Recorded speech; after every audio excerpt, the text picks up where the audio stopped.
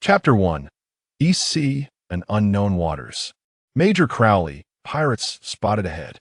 A marine hastily approached the stern of the ship, rendering a respectful salute to the man reclining in the deck chair. The man known as Crowley, upon hearing the commotion, leisurely removed his eye mask, rose from his seat, and, stretching languidly, inquired with a drowsy expression, "Which pirates are we talking about?" "Reporting, sir, it is the warlord of the sea, Dracul Mihawk." Crowley visibly froze for a moment upon hearing this. The world's greatest swordsman, Mihawk, had ventured into the East Sea. Could it be that the story had already begun? Is he alone? The marine gazed at the strikingly handsome man with golden short hair before him, reflecting that it was no surprise he was a major. Even the mention of a warlord of the sea elicited no reaction from him. No, he is pursuing a group of pirates, the pirate ship of the East Sea overlord, Captain Click. So was indeed the case? Crowley stroked his chin, pondering slowly. Could it be that Click had witnessed Mihawk wielding his sword and, in fear, fled from the Grand Line to the East Sea? How peculiar! What should have been a swift encounter had dragged on for so long. Yawning, Crowley made his way to the bow. Gazing out at the vast ocean, he spotted a ghostly small vessel gliding across the waters, with a larger ship ahead of it, and further beyond, the floating restaurant Baratai. In other words, the protagonists were right before him. A spark of intrigue ignited in his eyes. It was the first time he had received news of the main characters since arriving in this world previously. He had been under the tutelage of Zephyr at the Navy headquarters, and after graduation, remained stationed there. Had it not been for this mission, he would not have ventured to this remote East Sea. Yet, it seemed he had indeed come at the right moment. Crowley watched as the ghostly vessel relentlessly pursued the larger ship, a strange glint flickering in his eyes. "Captain, what should we do? That guy is still behind us." "Captain, the Navy has also arrived." "Damn it, the warlord and the Navy are in cahoots. This is the end." The faces of the pirates were painted with anxiety, for behind them lurked not just a tiger, but a wolf. Once the mightiest pirate crew of the East Sea, they now felt like lost dogs. Their captain stood at the stern, eyes narrowing as he gazed at Mihawk and the naval warship behind them. How could he, Click, the East Sea overlord, meet his demise here, on his own turf? Ridiculous. But what could he do? What options did he have? "Click, do you crave power?" Suddenly, a voice echoed in his mind. "Who?" Click exclaimed, turning in surprise. His crew would never dare to address him so informally. Whose voice was this? His crew fell silent, tension evident on their faces as they stared at Click. Was their captain truly losing his mind under the pressure of being pursued? "Stop searching. Click, you cannot see me. I only wish to ask you one question. Do you wish to survive today? Do you desire power?" The last few words resonated with deliberate emphasis. Listening to this alluring voice, Click furrowed his brow. Could it possibly be a devil fruit user, as the legends foretold? "What do you propose?" He fixated on Mihawk in the distance, desperate to fathom what method could possibly defeat that man and ensure his survival. "You are undoubtedly facing certain doom. I trust you are prepared for that. Simply offer your soul to me, and I shall grant you the strength to break free from this predicament." The voice dripped with a seductive, devilish allure. "How can I trust your words?" Cold sweat beaded on Click's forehead as he contemplated the prospect of defeating the warlord of the sea, the world's greatest swordsman. Such promises stirred uncertainty within him. Yet he was no fool. What price must one pay for such immense power? To offer one's soul. You have no choice. The voice turned icy.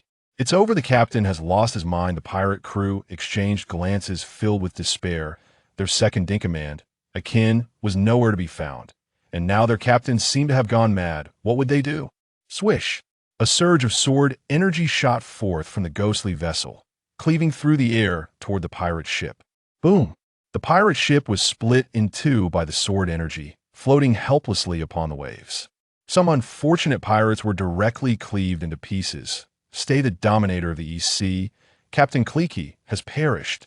Eagle-eyed gazed upon the lifeless body before him, shaking his head in resignation. Who, after all, had bestowed such confidence upon him? Swish!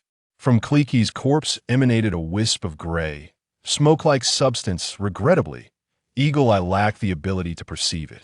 Have I met my demise? Within the gray mist dwelled Kleeke's consciousness. It dawned upon him that there truly exists a soul after death, yet, having already been offered, whither would his soul now venture? He could not command his own spirit. As the gray mist floated through the air, slowly drifting towards the naval vessel in the distance. How could this be?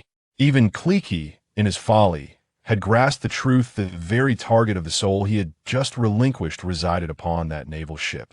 Swish, the gray mist gradually merged into the body of a man clad in the garb of a naval officer, his golden hair glinting in the light. I refuse to accept this. Kleeke's consciousness writhed in desperation. This naval officer had deceived him, promising him the strength to defeat Eagle Eye and alter his fate. It was all a ruse, and now he unleashed a torrent of curses against this accursed Navy man, uttering every profane word he had ever known. Alas, the architect of his misfortune paid no heed to such lamentations. "Thank you for your hospitality, Dominator of the East Sea," the naval major, Crowley, remarked with a smile as he gazed out at the vast ocean. Crowley's face lit up with delight at last. He had ensnared another fool. His eyes brightened, and a translucent attribute panel appeared before him, visible only to his own sight. Name: Crowley Rommel. Fruit: Paramecia-type gift fruit unawakened. Power level: 3500. Skills: 1 intermediate naval basic swordsmanship ordinary swordsman level. 2 intermediate naval 6 styles. Such a rudimentary attribute panel. Crowley found it exceedingly unsatisfactory, yet what could he do? This was the result of 2 decades of effort. It must be said that talent is not something one can merely chase through hard work. However, as the saying goes, when strength is lacking, external aid must suffice. Listening to Kleeke's incessant chatter in his mind, he wore a knowing smile, but he had no desire to converse with a dead man, merely murmuring, "What is borrowed must be repaid, but I have no intention of lending again."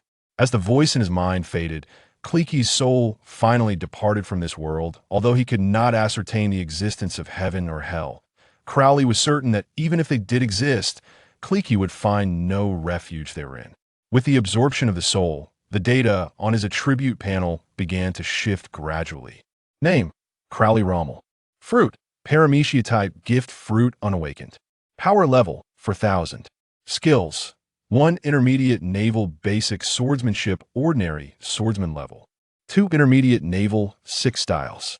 3 intermediate weapon mastery. It appeared that the Dominator of the East Sea possessed some measure of strength. His soul not only granted him an additional 500 power points, but also bestowed upon him a new skill. A power level of 4000 now equaled that of CP9S Lucci. Major Crowley, it seems the Kleeke pirate crew has been utterly annihilated, one of the sailors remarked, staring in awe at Eagle Eye's devastating prowess. Not to worry, this matter is beyond our jurisdiction. Let us proceed to the Baratai restaurant. I am quite famished. Crowley waved his hand dismissively, appearing unconcerned. Given the current circumstances, the warlords of the sea and the navy were nearly allies. Outsiders could hardly fault them. The most pressing matter was to reach the Baratai restaurant, for there lay the protagonist's crew and delectable cuisine. Furthermore, Eagle Eye was also headed in that direction, and he might witness the initial clash between Zoro and Eagle Eye. The Baratai restaurant buzzed with activity, largely populated by pirates who dared not create a ruckus. For the chefs, there were former pirates themselves, and the restaurant's owner, Zephyr, had once been renowned as Redleg along the Grand Line. As Crowley and his cadre of naval officers stepped into the restaurant, an uncanny silence fell over the patrons. They had seen Navy personnel before, but never had they encountered such a multitude. Even Sanji, who had been preparing to reprimand the wasteful Lieutenant Fembuti, paused mid-motion. Had reinforcements arrived? Fembuti, adorned with iron rings on his fingers, had intended to show this chef, who dared speak harshly to him, a thing or two, yet upon seeing the major's insignia on Crowley, he instantly deflated. This man was known to him, Major Crowley, the darling of all female sailors and the envy of their male counterparts, inspired fear even in those who had previously displayed bravado. What transpired here? Crowley inquired, stepping between Sanji and Fembuti, his smile radiating warmth like the sun. You arrived just in time. He has wasted our restaurant's food. What do you propose we do? Sanji lit a cigarette, speaking nonchalantly, for he would not yield merely due to the other's rank in his eyes. Food held paramount importance. The Straw Hat crew, keen observers, regarded the situation with utmost seriousness. Should anything go awry, they would not hesitate to take action. That not so. Fin Beauty, being a part of the same navy, Crawley was familiar with him. Fin Beauty lowered his gaze to the food on the ground, hesitant to speak. He had not forgotten Crawley's notorious deeds at headquarters. The ever-approachable and sunny Crawley would transform entirely upon discovering any ignoble conduct. Generally embodying a pacifist demeanor, he could swiftly adopt a hawkish stance when necessary, earning the profound respect of the renowned iron-blooded general. I was mistaken that he squatted down, hastily shoving food into his mouth. This was the best course of action, for he could not predict what Crawley, known as the Sunshine Demon at headquarters, might do to him. After all, these chefs were not pirates and held no moral high ground. The onlookers gasped at Fin Beauty's actions. Who was this individual that a mere question could provoke such a response from a naval captain? All is well, everyone. Please, enjoy your meal, Crawley waved with a smile, signaling the Bartai crew to continue dining. Gazing at his sunlit smile and handsome visage, Nami from the Straw Hat crew felt her cheeks flush slightly as she murmured, I never expected this Navy man to be rather dashing. He ceased speaking and took a seat at an adjacent empty table, looking out the window where a small boat approached slowly. Could it be? Zoro followed his gaze, spotting the target he had pursued all his life. Alongside Mihawk drifted the wreckage of a pirate ship and the bodies of the deceased, a sea of blood descending, an overwhelming aura that rendered the entire Bartai crew speechless. Was this the imposing presence of the world's greatest swordsman? Luffy, I must go. Zoro trembled with excitement, his hands instinctively grasping the 3 swords at his waist, rushing forward. The person he had yearned for all these years stood before him. How could he restrain himself? No way. How dare he? That was the warlord of the sea, the world's greatest swordsman. The pirate hunter truly had guts. The crowd at Bartai erupted once more. This was no jest. Challenging the world's greatest swordsman was every swordsman's dream. Yet not everyone possessed the courage to draw their sword in the face of Mihawk. The other swordsmen at Bartai certainly lacked such bravery. Witnessing Zoro's actions, Crawley and the Straw Hat crew could no longer remain seated. They rose and exited the dining hall. Outside, a makeshift arena had already formed, ready for spectators. Crawley had no interest in the vastly different battle between the two. He had other objectives in mind. Upon stepping outside, Crawley spotted the person he had been seeking, a frail man adorned with a gray scarf, the last remnant of the Creek pirates, the ghoul, Akin. Due to certain circumstances, he had arrived at Bartai before the rest, thus escaping the calamity. Of course, among the corpses drifting alongside the wreckage was Akin's captain, the pirate Admiral Creek, whose appearance was utterly ghastly, a gaping wound cleaving him in two. It was a miracle he still floated upon the sea. Akin clutched his dual crutches tightly. He had been pursued by Mihawk and had hoped the captain would escape unscathed, only to find disaster had befallen them. The entire pirate crew had perished. He could be indifferent to the crew, but he could not disregard Captain Creek, a scoundrel yet a benefactor who had shown him great kindness. As Mihawk drew near, Akin's veins throbbed, and he advanced, intent on demanding an explanation.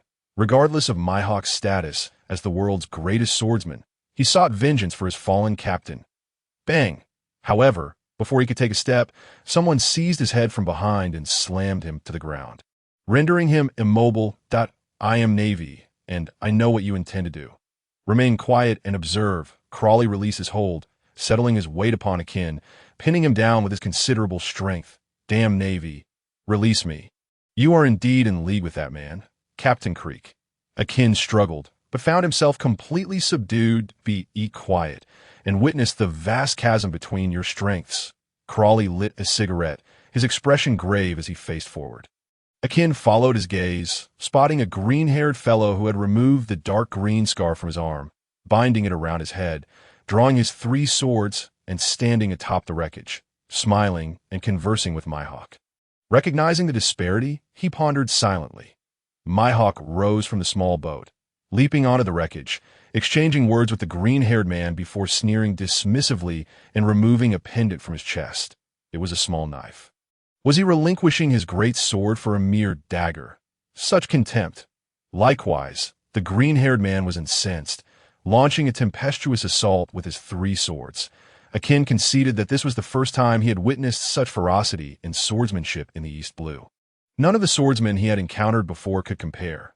This green-haired fellow was formidable. He might not have emerged victorious had he faced him.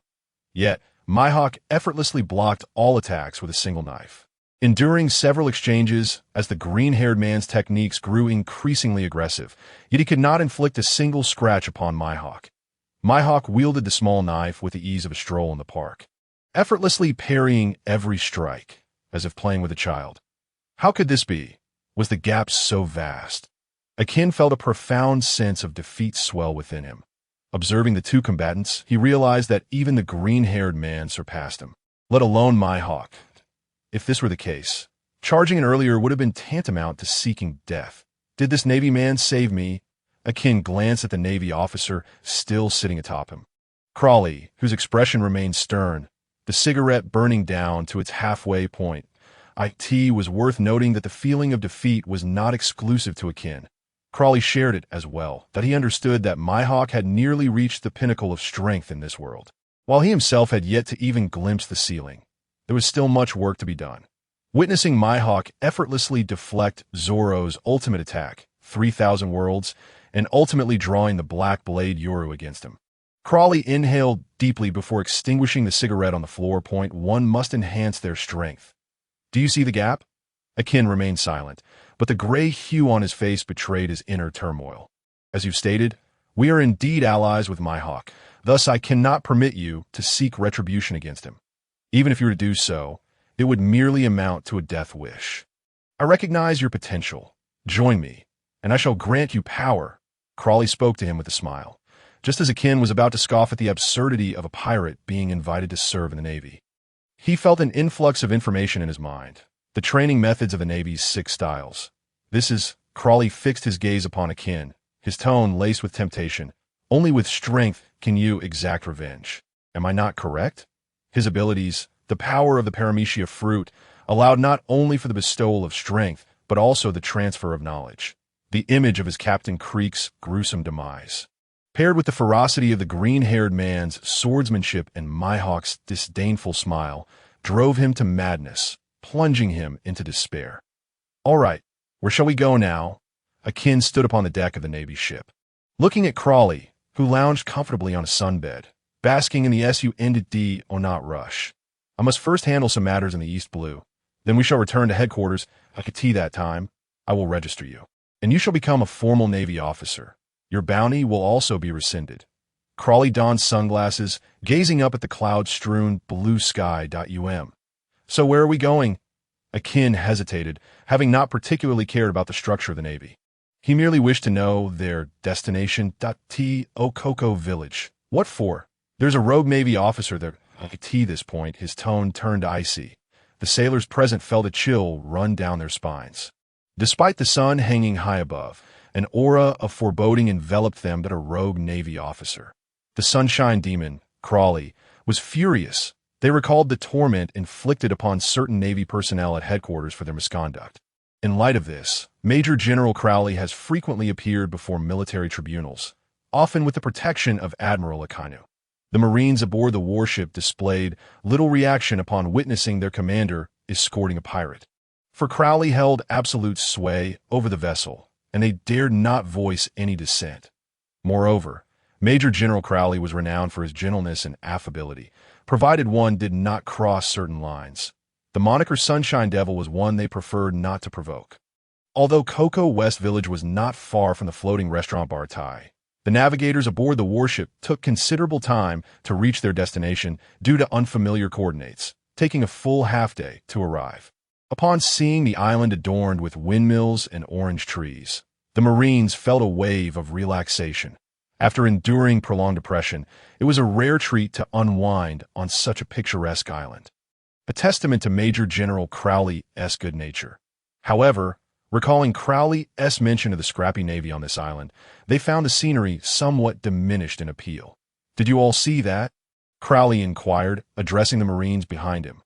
"Yes, Major General. It was the ship of the 16th Division, and, as I understand it, their commander is Colonel Mouse." One Marine promptly responded. On the island's periphery, a naval vessel was anchored. Presumably the ship referred to by the Major General. "But there is also a pirate ship," another Marine interjected, pointing out a vessel at the edge of the island adorned with the Jolly Roger of the Straw Hat Pirates.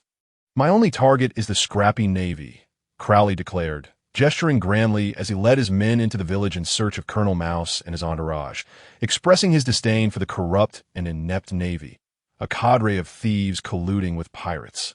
"If you have no intention of being a good Marine, then I shall ensure you do not remain unscathed," Crowley revealed with a malevolent smile. "Is this truly the work you Marines engage in?" He thundered. "Not only has Arlong's crew taken lives, but they have also ravaged an entire town. They continue to dominate this island, trampling upon lives, while you turn a blind eye to this grave issue. Scavenging from a thief. Marine, look me in the eyes. Is this the conduct of the Navy? Is this the style of the world government? How can Marines and pirates conspire together?" "Chirp, chirp. So what?" Colonel Mouse retorted. His face twisted in a cunning smile, revealing that the protection of civilians was far from his mind. Wealth and status were his motivations for joining the Navy. "That I cannot simply ignore this." "Scrappy Navy," a languid voice echoed from the courtyard. "Who?" Colonel Mouse turned, demanding to know who dared to insult him. "I, Colonel. Do you recognize me?" Crowley replied, his eyes narrowing in amusement, flanked by Akin, who had been coerced into wearing a Navy uniform, and a throng of Marines behind him. Major General," Colonel Mouse stammered, clearly unaware of Crowley, a mere Marine from headquarters, yet he recognized the Navy insignia worn by Crowley, which was not something an ordinary Marine could don. "Go, that young girl is injured," Crowley commanded, spotting Nami cradling Nojiko, who had been shot by Colonel Mouse, that he waved his hand, for his crew lacked no medics. "Marines, get out of here. Do you think I will still trust you?" Nami cried, clutching Nojiko tightly, her eyes swollen and tear-streaked. The medic knelt down earnestly. "Please believe us, young lady. We are not like those scrappy Marines." He cast a fierce glare at Colonel Mouse. For the Marines aboard Crowley's ship were righteous warriors. "Hurry, if you delay any longer. Your friend's injuries may become critical," the medic urged, rifling through the medical kit in a panic. "Major General, please allow me to explain." Colonel Mouse's face turned pale, realizing the gravity of the situation before this golden-haired youth, a figure he could not afford to provoke. His subordinates were equally alarmed. They had committed numerous misdeeds under Mouse's command, oppressing the populace as a matter of routine. "Akin, let me see your true abilities. Incapacitate them all," Crowley said without a hint of emotion, merely casting a glance at Akin. He felt no sympathy for Mouse's subordinates, having chosen the wrong master and committed wrongful acts. "They must be prepared to face the consequences to your command," Akin replied coldly, gripping his crutches, his understanding of Crowley deepening as he approached the Marines led by Colonel Mouse. No. I am your colleague. You cannot do this. Even if we are at fault, we should." Colonel Mouse raised his pistol at Akin, trembling with fear. "That I detest having a gun pointed at me," Akin whispered, swiftly shattering Mouse's gun with his crutch, commencing a merciless assault. What strength could a feeble Marine like Colonel Mouse, who spent his days oppressing the populace and colluding with pirates, possess? His subordinates were even less formidable. In mere moments, they were all felled by Akin, writhing in pain upon the ground. Akin returned to Crowley's side, observing his expression. What could be discerned from such a one-sided fight? "I must admit, I am disappointed. If this is your strength, then I see little reason for you to follow me," Crowley remarked, donning sunglasses with an air of disdain. Akin, perplexed by this critique, thought to himself, "What nonsense! I barely took a minute to deal with this rabble." Crowley offered no further explanation as he approached the groaning Colonel Mouse, looking down at him with an air of superiority. Major General, I was wrong. It was all Arlong's coercion. I am innocent of..." Crowley feigned ignorance, donning a smile as bright as sunshine. His subordinates felt a chill at this smile and instinctively recoiled. Even the medic rushed to bandage Nojiko, maintaining a distance. Nami and Akin exchanged bewildered glances, perplexed by the atmosphere. Akin, I did not say to defeat him, but to incapacitate him. Crowley's eyes glinted with a bloodthirsty light behind his sunglasses as he lifted his foot and stomped down hard on Colonel Mouse's thigh. Crack, the sound of shattering bone echoed, accompanied by a howl reminiscent of a slaughtered pig, resonating throughout the village. Major General, I truly repent, please spare me.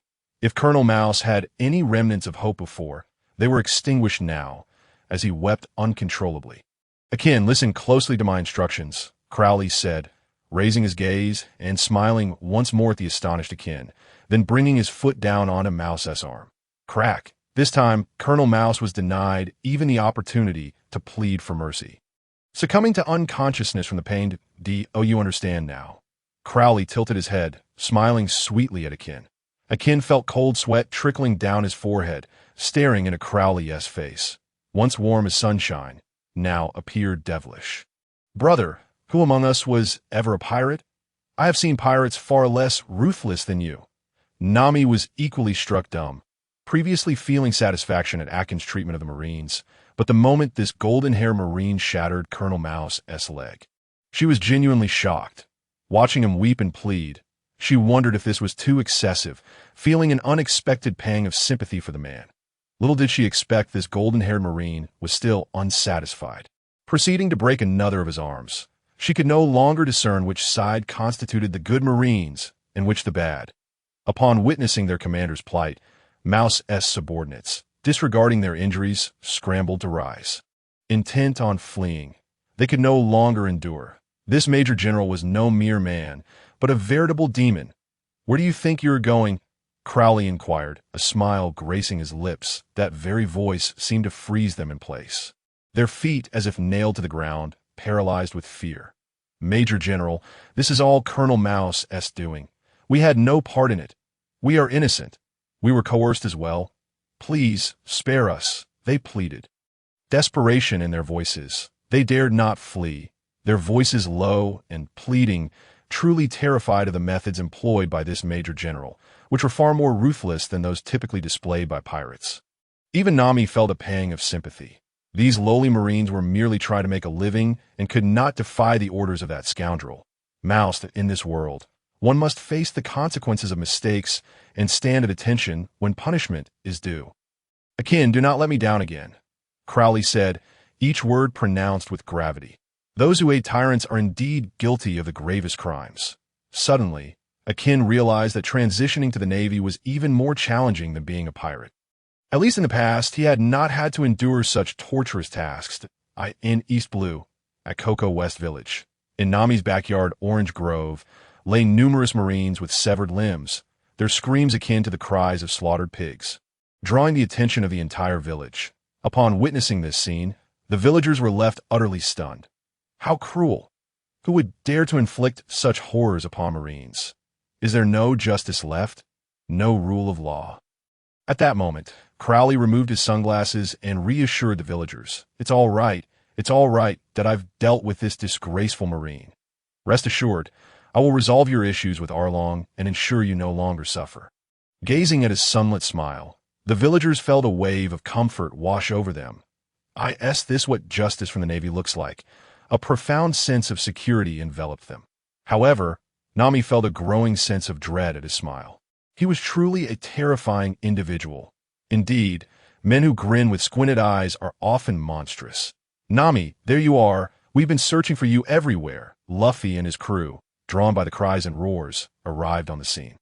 Oh no, what happened here? And there's the blonde one too. Luffy exclaimed in shock at the chaotic scene, realizing that the earlier screams had indeed come from these Marines. But if this blonde Marine was present, who had inflicted this devastation?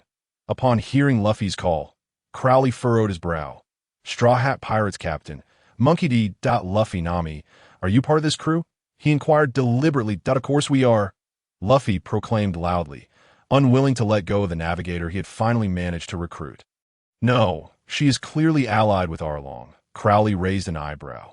What do you know, Marine? Nami joined forces with Arlong to save this village. Akin, Nami's adoptive father, could no longer contain his fury and roared. This is known by everyone in the village. She has borne unimaginable pain to protect us. With that, the villagers collectively abandoned their favorable impression of Crowley, glaring at him with anger. Crowley smiled faintly, having achieved his objective. That's so. Nami?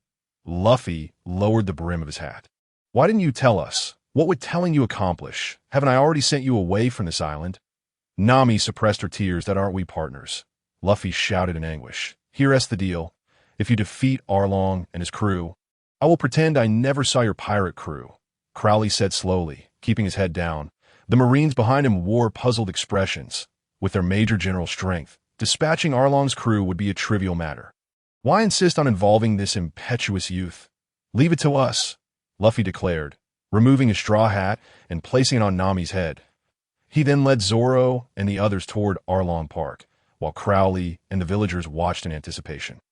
Akin, let me show you what true power is. Crowley donned his sunglasses, revealing a sinister grin. The battle soon erupted.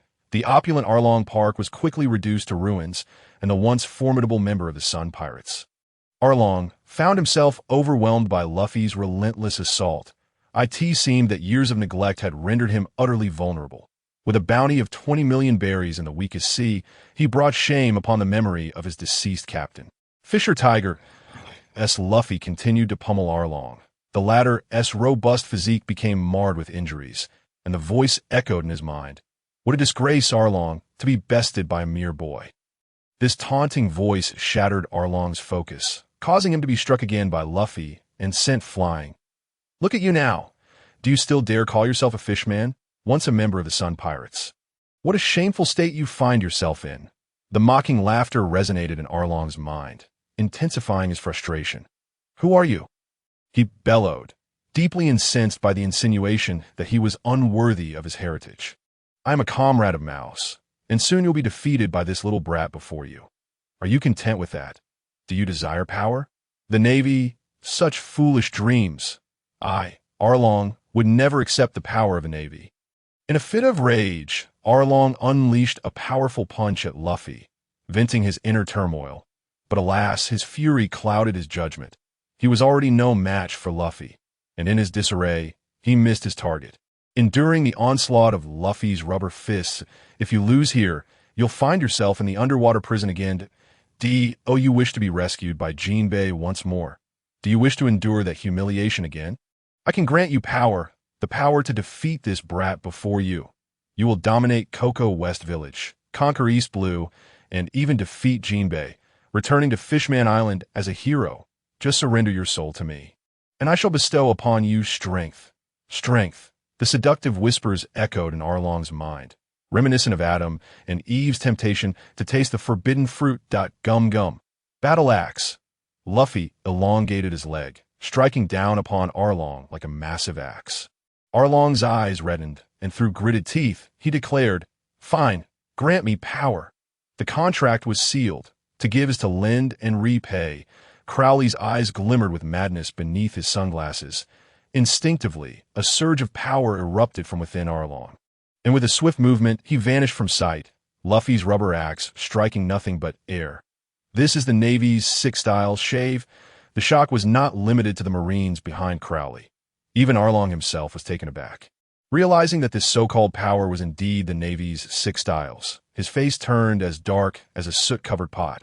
How could he wield the Navy's techniques? His disdain for the Navy had reached unimaginable heights. Yet he found himself empowered by the very force he loathed. Allow me to demonstrate the practical application of the Navy's six styles, Crowley said to Akin, his expression unchanging.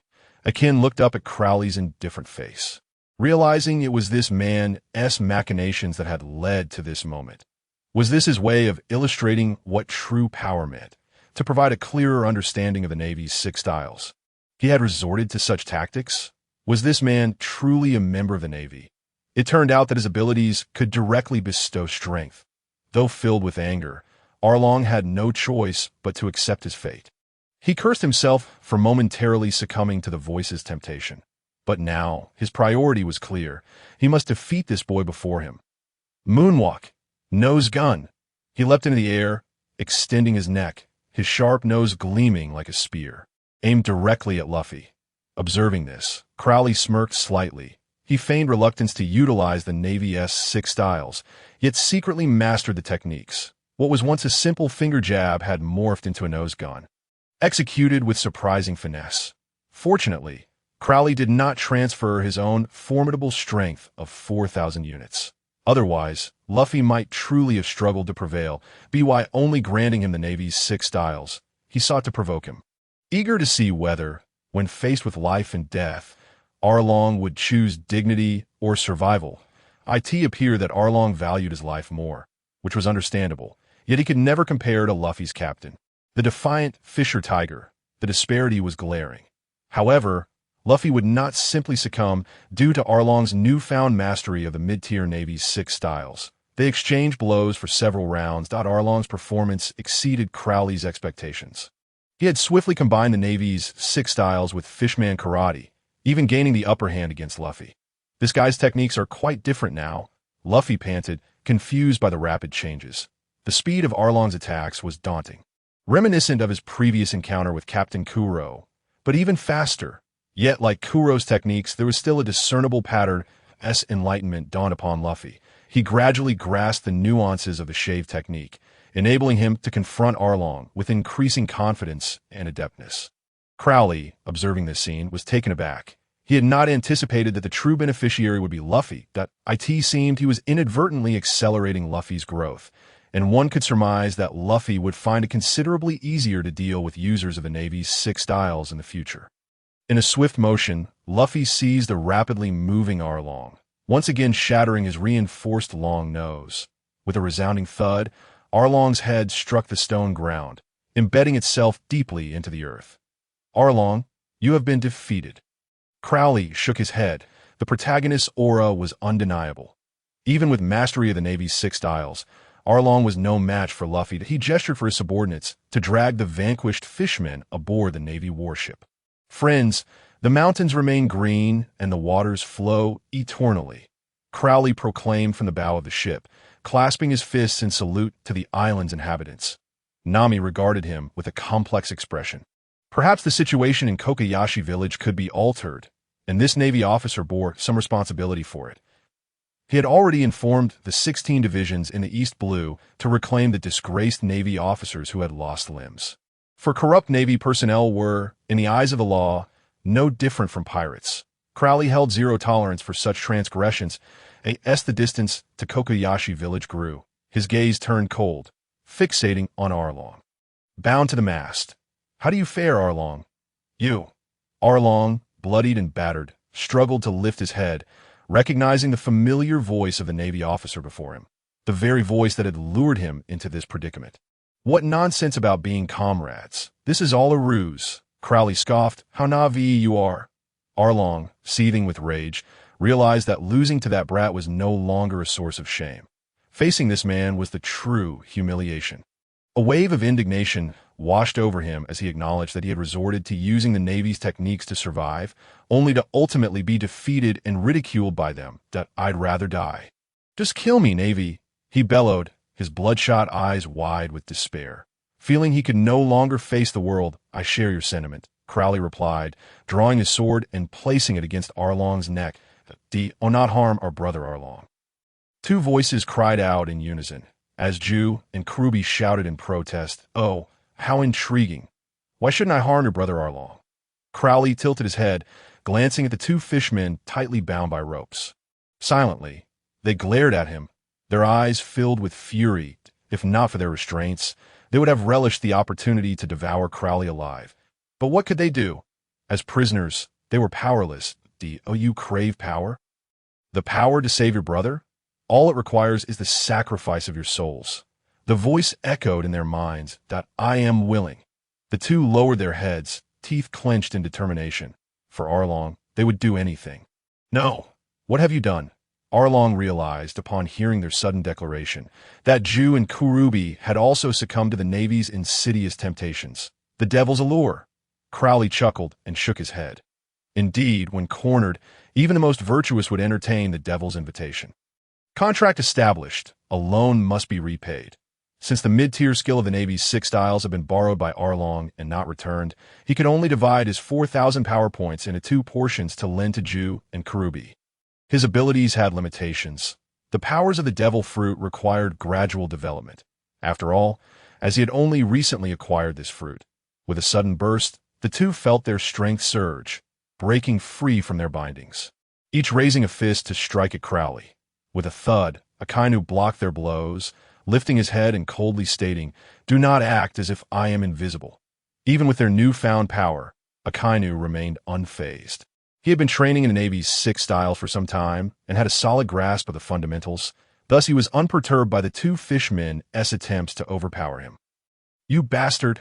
Arlong bit his lip, blood staining his chest. "With your malevolence, you'll surely descend into hell upon your death. Alas, your soul now belongs to me. Hell is a luxury you will never experience."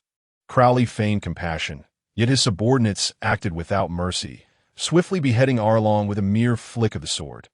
"Brother Arlong!" The two cried out, their eyes filled with fury.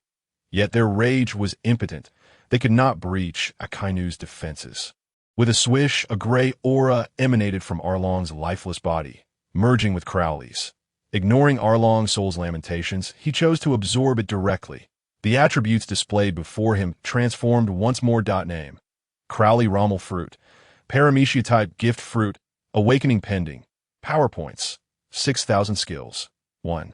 Navy Basic Swordsmanship, Mid-Tier, Ordinary Swordsman Level, 2. Navy 6 Styles, Mid-Tier, 3. Weapon Mastery, Mid-Tier, 4. Fishman Karate, Mid-Tier, 5. Underwater Breathing. Crowley beamed with delight, for Arlong's soul had elevated his PowerPoints to 6,000, surpassing CP9's Lucci, and had endowed him with 2 new skills. The Fishman Karate was self-evident, while the ability to breathe underwater was immensely crucial for him as a devil fruit user. Falling into the sea would spell disaster. But with this newfound skill, he had effectively eliminated that risk. What a bountiful haul! This expedition proved fruitful, and with 2 fishmen still in his sights, Crowley turned his attention to Ju and Karubi. These 2 simpletons had also fallen prey to his manipulations and signed a contract. Upon their demise, their souls would likewise belong to him. Akainu, eliminate them. Understood. Akainu remained a cold, emotionless machine, his dual weapons moving with lethal precision towards the heads of the 2 fishmen. Thud, thud! Their skulls burst like ripe watermelons. With 2 more souls absorbed, Crowley's smile deepened. Name: Crowley Rommel Fruit, Paramecia type Gift Fruit, Awakening Pending, PowerPoints, 8,000 skills. 1. Navy Basic Swordsmanship, Mid-Tier, Ordinary Swordsman Level 2. Navy 6 Styles, Mid-Tier, 3. Weapon Mastery, Mid-Tier, 4. Fishman Karate, High Tier, 5. Underwater Breathing. The 2 fishmen had granted him an additional 2,000 PowerPoints and successfully elevated his newly acquired Fishman Karate skill to High Tier. "Clear the deck," Crowley commanded, gesturing for his subordinates to dispose of the 3 deceased fishmen overboard. "Major, what shall we do with the remaining fishmen?" A sailor saluted and inquired.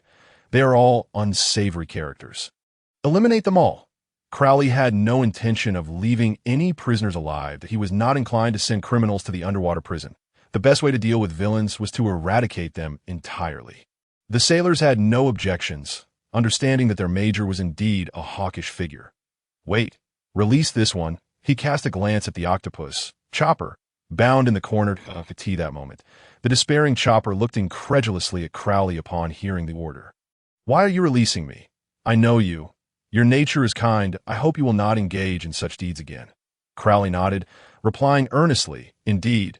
Chopper bowed gratefully, expressing his thanks before leaping into the sea, eager to distance himself from this nightmarish Navy vessel. Akainu observed Chopper's retreating figure in the water, scoffing dismissively. He could not bring himself to believe Crowley's words. Having spent considerable time with him, he had come to understand Crowley's character. While he might appear charming and approachable, the depths of his malice were such that even a seasoned killer would feel trepidation. Crowley was not swayed by mere words in his decision to spare Chopper. He knew that Chopper was a close friend of the Pirate King, Rayleigh, and was simply repaying a favor to Rayleigh. After all, the future was uncertain, and perhaps he would one day require assistance from the Pirate King. "Come, Akainu, let us test our strength," he beckoned, eager to gauge how formidable he had become after absorbing so many souls he had ensnared. "Very well." Akin nodded silently, his resolve to serve under Crowley stemming from his desire to grow stronger and one day challenge Hawkeye.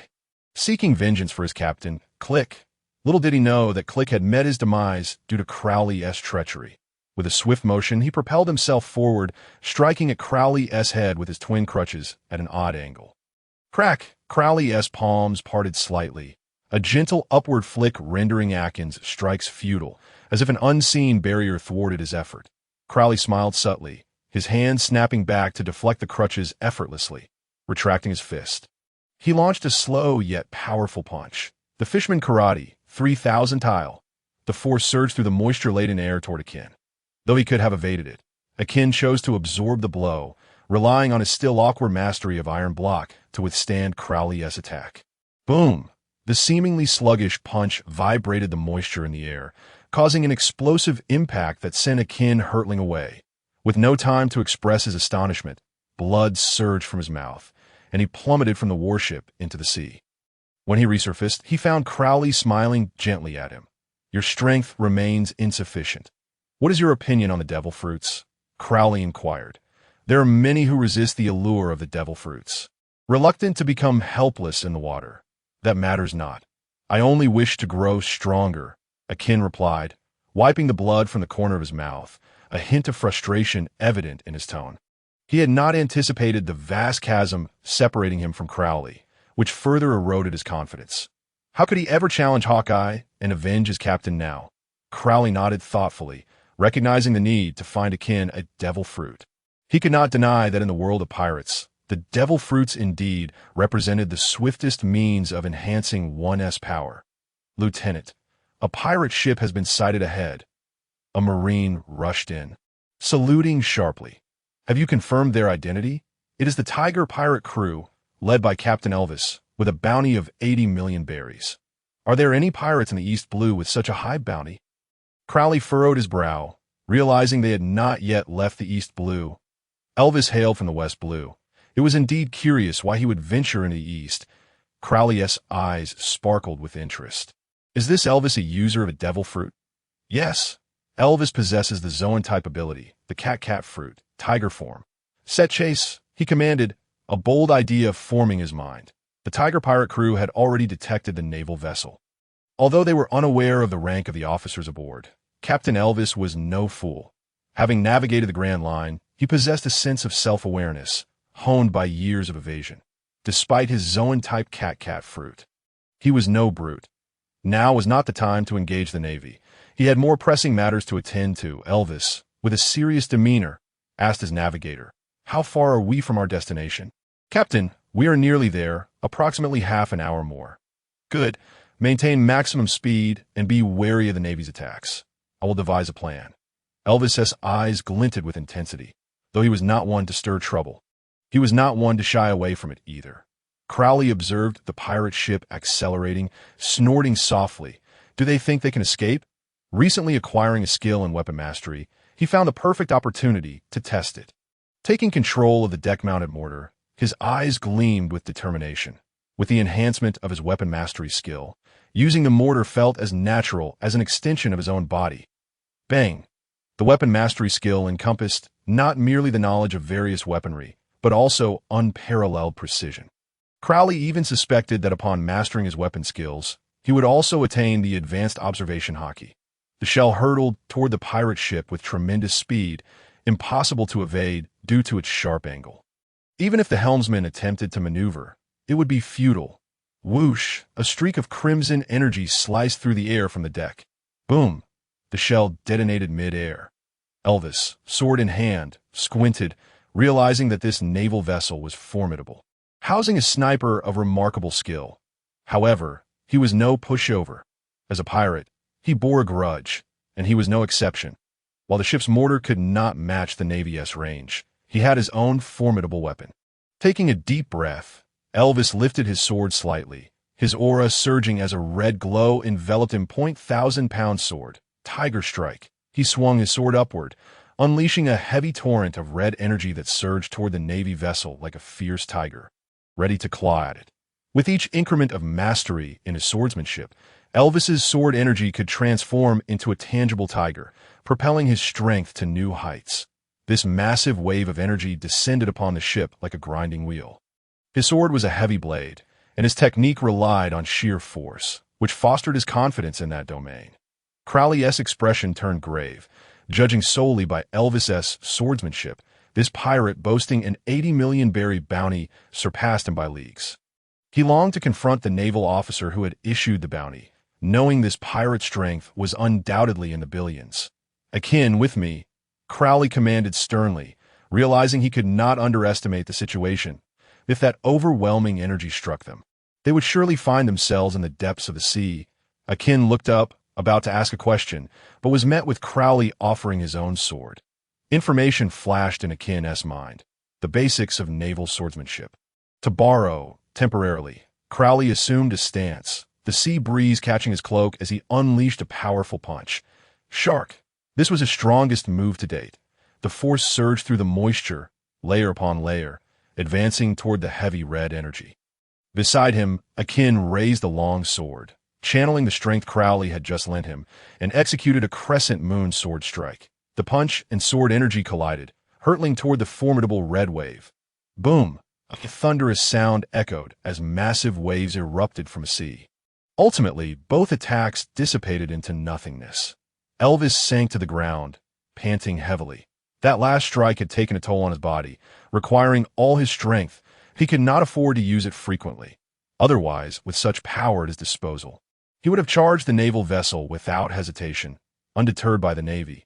Fortunately, the Marines aboard were not overwhelmingly strong, yet there seemed to be two individuals, one a swordsman not quite up to par with him, the other possessing an inexplicable power that he frowned. Facing two opponents diminished his confidence significantly. "Captain, we can see the island." The navigator's excited voice rang out, and Elvis's expression brightened considerably, standing at the bow. He gazed ahead and indeed spotted a lush island, a medium-sized landmass crowned by a towering mountain reaching for the clouds. "What island is that?" Crowley inquired of his navigator, "Lieutenant, that is Golden Island." "Golden Island? Is that the same Golden Island of the great pirate Unanimous?" Crowley pondered aloud. "Yes. That crew of pirates is likely after the rumored golden treasure. How foolish to believe in such elusive legends." The navigator scoffed. That Unanimous treasure. The great pirate Unanimous had died long ago, said to possess 1/3 of the world's gold, illuminating the night as bright as day. After his death, the whereabouts of that gold vanished as well. The legend claimed that Unanimous concealed his treasure in a secret location, thus giving rise to the myth of the golden treasure. Because of this tale, Unanimous' homeland, Golden Island, became a frequent haunt for pirates. The residents, plagued by the incessant harassment of pirates, had no choice but to flee Golden Island in search of refuge, often cursing the name of this legendary pirate. If such a treasure existed, it would have been taken long ago. How could it still remain? The caliber of pirates at this level is far from mere mindless brutes. Crowley stroked his chin, deep in thought, for he, well versed in the narrative, was aware that the so-called treasure of gold was but a ruse. Yet, it appeared that matters were not so straightforward.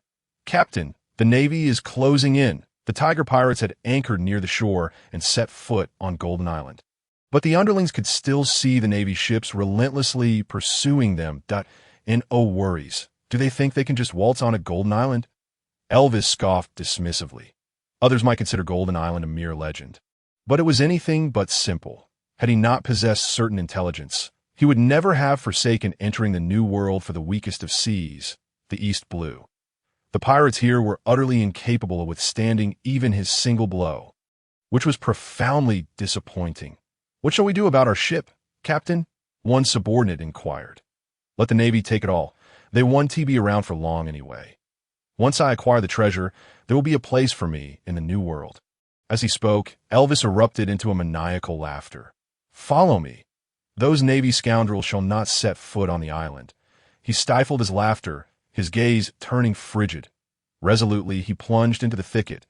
"Whale stone sculpture. Whale stone sculpture." Elvis murmured, glancing around. "Found it." In a vast clearing within the southern woods stood a stone sculpture of a whale spouting water, but a group of individuals surrounded it, it appeared they were also a band of pirates. Elvis's expression darkened instantly. How infuriating. Why had someone else arrived first? Did they know something?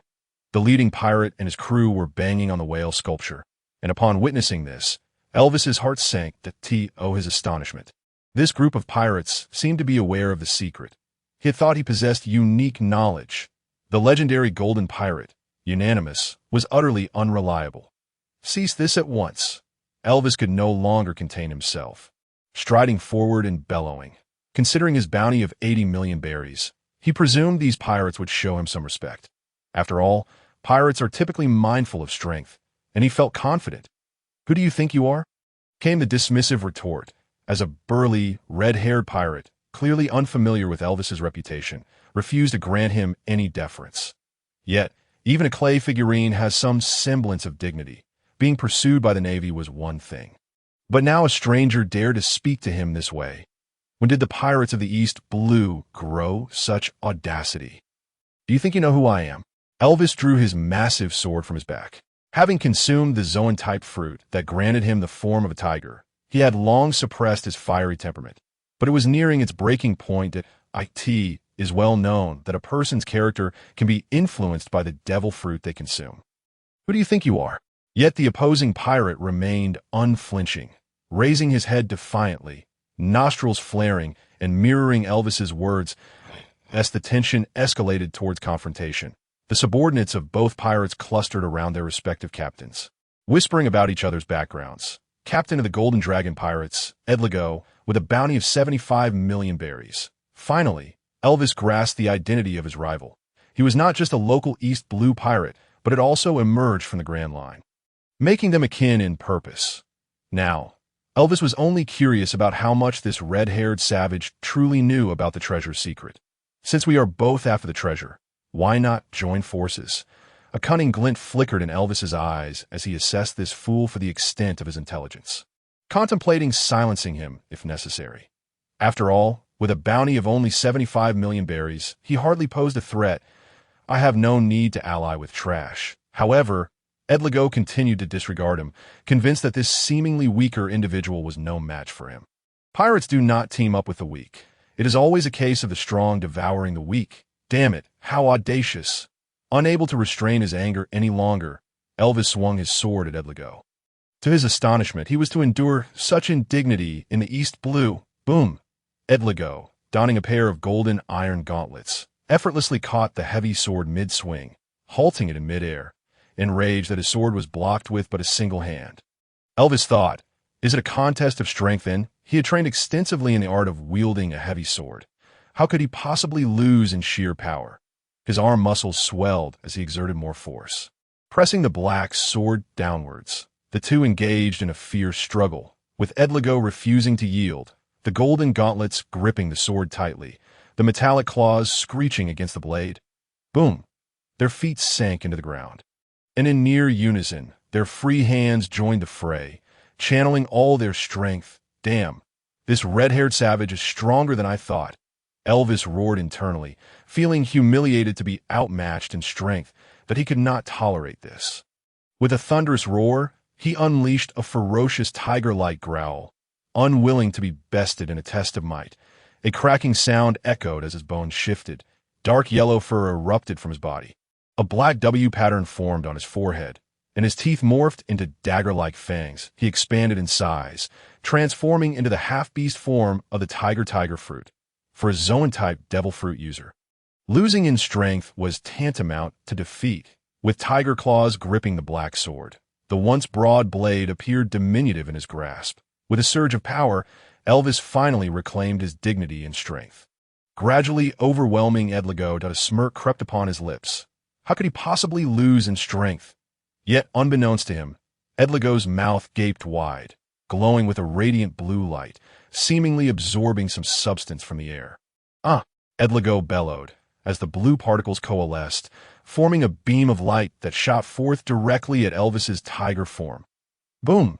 Elvis was taken completely by surprise and sent flying. Edligo shook his slightly sore hand, laughing heartily at the sight of Elvis, knowing full well that devil fruit users were not limited to just Elvis. He was one too, a paramecia type, sound wave fruit user. It was common knowledge in the Grand Line that Zoan types held a lower status. How could a Zoan possibly triumph over a paramecia? However, transformed into his beastly form, the tough-skinned Elvis quickly rose from the ground, having only sustained minor injuries. Nonetheless, he was seething with rage.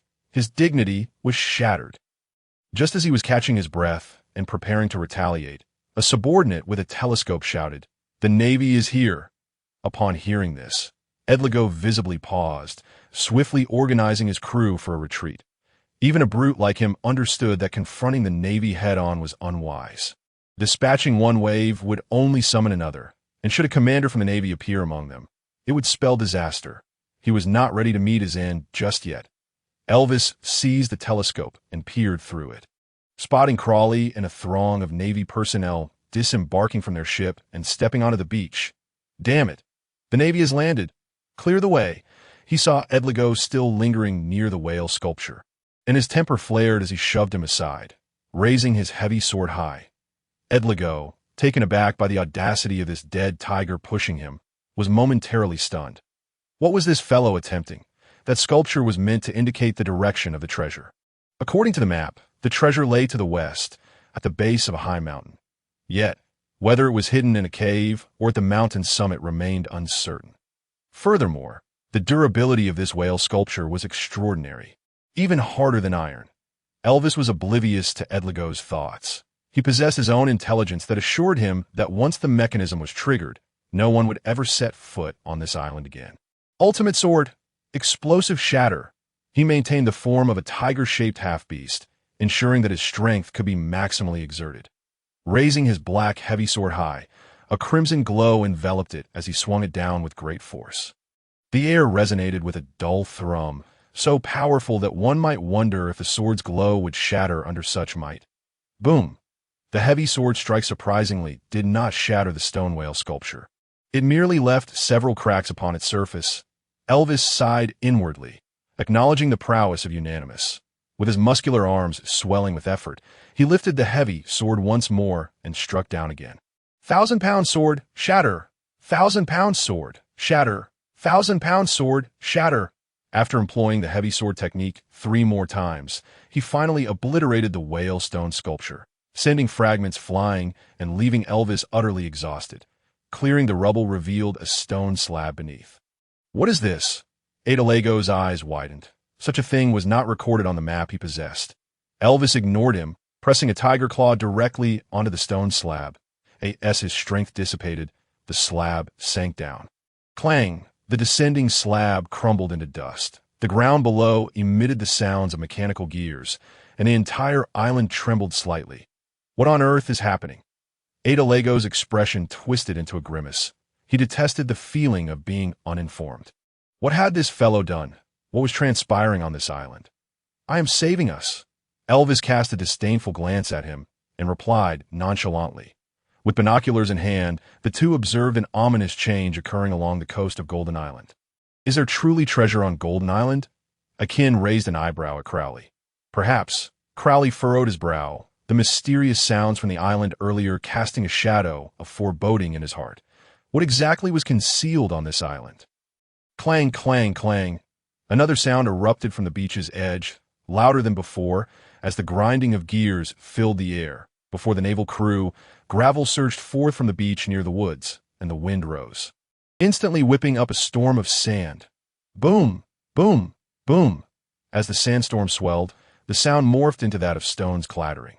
Under the gaze of the crowd, enormous hands emerged from the sandy beach, hands crafted from round, rolling stones. What in the world is this? The sheer number of stone hands made Akin curse in disbelief. The stone hands propped up the beach, revealing the full figure of their master, a colossal entity composed entirely of round stones.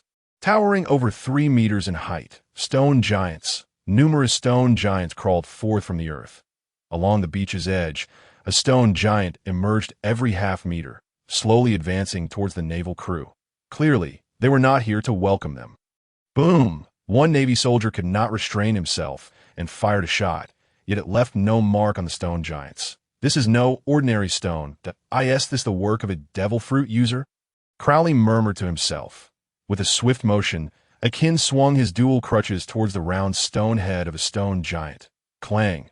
The stone emitted a dull thud, despite pouring all his strength into the strike. He merely chipped away some stone debris, failing to create even a crack. Akin's heart sank, and he dodged the stone giant's sluggish attack, hastily retreating.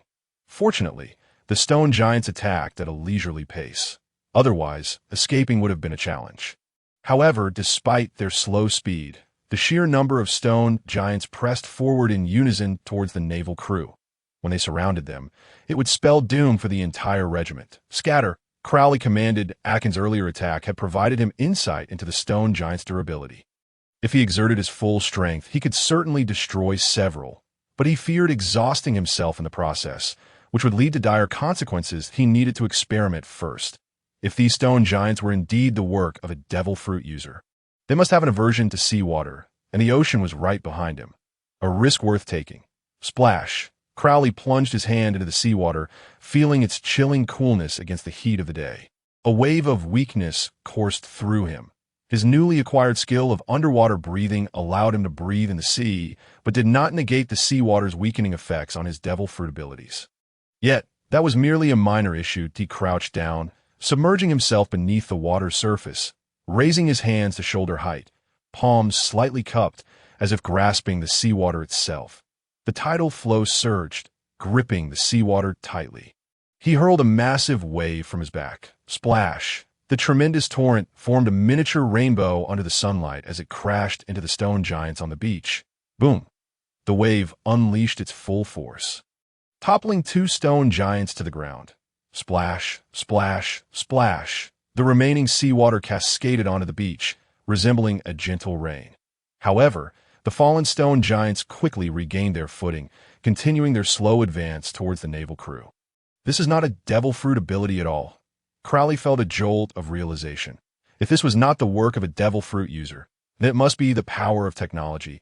Were these stone giants robots? That technological advancement seemed rather misguided. Boom! Finally, the naval crew found themselves at the edge of the sea, with no retreat left. The stone giants displayed their might, their enormous stone fists crashing down upon the navy. Helpless, the naval crew dared not engage in a direct confrontation, retreating into the sea to evade the onslaught. The stone giants, having lost their targets, ceased their pursuit into the water. Instead, they took their positions along the shore, forming a tightly sealed 3-meter-high wall, blocking the outsiders from entry. Golden Island had thus been sealed off to think that the pirates were aware of such mechanisms on Golden Island. This indicated that there must indeed be something of value hidden within. Crowley could do nothing but watch as the pirates claimed the treasure, powerless to intervene. He would never simply allow that to happen. But how could he break the deadlock? "You see, I saved us." Elvis lowered the binoculars and said triumphantly to Adelago, "Just a few small Navy soldiers. They are no match for me." Adelago could not comprehend Elvis's cautious demeanor, secretly deriding his cowardly behavior. By the way, it seems you know quite a bit about this island. The fact that he knew of the mechanism buried beneath the whalestone sculpture left Adelago feeling quite unbalanced. He had worked so hard for the treasure map, only to find that this old tiger knew far more. No, I only know about the whalestone sculpture. The true location of the treasure still requires your guidance, Elvis replied, waving his hand with a hint of surprise, though a glimmer of cunning sparkled in his small eyes. How could he possibly reveal the truth to this fool? After their earlier confrontation, he had realized that their strengths were not vastly different. Should a conflict arise, it would likely result in mutual destruction. Thus, it was wiser to proceed cautiously, perhaps utilizing the island's mechanisms to ensnare this fellow along the treasure-hunting path. Adelago, catching the flattery in Elvis's words, secretly scoffed, believing himself to be no fool. This guy undoubtedly knew more than he let on. However, like Elvis, Adelago also kept his own strength veiled in secrecy. Very well, let us jointly seek the treasures of Golden Island. The two exchanged glances, clasping each other's hands in a show of alliance, erupting into laughter, yet both harbored murderous intent in their eyes. This guy was destined to die. With ulterior motives, the two began to feign camaraderie. In the world of pirates, deceit was a commonplace affair, and both were acutely aware. Brother, so did your intel indicate the specific location of the treasure on the island?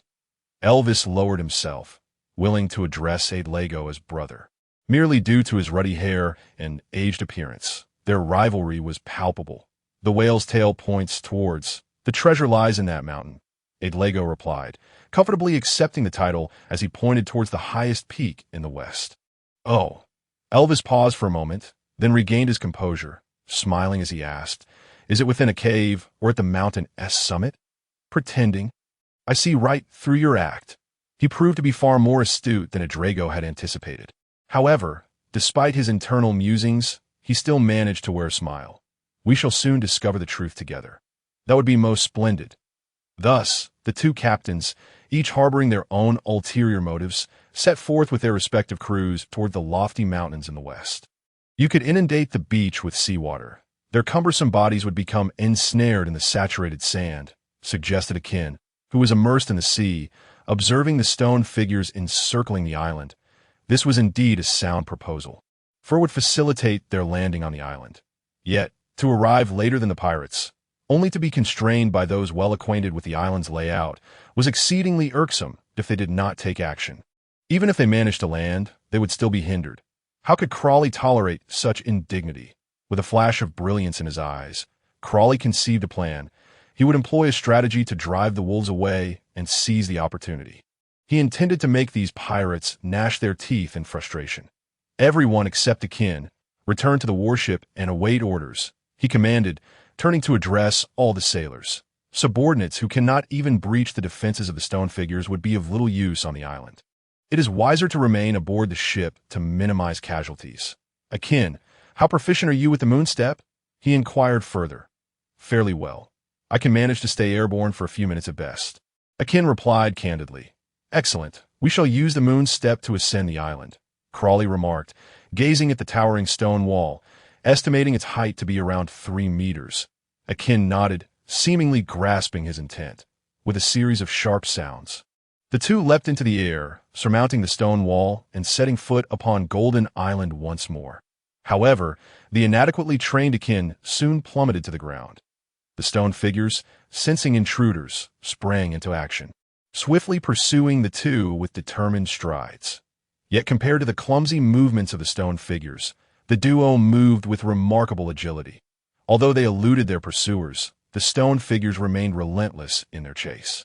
Once they reached the island, there was no reason for Crawley to fear these sluggish stone beings. With high attack and defense, they could simply choose not to engage, as victory would yield no tangible rewards. Crawley hastily searched for signs of the pirates on Golden Island, apprehensive of what formidable traps might have been triggered by them, especially given the emergence of such illogical entities as the stone figures. There they are, Akin exclaimed, his keen eyes spotting the pirates scaling the western peak. That moment, they had reached the mountainside, besieged by a flock of birds that a few unfortunate pirates lost their footing and plummeted from the precipice. Meeting a gruesome fate, Crawley felt a pang of concern. These pirates were indeed risking their lives recklessly. Chase after them, he commanded, his gaze steely. Whatever treasures lay on Golden Island could not fall into the hands of the pirates so easily. It would be an affront to his identity as a time traveler. Upon reaching the base of the mountain, they encountered several gruesomely mangled corpses, prompting both to express their astonishment. Being a pirate was indeed a perilous profession. Crawley and Akin quickly ascended, utilizing the rocks for cover, striving to remain undetected by the pirates. The pirates, oblivious to the presence of the two pursuers, soon discovered a large cavern in the mountainside. Unwilling to overlook any potential clues, they eagerly plunged into the darkness, with the captains ordering their subordinates to take the lead. For many pirates, the concept of camaraderie was foreign. Subordinates were merely tools to be exploited, and it seemed entirely reasonable for them to be the first to face danger. The depth of the cavern appeared rather extraordinary. Having entered for several minutes, the pirates had yet to emerge. Crawley and Akin soon reached the mountainside, standing before the cavern's entrance. Gazing into the inky abyss, they exchanged knowing glances and nodded, stepping inside together.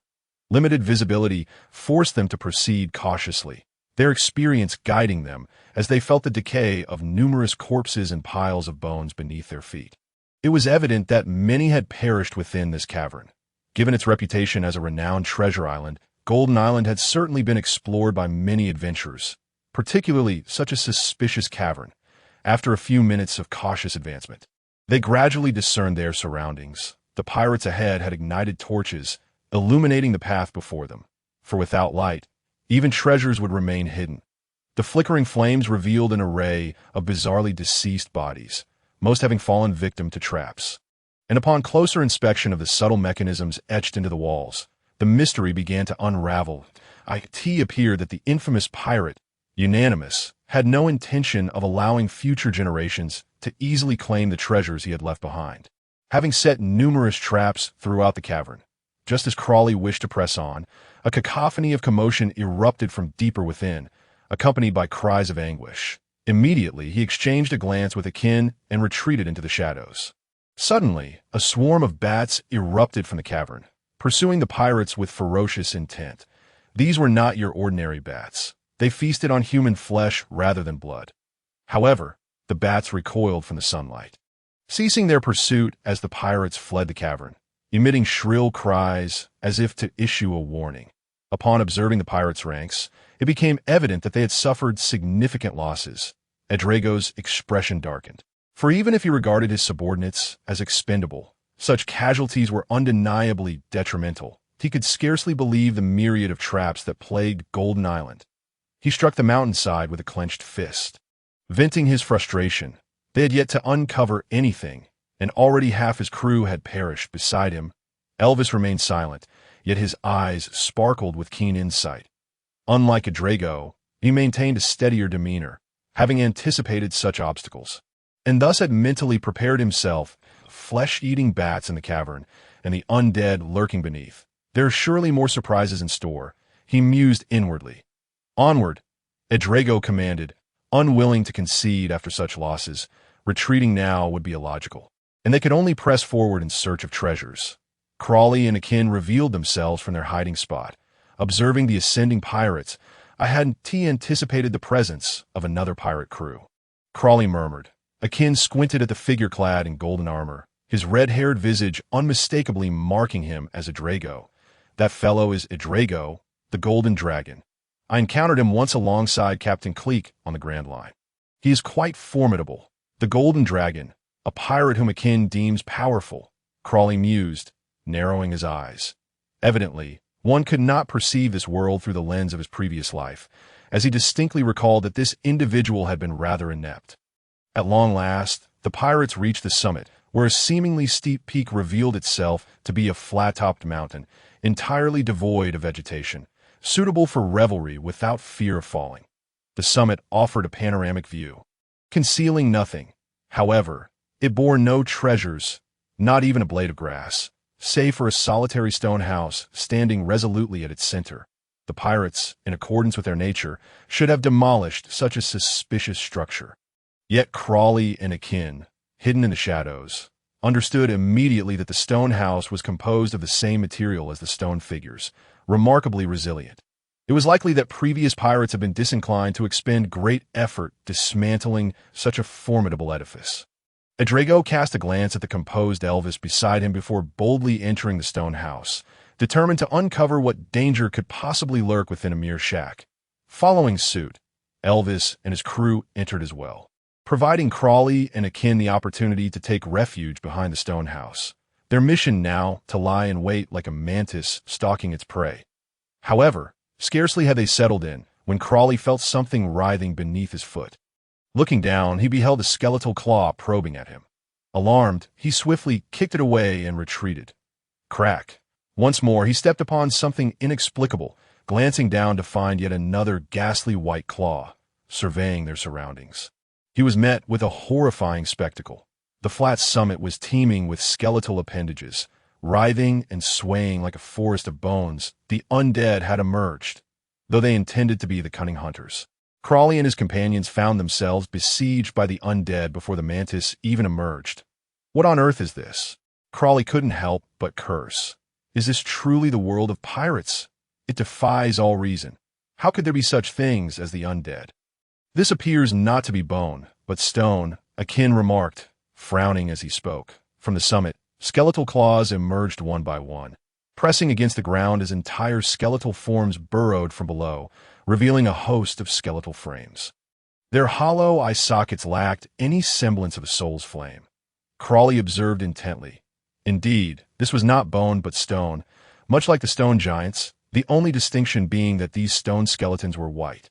Presumably a deliberate guise to instill fear. "Damn it, there is no gold on Gold Island. Only stones," Crawley exclaimed as he struck one of the stone skeletons with a fierce punch. His expression turned grave. These stone skeletons were even harder than the stone giants, and his attack merely produced insignificant cracks rather than shattering them instantly. Truly terrifying. Moreover, the speed of the stone skeletons surpassed that of the stone giants, though their attack power was relatively mild, which was perhaps the only consolation. With a swift motion, a stone dagger slashed toward Crawley. He barely evaded it and focused his gaze, realizing that a stone skeleton was wielding a massive stone knife, brandishing it with reckless abandon. "Very well. Let's pretend I said nothing. This situation is untenable." The cacophony of the pirates' curses and shouts emanating from the stone house suggested they would soon emerge, and facing them in this predicament would be unwise. Crawley grasped Akin's hand and leapt from the mountaintop. With a series of soft thuds, they landed on the cliff, utilizing the moonwalk technique. Excellent, the stone skeletons ceased their assault. Their commands were likely as rigid and unyielding as those of the stone giants. They only targeted the humans atop the mountain. However, who orchestrated these bizarre phenomena on Gold Island? All these stone beings must be the work of some devil fruit user. Could it be the stone fruit? But that shouldn't be. The user of that fruit is currently under the command of Doflamingo in the New World. Crawley pondered as he gazed at the wandering stone skeletons atop the mountain. "Damn you, unanimous." Idraja kicked open the wooden door of the stone house, sending it flying down the mountain. Inside, they discovered a long-decayed skeleton, still bearing remnants of flesh. Besides this gruesome sight, the only thing left was a blood-red inscription on the internal walls. "To those who sought gold and arrived here, I am unanimous, once known as the Golden Pirate. Now, I am but a man awaiting death. All the gold I collected has been returned to its rightful owner. What I wagered my life for was not gold, but the adventurous journey of pursuing it. Here, there's no gold left, yet there exists a treasure more precious than gold, a thing that may seem worthless to others, but for me now, it is enough. Please do not desecrate this place, where the greatest treasure of my life lies in eternal slumber. Look, look! Is this even human speech? They expended tremendous effort and resources, losing so many subordinates, only to uncover a few stone walls adorned with insipid words." Idraja thought of confronting Unanimous, questioning his worthiness as a pirate. Perhaps others might respect him, but Idraja certainly would not. He kicked the skeleton over, grinding it into dust beneath his foot. This was the fate of one who dared deceive him. The golden dragon Idraja. However, unexpectedly, Elvis was rummaging through the stone house, searching for a mechanism. Discovering a secret passage leading underground, a wave of elation washed over him. It seemed that the blood-red inscription was merely a deterrent for those weak in spirit. The treasure still existed. Idraja was the first to descend the secret passage, only to find that it led to the cave on the mountainside, the lair of the carnivorous bats. Thus the scene unfolded. The pirates found themselves pursued by the bats and hurriedly fled from the stone house. Was this a punishment for daring to disturb his remains? Idraja's anger boiled, damned Unanimous for laying such a trap. The carnivorous bats, afraid of the light, ceased their pursuit after claiming several unfortunate pirates, allowing the remaining crew to breathe a sigh of relief, having narrowly escaped disaster. Yet, waiting outside the stone house were the restless stone skeletons, roaming the mountain's summit. Now, not only was Idraja bewildered, but even Elvis, well acquainted with the secrets of Gold Island, was taken aback. He hadn't triggered the mechanism for these undead. How could they emerge? In the cave dwelled the carnivorous bats, while the undead appeared above. Elvis had not activated the undead mechanism in the secret passage. It was indeed bizarre. In truth, these stone skeletons were not his doing, but were triggered by Crawley and Akin hiding behind the stone house, when someone entered the stone house while others lay in ambush. The mechanism for the undead would be activated. What the hell is going on? Idraj's expression soured as he turned to question Elvis, suspecting him of orchestrating both the secret passage to the Bat Cave and the current swarm of skeletons. "I genuinely do not know," Elvis replied, a bitter smile crossing his face before his demeanor shifted to seriousness. "Right now, the priority is to deal with these creatures." With a swift motion, a stone skeleton wielding a stone knife disemboweled an unfortunate pirate. "Captain, we cannot defeat these things." After losing several comrades, the remaining pirates finally grasped the formidable strength of the stone skeletons. Retreating to their captain's side, their trepidation evident, they found themselves utterly incapable of breaching the defenses of the stone skeletons. "Useless fools," Idraj's face darkened as he donned his golden iron gauntlets, seizing one of the stone skeletons and wielding it as a weapon, toppling the surrounding skeletons to the ground. With a resounding thud, he flung the stone skeleton away, his expression grim. These creatures were not bones but stone. The weight felt all wrong in his hands just moments prior to, of course, Elvis thought disdainfully, being privy to unanimous various schemes. He was well aware of his machinations. The speed and defense of the stone skeletons were formidable. Clang. He swung his black greatsword, dark red light flickering ominously, finally smashing a stone skeleton's head to pieces. Yet, even defeating one required all his strength, and the stone skeletons continued to emerge from the mountain's depths, forming a veritable sea of bones. "We cannot remain here. We shall perish," Elvis shouted, as they were encircled by the ever-increasing number of stone skeletons. If they did not devise a plan, he feared they would be overwhelmed and crushed under the weight of the skeletal horde. "Charge forth." Idraj's face darkened, feeling as if they were caught between a rock and a hard place. With the cave of carnivorous bats behind them and the sea of stone skeletons before them, "I will carve a path. You must follow closely," he instructed his dwindling crew, casting a glance at Elvis, regretting not extracting the secrets of Gold Island from him sooner. With such heavy losses among his subordinates, it was becoming increasingly difficult to recover. "You buy me some time." Thus, he resolved to continue the charade. Addressing Elvis, with a hiss, Idraja opened his mouth, a blue substance slowly coalescing, seemingly absorbing energy from the air. Elvis shared the same apprehension. The situation had escalated to a point he had not anticipated, and he certainly did not wish to die before obtaining unanimous treasure. Clang, clang, clang. The sound of bones shifting echoed as Elvis's form expanded significantly, his body cloaked in yellow fur, hands transforming into massive tiger claws. Sharp fangs protruding from his mouth, and a black symbol forming on his forehead. It was time to unleash his full power.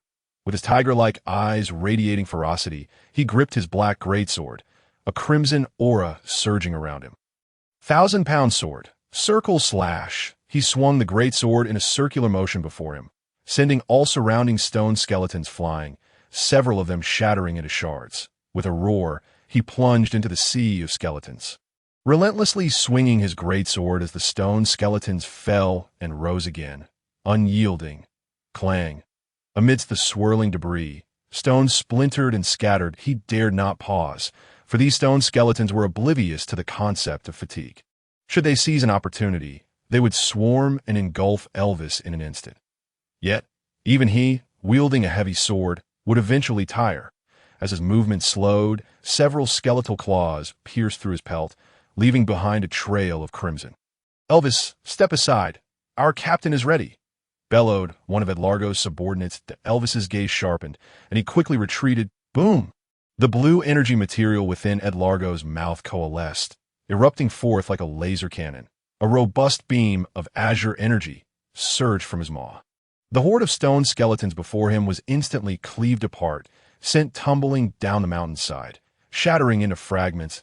"Now's our chance. Move!" Edlargo shouted, leading the charge as he ascended the cliff, swiftly escaping the summit. The remaining crew followed suit, hastily descending. However, the speed of the stone skeletons was alarmingly swift, and a few unfortunate pirate subordinates ultimately fell victim to their relentless grasp, left stranded atop the mountain. "Tell me again, what fruit did the golden dragon Edlargo consume?" Crowley, hidden in the shadows, watched Edlargo in rapture and incredulity. questioning Akin, who had previously believed their downfall was imminent and nearly tempted them with promises of power. The sound fruit, Akin replied, somewhat dazed. This is not the sound fruit. It is clearly the laser fruit, Crowley exclaimed, a hint of madness in his voice. How could this pirate world be so irrational? With only a handful of pirates remaining from 2 crews, Edlargo's plight was evident. He hadn't even glimpsed the treasure, and his crew was on the brink of annihilation. What on earth was happening? He seized Elvis's arm, his eyes ablaze with fury. From the outset, this fellow had withheld vital information, treating him like a fool. If you have the guts, try it. We could both plummet from this mountain. You should know, I am of the Zoan type. I might survive the fall, but you... Elvis was unfazed by his threats, instead responding with a mocking laugh. They were precariously perched on a cliff. This fool dared to lay hands on him. A clear invitation for disaster.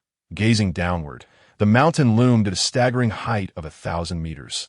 Death held no distinction for them. Elvis had him firmly in his grasp. I've had enough. Let us die together. Edlargo roared in a fit of rage, tightening his hold as he attempted to drag Elvis down the mountain like a tea last. Elvis felt a flicker of panic, mentally cursing the madman. He had no desire for death. Calm down. Calm down. Don't act rashly. I'll tell you everything. Is that all it takes? Edlargo scoffed, recognizing the necessity of reason. Damn it, how had he allowed himself to be threatened by this man? Elvis's complexion darkened as he spoke slowly. The treasure is not here. It lies within the abandoned stone fortress on the island. I'll take you there, and we shall split the treasure equally. Finty chose not to pursue the matter of why Elvis had led him here. Fully aware there was no treasure, Elvis sighed with relief, seeking to stabilize this individual. He had initially intended to use the mountain's traps to eliminate him, but nearly lost his own life in the process. And this seemingly brutish fellow possessed some cunning.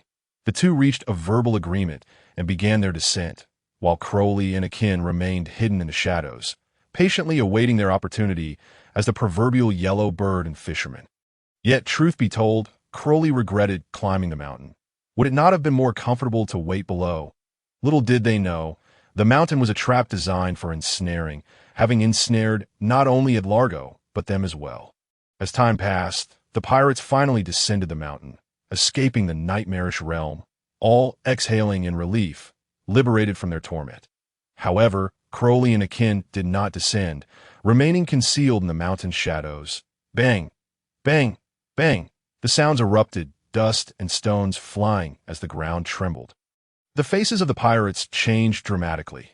No way. Not again. Towering stone giants, each over 3 meters tall, pushed aside trees as they stomped closer, encircling them, their massive forms rendering escape impossible. Having narrowly escaped the wolf's den, they now found themselves ensnared in the tiger's lair. Edlargo clenched his fists, glaring furiously at Elvis, who mirrored his bewilderment. This shouldn't be happening. The stone giants were meant to repel external threats, not charge into the island. Crowley, lurking in the shadows, chuckled with delight. Of course, they wouldn't charge into the island without reason. It was all his doing. T and Akin had toiled to lure these stone giants from the coast to this very spot, executing their plan to unleash chaos. Believe me, I truly had no knowledge of this. Elvis's expression darkened, nearly dripping with malice. These stone giants had been summoned to fend off the invading navy, yet now they infiltrated the island, indicating that the situation was dire and evidently spiraled beyond his control. This was not the anticipated outcome. Damn it! Clap! Clap! Clap! The remaining pirate subordinates could no longer withstand the relentless advance of the stone giants, raising their guns and firing, yet not a single mark was left upon the giants' stony forms. Boom! Boom! Boom! Edlargo unleashed a barrage of blue energy orbs, striking the giants' formidable bodies. Nevertheless, their relentless march did not falter. They continued their steady advance. His expression fell. The hardness of the stone giants was akin to that of the skeletal foes, utterly impenetrable. This was it. They were truly doomed here. With a fierce roar, Elvis transformed, growing in size as he shifted into his beastly form. Tigerman, he raised his black, heavy sword high, aiming to strike down a giant before him. 1,000-pound sword. Explosive shatter. Boom! The tremendous force of his swing sent shockwaves through the air, saturating it with a deep crimson glow. However, when it struck the giant's head, it merely produced a dull thud. A faint crack appeared on the giant's skull, barely perceptible. The immense recoil nearly disarmed Elvis, his arm aching from the impact. How could this be? He was astounded. He had exerted all his strength, yet only managed to create a small fissure on the giant's head. Swish! The stone giant raised its massive fist and brought it down with crushing force. Elvis had no time to evade. Bracing himself with his heavy sword, clang! He was sent sprawling backward, sliding several meters across the ground, discovering his once sturdy black sword had bent slightly from the giant's blow. What terrifying power! Elvis's pupils contracted, and resolve surged within him. Golden Dragon, let us cooperate. Otherwise, we will truly perish. Ed Largo, his expression grave, nodded in agreement. The earlier display had illuminated the reality of their predicament. Opening his mouth, he gathered energy swiftly, unleashing a beam of blue energy. Elvis quickly followed suit. The blue energy beam scarcely affected the stone giants, merely momentarily halting their advance. Seizing the opportunity, he discarded his black sword, transforming his body into that of a yellow-haired tiger, propelling himself over the giants' heads with powerful leaps. Without a glance back at his comrades, clutching his sword, he sprinted into the forest. The stone giants paid no mind to Elvis's escape. Perhaps it was wiser to remain and deal with the dozen or so pirates instead. Just as they spoke of cooperation, he dashed away first. How disgraceful!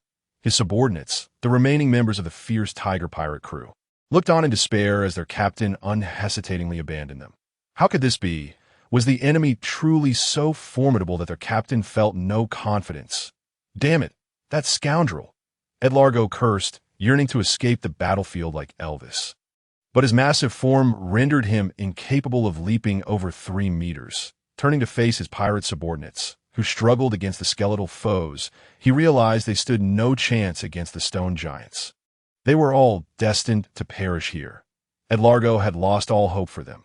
Now, his sole concern was his own survival. Bang! The stone giants, devoid of empathy, surrounded the pirates with their colossal forms, raising their enormous stone fists to strike mercilessly. With nowhere to hide, the pirates could only brace for impact. Swoosh! However, they were no match for the stone giant. They were swiftly felled by its powerful fists, reduced to a bloody pulp under its stone strikes. Adlaj took a hard hit from the stone giant. Both parties engaged in a fierce struggle, but another stone giant, showing no regard for the rules of combat, launched a surprise attack from behind. Shattering the golden armor he wore, leaving shards scattered on the ground, he hastily retreated, not daring to assess the damage on his back, and instead seized one of his subordinates, charging towards the stone giant. He refused to believe that he would truly be trapped here today. With a thud, he slammed his pirate subordinate against the stone giant, applying immense pressure. His subordinate coughed blood and fainted, yet the stone giant remained unmoved, showing no signs of retreat. Damn it! Looking around, he realized that his pirate crew had all fallen beneath the stone giant's fists, leaving him utterly alone. Soon, he would share the same fate as his subordinates, perishing within the stone giant's encirclement, but he was unwilling to accept this. It was all a trap set by that scoundrel Elvis, luring these creatures here. Otherwise, he would not be ensnared in this predicament and subjected to such torment. Who would have thought that after more than a decade of navigating the seas, evading death at the hands of rivals and the Navy alike, he would ultimately meet his end at the hands of these beasts? Golden Dragon, do you desire power? The voice suddenly echoed in Adlaj's mind, a tempting resonance. Who? His expression changed dramatically as he shouted, Oh, you yearn for power, the strength to escape this place and seek vengeance against Elvis. I can grant it to you, but only if you offer me your soul. The voice did not answer his questions, merely resonating in his mind. As the stone giants closed in, mere steps away, Adlaj's heart raced, recalling Elvis's infuriatingly arrogant face. His expression twisted in determination. Fine, no matter who you are, grant me the power you speak of. The pact was sealed. With a loan comes a return. In the shadows, Crowley revealed a faint smile, relishing the moment, directly imparting his mid-level Navy 6 style abilities to him. Adlaj felt a jolt throughout his body, realizing the content in his mind was indeed the Navy's sixth style. Could it be that the voice belonged to the Navy? But why would they come to his aid? There was no time for further contemplation as the stone giants raised their stone fists, preparing to strike. With a powerful push, he leaped into the air, evading several incoming stone punches, finally escaping from danger. Looking down at the encircling stone giants, Adlaj couldn't help but marvel at the whims of fate. He had survived, yet his expression darkened. Although employing the Navy's sixth style was somewhat beneath his stature, he had no choice. It was a matter of survival. Moreover, there was still that scoundrel Elvis to contend with. The thought of Elvis filled him with seething rage, having brought forth the stone giants to ensnare him, abandoning his subordinates, intent on seeing him dead. How despicable! Recalling Elvis's previous mention of treasure hidden within the island's abandoned castle. Combined with the direction he had fled, Adlaj's gaze sharpened as he propelled himself through the air. The stone giants would not remain idle. They fixed their sights on Adlaj's trajectory and began their slow pursuit. At this moment, Crowley and Akin emerged from their hiding place in the mountains, witnessing the retreating stone giants, both sighing with relief. The stone giants on this island were simply an insurmountable existence, boasting high offense and defense. Even Crowley found himself at a loss against them. Akin turned to Crowley, puzzled as to why he would lend the power of the Navy's sixth style to the Golden Dragon. Wouldn't it have been better to let him perish here? Why go through the trouble? Crowley, perceiving the confusion on Akin's face, understood his thoughts, but how could others fathom his intentions? He was not a mindless killer. He merely viewed slaughter as a means to an end. "We should follow," Crowley said nonchalantly. Since they had gone this far, there was no reason not to continue the charade. After all, one must see it through to the end. Akin nodded, cautiously trailing behind Crowley as they followed the stone giants. The stone giants pursued without faltering, their programming seemingly unfathomable. The two shadowed the stone giants step by step until they arrived at their destination, only to find the stone giants standing motionless, as if drained of energy. Yet, they did not dare to act recklessly, merely peering cautiously from their hiding place in front of a dilapidated stone fortress. Adlaj was already in conflict with Elvis. Elvis was astounded that this fellow had managed to escape. Momentarily halting his search for the mechanism, "I'll give you one last chance. Hand over the treasure." Encountering a foe, Adlaj gripped his golden iron gauntlets tightly, barely able to contain the fury boiling within him. "Everything is lost. My subordinates are all dead. My crew is effectively disbanded. What more is there to say? If I don't blast them to pieces with a laser cannon, it would be a disgrace." In your dreams, Elvis's anger flared as well. He had suffered losses too, not only his subordinates, but also those he had callously abandoned.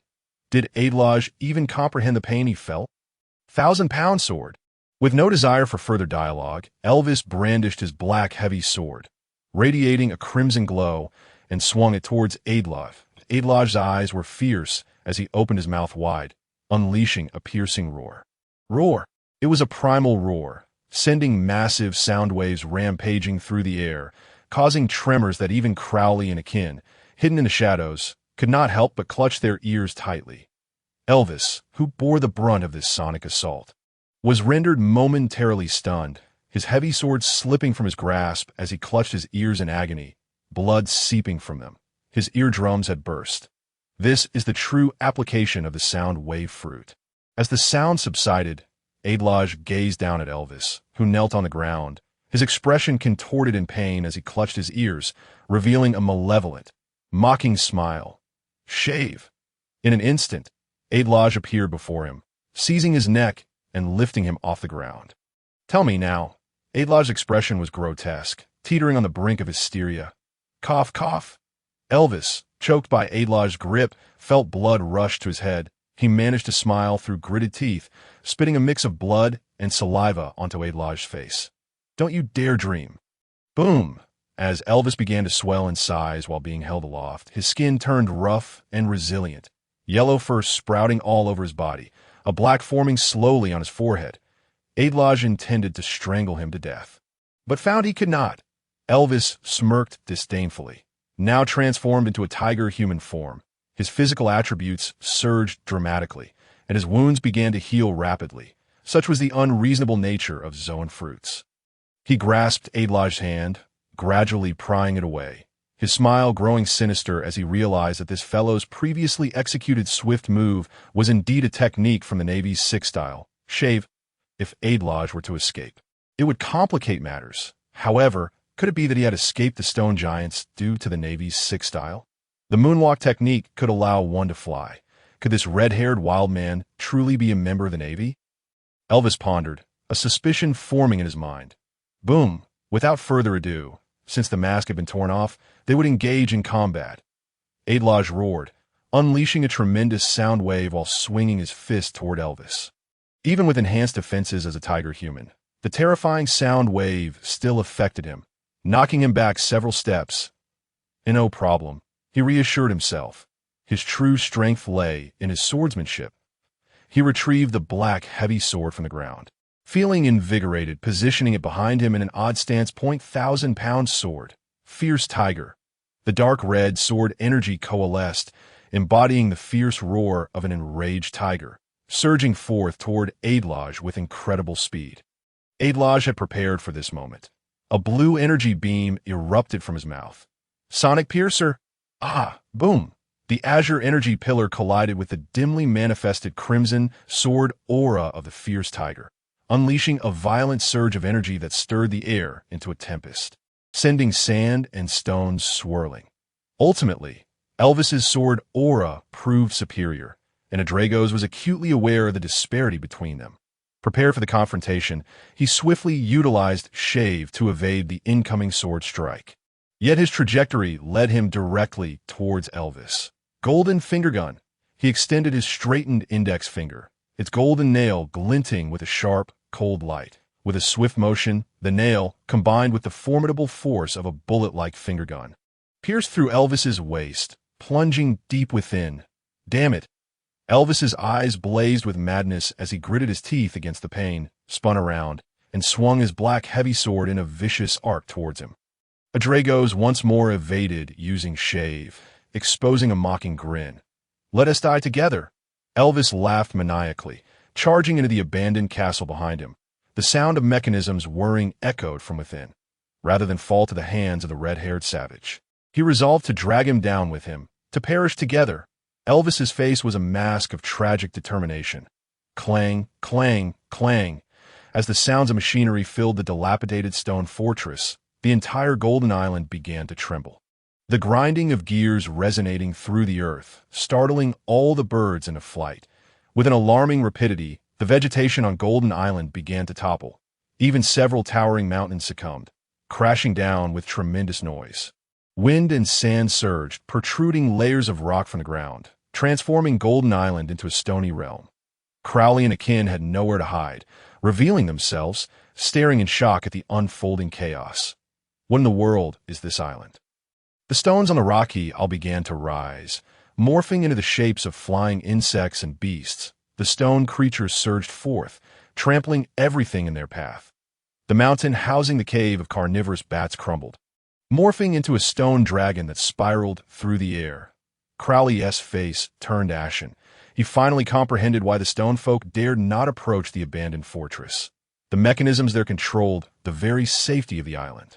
This was no Golden Island. It was a fantastical stone isle. The triggered mechanisms of the forsaken stone castle sank into the ground, leaving Elvis behind, witnessing the drastic transformation of the Golden Island. The rampant stone creatures and the colossal stone dragon circling overhead fell into a contemplative silence, feeling as though he had unleashed something truly catastrophic. What have you done? Adragos cursed vehemently, his frustration boiling over. Was it truly so difficult to simply seek treasure? Must it result in such a calamity aimed at him? For a moment, Elvis too was at a loss for words. He had not anticipated such a spectacle from the mechanism, merely hoping to unleash a swarm akin to stone skeletons to hinder Adragos. Yet, unexpectedly, in an instant, a wave of guilt washed over him. He had initially intended to use the mechanism to stall Adragos, allowing himself an escape, but now it seemed they were doomed to perish together. You bastard, Adragos muttered curses in a furious tone, his eyes reflecting despair. IT was the Navy. In the end, Elvis spotted Crowley and Akin, clad in Navy uniforms, with nowhere to hide. Remembering Adrago's earlier use of the Navy's 6 styles, rage ignited within him. If that was the case, then so be it. I shall perish alongside you. Damn Navy, let us die together. He pointed an accusatory finger at Adragos and Crowley, who stood nearby. The Navy?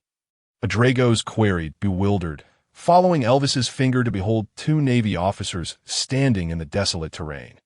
There are Navy personnel on the island, and they have concealed themselves from everyone. If the hidden Navy harbored nefarious intentions, they would have long since been on the brink of death. In truth, every incident they encountered on the island bore the fingerprints of Crowley and his companions. This was hardly the time for such discussions. As a stone rhinoceros charged at Adragos, that he swiftly dodged using shave, only to find 2 stone beings awaiting him at his destination. Elvis found himself besieged by the onslaught of stone creatures. Wielding his black heavy sword with all his might, yet the relentless attacks caused his sword to suffer several fractures. Crowley, grasping Akin, discerned the situation, evading the assaults of the stone beasts with rapid agility. He dared not utilize Moonwalk to leap into the air, aware that a stone dragon continued to spiral above. A single misstep could lead to disaster. Both Adragos and Crowley, adept at shave, managed to evade the majority of attacks. Finding temporary reprieve, while Elvis remained a sitting duck, his clumsy form attracting wave after wave of stone beast assaults, sort of 1,000 junctures, he cried out with all his remaining strength, swinging the heavy sword. His frustration palpable. The stones were unyielding, and each strike demanded every ounce of his power, else it would inflict no harm upon the stone creatures. How could anyone withstand this? Elvis panted heavily, barely holding on. Elvis, do you yearn for power? A tempting voice echoed in his mind. Who? He was too exhausted, his muscles protesting. Who had the audacity to jest at this moment? Are you willing to die before the golden dragon? Are you willing to perish at the hands of these creatures? Do you long to escape this island? Do you crave power? If you offer your soul, I shall bestow upon you the power you desire. The devilish voice continued to beckon, stirring his very soul. Such power truly attainable. Elvis was not a simple-minded individual, yet did he have any choice left? The moment the voice resonated was all too fortuitous. Striking at his most desperate hour, he had no alternatives. As he watched Adragos and Crowley narrowly evade the attacks from the stone beasts, his vision blurred with rage. Why should he be the first to perish? He still had vital secrets of treasure yet to uncover. Without these individuals, he would have long ago discovered the fabled golden treasure of Unanimous, and none of this calamity would have transpired. Madness propelled him into hysteria. Then let it come. Grant me power.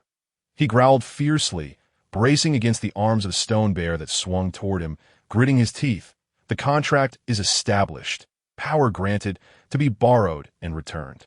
The voice resounded once more, and as the final word echoed, a tremendous force surged from within him, coursing through his limbs, warming his weary, aching muscles, a sensation of power that was nothing short of euphoric. Crowley, evading the onslaught, allowed a faint smile to grace his lips, murmuring 8,000 combat prowess points. Don't let me down now, wielding the black heavy sword as if it were a mere twig. Elvis erupted into joyous laughter, effortlessly swinging his sword, causing the stone bear before him to shatter into fragments, scattering everywhere. Even he was taken aback by this newfound strength, staring blankly at the bear's remains. Murmuring, this power, that technique, should be usable now. Before him loomed a massive stone elephant, stone lion, stone crocodile, and countless others, all charging at him en masse. This time he would not flee. Raising the black heavy sword behind him, he struck an unusual pose, a red sword aura soaring upward, sword at 1,000 junctures, fierce tiger.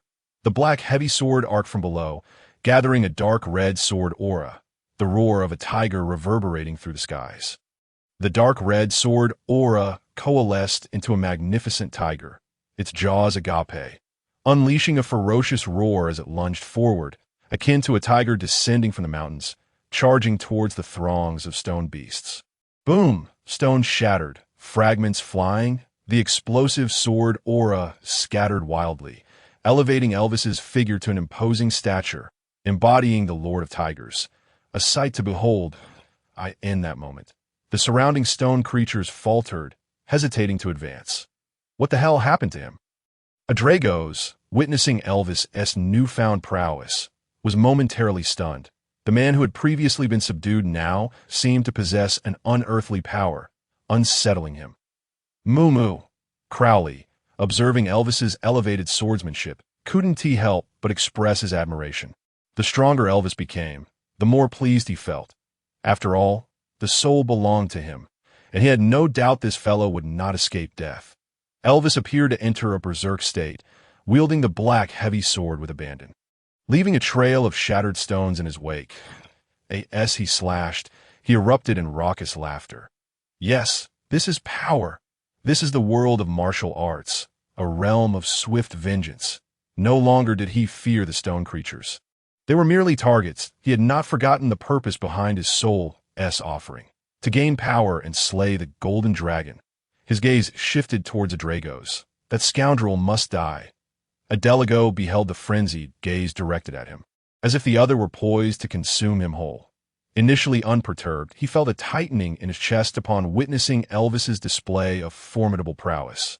At that moment, he realized that his modest frame of over 300 pounds would likely be reduced to mere remnants by a single strike of the sword.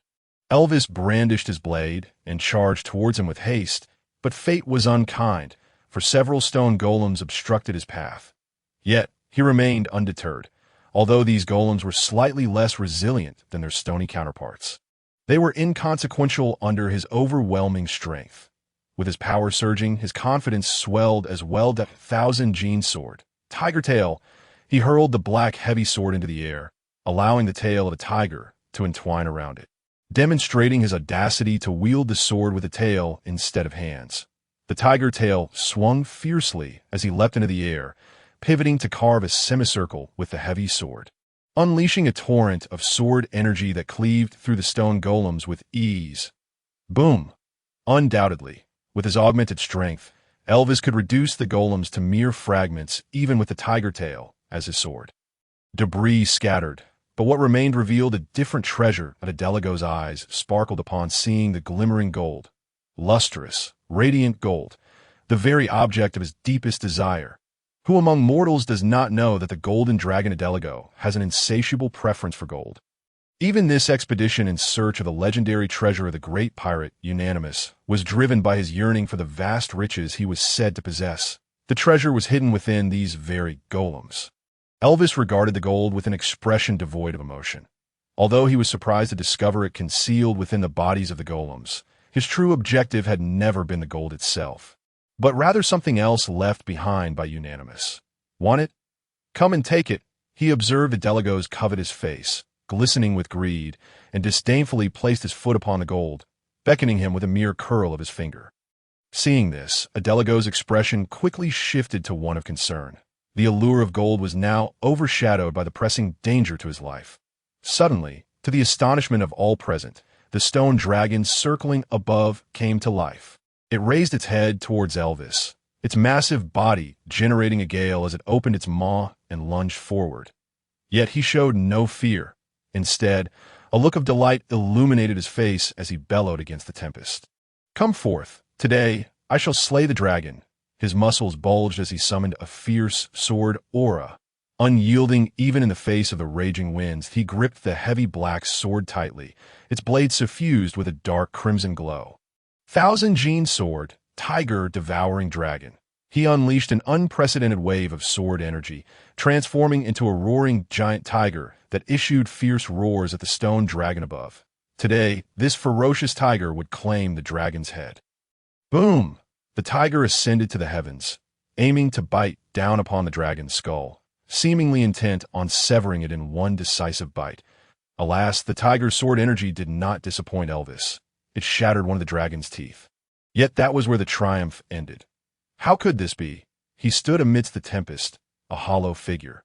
The stone dragon roared, tilting its head to bite off half of Elvis's body, blood gushing forth and staining half the island. Tiger devouring dragon? Ultimately, it was the dragon that devoured the tiger. A gray soul orb emerged from Elvis's lifeless body, soaring into Crawley's form, leaving no time for him to ponder the recent events before he seamlessly integrated it. The fruits of his labor had arrived, and he eagerly opened his attribute panel. Name: Crawley Rommel Fruit. Paramecia type: Give Fruit.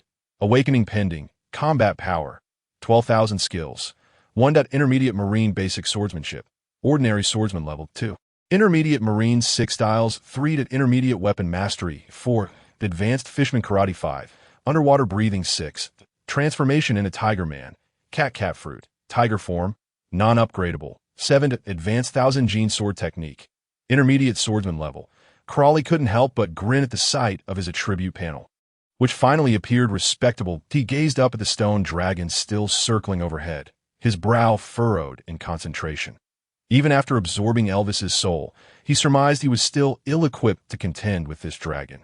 After all, even Elvis had only managed to break a single tooth with all his might to slay the dragon. He would need to reclaim another soul, and his gaze shifted towards Adelago that moment. Adelago was struggling. He could barely contend with the stone creatures, let alone the more formidable stone golems. Yet the tantalizing prospect of gold lay within reach, igniting an insatiable itch within him that I can always make off with the gold. He mused boldly, reassured by his swift shave technique and the moonwalk ability that would facilitate his escape from his cursed isle. With resolve, he dashed towards the gold, but the stone dragon reacted, twisting its massive body and opening its vicious maw to strike. It seemed the gold had triggered the dragon's ire, Crawley contemplated. Nevertheless, Adelago remained undeterred. What of the stone dragon? If he could seize the gold, he would employ the moonwalk and shave to flee the island, convinced that this clumsy beast could never catch him. Confidence surged not only in the fallen Elvis, but also in Adelago. Swish! He concentrated all his strength into the Marine 6-style shave, rendering his figure nearly invisible. Yet the destination remained clear, the ground strewn with gold. But the stone dragon was no fool, and its speed was formidable. The air stirred, and the winds whipped violently as the dragon's body contracted, launching its head like a missile. Its teeth bared, it gazed down from the sky, and Adelago's moving form appeared as if he were offering himself up to the dragon's jaws. Clang! The stone dragon snapped up the gold, along with a considerable portion of the surrounding stone, leaving behind only a gaping pit, while Adelago stood nearby, his face aglow with triumph. So close, just a hair's breadth away from being devoured. Witnessing the dragon's speed extinguished the last flicker of hope within him. Attempting to snatch food from its jaws was an unrealistic endeavor. Now, preserving his own life took precedence, though he harbored an inexplicable fervor for gold. His life was far more precious. Faced with the choice between gold and survival, Adelago made his decision without hesitation. Swish! A blade pierced through his chest. He gazed down in disbelief at the sword protruding from his body. He had been ambushed as his strength waned. He managed to turn his head slowly to glimpse the vile assailant, but the sword wielder had no intention of granting him that opportunity. The blade twisted within him, shredding his insides. Offer your soul to me, the familiar, seductive voice echoed in his ears. It was him, the devil. Edragor hung his head in resignation, breathless and lifeless. Crawley smirked disdainfully, drawing his long sword and meticulously wiping it clean, savoring the exquisite sensation of the soul merging within him, causing an involuntary shiver of delight to course through his body. Yet with formidable foes ahead, he quickly absorbed and integrated Edragor's soul, causing the attributes panel before him to shift once more. Name: Crawley Rommel Fruit. Superhuman type: Gift Fruit. Unawakened. Power level: 16,000 skills. 1. Intermediate Naval Basic Swordsmanship. Ordinary Swordsman level. 2. Intermediate Naval 6 styles. 3. Intermediate Weapon Mastery 4. Advanced Fishman Karate 5. Underwater Breathing 6. Transformation into Tiger Man. Cat Fruit. Tiger Form. Non-upgradable. 7. Advanced Thousand Gene Sword Technique. Intermediate Swordsman level. 8. Sonic Energy Attack. Sound Fruit. Non-upgradable.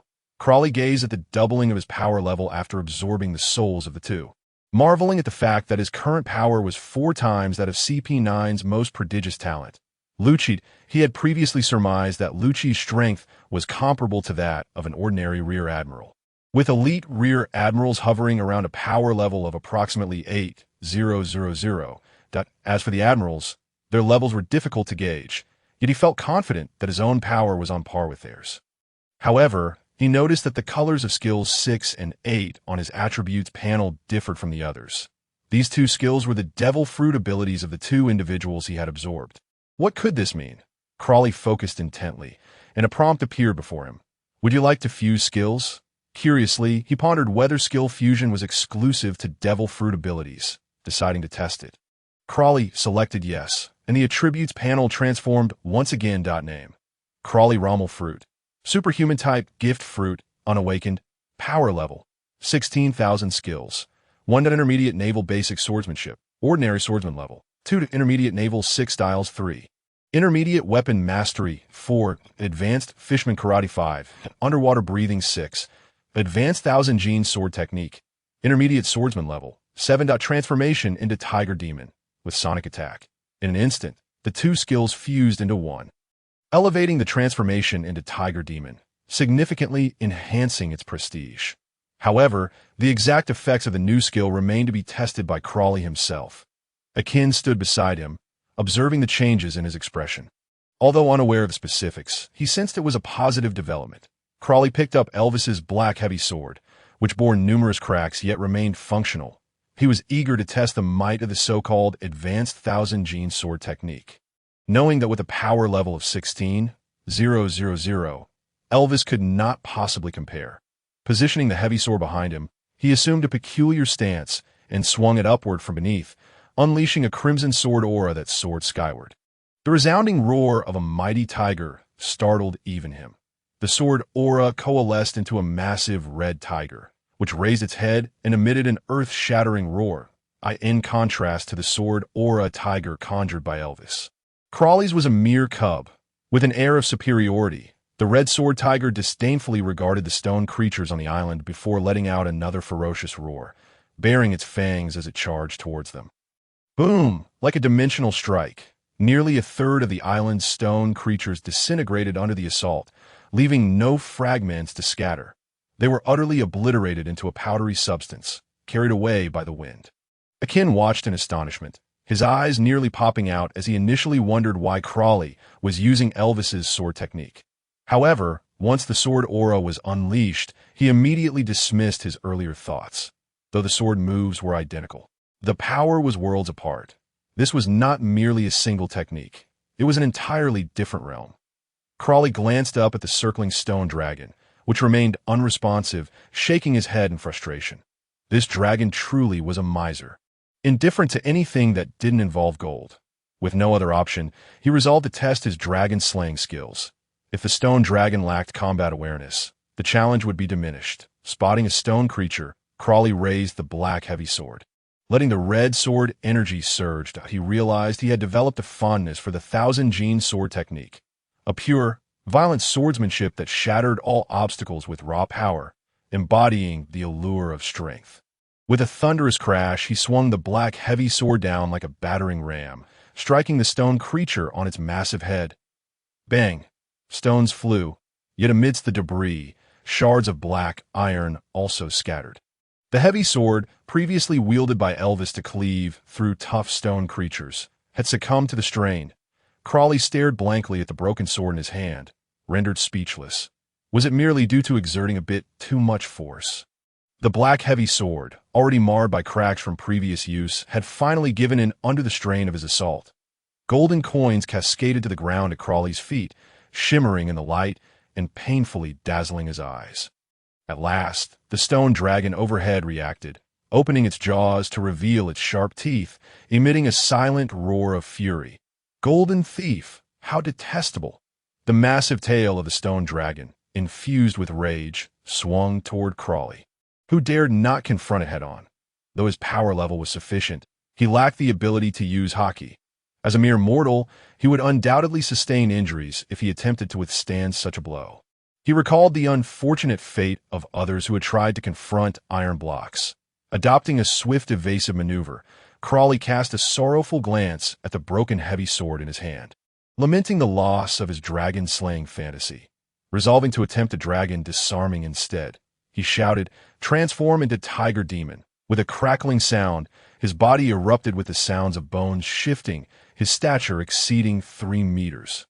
Sharp claws extended from his hands and feet. His hair turned crimson, and dark red patterns spread across his black iron skin. Even his eyes transformed into fierce, beast-like orbs. This was the tiger demon. Transformed into a colossal beast, Crawley lifted his claws, a wicked grin forming on his face. This surge of power made him feel invincible. Gazing at the stone dragon roaring in the sky, he contemptuously beckoned with his claws. This time he was truly going to swallow the dragon whole. The stone dragon, incensed by such provocation, charged at the seemingly insignificant human below, its jaws poised to pierce the challenger who dared to insult it. Boom! A whirlwind of dust erupted as the tiger and dragon locked eyes across the expanse. Akin stood at a distance. This level of combat was beyond his capabilities, as even a minor brush could cost him his life. The other stone creatures, too, displayed their wisdom, remaining still as they observed their leader engage in battle. Bang! The dragon's massive head collided with Crawley, who did not evade. Its great maw attempted to swallow him whole, causing the ground to shatter under the pressure. The stone dragon assumed its fangs had pierced Crawley, ready to lift its head and soar once more, but it found itself unable to rise. In the darkness of the dragon's maw, Crawley's muscles bulged as he single-handedly restrained the 2 dragon fangs, exerting immense pressure. Trying to fly? Not a chance. With a forceful tug, he ripped the fangs free. But that was merely the beginning.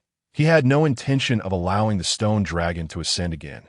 Seizing the dragon's head, he executed a flawless, over-the-shoulder throw, slamming the colossal stone dragon onto the island.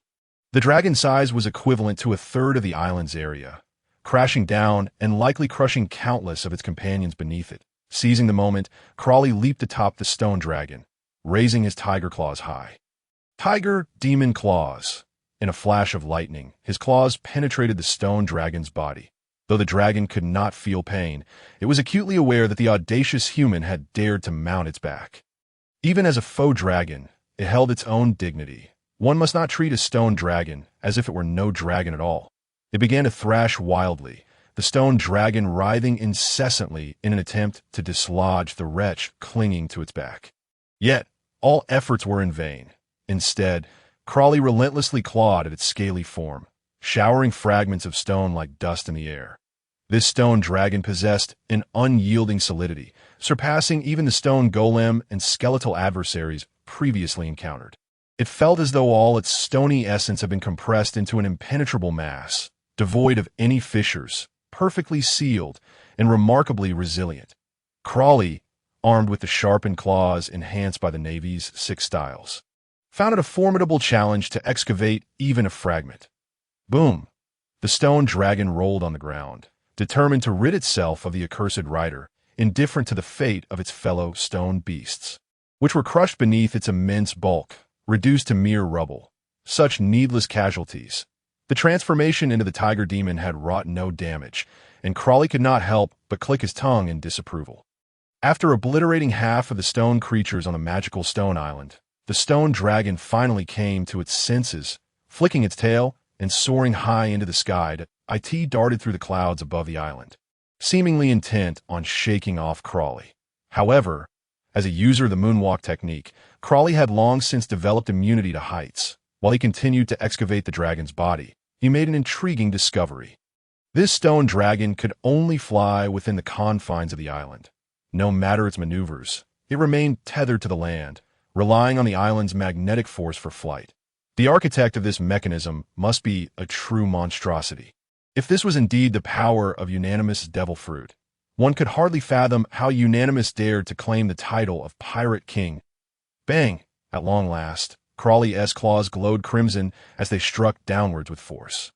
Bang! The stone fractured, severing half of the dragon's body, which plummeted to the stone island with a resounding crash, sending plumes of dust into the air that enveloped the entire isle.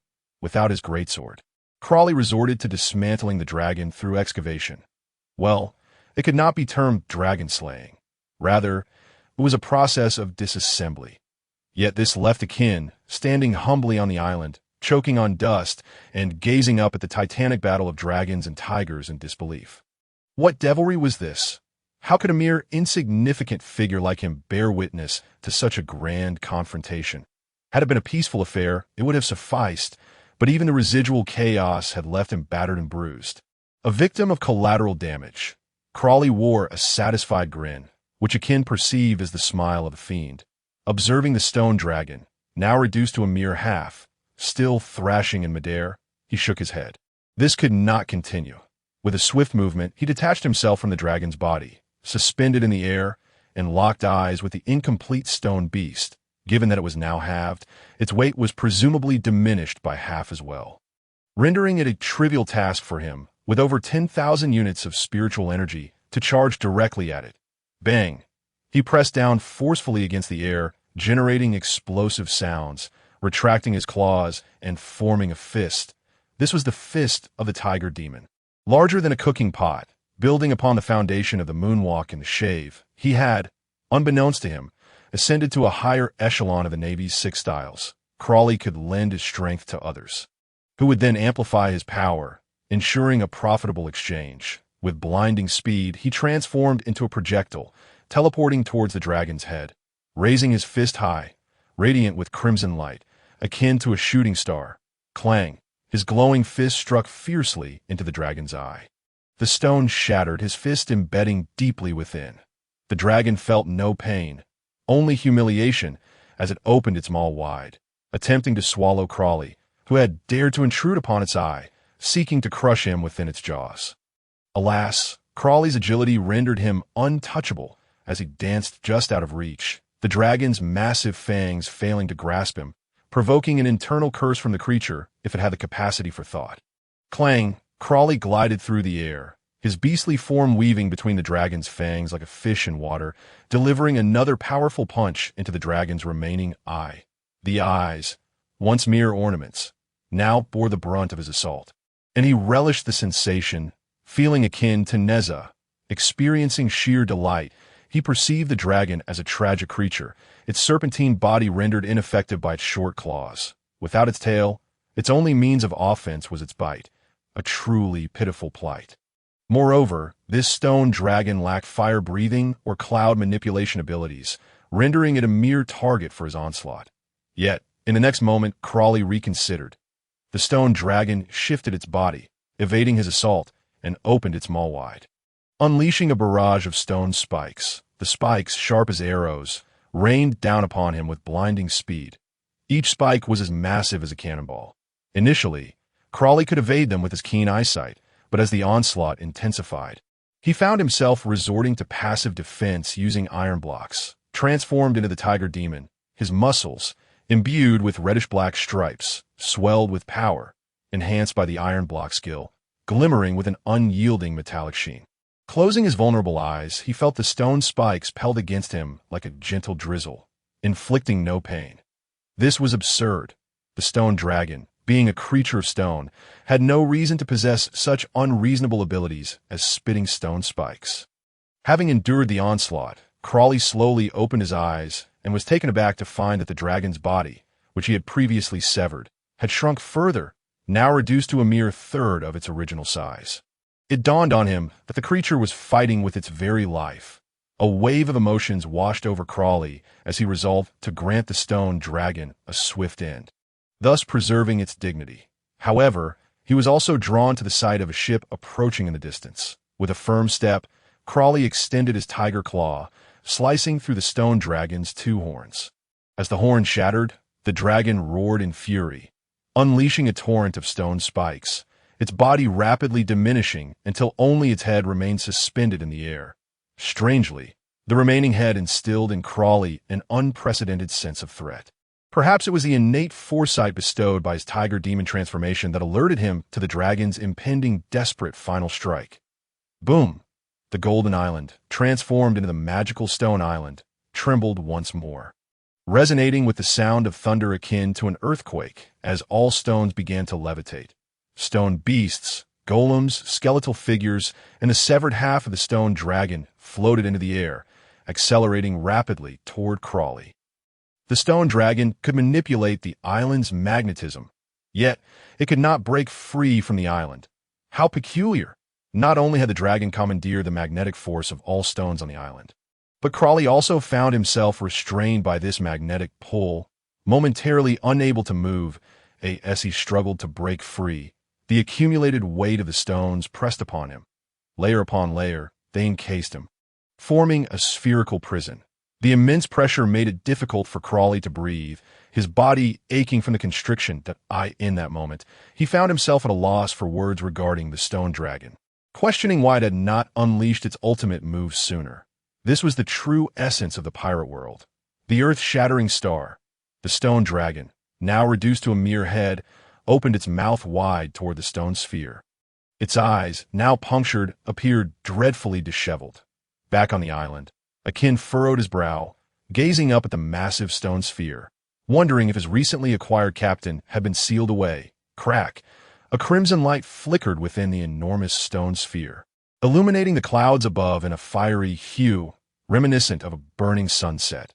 This crimson glow cast its radiance upon the stone dragon's head, heralding the twilight of the great beast. The red light intensified, shifting from a pale crimson to a deep scarlet, and finally to a dark crimson, with energy waves emanating from within the sphere, causing the entire structure to tremble. Boom! A colossal red energy pillar erupted from the sphere, gradually morphing into the form of a great dragon. The red dragon emerged, and the sphere shattered. The dragon circled around the sphere, which lost its magnetic grip, slowly dispersing as a monstrous figure emerged from its depths. Allowing Crawley time to gather his strength had proven to be the height of folly. He flashed a grin, gesturing imperiously as the red dragon soared high, unleashing a thunderous roar before spiraling toward the stone dragon's head. Bang! The stone dragon's head was instantly reduced to ashes. Was this the true form of a dragon? Crawley shook his head, recalling why the golden dragon, Adarago, was so named. His signature move was a prolonged charge of sonic energy that manifested as a dragon. It was dubbed the Golden Dragon by the outside world. After being enhanced by the Tiger Demon's prowess, this move had grown even more formidable. Amidst the ashes transformed from the dragon's head, a singular object remained intact under the onslaught of the red dragon. With remarkable swiftness, Crawley seized it in his grasp. Unfolding his palm and gazing intently, he discovered a black butterfly resting perfectly within his hand. Upon reverting from his tiger demon form, Crawley descended upon the barren earth, stretching his shoulders. Though the tiger demon transformation was formidable, it bore a significant toll on his body. He now felt mentally fatigued, and his muscles ached with weakness, necessitating a considerable period of recuperation. The once gilded island now resembled a desolate wasteland, leading one to wonder if it had suffered the brunt of a nuclear strike. The move known as Earth Explosion Star, executed by the stone dragon, had caused everything to plunge into the sea after Crawley countered it, leaving the island devoid of even a single stone, littered solely with gray debris. Beyond the remnants of stone, there lay gold, sealed within the formidable body of the towering stone guardian that defended the island. Its hard structure rendered it nearly indestructible to the average individual, and the stone dragon had only manipulated the stones with magnetic power, leaving the gold untouched upon the island. Under the sun's rays, the island shimmered with a dazzling golden hue, exceedingly eye-catching. The disheveled Akin approached Crawley, his expression somewhat radiant. In this battle, he had rendered no assistance and was clueless as to his purpose on the island. Aside from witnessing Crawley's immense power, which yielded little in terms of personal gain. Yet perhaps it was not entirely devoid of merit, as witnessing high-level combat proved beneficial for him. Crawley held the black butterfly aloft, scrutinizing it closely beneath the sunlight. "What is this?" Akin inquired, his gaze drawn to the peculiar object. "I cannot say. It emerged from the head of the stone dragon, likely linked to Unanimous," Crawley replied, caressing the butterfly's delicate wings. Its texture was far from that of a genuine butterfly. Even a butterfly specimen could not boast such hardness, surpassing that of the stone dragon itself, for otherwise, the red dragon would not have been unable to obliterate it.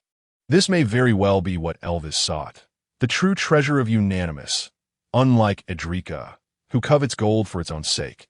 The black butterfly's wings emanated a faint, ethereal blue luminescence, appearing extraordinarily beautiful in the sunlight. Yet, Crowley perceived something entirely different. The intricate patterns on its wings were minuscule, resembling two precise maps.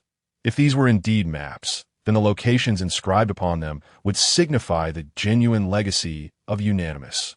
He felt a surge of excitement. Akin found Crowley's smile somewhat unsettling and discreetly distanced himself. What shall we do with this gold? Well, naturally, we must move it aboard the ship. It constitutes my remuneration. Crowley retorted, irritation evident in his tone. Confiscate it? That shall never happen in this lifetime. Shall we then transport ourselves? Are you mad? The ship is already filled with idle hands. It's time for action. He felt a growing reluctance to converse with Akin, who had transformed from a once aloof rogue into a seemingly foolish companion. Regardless, the gold would not sprout legs and escape if left on the island. Crowley and Akin made their way towards the military vessel anchored at the coastline, only to discover another warship had also come to rest there. The silver-haired man, a cigar clenched between his teeth, stood silently on the shore, observing their approach with an impassive demeanor. Crowley, what brings you to the East Sea? The silver-haired man, now Colonel Smoker Station at Logtown, inquired with evident displeasure. Crowley, regarding his expression, felt a similar irritation and scoffed. As if I desired to be in this wretched East Sea. It is merely a mission from higher-ups. Their relationship was well established, having been classmates under Zephyr's tutelage, though it had been over a year since their last encounter. Before Smoker could further interrogate, his aide, Tashiji, eagerly leaned forward, adjusting her glasses to scrutinize Crowley's face, exclaiming, "You are the renowned Rear Admiral Crowley of the Navy headquarters. Truly a pleasure to meet you in person." Indeed, she thought silently, he is quite handsome.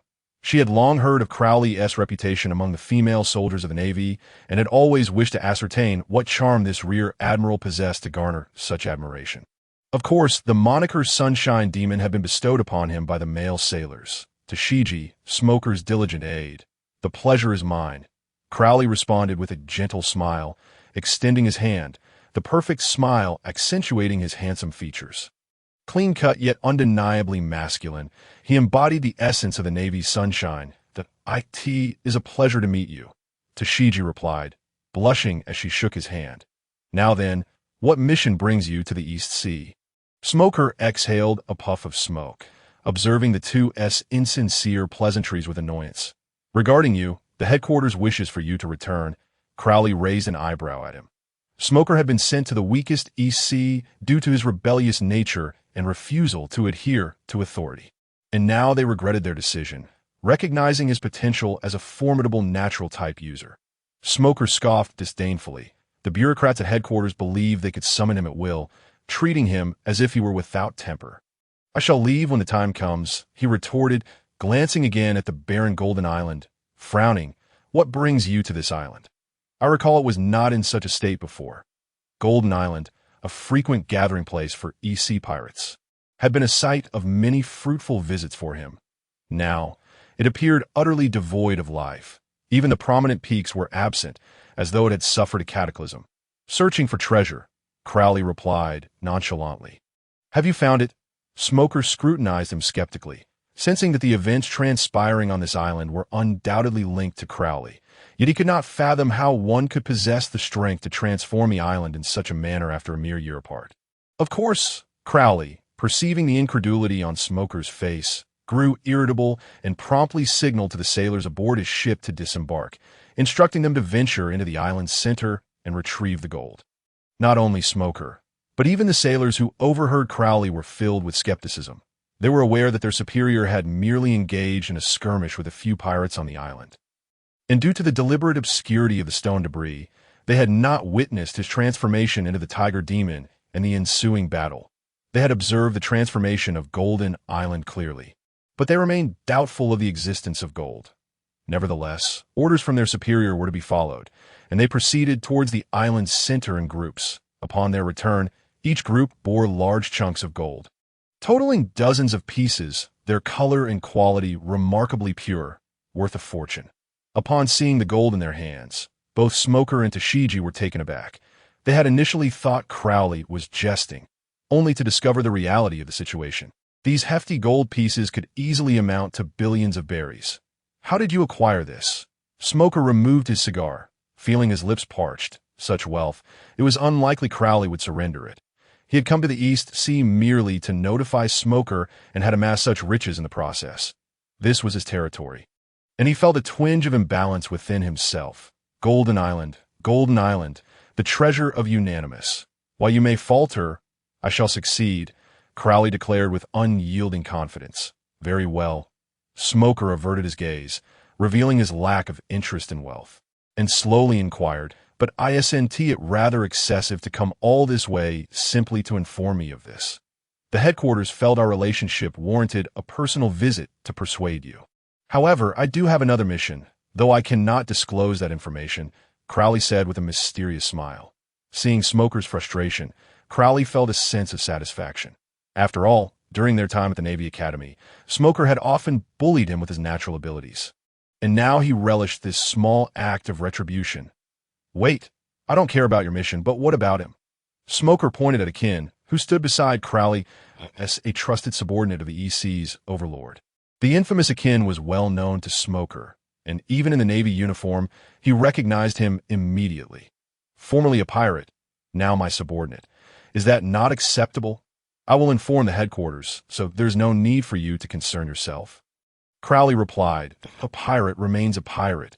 It is easier to change the landscape than one's nature.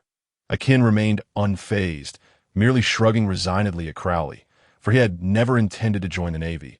He would only heed Crowley's commands.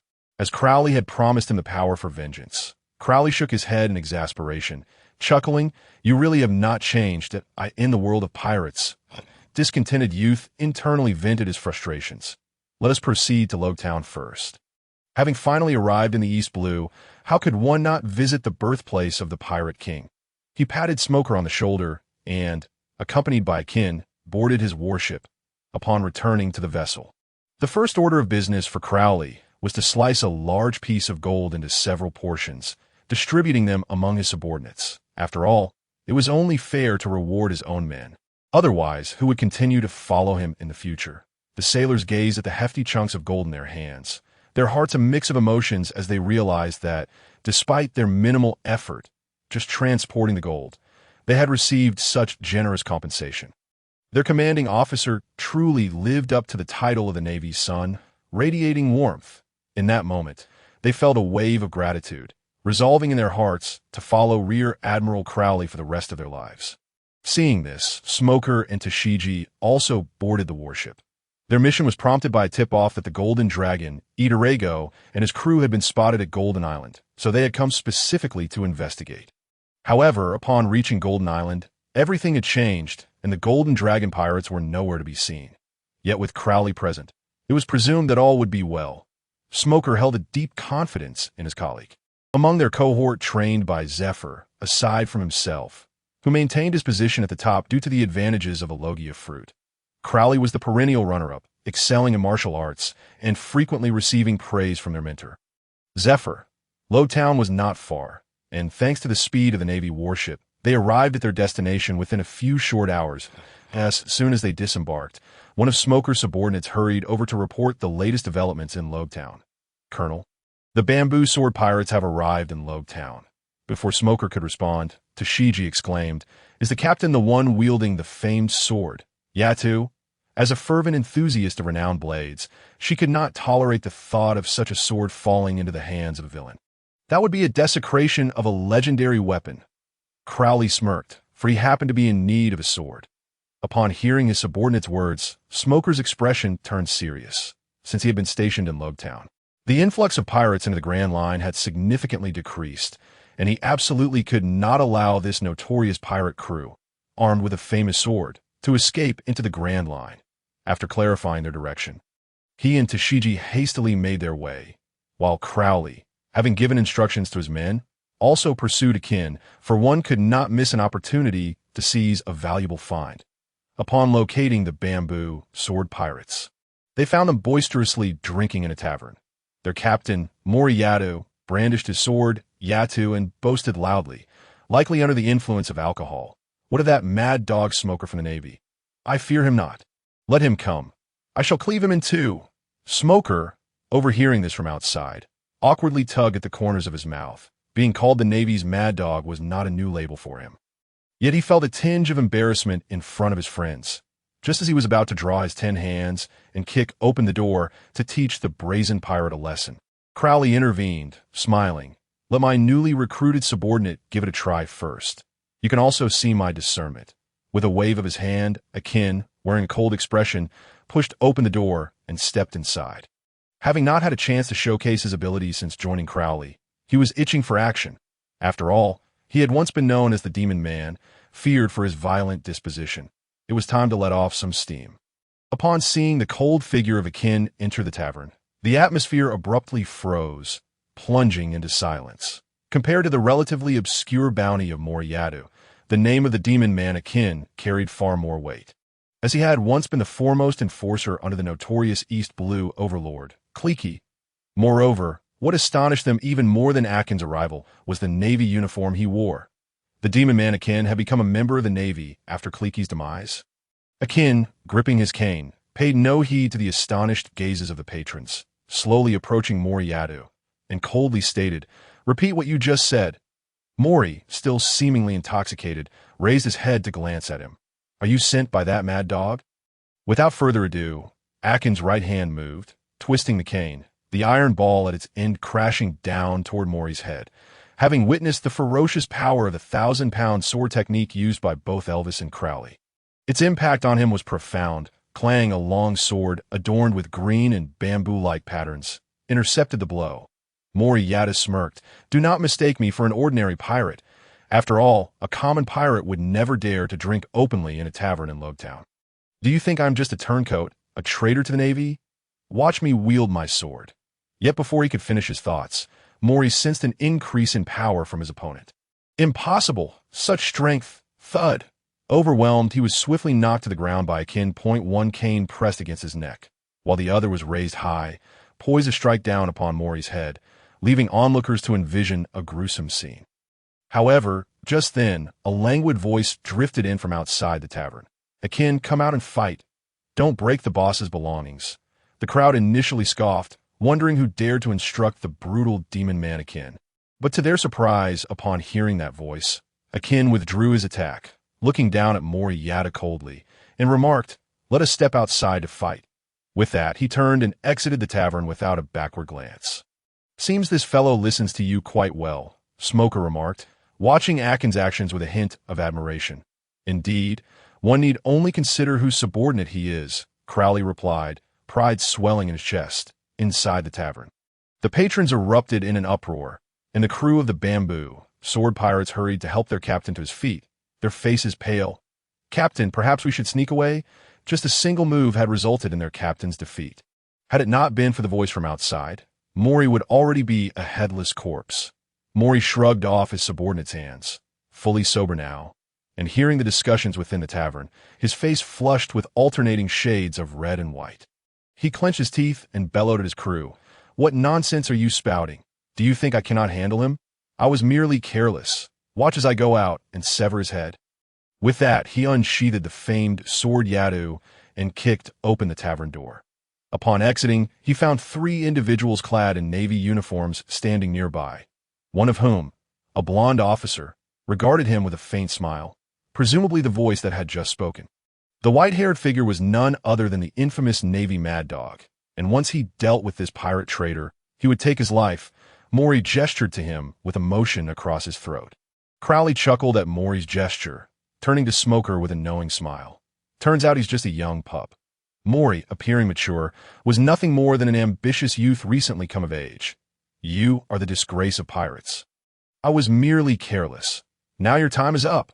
He glared at Akin, who held his canes with both hands, disdain dripping from his words. With the legendary sword Yadu raised before him, he charged at Akin, swinging downwards with both hands. Slash! The renowned sword glimmered ominously as it descended toward Akin. Clang! Akin remained unfazed, merely raising his canes to effortlessly block the strike. Not yet a master swordsman capable of cleaving iron. Mori found it somewhat challenging to contend with Akin. With a swift motion, Akin executed the Navy's 6 styles, Suru, disappearing from sight. Swish! When he reappeared, the iron ball of his cane was aimed at the back of Mori's head. Clang! Yet Mori seemed to anticipate this, deflecting Akin's blow with a twist of his sword, but the force was insufficient, causing him to retreat hastily.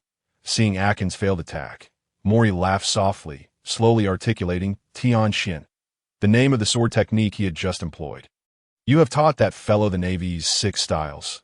Smoker frowned at Crowley, observing Akin's use of Soryu.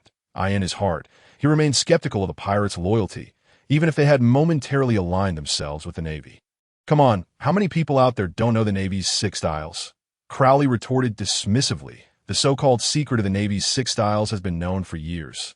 That fellow employs the Hokuton one-sword style. Tashigi, adjusting her glasses, observed Mori's sword techniques with keen interest, slowly commenting, "Is swordsmanship really that rare?" Crowley inquired, The North Star one-sword style is indeed an ancient martial art. Its only dojo resides in the Grand Line. How could Sun Yaozong possibly be connected to it? She scrutinized Sun Yaozong's figure, perplexed. If this fellow learned his skills at the dojo in the Grand Line, why is he a pirate in the East Blue? Perhaps an elder was once a disciple of the dojo, she mused. Unintentionally, Crowley had spoken the truth. Sun Yaozong had indeed been trained in the North Star one-sword style under his father's guidance since childhood. Now, as an adult, he sought to carry on this legacy with pride, yet he found himself obstructed at the very entrance of the Grand Line. How could Akin, who had already mastered the Navy's 6 styles, be a match for Sun Yaozong? No matter how intricate the swordplay, without sufficient force behind it, it would be utterly futile. Moreover, Sun Yaozong's skills were still unrefined. His left arm had already been broken by Akin, and his body bore numerous wounds. As his stamina waned, he faced the grim prospect of death at Akin's hands, his subordinates having long since fled, leaving him utterly isolated. Sun Yaozong, do you desire power? Do you wish to vanquish this treacherous pirate before you, as well as the mad dog of the Navy, to gain your freedom and venture into the Grand Line? Are you willing to perish here, or be imprisoned? A seductive voice echoed in his mind, assaulting his senses that in an instant, Sun Yaozong regained clarity as he gazed at the man before him, who was relentlessly attacking him, clad in a gray bandana and Navy attire, an incongruous sight, but this man intended to take his life. His gaze fell upon his dark green blade, intricately adorned with bamboo patterns, named Iju, a gift from his father during his coming-of-age ceremony, a symbol of hope for him to carve his own path in the world. I want power. Stepping back a few paces, Sun Yaozong wiped the blood from the corner of his mouth, his eyes wild with intensity as he declared emphatically. Upon hearing his words, Akin cast a sidelong glance at Crowley, incredulous, as if to say, is he really complicating things for me? He hesitated to attack, halting his movements, and stood still, observing Sun Yaozong.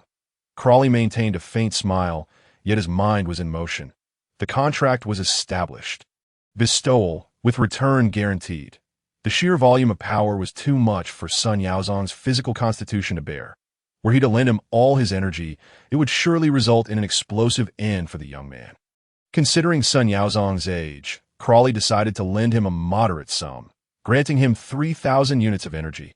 Power surged from within Sun Yaozong, a sensation of exhilarating relief. This was the feeling of true strength. And his injuries began to mend. With this newfound vigor, he could not afford to lose. With his left arm broken, Sun Yaozong took up his sword with his right hand. After all, he was a one-sword style practitioner, and the impact would be minimal. Instead, he focused on Akin, revealing a cruel and twisted expression. He could not forgive the man who had broken his arm.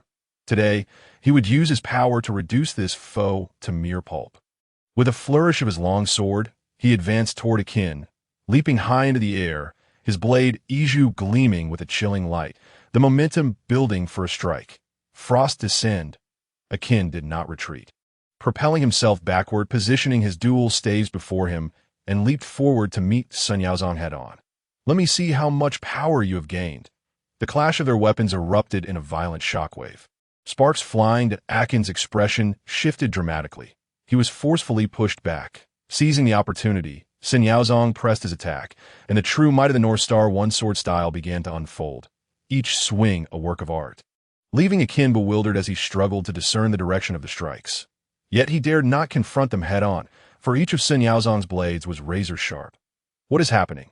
Sun Yaozong seems to have transformed. Dasky remarked, her eyes wide with astonishment. Perhaps he has had an epiphany, Crawley suggested ambiguously. Akin utilized the Navy's 6 styles to evade swiftly, yet Sun Yaozong's strikes accelerated, becoming a dizzying flurry that sent shivers down Akin's spine. Damn it, this guy has gone mad. How could he not? To gain the strength to defeat you, I have sold my soul to the devil. Sun Yaozong shrieked in desperation, his sword taking on an almost surreal angle, carving through the air as it lunged toward Akin. Sakura, Dance of the Gods. His swordplay blossomed like cherry blossoms in the void, creating mesmerizing patterns that entranced even Sun Yaozong himself. It was the first time he had unleashed this technique. Swoosh! Akin's clothing shredded, revealing his gaunt torso, marked with deep gashes. His speed was inadequate, allowing Sun Yaozong to seize the moment. Crawley, your subordinate is nearing his limit, Smoker remarked, igniting a cigar. Although he held a poor opinion of his former pirate, he still regarded him as a friend's subordinate. Crawley waved dismissively, chuckling, Akin's strength exceeds what you perceive. With a flicker of thought, Crawley activated his abilities once more. A voice reverberated in Akin's mind. Bestow. Temporary loan. Power surged from every fiber of his being, amplifying his strength by over a third. It was more than sufficient. He shot Crawley a glance filled with silent resentment. Is this self-directed drama really amusing? Yet he understood what Crawley desired. Sun Yaozong's sword. Akin discarded his left staff, wielding only the right, his expression turning grave. With a sudden movement, he propelled himself into the air. Whoosh! With astonishing speed, he raised his right staff, aiming it at Sun Yaozong. Explode! The iron ball atop the staff glowed ominously red. Sun Yaozong, emboldened by his newfound confidence, paid little heed, raising Iju to block what he assumed would be an easily deflected strike. Yet, to his astonishment, the force behind Akin's blow had surged tremendously, sending his long sword careening aside. Crack! The last thing he saw was an iron ball. Sun Yaozong's head burst open like a watermelon, and he fell lifeless, feeling a surge of power flood into him. Crawley smiled with satisfaction. His joy stemmed not solely from his own gains, but also from Akin's triumph. Akin had just executed the final technique of the 1,000-pound sword style. It appeared this young man was quite adept at pilfering skills. Dasky covered her mouth and turned away. Having served in the Navy for so long, she could not bear to witness such a scene. Akin silently handed Iju to Crawley, saying nothing. Smoker, however, cast a glance his way, offering a subtle nod of approval. You performed admirably. The battle between Akin and Sun Yaozong had drawn a crowd from Rogetown. But now they dispersed in haste, not solely due to the gruesome sight of Sun Yaozong's corpse, but because something far more captivating was unfolding elsewhere. Pirates have ascended the execution platform. A voice boomed from the crowd. Rogetown's execution platform was singular, the very same that had once executed the pirate king, Roger. Dark clouds gathered overhead, heralding a tempest. The four followed the throngs to the site of Roger's execution, where 2 figures stood. A boy donning a straw hat was being trampled underfoot by a clown, a blade poised at his throat. That Luffy and Buggy. Crawley pondered amidst the crowd, contemplating the ominous clouds above. Buggy, with a menacing grin, taunted Straw Hat. Your end is nigh. Do you have any final words? Luffy pouted momentarily, then raised his head defiantly, proclaiming, I am the man who will become the Pirate King. The crowd erupted in astonished murmurs. Reminiscent of the scene when the Pirate King, Roger, had met his fate, Buggy's lips curled in disdain. Even at this juncture, Luffy dared to utter such audacious words that he raised his sword high, declaring, Then perish. Just then, Zoro and Sanji arrived late to the scene, but it was too late. Confronted with impending death, Luffy smiled brightly. Sorry, everyone, but it seems I'm about to die. He was actually smiling. Smoker muttered to himself. Crawley, too, smirked, gazing at the darkened sky. Would that individual allow their child to perish here? As Buggy raised his sword high, a flash of light ignited within the stormy clouds. With a resounding crash, a colossal bolt of lightning descended from the heavens, striking the execution platform directly.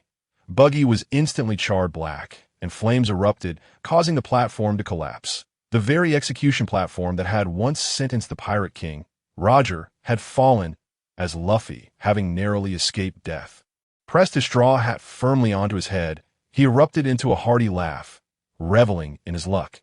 The rain began to pour, and the wind started to stir gently. Smoker waved his hand, having previously orchestrated the scene. He had intended for the Marines to fire upon all pirates present the moment the Straw Hat Boy was executed. However, to his astonishment, the Straw Hat Boy had managed to evade his fate in such a manner. What a twist of fortune! Yet he could not allow the Straw Hat Boy to venture towards the Grand Line. With a decisive gesture, all Marines in Lowtown emerged from the shadows, encircling Luffy and his companions. Meanwhile, Crocodile and Akin stepped aside, opting not to partake in the capture. Perhaps adhering to Smoker's wishes to focus on their respective duties, Crocodile mused. Smoker did not immediately charge at Luffy. Instead, he approached Crocodile, inquiring earnestly, "Have you ever witnessed a pirate laughing on the execution platform?" "Indeed, just a moment ago," Crocodile replied, somewhat foolishly. Upon hearing this, Smoker's expression grew increasingly grave as he exclaimed, "Stop feigning ignorance. When Pirate King Roger was executed, he too laughed. The Straw Hat Boy bears an uncanny resemblance to that very smile." "That does not necessarily imply anything," Crocodile retorted, retracting his smile. However, due to the torrential downpour, the explosives rigged on the Straw Hat Boy's ship had all become ineffective. Observing the wind's direction, it seemed the weather favored the Straw Hat Boy's course. Was this merely coincidence? It almost felt as though fate was conspiring to keep him alive. Smoker, at that moment, resembled a superstitious oracle. His childhood experience of witnessing Pirate King Roger's execution had rendered him particularly sensitive to such occurrences. Well, perhaps he simply has a fortunate father. Crocodile inadvertently spoke the truth. Smoker, momentarily at a loss for words, contemplated the absurdity of it all. Rather than dwell on such thoughts, he should pursue the Straw Hat Boy. They had already breached the encirclement, and if they delayed any longer, they would all board the ship. After all, he was Smoker, the White Hunter. He observed the trio of protagonists fleeing with determination and mused. In a hushed tone, in this world, would Luffy find it so easy to become the Pirate King? Perhaps he could, for he was a Marine and bore no ambitions for the throne of the Pirate King. As the storm intensified, Smoker's countenance grew more serious. This was his territory. The White Gale. With a swift motion, he transformed his arms, releasing a thick cloud of white smoke that enveloped Buggy and his crew, who were still trapped within the Marines' encirclement.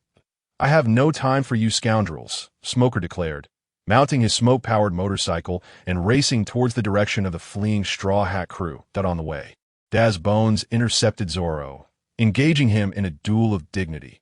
Meanwhile, Smoker, utilizing the speed of his motorcycle and his familiarity with the terrain, positioned himself ahead of the Straw Hat crew, blocking their escape at the port. Luffy instructed Sanji to depart first and prepared for a one-on-one confrontation with Smoker. However, due to Smoker's Logia fruit powers, Luffy quickly found himself overpowered and pinned to the ground. Observing Luffy's struggle, Smoker shook his head, realizing that he had overestimated this individual by comparing him to Pirate King Roger to a bounty of 30 million. Perhaps his time had run out. With a sigh, Smoker placed his hand behind his back, ready to draw the sea stone handcuffs for the final blow. That's so. One can never be too certain, came a voice from behind, as another hand seized his 10 hands, halting his movements. Turning his head, Smoker beheld a man clad in a dark green cloak, his face marked with crimson streaks, grinning at him. A cold sweat broke out on Smoker's forehead. "Revolutionary, dragon, the government has long sought your head. And yet you dare to show your face. The world's most infamous criminal appearing in the weakest of seas." Smoker could hardly fathom the reason. Dragon cast a glance at Luffy, still pinned beneath Smoker, and chuckled, "The world awaits our answer." Suddenly, a fierce wind swept through the streets, transforming into a violent hurricane, hurling both Smoker and Luffy into the air. In an instant, all structures, except for the houses, were obliterated, including the cannon stationed at the port.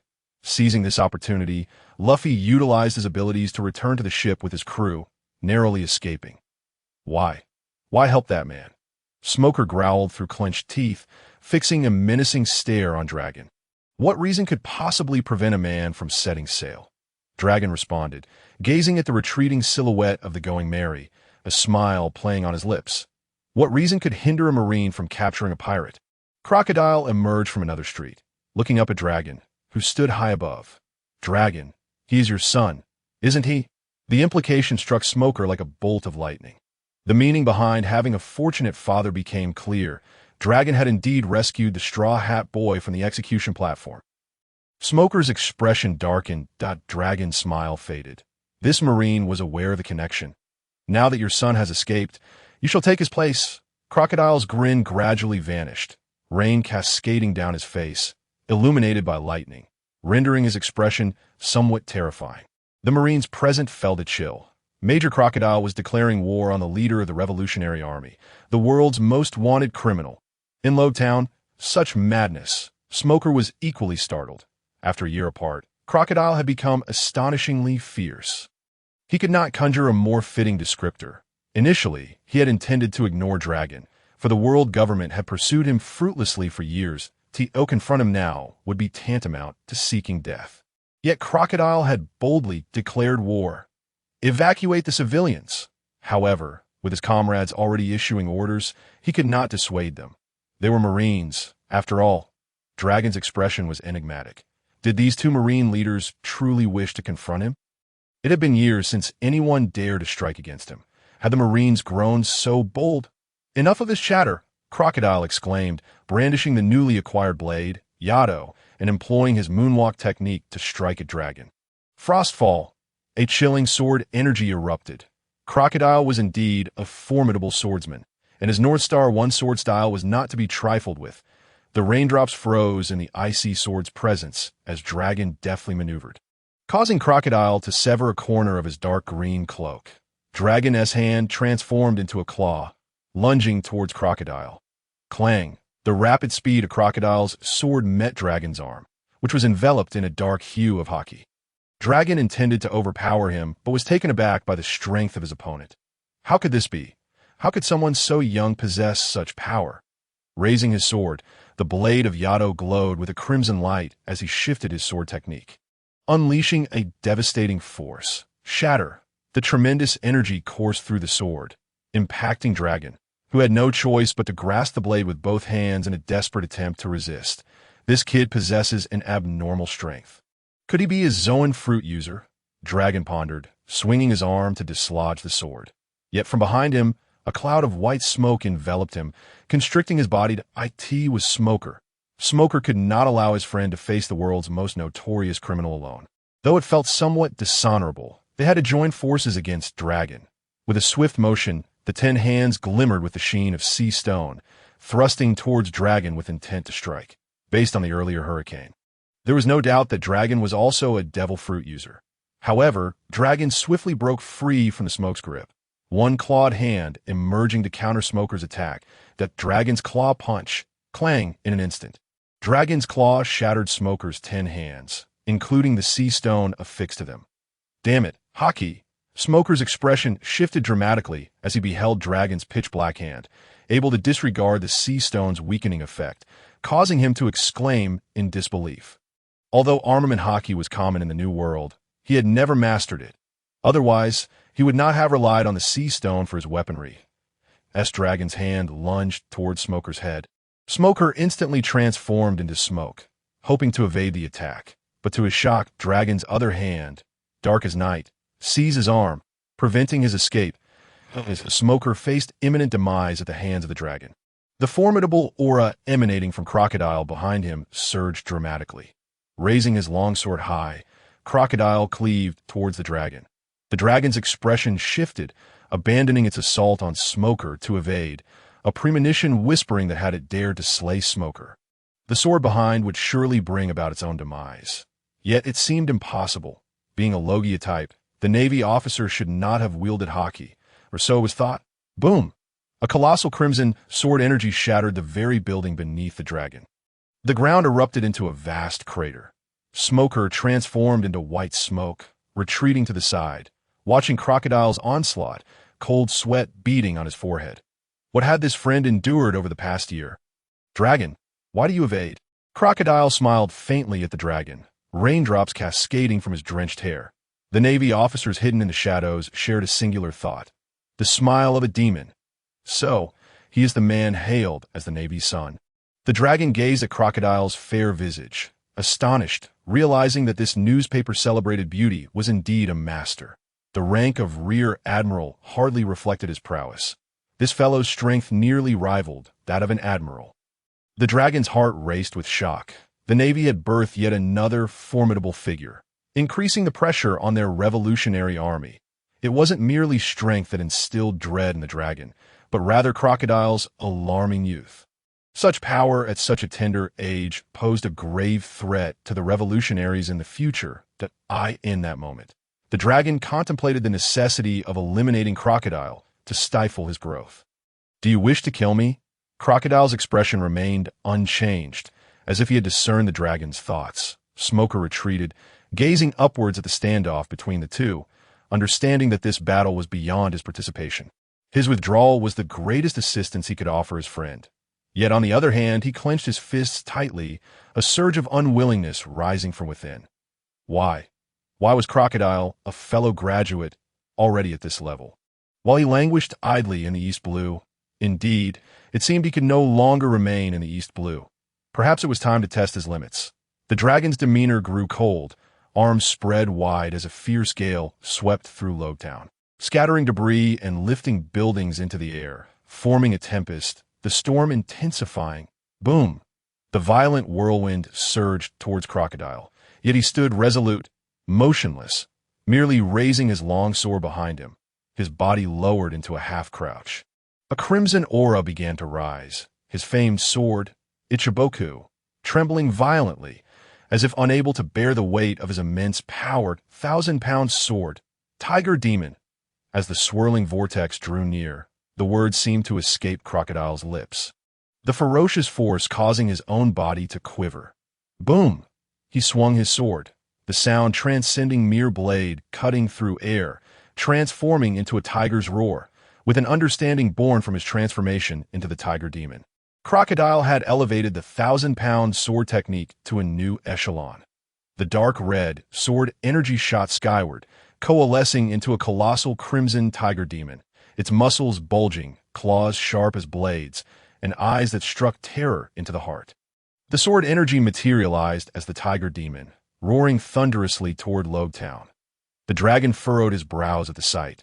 The swordplay was beyond his expectations. He swung his arms once more, amplifying his powers.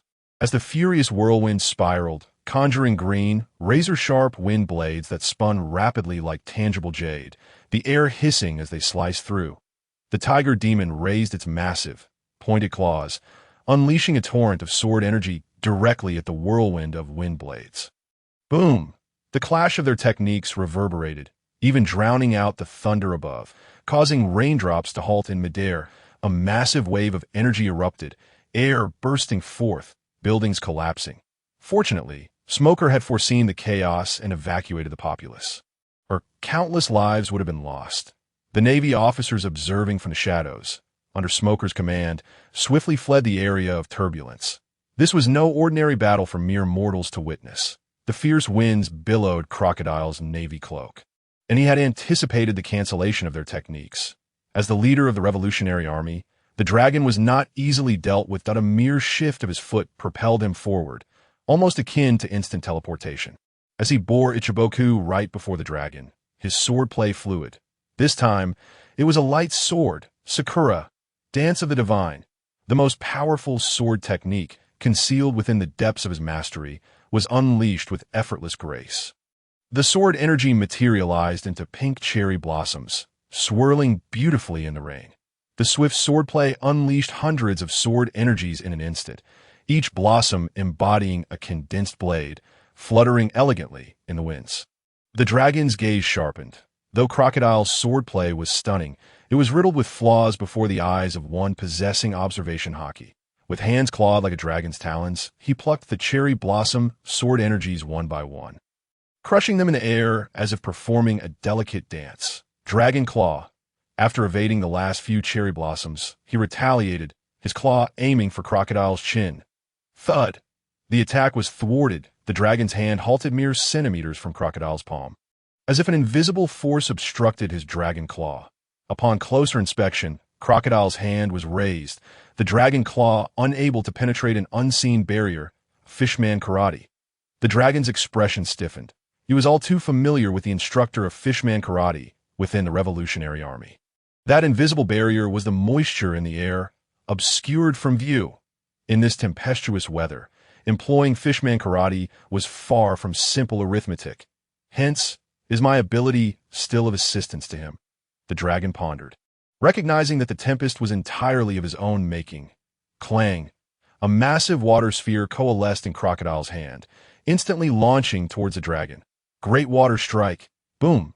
The water sphere pierced through the dragon's form. Boom! The dragon transformed into an intangible wind, dispersing into the air, reconstituting several meters away from Crocodile. He was the Logia-type wind fruit user. The dragon's gaze toward Crocodile grew increasingly grave. The prowess of this young man, dubbed the Navy's son, was utterly inscrutable. How old was he, yet possessed such an arsenal of techniques, two entirely distinct sword styles. Coupled with this Fishman karate, Crocodile's mastery of Fishman karate was on par with that of their Revolutionary's own instructor. Crocodile bore a look of regret. His haki had only recently awakened and could not yet be imbued into the water sphere, hence it passed harmlessly through the dragon's form. Haki was a finite resource, and he dared not expend it recklessly. Should he deplete it prematurely, he would no longer pose a threat to the dragon, but he needed to wield his haki with precision to strike directly at the dragon. With his abilities now unveiled, the dragon ceased to conceal his true strength, revealing the formidable force of the world's most wanted criminal, who could rival the speed of the wind. Crocodile, still unskilled in observation haki, could not perceive the dragon's wind form, and even if he could, he would be unable to keep pace with such velocity. Boom! Crocodile was struck by a dragon claw punch, crashing into a building. He coughed blood, forcing himself to rise. His attire lay tattered, his body marred with wounds, all courtesy of the dragon's wind blades. Were it not for the physical enhancements from the tiger demon transformation, he would have succumbed to such injuries. Meanwhile, Smoker, still observing from a distance, transformed into smoke and rushed over, supporting him with a worried expression, asking Crocodile, "Can you still hold on?" At the same time, he remained vigilant, glancing warily at the dragon concealed beneath the dark green cloak, ready to intervene should the dragon strike lethally. If his friend were to perish before his eyes, he would find no reason to continue living. "Rear Admiral, indeed, I once harbored intentions of killing you, but I no longer wish to pursue that. This era is one of exceptional talent. Must I extinguish them all in their cradles? Our mission is to overthrow the world and start anew. We must cultivate a spirit of tolerance." The dragon gazed solemnly at the bloodied crocodile. Hearing these words, Smoker exhaled a sigh of relief, his perception of the dragon shifting considerably. However, Crocodile suddenly chuckled, pushing away Smoker's support, and fixing his gaze earnestly upon the dragon. "Oh, you think I've lost?" The dragon met his eyes, withholding judgment. "Smoker, step aside. I have a trump card."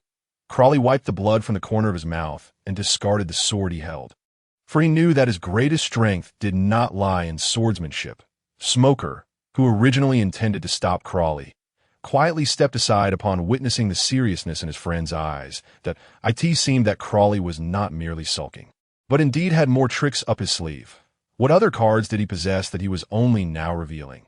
Dragon shook his head as he observed Crawley. He acknowledged that this Navy officer was a genius, yet ultimately too youthful. Reaching this level was likely his limit. Crawley's age, he himself had barely achieved half of that power. Crawley pressed his lips tightly together, but a series of low growls emanated from deep within his throat. With a crack, the Navy uniform that clung to Crawley burst apart, while the sound of cracking bones echoed from within him. Muscles, a dark hue intertwined with crimson stripes, surged forth, his hands transforming into massive tiger paws. Sharp claws protruding, glinting with a chilling light. Crawley's height exceeded 3 meters, and his beastly eyes radiated an enthralling glow. Transforming into the tiger demon, was this truly a Zoan-type devil fruit? Dragon's expression shifted as he beheld the monstrous transformation. Smoker, too, was taken aback. realizing that his friend was also a devil fruit user, having concealed it until now. But what kind of animal was this? A tiger. It appeared somewhat different. Roar. The tiger demon let out a deafening roar, sending shockwaves through the air, causing even the atmosphere to tremble slightly. With a powerful leap, Crawley left a deep crater in his wake as he swung his massive paw towards Dragon. He paid no heed to the jade-like wind blades swirling around Dragon. For in his tiger demon form, he possessed tough skin, remarkable recovery, and diminished pain perception, akin to an awakened Zoan user, fearless and ready to engage. Tiger Demon Claw, combining the ferocity of the Navy's 6 forms with a powerful strike. Crawley aimed at Dragon. With the intent to test the power of the blow, Dragon rooted himself in place, extending his right hand like a claw to meet Crawley's attack. Dragon Claw. Boom! The clash of their powerful strikes caused the air between them to rupture. Releasing a painful groan, Dragon exerted every ounce of strength, yet was still pushed back several meters by the surging force of Crawley, leaving deep imprints on the stone ground. To his astonishment, red marks appeared on his hand. Crawley's Tiger Demon Claw had barely pierced through his Busashoka hockey armor, leaving shallow wounds. What kind of Zoan fruit could this be? Was it a mythical Zoan? A thought arose in Dragon's mind. He could no longer afford to meet force with force. As a wind mage, he had no need to engage in physical combat with Crawley. Given that Crawley had not demonstrated the use of Kinbunchika hockey earlier and had been caught off guard by his attack, he decided to try once more. Swish, Dragon transformed into an intangible wind, merging with the tempest around him, as jade wind blades entwined around his hands, gradually forming emerald claws. The wind blades cascaded down, leaving superficial wounds on Crawley's tiger demon skin. But he hardly had time to notice these attacks, for he could not discern Dragon's position. Wind Dragon Claw. The assault came from the side, and Dragon maintained a calm expression. Crawley, lacking Kinbunchika hockey, could not perceive Dragon's figure and could only passively become a target. Unexpectedly, Crawley seemed to anticipate his direction, launching a strike infused with crimson light from his Tiger Demon Claw. Tiger Demon Explosion. Boom! The wind element coalescing in Dragon's claw shattered, and he was sent hurtling backward, blood streaming from his nose. As he flew back, he transformed into wind, restoring his human form upon landing, wiping the blood from his nose and casting a dismayed glance at Crawley. How did this fellow foresee the direction of his attack? Crawley intended to offer a faint smile, but in his tiger demon form. The expression appeared rather fierce and menacing. That last strike had utilized the scant remainder of his Busashoka hockey, albeit a thin layer, yet sufficient to destroy Dragon's wind Dragon Claw and strike his true form. As for how he predicted the direction of the attack, it was due to the sound wave capabilities that accompanied the Tiger Demon. Being a Logia-type user, Dragon was immune to sound wave attacks, but the sound waves dispersed around him acted similarly to a lower-tier Kinbunchika hockey, allowing for significant perception. By deliberately taking on Dragon's wind blade attack, Crawley was waiting for the moment he could strike back. Kid, I no longer wish to fight. You receive my final blow, and we shall call it even. Dragon's cloak had been tattered in the earlier skirmish, and, at this moment, his head peeked out from beneath the hood, exposed to the pouring rain. Crawley nodded noncommittally and opened his tiger maw, preparing to receive this so-called final strike. Dragon stood atop the rooftop, arms outstretched, as the storm intensified, thunder rumbling ominously. In that moment, he seemed to embody the master of the weather, summoning forth a swirling tempest of emerald energy. Emerald, the very essence of condensed wind elements. Crawley's gaze grew serious as he widened his tiger mouth, voraciously absorbing the energy from the as Dragon waved his arms. A jade-green dragon emerged from the dark clouds, soaring amidst the lightning, as if reveling in the storm's fury. Boom! The lightning illuminated the entire sky. The tempest cleared the area, sending all nearby structures soaring into the distance. Wind Dragon. Dragon pointed skyward as he gestured. The emerald wind dragon hidden within the storm finally revealed itself, crackling with electricity, radiating brilliance. His abilities had evolved to the point of being able to summon lightning through the wind. The wind dragon roared, its voice sharp and slicing through the air as it charged toward the grounded Crawley. In turn, Crawley had also gathered sufficient energy, releasing a thunderous roar that shattered the rain and sent shockwaves throughout Rogue Town.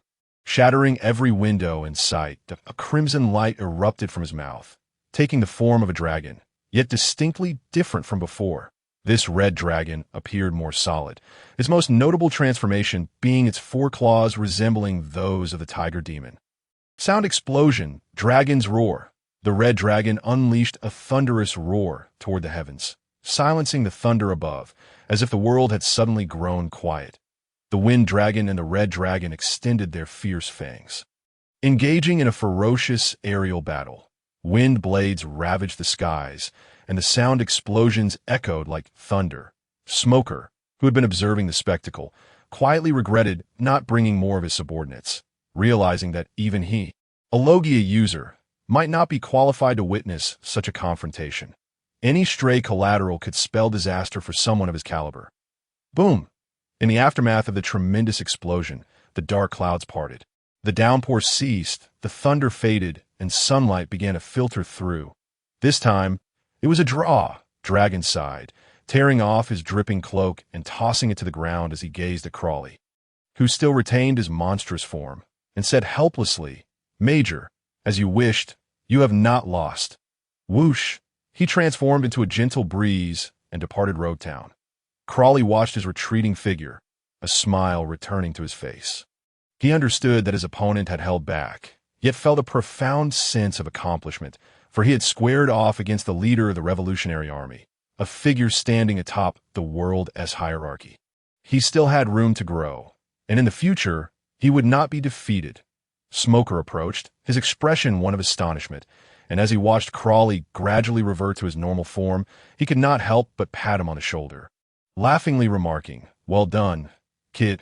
To his utter surprise, Smoker's strike sent Crocodile collapsing directly into his embrace, overwhelmed by excessive exertion, leaving him utterly drained. When Crocodile regained consciousness, it was already noon the following day. The recuperative powers bestowed upon him by the Tiger Demon were remarkably robust, ensuring that he would not remain in a stupor for 10 days or more. Upon awakening, he discovered that the one tending to him in the room was none other than Akin. Once a cold and aloof assassin, he had now assumed the role of a caretaker. Rising from the bed, Crocodile felt invigorated, realizing that engaging in a battle had been rather enjoyable, gazing out at the sunlight streaming through the window. He opened his attribute panel. Name: Crocodile Rommel Fruit. Paramecia type: Give Fruit, unawakened. Power level: 16,000 skills. 1. Intermediate Navy Swordsmanship. 2. Advanced 1,000-pound Sword Technique. 3. Intermediate North Star 1 Blade Style. 4. Advanced Navy 6 Styles. 5. Intermediate Weapon Mastery. 6. Advanced Fishman Karate. 7. Underwater Breathing. 8. Low-level Armament Hockey. 9. Tiger Demon Transformation with Soundwave Attack. Several skills had indeed ascended in rank, leading Crocodile to reflect in awe that in this world, combat was the most effective means of enhancing one's strength. Gurgle. His stomach grumbled, accompanied by sharp pangs. Having gone a day without food, this towering figure was thoroughly famished. He instructed Akin to retrieve his famed blade. Yitake, and together they exited the room, making their way to the streets of Lowtown. Lowtown, having recently endured a fierce battle, lay in ruins with half of its structures devastated. Smoker was still leading the Navy in repairs, and the official narrative was that they had been combating a formidable pirate, cleverly concealing Crocodile's involvement. Feeling somewhat sheepish, Crocodile managed to scrounge a meal at the Navy base in Lowtown, afterwards offering to compensate the town with 2 hefty bars of gold from his own ship. "Are you fully recovered?" Smoker inquired, observing Crocodile, who had consumed every morsel on his plate. "About right. Give or take. There are no major issues," Crocodile replied, patting his chest. Most of his superficial injuries had healed, comparable to the recovery speed of an awakened Zoan-type user. Truly astonishing. "When did you consume the fruit? I recall you mentioning in school that you aimed to find a Logia-type fruit. Why did you end up with a Zoan?" Smoker's eyes twinkled with curiosity and confusion. Most would assume his Tiger Demon transformation was the ability of a Zoan-type devil fruit. I ate it 6 months ago. Logia fruits are exceedingly rare. I may do with this one, and I find it quite satisfactory. Crocodile chuckled lightly, feigning nonchalance that it was best to avoid frequent use of the tiger-demon transformation. It was simply too complex to explain. Next, are you set to embark on your secret mission? Indeed, remaining in the East Blue feels rather pointless. Don't you plan to leave? Crocodile nodded in agreement, glancing back at Smoker. Once Logtown is settled, I shall head to the Grand Line, Smoker declared, lighting a cigar and exhaling wisps of smoke that he intended to pursue the Straw Hat Boy. As that audacious individual who had laughed on the execution stand had left a profound impression on him, especially since he had managed to enter the Grand Line from his ranks. Crocodile and Smoker continued their conversation about training before he departed Lowtown aboard his warship with akin. Setting sail for the Grand Line, he waved back at Smoker from the port, hoping that his presence would somehow facilitate a unique enhancement to Smoker's strength, preventing him from becoming a future disgrace of a Logia user. Major, which direction shall we proceed? A sailor eagerly inquired as their warship smoothly traversed the Red Line to the Grand Line. Let us set our course towards Alabasta. Crocodile squinted his eyes, contemplating that by now, the Straw Hat crew had likely encountered Princess Vivi of Alabasta on their journey to liberate their nation. If that was the case, he would join in the excitement, completing his mission while observing whether Crocodile could withstand the temptations of the devil. The warship steadfastly sailed towards Alabasta, enduring moments of boredom. Crocodile could only train akin on the deck to satisfy his desire for strength. Report, Major, a ship approaches, a lookout shouted.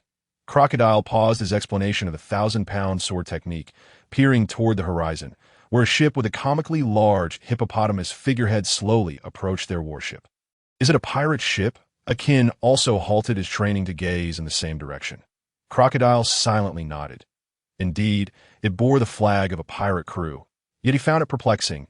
Were the pirates of the Grand Line so brazen as to directly confront the Navy? After all, this was a large warship, and he couldn't help but feel a sense of intrigue. Major, that's the White Iron Pirate crew.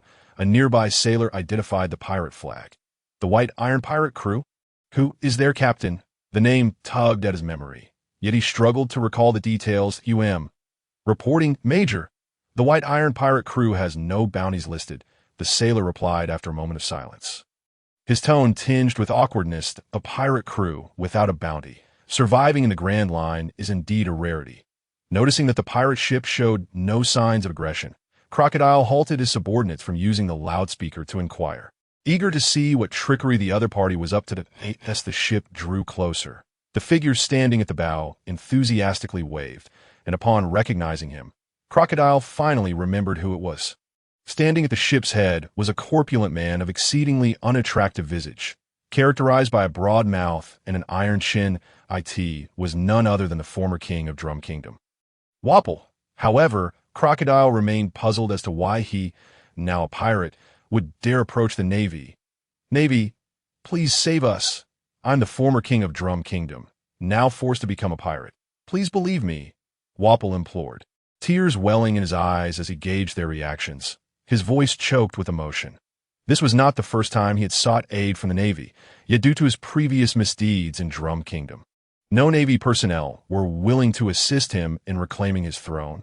Were it not for Crocodile's knowledge of the original storyline, he might have been swayed by Wapple's theatrics, just as he contemplated skewering the man with a sword. A bold idea struck him.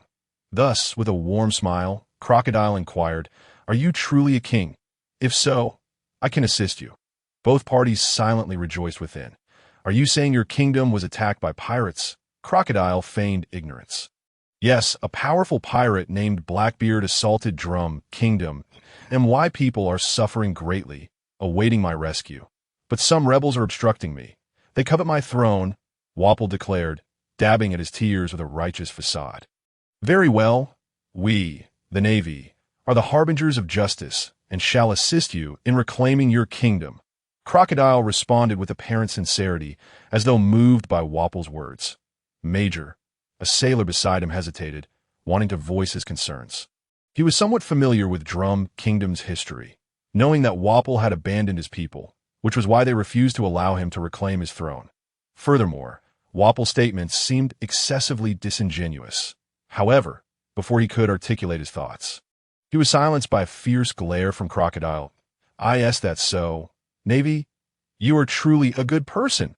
Let us hasten to Drum Kingdom, Wapol exclaimed, his face lighting up with joy, never expecting this Navy officer would be so easily deceived.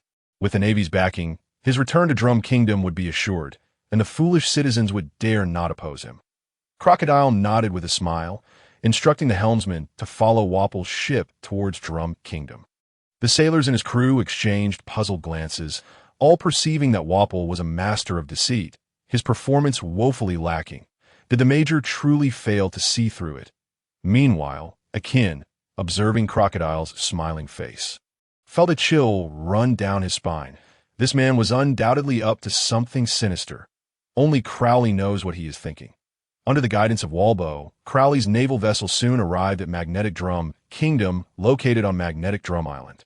As the island is a frigid winter isle, the Marines could hardly bear the cold and hastily donned thick clothing. Yet, Crowley remained clad in his thin naval uniform. The transformation brought about by his tiger demon form had rendered him almost abnormal, and he found a peculiar sense of comfort in the biting wind. Upon stepping onto the island alongside Walbo, they were met by a throng of people, among whom stood a tall man dressed in a green cotton coat.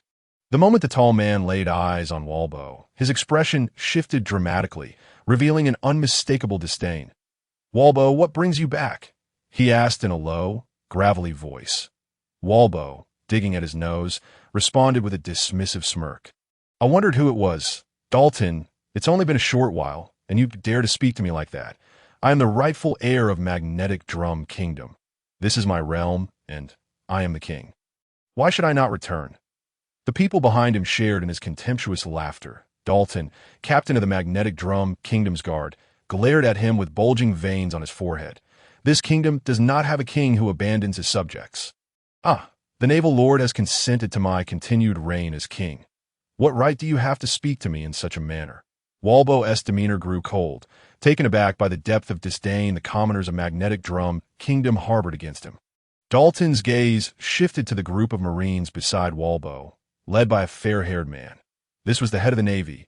Walbo had indeed entangled the Navy in his affairs. Was this his source of support? Surely, the Navy must be aware of what Walbo has done to this nation. Dalton glared furiously at the Marines, incredulous that such a tyrannical and brutal king could garner their backing. "I may not know the details, but it is a fact that Walbo is the rightful heir of this kingdom," Crowley interjected, displaying an unbothered smile. "Very well, how delightful." The Navy and Walbo conspired together. Dalton's fury ignited at Crowley's words, his wrath boiling over. The Marines behind Crowley furrowed their brows, puzzled by their commander's unusual demeanor. Clenching his fists, Dalton pondered his options. What could he do? The Navy had allied with Walbo, plunging their kingdom back into darkness. He could not allow this. He absolutely forbade such treachery. He desired Walbo's death. Dalton's eyes burned with rage. "Dalton, do you yearn for power? Do you wish to protect your country and its people? Will Walbo once again don the crown and enact his cruel dominion? Think of Shiraluk. Think of the slaughtered innocents. Do you wish to kill him? As long as he breathes, this cycle will continue to you crave the strength to end his life? If you offer your soul to me, I shall grant you that power." The seductive voice echoed within his mind, assaulting his senses. His eyes widened. Who is speaking? Dalton looked around and noticed the golden-haired Marine subtly winking at him. That it was indeed the voice of this Navy man. He could grant me power, allow me to kill Walbo. A tempest of thoughts swirled within Dalton. Yet he wondered why he could not confront Walbo directly. Why must he act through another's hand?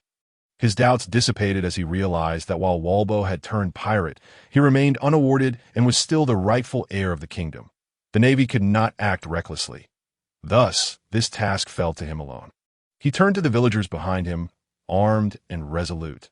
They were so innocent, and he could not allow them to fall under Walbo's rule again.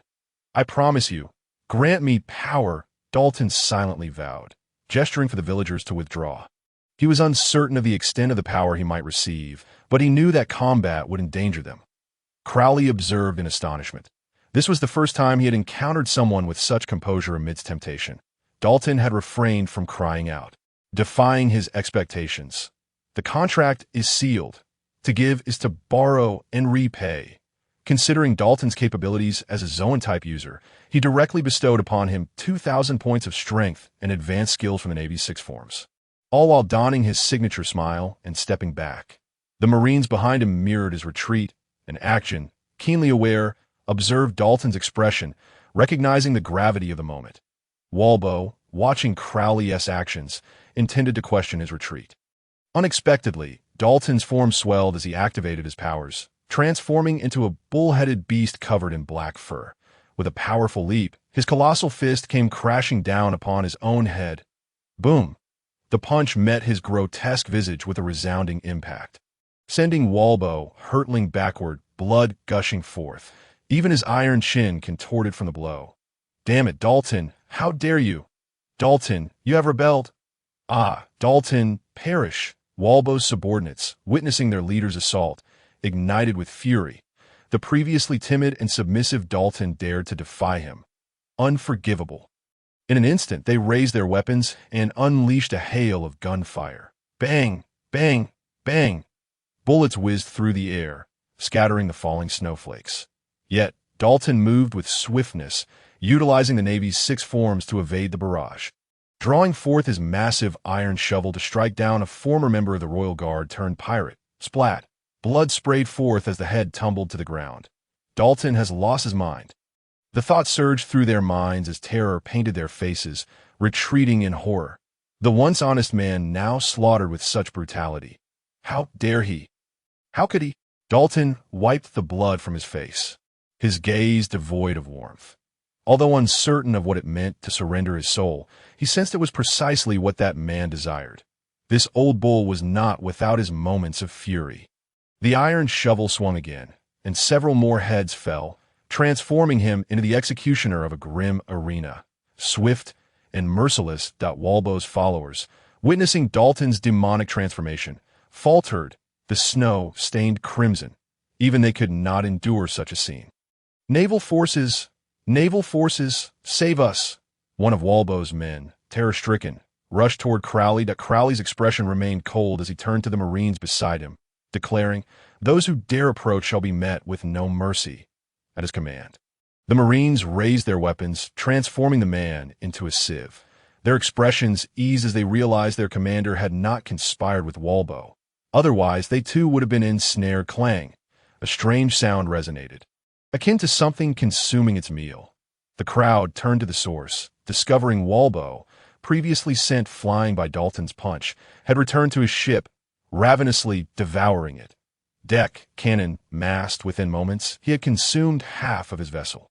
A ship? No need. Now that I have reached Magnetic Drum Kingdom, as long as I eliminate the rebels, I can reclaim my throne, and when the time comes, I can have as many ships as I desire. Walbo's eyes glowed with madness. However, while he indulged, Dalton had already used his colossal shovel to eliminate Walbo's entire crew, staining the snow with blood. Even the crimson splatters on the shovel solidified into red ice. Refusing to melt, smash, Walbo finally consumed the entirety of the ship, returning to the island, gazing at the sea of severed heads, momentarily stunned, his eyes betraying fear. Could Dalton truly commit such atrocities? No. Was this even something a human could do? Even after consuming an entire ship, in his most formidable form, the cold, blood-soaked expression of Dalton instilled dread within him. Dalton, you are finished. Yet, Walbo gritted his teeth, seething as he shouted, but as he noticed Dalton's unsteady stance, Walbo recoiled, crouching low, transforming. From the ground emerged a steel warship, the size of a hippopotamus, adorned with an array of weaponry, resembling a metallic porcupine. This was the manifestation of his devil fruit, the munch fruit, a power coveted even by Blackbeard. Yet Walbo's execution of it was utterly lacking. From within the iron hull, his voice emerged, "Dalton, die!" Bullets and shells erupted forth, transforming into a veritable storm of metal that scattered in every direction. Bang, bang, bang! Dalton stood motionless, merely closing his eyes, fortified by the defensive prowess of his Nyo fruit combined with the Navy's 6-style iron block. Think that bullets and shells could pierce through this defense was a naive assumption. Who dared to claim that iron was useless? Step forward. This was a power bestowed by the devil, who said it could not withstand the charge of 1,000 troops. The bullet struck Dalton's body with no effect, clanging like iron against iron before falling to the ground, while the shells detonated against him, the gunpowder unable to inflict harm, and the shrapnel failing to rend his skin. "Valpo, your abilities are ineffective." "How could this be?" he shouted in disbelief beneath the steel warship. "Nothing is impossible, Valpo." With a swift movement, Dalton almost teleported to his side, raising a colossal iron shovel and bringing it down heavily. Clang! Instantly, gun barrels and cannon tubes shattered, scattering across the ground. With another swing, another strike, another shovel blow, Dalton systematically dismantled Valpo's transformed steel porcupine, leaving behind only a bare, comical silhouette of a warship. Valpo, trembling within the remnants of the ship, cursed under his breath, realizing that the dreaded Dalton truly intended to kill him. How dare he? He was the king of the magnetic drum kingdom. What should he do? He was about to perish. He felt a surge of unwillingness. "Valpo, I can grant you power. Give it to me, quickly." Before Crawley could finish, Valpo cried out frantically, leaving Crawley at a loss for words. It was the first time he had encountered someone interrupting him. Was this not slightly embarrassing? "But you must offer your soul." All right, I will give it. I'm about to die. Save me. Grant me power." Valpo had evidently lost his sanity. The contract is established, power granted, but there's a debt to be repaid. Crawley felt somewhat taken aback. It was the first time someone had agreed before he even began his temptation. It seemed that in the face of life and death, a mere straw to cling to was enough for one to grasp desperately. Such is human nature. Hearing Valpo's voice beneath the steel warship, Dalton's expression turned peculiar as he cast a glance at Crawley beside him. What did this mean? He had also granted Valpo power. Did he not wish for Dalton to eliminate Valpo? Or did he have an ulterior motive? Boom! A surge of power erupted from within Valpo, and the steel warship was instantly shattered from the inside as he rose.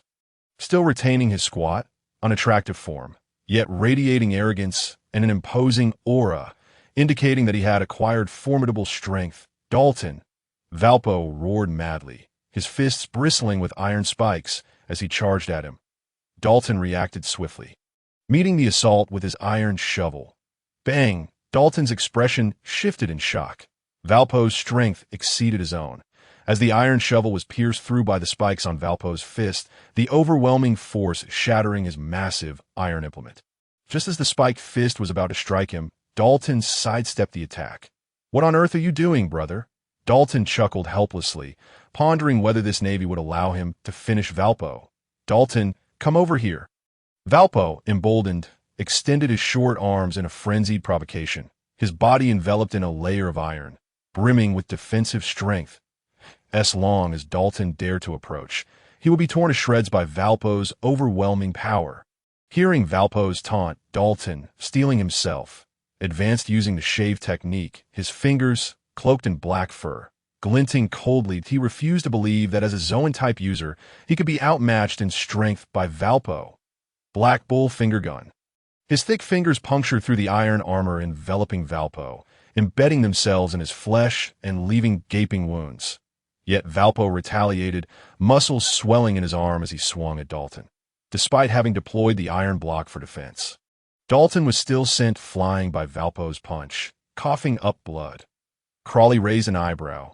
Surprised by Valpo's formidable physique, he had assumed that a power level of 3,000 would be too much for Mabear. Yet he had withstood it completely, unleashing his full potential, and a wonder Blackbeard coveted this fruit. Nevertheless, it was impressive that Valpo had managed to escape Blackbeard's pursuit. Dalton rose from the snow, observing Crawley's furrowed brow in silence.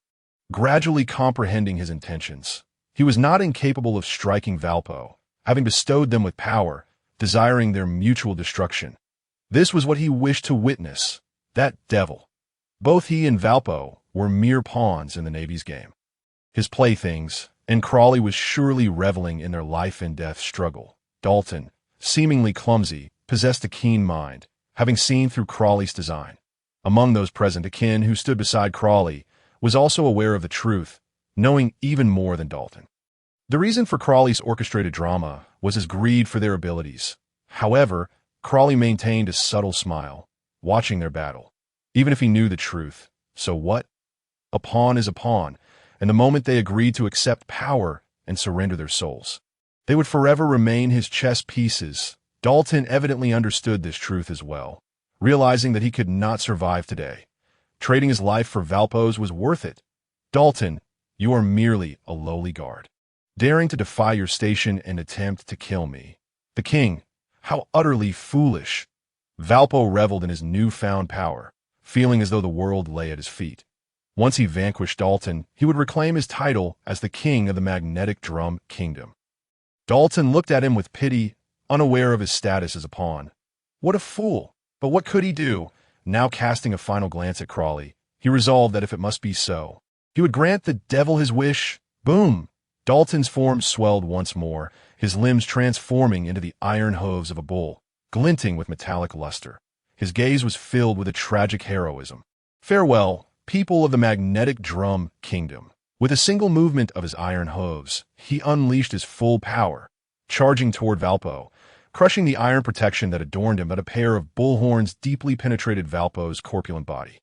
Fat and blood spewing forth, while Valpo's spiked fists aimed for Dalton's temple. Bang! They collapsed to the ground in an embrace of demise. Captain Dalton of the Magnetic Drum Kingdom's guard and former King Valpo met their end together. Villagers emerged from the shadows, tears brimming in their eyes as they separated the two, without casting a glance at Valpo, carrying Dalton back to the village. He was their hero. The Magnetic Drum Kingdom would never again suffer under tyranny. As Crawley felt the two souls merge within him, his heart remained remarkably calm. A soothing sensation radiating from within, he showed no change in expression, pondering Dalton's final, tragic gaze, slowly contemplating whether he had gone too far. Akin, have I erred? He led the Navy back to the warship, standing at the stern, gazing at the snow-covered magnetic drum island, posing the question to Akin beside him. There is no right or wrong in this world. You have fulfilled his wish. Akin, devoid of the emotional weight that Crawley bore, had once been a pirate and witnessed the world's harsh realities. His heart had long since grown numbed to him. Crawley's orchestrated affair was far from evil. Crawley nodded, the familiar text reappearing before him. Would you like to proceed with skill fusion? He looked at the skills of transforming into a bull and devouring, his mind stirring as he selected yes. His body began to heat up.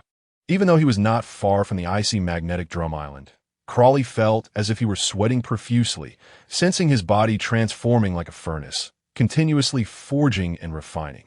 Fusion complete. As he observed the increasingly extravagant attributes displayed on his panel, Crawley revealed a genuine smile. Just as he had envisioned, the fusion of two devil fruit abilities had bestowed upon him yet another transformation, beast transformation. The prowess of the tiger beast transformation was already formidable. How could the bull beast transformation be any less? His anticipation grew as he gazed at that particular skill. A burning desire to experiment with it surged within him. Shall we proceed to Alabasta? Major, the navigator inquired. No. We shall head to the little garden. Crawley replied with a smirk. If he were to seek test subjects, the giants would be the ideal choice. Additionally, he might even glean the secrets of their ultimate technique. The Elbaf speared. It is worth noting that the art of stealing techniques is not solely the domain of Akin. He glanced at Akin with a subtle expression, prompting a shiver to run down Akin's spine. Driven by the instinct to engage his superior in conversation, Akin curiously asked, have you mastered the hippo's ability yet? Akin had garnered a fair understanding of Crawley's powers, nearly grasping the essence of it. The hippo he referred to was indeed Walpo. No. Crawley waved his hand, taking the left cane from Akin. He produced a handkerchief and, employing fishman karate, condensed the moisture from the air, managing to dampen the cloth. With the moist handkerchief, Crawley meticulously cleaned the cane. Akin, still in a state of confusion, struggled to comprehend Crawley's intentions. Yet in the next moment, clarity struck him. Crawley slowly brought the clean cane to his mouth. And although Akin reached out to stop him, it was too late. With a crunch, Crawley bit into the cane as effortlessly as one would bite into a cucumber. Crawley savored the flavor while chewing, relishing the newfound ability to consume anything. Despite the cane being cleaned, its interior still bore a strong metallic taste, leaving him to wonder if blood had permeated its essence. however, with the capacity to devour all. He dismissed any concerns regarding pathogens compromising his health. Akin, in a state of shock, realized that this was the weapon he had wielded for 3 to 4 years, now being devoured by Crawley. Witnessing Crawley's expression of sheer enjoyment, Akin felt an overwhelming urge to slap himself. What was he thinking, asking such questions and ultimately losing his weapon? Once Crawley finished consuming the entire cane, he infused his hands with a layer of iron, a near-perfect replication of Walpo's devouring fruit ability. As his thoughts shifted, the iron morphed into sharp spikes. Withdrawing his power, he gazed out at the horizon, recognizing that this was a novel skill, a fresh beginning. Once he familiarized himself with all his capabilities, he intended to strategize for the new world, setting his sights beyond just the Straw Hat crew. In the central area of Little Garden, 2 giants lay bound on the ground, ensnared by solidified white waxy liquid. One giant had already succumbed to unconsciousness, while the other struggled fiercely, his eyes blazing with rage. Beside them stood a cake-like structure made of the same waxy substance, atop which 3 individuals were ensnared. Above them, a white disk laden with burning candles rotated, releasing wisps of candle mist that cascaded down upon the trio, enveloping them layer by layer. Stop struggling. My wax solidifies to a hardness comparable to steel. I have secured your victory in this century-long battle for glory. What could be better? What dignity? What fight? Only single-celled organisms indulge in such games, cackled the man with a hairstyle resembling the number 3, standing before the giant in torment. The giant remained silent, yet his reddened eyes betrayed the fury boiling within. What did this man know of the spirit of Elbaf? Why must he perish at the hands of such a wretch? Hey, old man, shall we take them down together? One of the 3 entangled individuals was none other than Zoro, who unsheathed his sword to strike at his own feet. He refused to await death passively. Rather than succumb, he would sever his own feet and eliminate these scoundrels. The man with the 3-shaped hair was Mr. 3, an agent of the Baroque works, flanked by 2 other agents. Upon witnessing Zoro's drastic action, Mr. Point 3 erupted into laughter, incredulous that someone would resort to self-mutilation to battle him. How utterly ludicrous. Foolish child, do you think empty bravado will change your fate? You are but fish on a chopping block, ripe for slaughter. His taunts were interrupted by a languid voice as a golden-haired Marine emerged from the thicket, leading a contingent of soldiers. What a large gathering of criminals, assassins and pirates alike. I consider myself fortunate. The golden-haired Marine wore a faint smile. The Marines, it's the Marines, Mr. 5 the Bomb Guy exclaimed, his expression shifting dramatically. Point one of the 3 individuals atop the wax cake. Nami also gasped softly. It's him. That terrifying Marine, Crawley, who once brutalized the rats of Cocoa Village, remains vividly etched in my memory. With a resigned gesture, Crawley spread his hands. Initially, he had the opportunity to entice the enraged giant with an offer of power, but he found himself temporarily unneeding of strength. Moreover, he had other matters to attend to concerning the giants, so he refrained from utilizing his abilities. Now, he had no choice but to save them himself, which could also yield a favorable impression. This Marine is incredibly handsome. Mr. 3's partner, the painter girl Miss Golden Week, felt a blush rise to her cheeks. This man's visage aligned perfectly with her aesthetic. He was the epitome of masculinity, her ideal. Internally, she felt as if a small deer were galloping wildly within her. Will you surrender or fight to the bitter end? Crawley inquired nonchalantly. He harbored no ill intentions toward the Baroque Works agents and had no desire to provoke Crocodile. Yet, even if he chose to remain uninvolved, the Straw Hats would inevitably intervene. Since they had crossed paths, he deemed it fitting to entertain the little ones. Marine, do not underestimate us. Mr. 3 furrowed his brow, transforming his hands into the white waxy liquid and flinging it toward Crawley. Swish, Akin, wielding the remaining cane, prepared to intercept, but Crawley halted him with a single hand, casting a glance that conveyed a clear message. Do not interfere with my game. Why isn't he dodging? Nami and Miss Golden Week gasped in astonishment as they observed Crawley standing still. Waxy shackles. Mr. 3 shouted with excitement as the white waxy liquid ensnared Crawley. You think this can restrain me? Crawley furrowed his brow. examining the peculiar rectangular wax shackles around his limbs. Why wax solidifies to a hardness comparable to steel. Can't you see the giant beside you? Mr. 3 boasted triumphantly. Ah, yes, that's so. Crawley smiled once more, exerting slight pressure, causing the so-called steel-like wax to shatter into fragments that fell to the ground. With a mere flick of his feet, he effortlessly broke free. The wax shackles were as malleable as soft wax upon him. Mr. Point 3 stared in disbelief, his mouth agape and his eyes glazed over. How is this possible? Mr. 3, your abilities have regressed. Watch closely. Mr. 5 jeered, extending his hand to launch a projectile at Crawley. A snot bomb. Exploding snot. He is indeed the wielder of the exploding fruit, with every part of his body resembling a bomb. The smile on Crocodile's face gradually faded. After all, even a normal person would feel discontented if struck by a booger. With a swift motion, he evaded the disgusting projectile and, brandishing his renowned sword, rushed to Mr. 5's side, delivering a decisive slash. Slicing through, crack! Blood gushed forth as a head soared into the sky. How is this fellow still like this? Nami, trapped within a candle cake, shut her eyes to avoid witnessing the gruesome sight of the headless corpse. Such swift swordsmanship! Zoro's eyes sparkled. He had barely caught a glimpse of the Navy man's instantaneous strike. And the booger man met a deserved end. You dare to slay my partner, cried the airborne beauty agent, Miss Valentine's Day, who wielded the powers of the paramecia-type kilo fruit, allowing her to control her weight freely. Currently, she had reduced her weight to the point where she could soar with the aid of an umbrella. Not jest. Do agents of the assassin group fear death? Crocodile retorted coldly, still recovering from Mr. 5's booger assault. One must always be prepared. If one can kill as an assassin, one must also be ready to be killed. 100,000 kilograms, Miss Valentine's Day shouted angrily as she stowed her umbrella. Her weight surged dramatically, plummeting her from the sky, with Crocodile directly beneath her. Crocodile looked up, only to discover something unusual. Green. How ridiculous! Knowing her power allows her to soar, yet still donning such a wrapped skirt.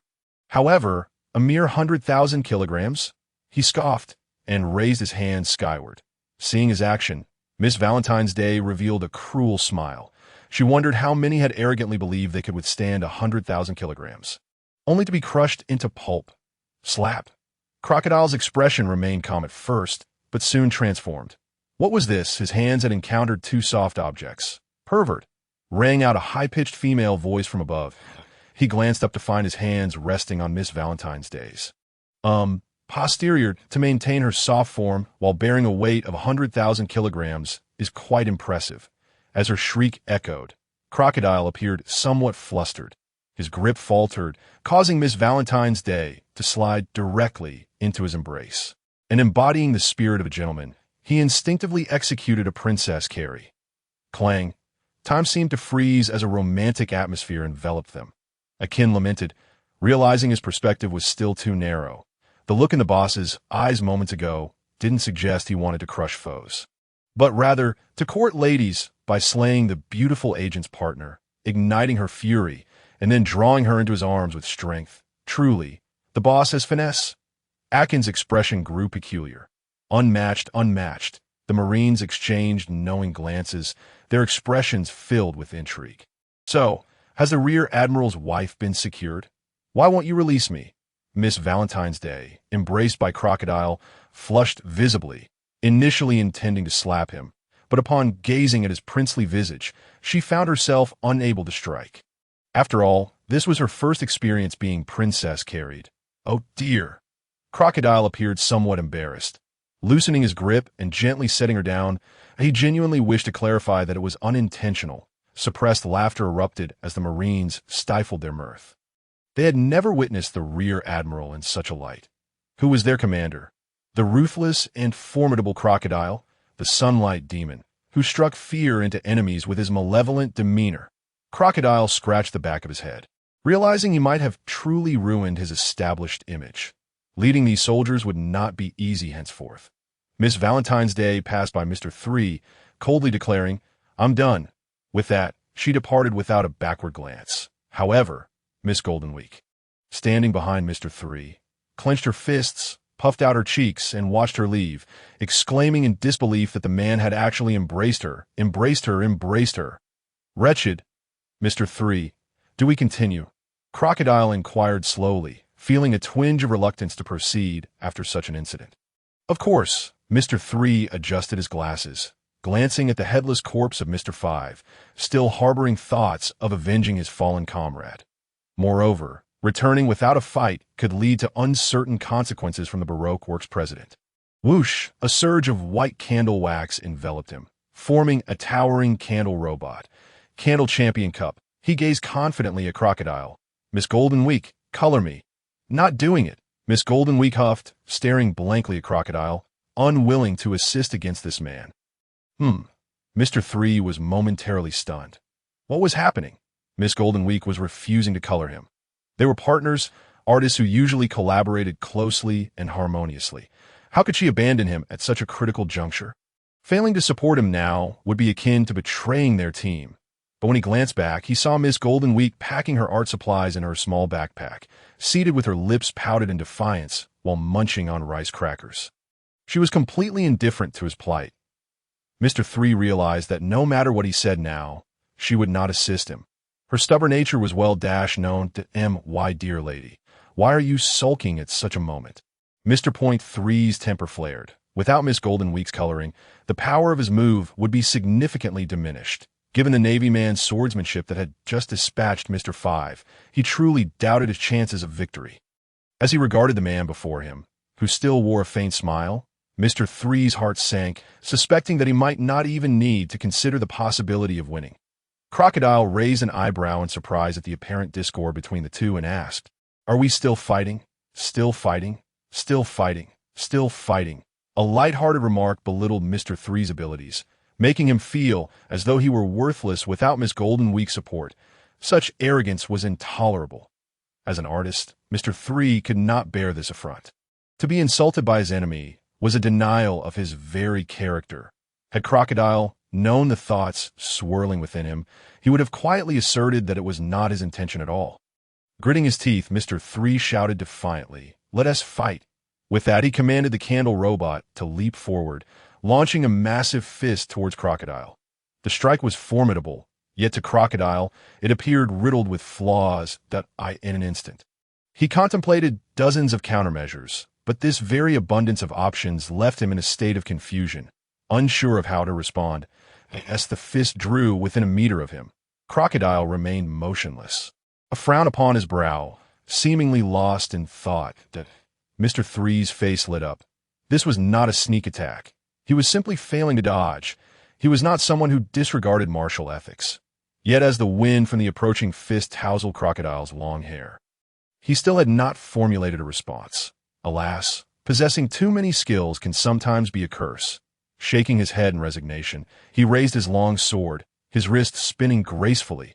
The blade danced in his grip like a deft sculptor's tool, swiftly slicing through the thick layers of white candle gauntlets encasing Mr. 3's hands, akin to falling snowflakes. However, it must be noted that these candles possessed a hardness rivaling steel.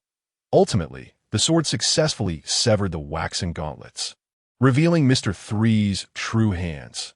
Yet he leaned forward, seemingly intent on striking Crocodile even without his candle armor. Crack! Crocodile deftly flicked his sword, the immense force propelling Mr. 3 away.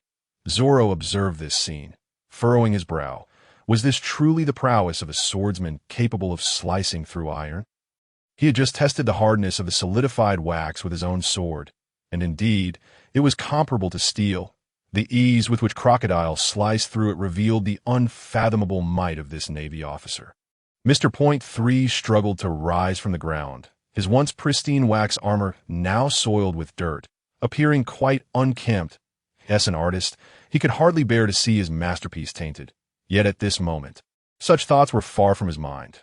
The cold sweat soaking his back, enveloped by the wax, was a testament to the terror of his foe's swordsmanship.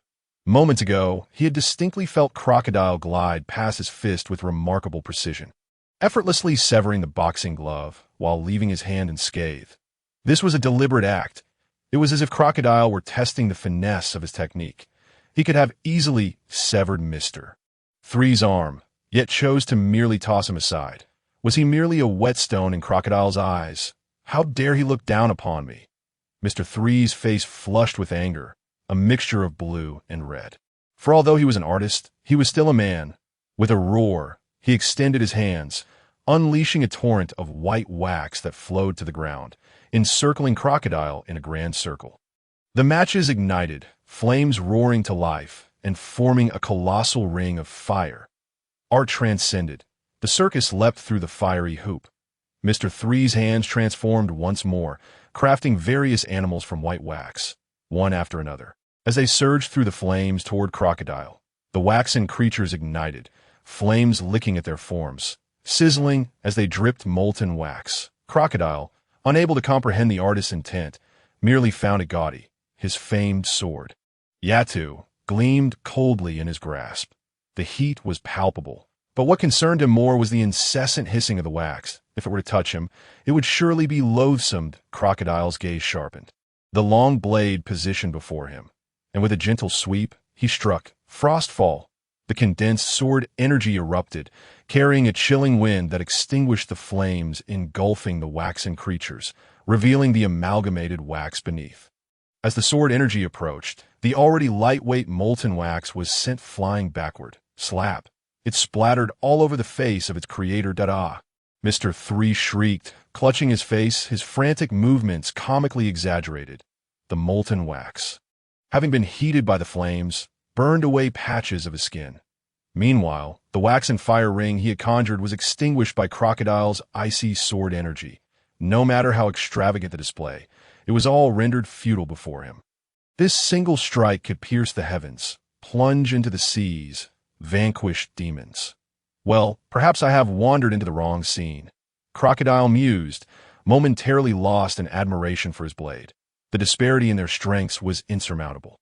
They were not even on the same level that Mr. Three, now looking disheveled, felt the pangs of retreat. An artist seeks, not trouble, and this Navy officer was far too formidable. He was now certain of his impending defeat. Mr. Five had not perished in vain. Moreover, he realized his earlier assumption had been misguided. Crocodile had never regarded him as a mere sharpening stone. It was merely a fleeting whim. He lacked even the status to serve as a whetstone. Mr.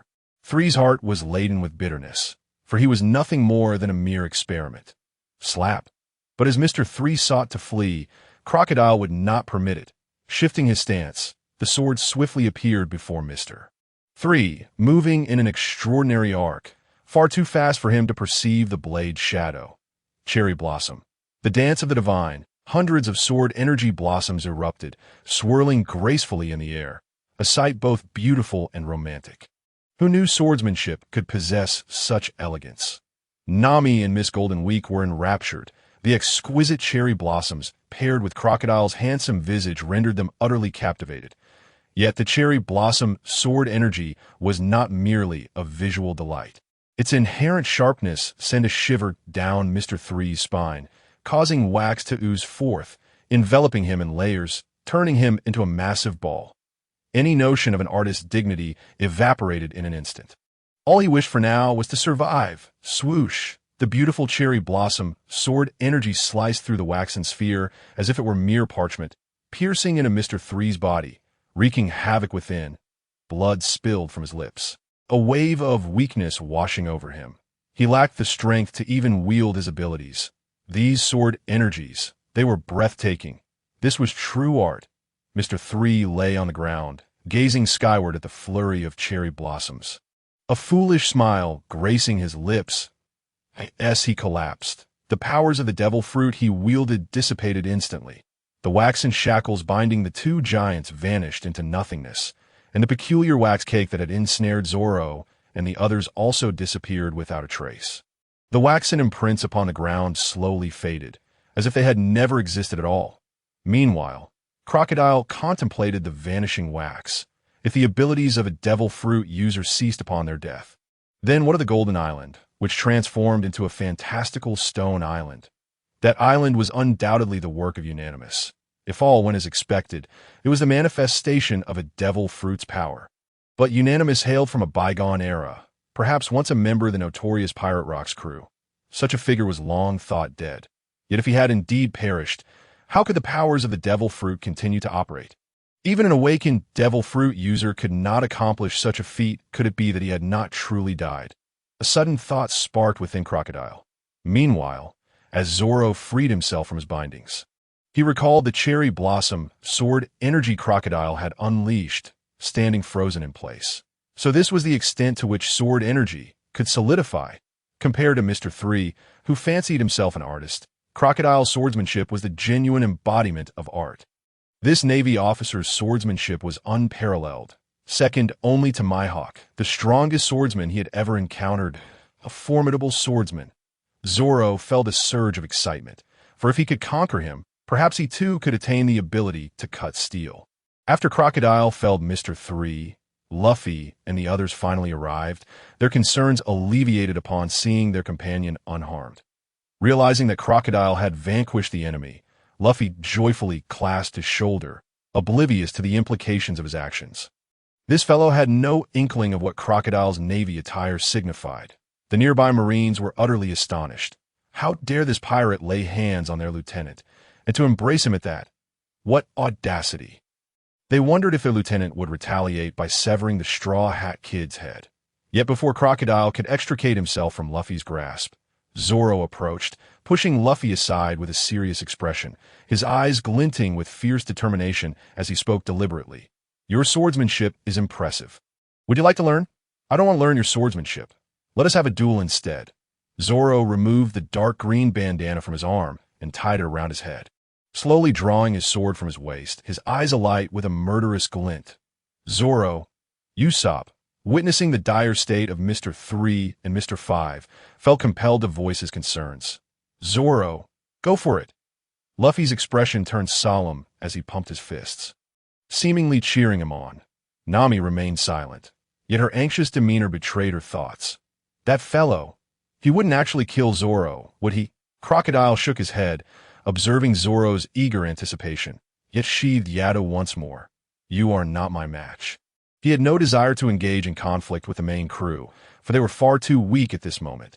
Luffy could barely manage his second and third forms. What could these individuals possibly do against him?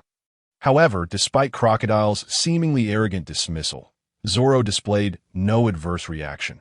He was fully aware of his inferiority. If he did not challenge those stronger than himself, how could he ever grow stronger? Strength is forged through battle. Gazing into Zoro's determined eyes, Crocodile sighed, and, with a resigned wave to the Marines, called out, "Akin, Akin," cane in hand, stepped forward with an expression of exasperation. His boss always used him as a shield, never considering him for anything favorable.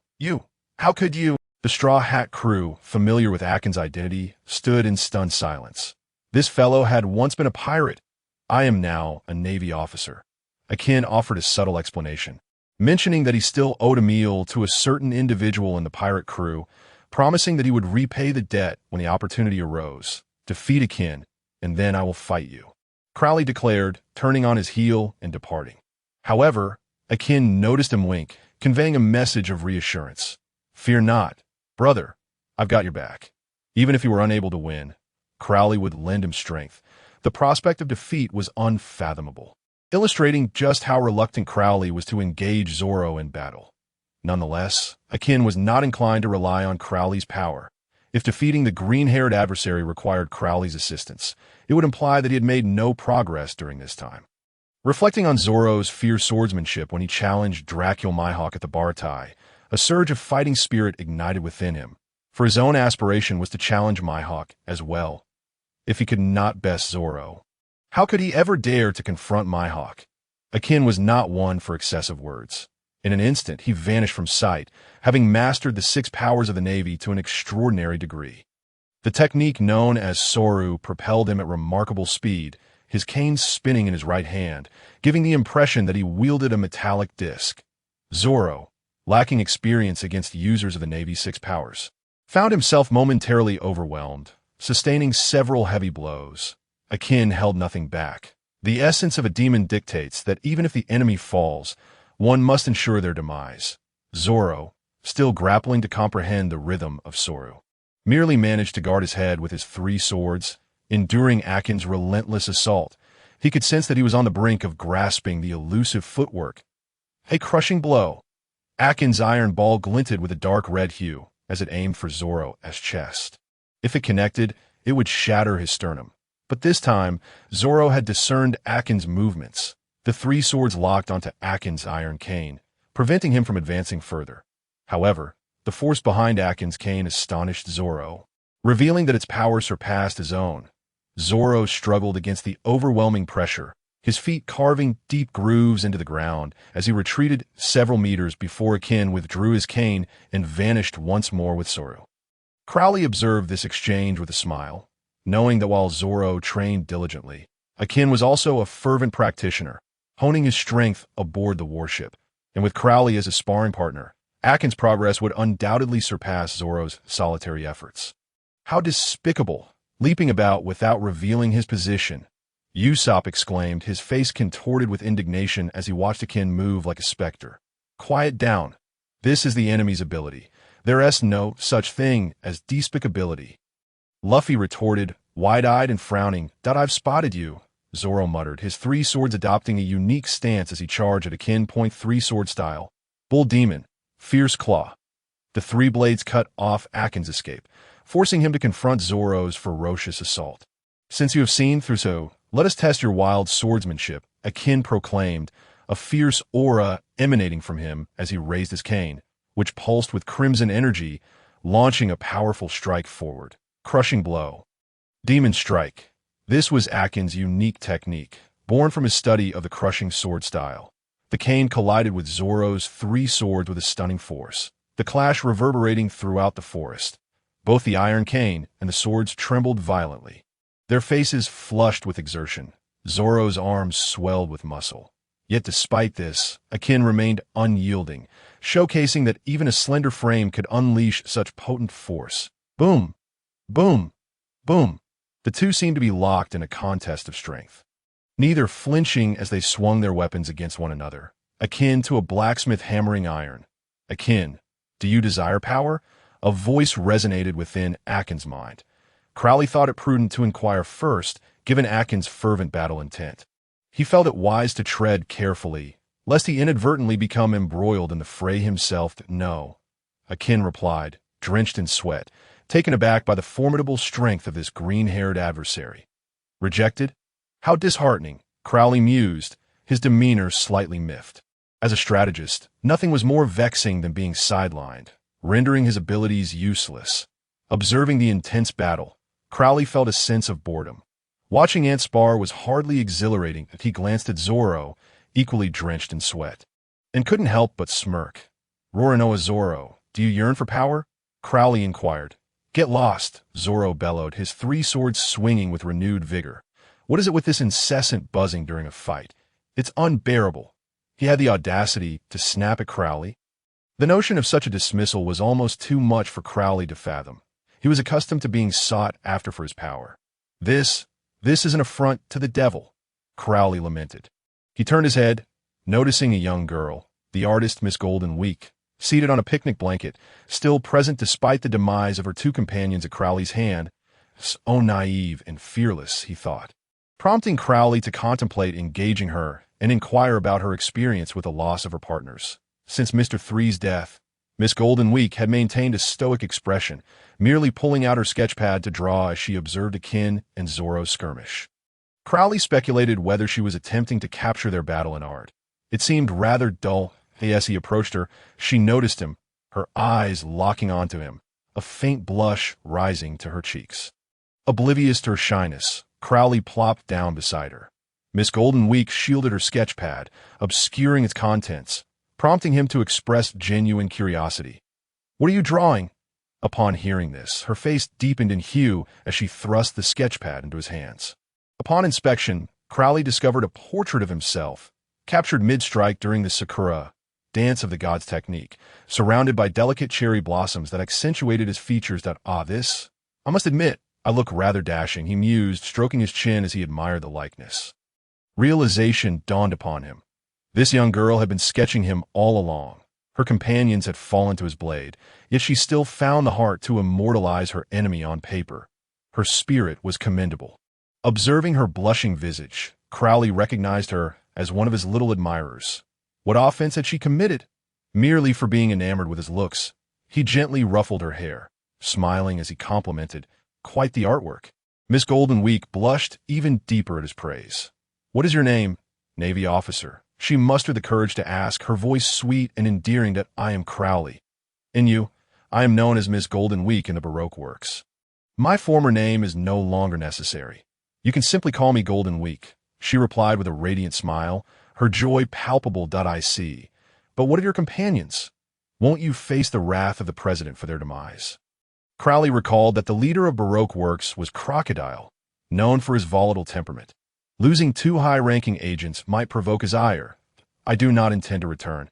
I have grown weary of being an assassin. It is no longer enjoyable," Golden Week stated, her large eyes blinking innocently. "Not want to be an assassin? Then what do you wish to be?"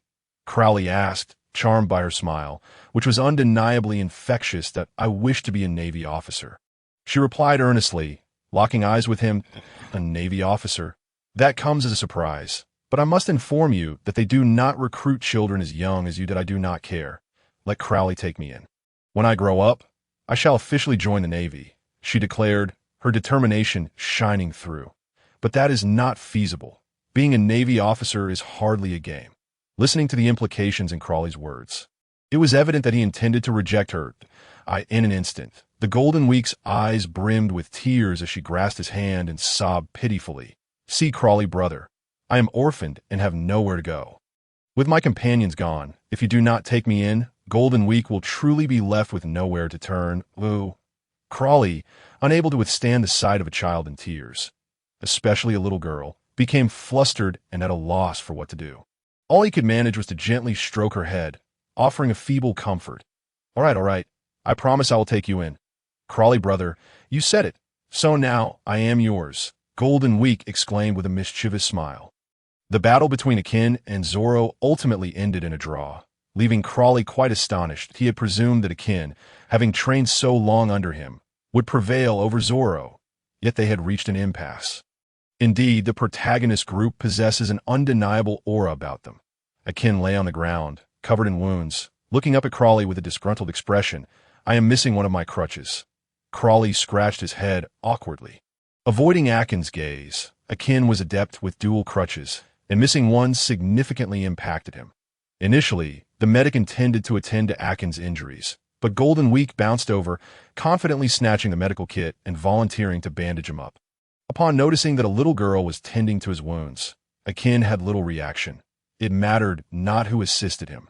As he was preoccupied with contemplating his own inadequacies, he pondered whether he would have triumphed had he possessed both crutches. "Akin, do you know what Crowley brother likes?" Golden Week suddenly leaned in close, whispering conspiratorially. Akin slightly smirked. "Akin, Crowley brother, the difference is quite significant. Our captain not only subdued that gravity user, but also came away with a little one. Captain truly knows how to play." However, upon hearing Golden Week's question, he furrowed his brow in serious thought, realizing that he had never truly observed what the captain enjoyed. Typically, Crowley lounged on the deck basking in the sun, occasionally fishing when boredom struck. What was that term again? A salted fish? Yes, that was it. Our captain is indeed a salted fish. But wait, Akin recalled another expression that occasionally graced Crowley's face beyond his signature sunny smile. One of wickedness. Clearing his throat, he stated earnestly, "He enjoys being a devil." Crowley only displayed that sinister grin when he was luring others, yet Akin believed that it was an authentic smile, one that revealed true joy only in the act of temptation. Yes, indeed. Suddenly, Akin felt quite clever, having discerned Crowley-esque character so thoroughly. "What are you two discussing?" Crowley inquired, tilting his head in curiosity. "Crowley brother, he said he'd like to be." Golden Week innocently began to repeat Akin's words. But the wounded Akin immediately sat up, covering her mouth to prevent her from finishing. "In nothing. Nothing at all." Akin chuckled brightly. Such matters were best kept private, for if Crowley heard, it would not bode well for him.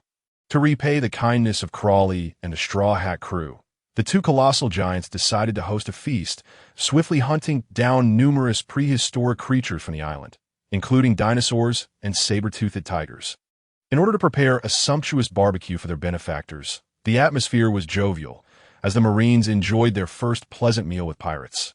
After all, their captain had no objections, and they relished the experience.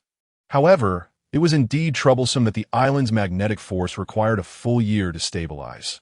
"What a hassle," Zoro remarked, his body wrapped in bandages. "Indeed, what shall we do?" Nami sighed, patting Vivi, who sat beside her. If the magnetic force could not be properly stored, they would be unable to journey to Alabasta. The two giants felt equally helpless. They wished to assist, but this was beyond their capabilities. "Have you seen Sanji? That guy has been missing since the beginning," Usopp suddenly exclaimed. And no sooner had he spoken than Sanji emerged from the nearby woods, a cigarette in his mouth. Akin cast him a fleeting glance. Reflecting on how times had changed, Sanji recounted the events that transpired within Mr. Three's wax cabin and, to the astonishment of all, produced a permanent pointer to Alabasta from his pocket. "Now, we have a way out." The Straw Hat crew nearly leaped for joy, with Vivi quickly enveloping Sanji in a warm embrace as their meal drew to a close. Time was of the essence. Vivi's kingdom was in peril, and they must hasten their departure. The Straw Hats explained their reasons and turned to board their ship, ready to leave the island. "Our friend's ship is about to sail. We cannot ignore it. There's a monster lurking in the Western Sea." "Giant," Dory murmured. "Dory, how is your injury?" Giant Broggy inquired. "It's nothing. I will survive. This sword and that axe are nearing the end of their lives." Dory lifted his great sword, gazing at it thoughtfully. "This axe has been with me for over a century. I hesitate to part with it. However, for their sake, I would not mind losing it." Broggy chuckled, raising his own massive axe. Crawley, overhearing their conversation, could not help but smile knowingly. Rising to his feet, he addressed them. "Let us make a wager. I will confront the monster you speak of, and if I succeed, you shall preserve your weapons that I, in return, I hope you will teach me the ultimate skills of Elbaf." The two giants exchanged shocked glances. While they acknowledged Crawley's earlier display of strength, the sheer size of the monster made victory seem unlikely for someone as diminutive as him. Although Crawley was a Marine, the knowledge of their bounties bore no effect on him, and given the life he saved, it was reasonable to impart the skills of Elbaf, provided he could learn them, for the Elbaf spear was no simple skill to master. Observing their expressions, Crawley chuckled. "It seems you too doubt me. Very well. Let us wager." He strode toward the western coast, where the Straw Hat ship awaited its departure. The two giants followed closely, eager to discover whether their benefactor was merely boasting or possessed true prowess. To journey to the next island, one must traverse the western coast, which is impossible to bypass. In recent years, few have managed to reach the next island, for a monster has emerged in the Western Sea. Advance straight ahead. No matter what happens, do not alter your course. Press forward, the two giants proclaimed loudly. Crawley unsheathed his long sword, raising it as he fixed his gaze upon the merry-go. Suddenly, enormous waves crashed before them, revealing a colossal fish head. This was a massive red goldfish, the very monster that the giants had spoken of, the island eater. It consumed islands, its size so immense that a single tooth rivaled that of the merry-go. Before it, the two giants appeared as mere children. "What is that?" "A goldfish," the naive Luffy asked, bewildered. "A gigantic goldfish." Usopp trembled uncontrollably. "Damn it, how could such a creature exist?" Sanji struggled to keep his cigarette steady. Nami and Vivi clung to each other, weeping profusely, fearing they might meet their demise in the jaws of the monstrous island eater. Meanwhile, Zoro, leaning against the mast, noticed Crawley raising his sword atop the island and couldn't help but wonder what he intended to do. Crawley shouted, "Straw Hat crew, press straight ahead. Do not change direction." Otherwise, he feared they might be cut down along with their ship. This guy could be true. Zoro's forehead glistened with cold sweat. The two giants exchanged furtive glances behind Crawley. Could he truly handle this? The dark crimson aura of the sword surged forth, and even before Crowley had swung his blade, a series of thunderous tiger roars emanated from him. The renowned sword. Eiju trembled violently, its green bamboo patterns transforming into a deep red hue. From a distance, Crowley appeared to grasp a red bamboo staff. With a low growl, he slowly swung his longsword downward, the motion deliberate and unhurried. Yet the immense force seemed capable of flattening the very air itself. 1,000-pound sword. Tiger demon. Roar. The colossal roar of the tiger reverberated deafeningly as a massive dark red sword aura ascended to the heavens, coalescing in midair into a gargantuan tiger demon. Muscles bulging, its sharp claws sliced through the air, producing a hissing sound as if air were leaking. The tiger demon leapt into the sky, charging straight for the fish island goldfish. The tiger devoured the fish, its maw gaping wide. The tiger demon opened its enormous jaws, lunging at the fish island goldfish, tearing into it with ferocity. With a swift motion, the tiger demon cleaved the fish from its head, blood gushing forth, causing a torrential rain of crimson to fall from the sky. Zoro gaped in shock. This sword aura was wild and ferocious, a stark contrast to Crowley's earlier exquisite artistry and swordsmanship. He wielded two distinct sword styles. No wonder they said he had no chance of winning. The disparity between them was more profound than he had imagined, and a sense of defeat rose within him. He was still far from that Navy officer, let alone the likes of Mihawk. Zoro clenched his fists. The two giants locked eyes once more, both recognizing the astonishment reflected in each other's gaze. Such prowess, capable of a single, lethal strike. Why would they even need to inquire about Elbaf's spear? The might of Crowley's technique was already comparable to the legendary Elbaf spear. They had even contemplated sacrificing their weapons to unleash the Elbaf spear, as the tremendous energy exerted a colossal burden on their arms. Ordinary weapons simply could not withstand it. The Going Merry successfully broke free, sailing far towards Alabasta. Crowley sheathed his sword, turned to the two giants, and with a smile, clasped his hands together, saying, "Gentlemen, I believe I have won our wager. I hope you will honor your promise."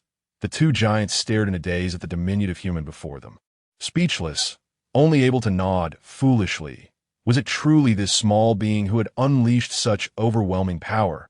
It was utterly unfathomable. "Before we teach you the Elbaf spear, we must ascertain just how great your strength truly is," the red-haired giant Broggy said, gazing at the seemingly insignificant Crowley with a sense of resignation. The sheer ferocity of Crowley's sword strike that had shattered the fish island goldfish had left them both shaken. If it came to a contest of strength, they might not necessarily prevail against this little fellow. Crowley nodded. A contest of strength with a giant was precisely what he had hoped for. The very reason he had chosen to come to this island, that a smirk crept across his face as he inquired, "Are we to use all our strength?" "Of course. Dongli is injured, so I shall compete with you." Broggy replied with his distinctive, hearty laugh. "Just you alone. I dare say that may not suffice to challenge me," Crowley retorted, shaking his head. Broggy was not offended by his words. Given Crowley's earlier performance, such confidence was only natural. Broggy knew he was not Crowley's match either, but how could a giant concede so easily? The spirit of the war god Elbaf was deeply ingrained in him. At the time Crowley was born, he had already made quite a name for himself on the seas. Enough talk. Let us begin. With Broggy's declaration, Crowley no longer hesitated. It was time to test the power of his newly acquired skill. And he felt a surge of excitement. The Marines settled nearby, eager to witness the spectacle. Akin also looked on with anticipation. Having observed Crowley, he wondered what benefits his captain had gained in the magnetic drum kingdom. At this rate, the captain would soon become the strongest in the world. Golden Week sat upright on the ground, quietly munching on Senbei. Crowley brother is going to compete in strength with a giant? How can such a handsome young man engage in such rough activities? She mused. "Come on." Broggy took a sturdy stance, focusing intently on Crowley.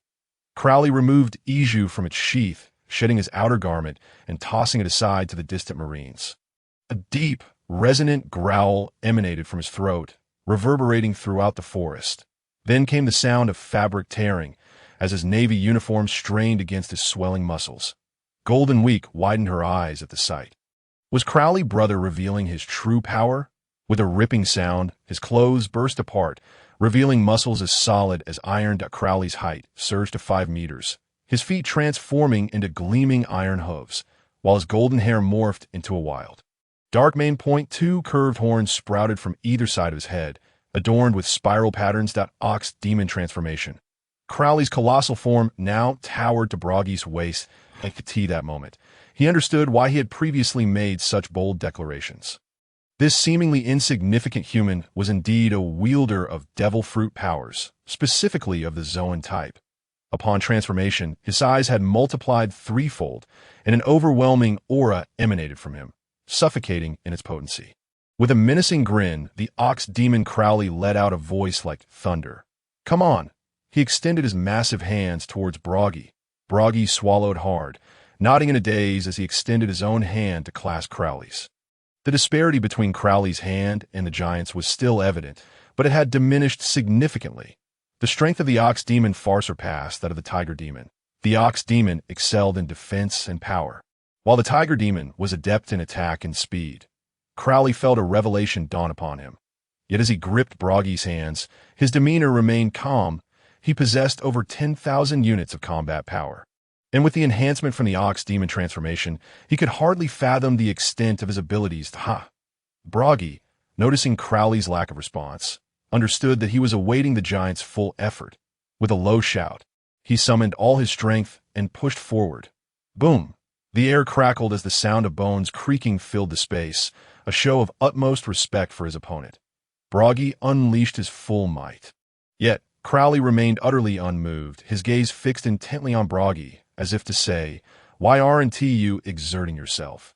Broggy's face flushed crimson. How could this be? He was a giant, renowned for his strength. There was no reason for him to lose in a contest of power. Even if he were to lose, it should not be so humiliating. At the very least, he should make Crowley budge. Otherwise, where would he save face? Give it all you've got. Broggy's aura flared red, invoking the war god Elbaf for strength. Giants had their own beliefs, which often granted them power. Crowley distinctly felt the pressure in his hands increase, but it was futile.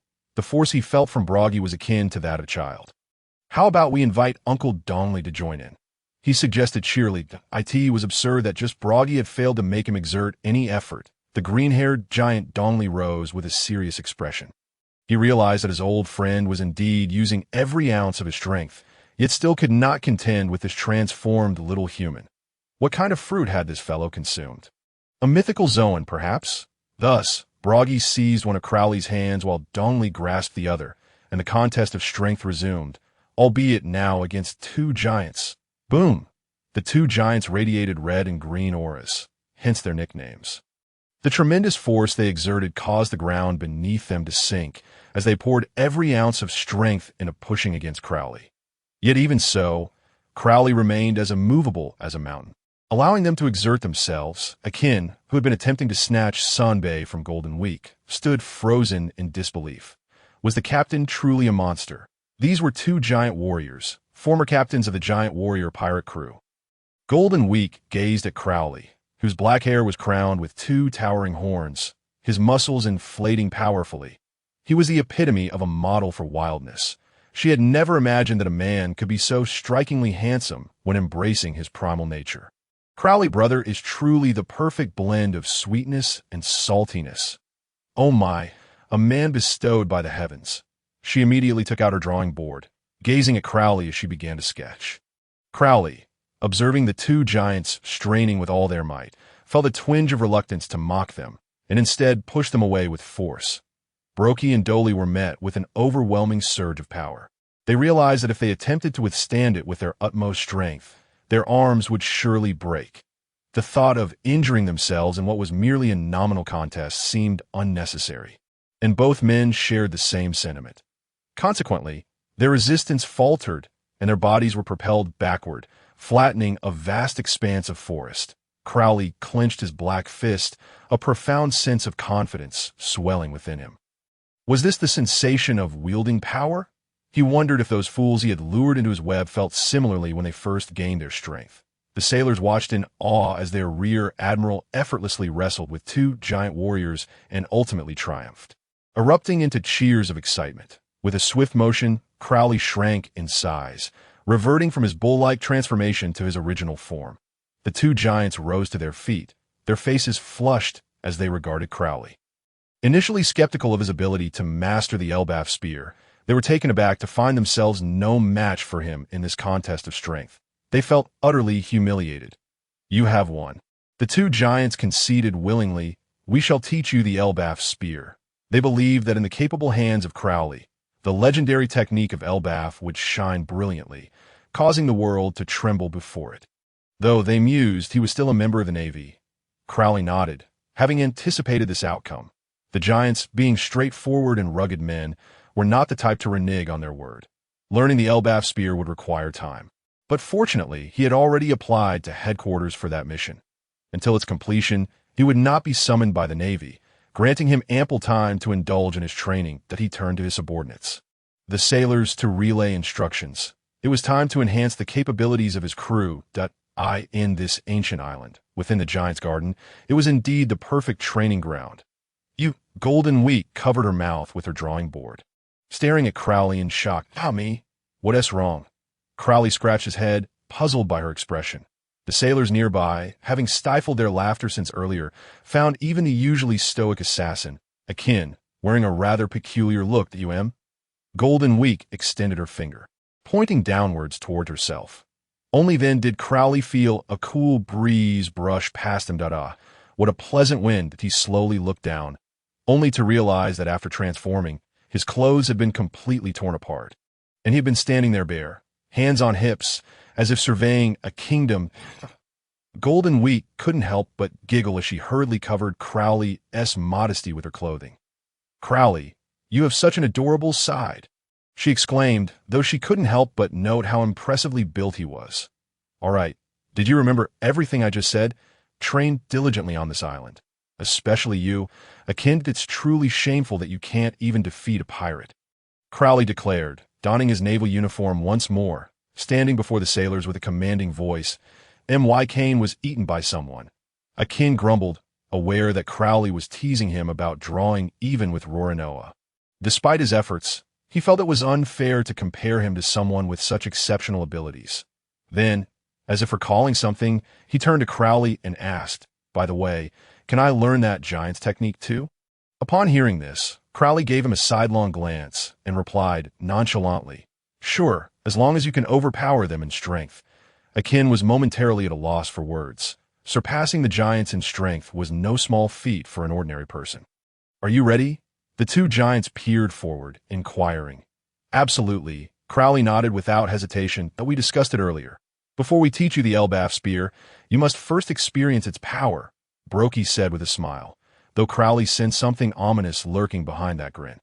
"These two giants wouldn't seek revenge on me, would they? To test the might of the Elbaf spear, it could not be done in the small garden, which was akin to the giant's home. Destroying its natural environment would lead to complications they wished to avoid. Therefore, Brokey and Dolly guided Crowley to a small island on the eastern edge of their territory. Upon stepping onto the island, Crowley found the vegetation so sparse that it could only be described as barren, devoid of any life, not even animals. Upon closer inspection, he discovered that the soil resembled gray sand and stone, as if it had been subjected to nuclear fallout. "What kind of island is this?" he inquired, perplexed. "The Island of Desolation," Dolly replied. "The Island of Desolation. Is that because nothing grows here?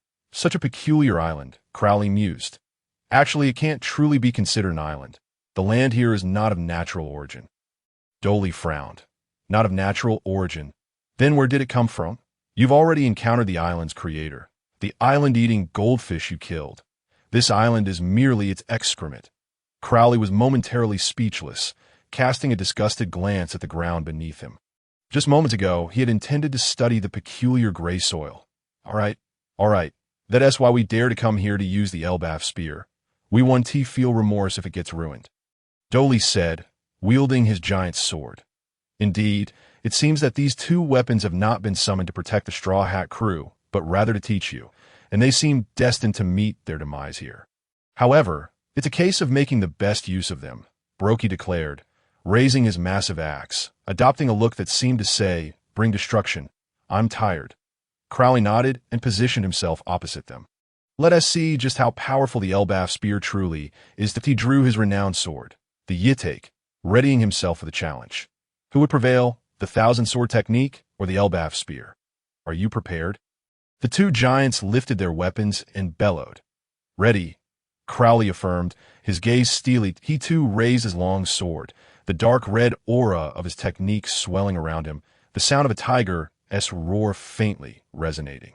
This is the mightiest spear of the giant race, as per the legends of Elbaf, Brokey exclaimed as he prepared to strike, the red aura surrounding him intensifying, even tinting his large lantern-like eyes crimson. The red demon Brokey was prepared to unleash his full strength. Be careful, my friend. Dolly raises Azure Sword, equally powerful and comparable to Brokey. Elbaf Spear, Dominance. The two giants shouted in unison, swinging their weapons simultaneously. The collision of red and blue waves created a powerful shockwave that silenced the world, the roar of their might echoing for what felt like an eternity. Thousand Sword. Tiger Demon. The massive tiger formed from dark red sword energy surged forth to clash with the giant's attack, resulting in an explosion of formidable energy, the air vibrating with the force of their confrontation. Boom! The immense energy concentrated beneath them caused the desolate island to crack, the fissures widening as seawater surged forth. Ultimately, Crowley's Tiger Demon was slightly outmatched, pierced by the Elbaf Spear, while its residual energy obliterated the island of desolation, reducing it to nothingness. The last remnants of the island-eating goldfish vanished into oblivion. Clang! The weapons of the two giants shattered into fragments, sinking into the sea. Earlier, we sought to test your strength because the Elbaf Spear's technique relies on power. The greater the strength, the more formidable the impact. Your might surpasses ours, and should you successfully master this technique, your power will experience a monumental enhancement. The two giants, having expended every ounce of their strength in utilizing the Elbaf Spear, collapsed onto the edge of the small garden.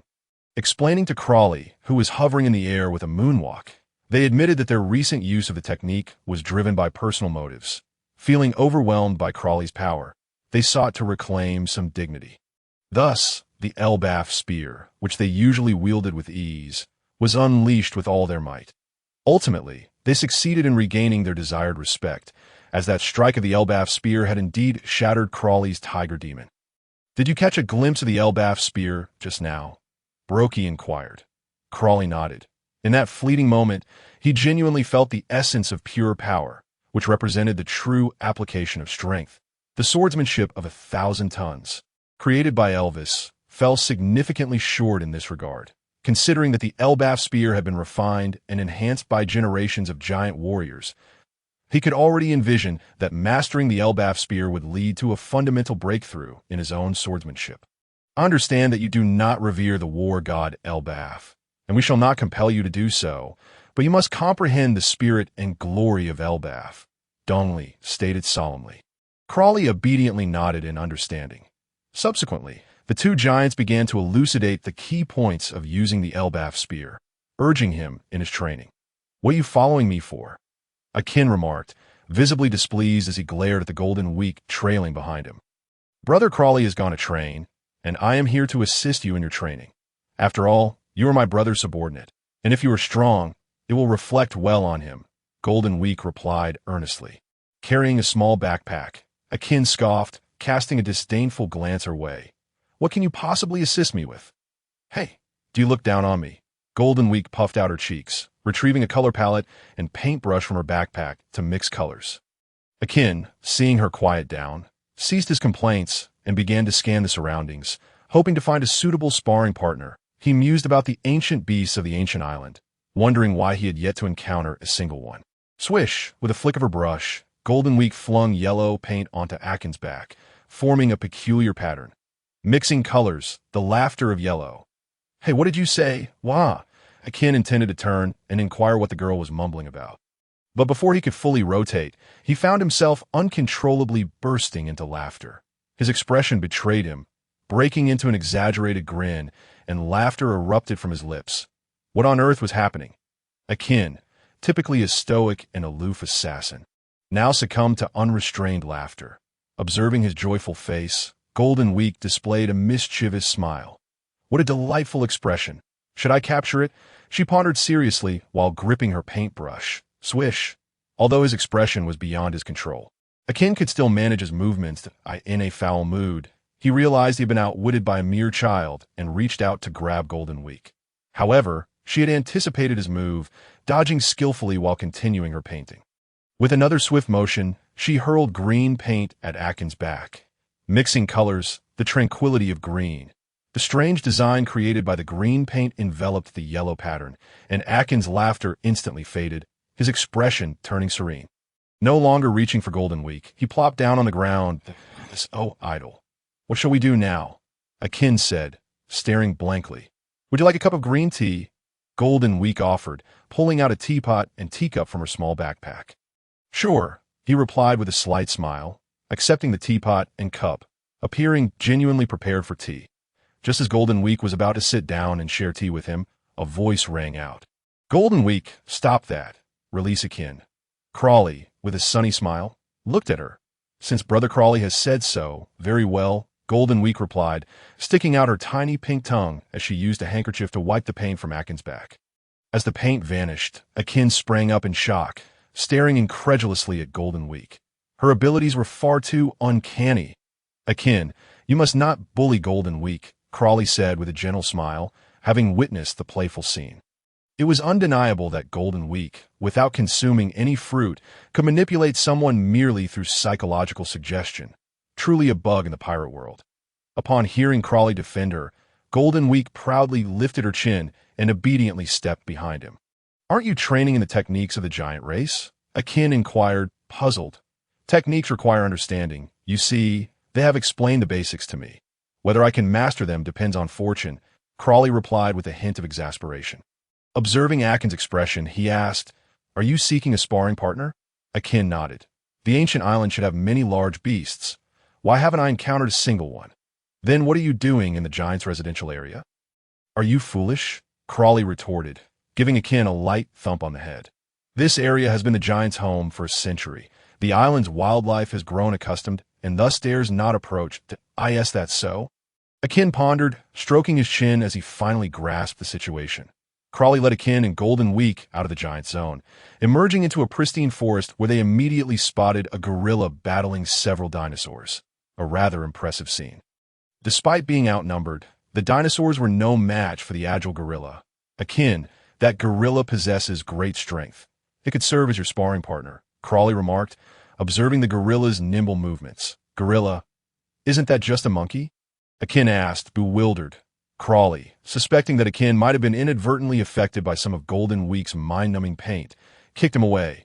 Kill the dinosaurs and bring them to me for roasting. The gorilla shall be your sparring partner. Hearing Crawley's command, Akin finally perked up, swiftly dispatching the dinosaurs with his cane.as for the gorilla. It did possess some skill, engaging Akin in a back-and-forth exchange, but ultimately lacked human intelligence and began to falter. Crawley furrowed his brow, watching the gorilla struggle. Could he tempt the animal? In theory, he could lure any sentient being, and the gorilla's intelligence was not insignificant. It should comprehend his words. However, if he successfully lured it and claimed its soul, what might he gain? He had never tempted an animal before. This was a unique opportunity. Akin, keep at it for a little longer, Crawley called out while roasting dinosaur meat. He hoped Akin wouldn't finish off the gorilla before the meat was ready, as that would render the endeavor pointless. Consequently, Akin intentionally held back. Gradually honing his cane techniques against the gorilla, he had already grasped a move called the 1,000 tons cane by covertly observing Crawley's swordsmanship. But only through diligent practice could he truly perfect it. The gorilla, realizing it was no match for this sudden human opponent, attempted to escape the battle several times, but Akin's relentless assault left it no breathing room. Eventually, the gorilla, covered in wounds and at its physical limit, found itself unable to land a hit on the elusive human, who dodged like a phantom. This was infuriating. The gorilla nearly wept in frustration. Was it truly destined to perish here, the mighty ruler of the jungle? Gorilla, do you yearn for power? Do you wish to defeat this human before you? If you desire to survive, then accept my power, as long as you offer your soul to me. The voice of temptation echoed in the gorilla's mind. While it could not fully grasp the meaning behind the words, it understood the gist. It need not die. By accepting power, it would become invincible. That must be the implication, the gorilla thought, wide-eyed. With a furious roar, it called out to the heavens, demanding power, eager to rend the human before it into pieces. Meanwhile, Crawley, savoring roasted dinosaur meat, smiled slightly and calmly declared, "The contract is established. Give and take, debts must be repaid. At that moment, he bestowed upon the mighty gorilla the entirety of his 10,000 power units. Aside from the allure of different species, he sought to experiment with another aspect of his abilities. His fruit power, which allowed him to replicate and transfer his own existence to another, was now understood to extend beyond mere humans to encompass animals as well. This fruit power was akin to self-sacrifice. While empowered his subordinates, it seemingly conferred no benefits upon himself. However, the emergence of a loophole allowed him to reap some dividends. By entering into a soul contract. Whenever he lent his power, should the borrower perish, their soul would revert to him. Yet a peril existed. If the borrower became immensely powerful and could not be killed, Crowley would be unable to reclaim the soul, nor the power he had lent. Presently, his fruit ability could only replicate his own power once. Once lent, it could not be reclaimed or lent to another. To avert such a scenario, Crowley decided to utilize the gorilla for his experiment. A power of 10,000 units was formidable. Without sufficient physical prowess, one would be overwhelmed by such force. Crowley believed that despite the gorilla's ferocity and robust physique, it would be incapable of enduring this influx of 10,000 power units.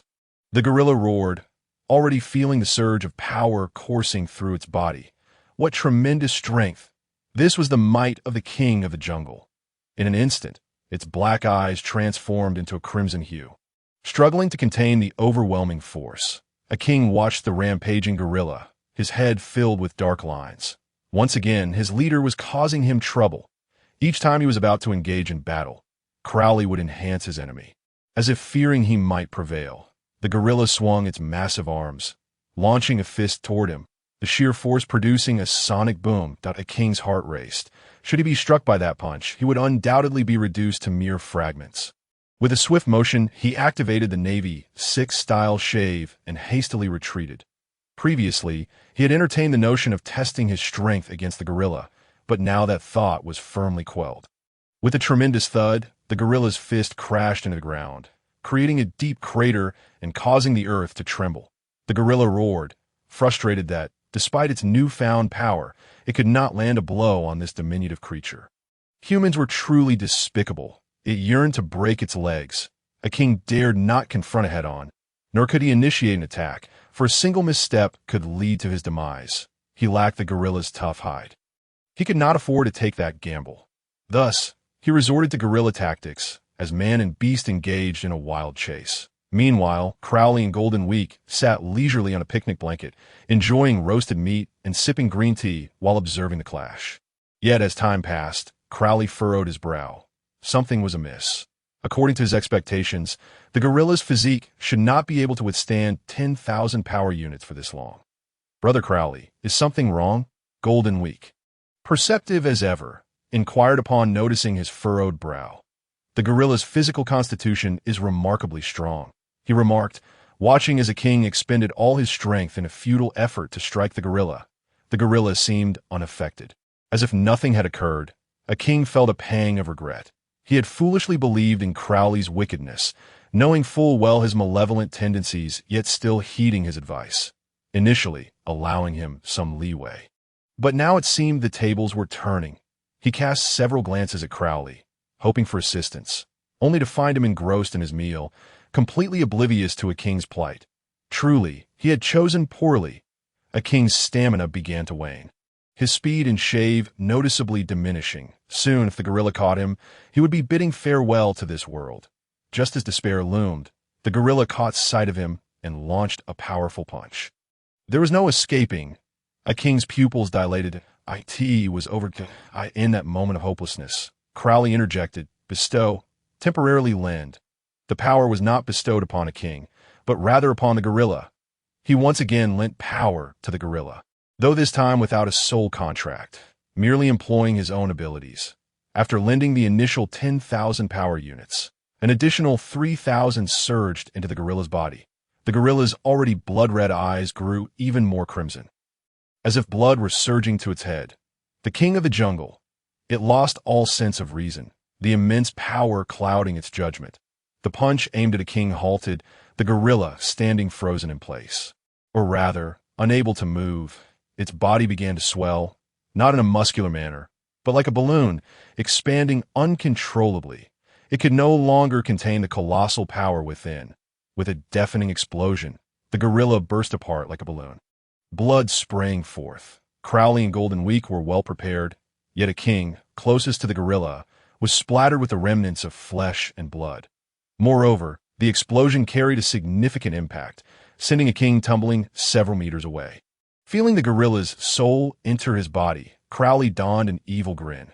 The rewards from this endeavor were monumental, his attributes undergoing a complete transformation. Name: Crowley Rommel Fruit. Paramecia type Bestow Fruit. Awakening 10. Power Units 18. 000 Swordsmanship. Navy Basic Swordsmanship Intermediate. 1000 Gene Sword Technique Advanced. North Star 1 Blade Style Intermediate Martial Arts. Navy 6 Style Advanced. Fishman Karate Advanced Hockey. Armament Hockey Low Level Other. Weapon Mastery Intermediate. Underwater Breathing Beast Transformation. 1. Tiger Demon Transformation. Accompanying Skill. Sonic Attack. 2. Bull Demon Transformation. Accompanying Skill. Devour All. Gene.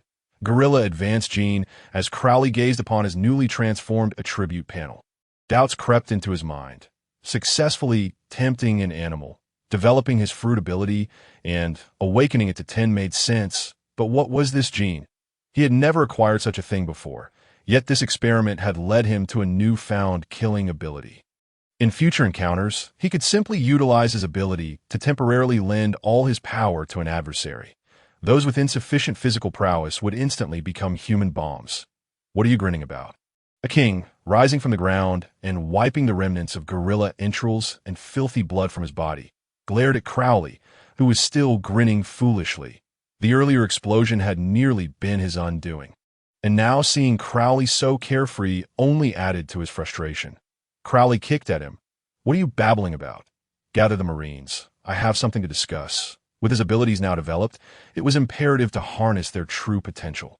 This fruit was primarily supportive in nature, and Crowley was acutely aware of its necessity to bolster the strength of his subordinates.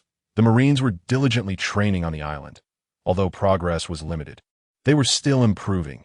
Having witnessed their young major's prowess, they understood that promotion to admiral was merely a matter of time, and they were determined not to hinder Crowley. The Marines stood in a line, awaiting Crowley's scrutiny. How has your training progressed? He inquired casually. Reporting, Major, it's going well. The most proactive helmsman stepped forward to respond. Have you mastered the Navy 6 style? Crowley nodded, casting a glance over them. The Navy 6 style was not a closely guarded secret. All the Marines knew the training methods. The Marines fell silent, and with no other choice, he asked the helmsman, What about you? Reporting, Major, only know shave and iron body, acceleration and defense. The helmsman seemed quite sharp, prompting Crowley to nod in agreement. Everyone watched closely. Bestow, temporarily lend. Crowley patted the helmsman on the shoulder, transferring the Navy 6 style to him. The helmsman was astonished by the information flooding his mind. Gazing at Crowley in disbelief, his eyes filled with questions, Crowley gave him an affirming nod. His expression shifted to one of excitement, and with a swift motion, he stepped onto the air, soaring upward. With a swift kick, 2 blue slashes erupted forth. This is moonwalk and gale step. The Marines erupted in cheers. As comrades who spent every day with the helmsman, they knew he could not possibly have concealed such prowess. Thus, these newfound abilities had to result from Major Crowley's intervention. It was simply incredible. A crash course in the Navy 6 style. Observing the Marines' fervent expressions, Crowley cleared his throat and spoke. I know what you are all thinking. But there is no such thing as a free lunch, a tea the very least. You lack the requisite skills, he silently mused. You have witnessed that I have just imparted my mastery of the Navy 6 styles to him. Thus he has acquired it. This is the manifestation of my devil fruit ability. However, such powers are not everlasting. I have merely lent them to him, and I can reclaim them at any moment. It is impossible for me to bestow this power upon you permanently. I only hope that during the time I lend you this strength, you may gain some insight and swiftly transform this power into your own. Thus, when I reclaim it, you will still retain the ability. Crowley's expression was grave that it was somewhat embarrassing that his subordinates were not yet proficient in the Navy 6 styles. Resorting to such methods to lend them his own mastery was a necessity. With a little experience, they would naturally come to grasp it, such a straightforward endeavor that even a fool could accomplish. The sailors nodded in agreement, their faces alight with enthusiasm. Very well. Line up and tell me about your grasp of the Navy 6 styles. I shall accordingly allow you to experience it, Crowley announced. He first retracted the Navy 6 styles from the helmsman, causing the exuberant fellow to tumble down comically. Following that, he settled beneath the shade of a tree with Golden Week. His devil fruit ability enabled him to duplicate his powers, allowing him to bestow 2 copies upon others. The Navy 6 styles comprise 6 techniques.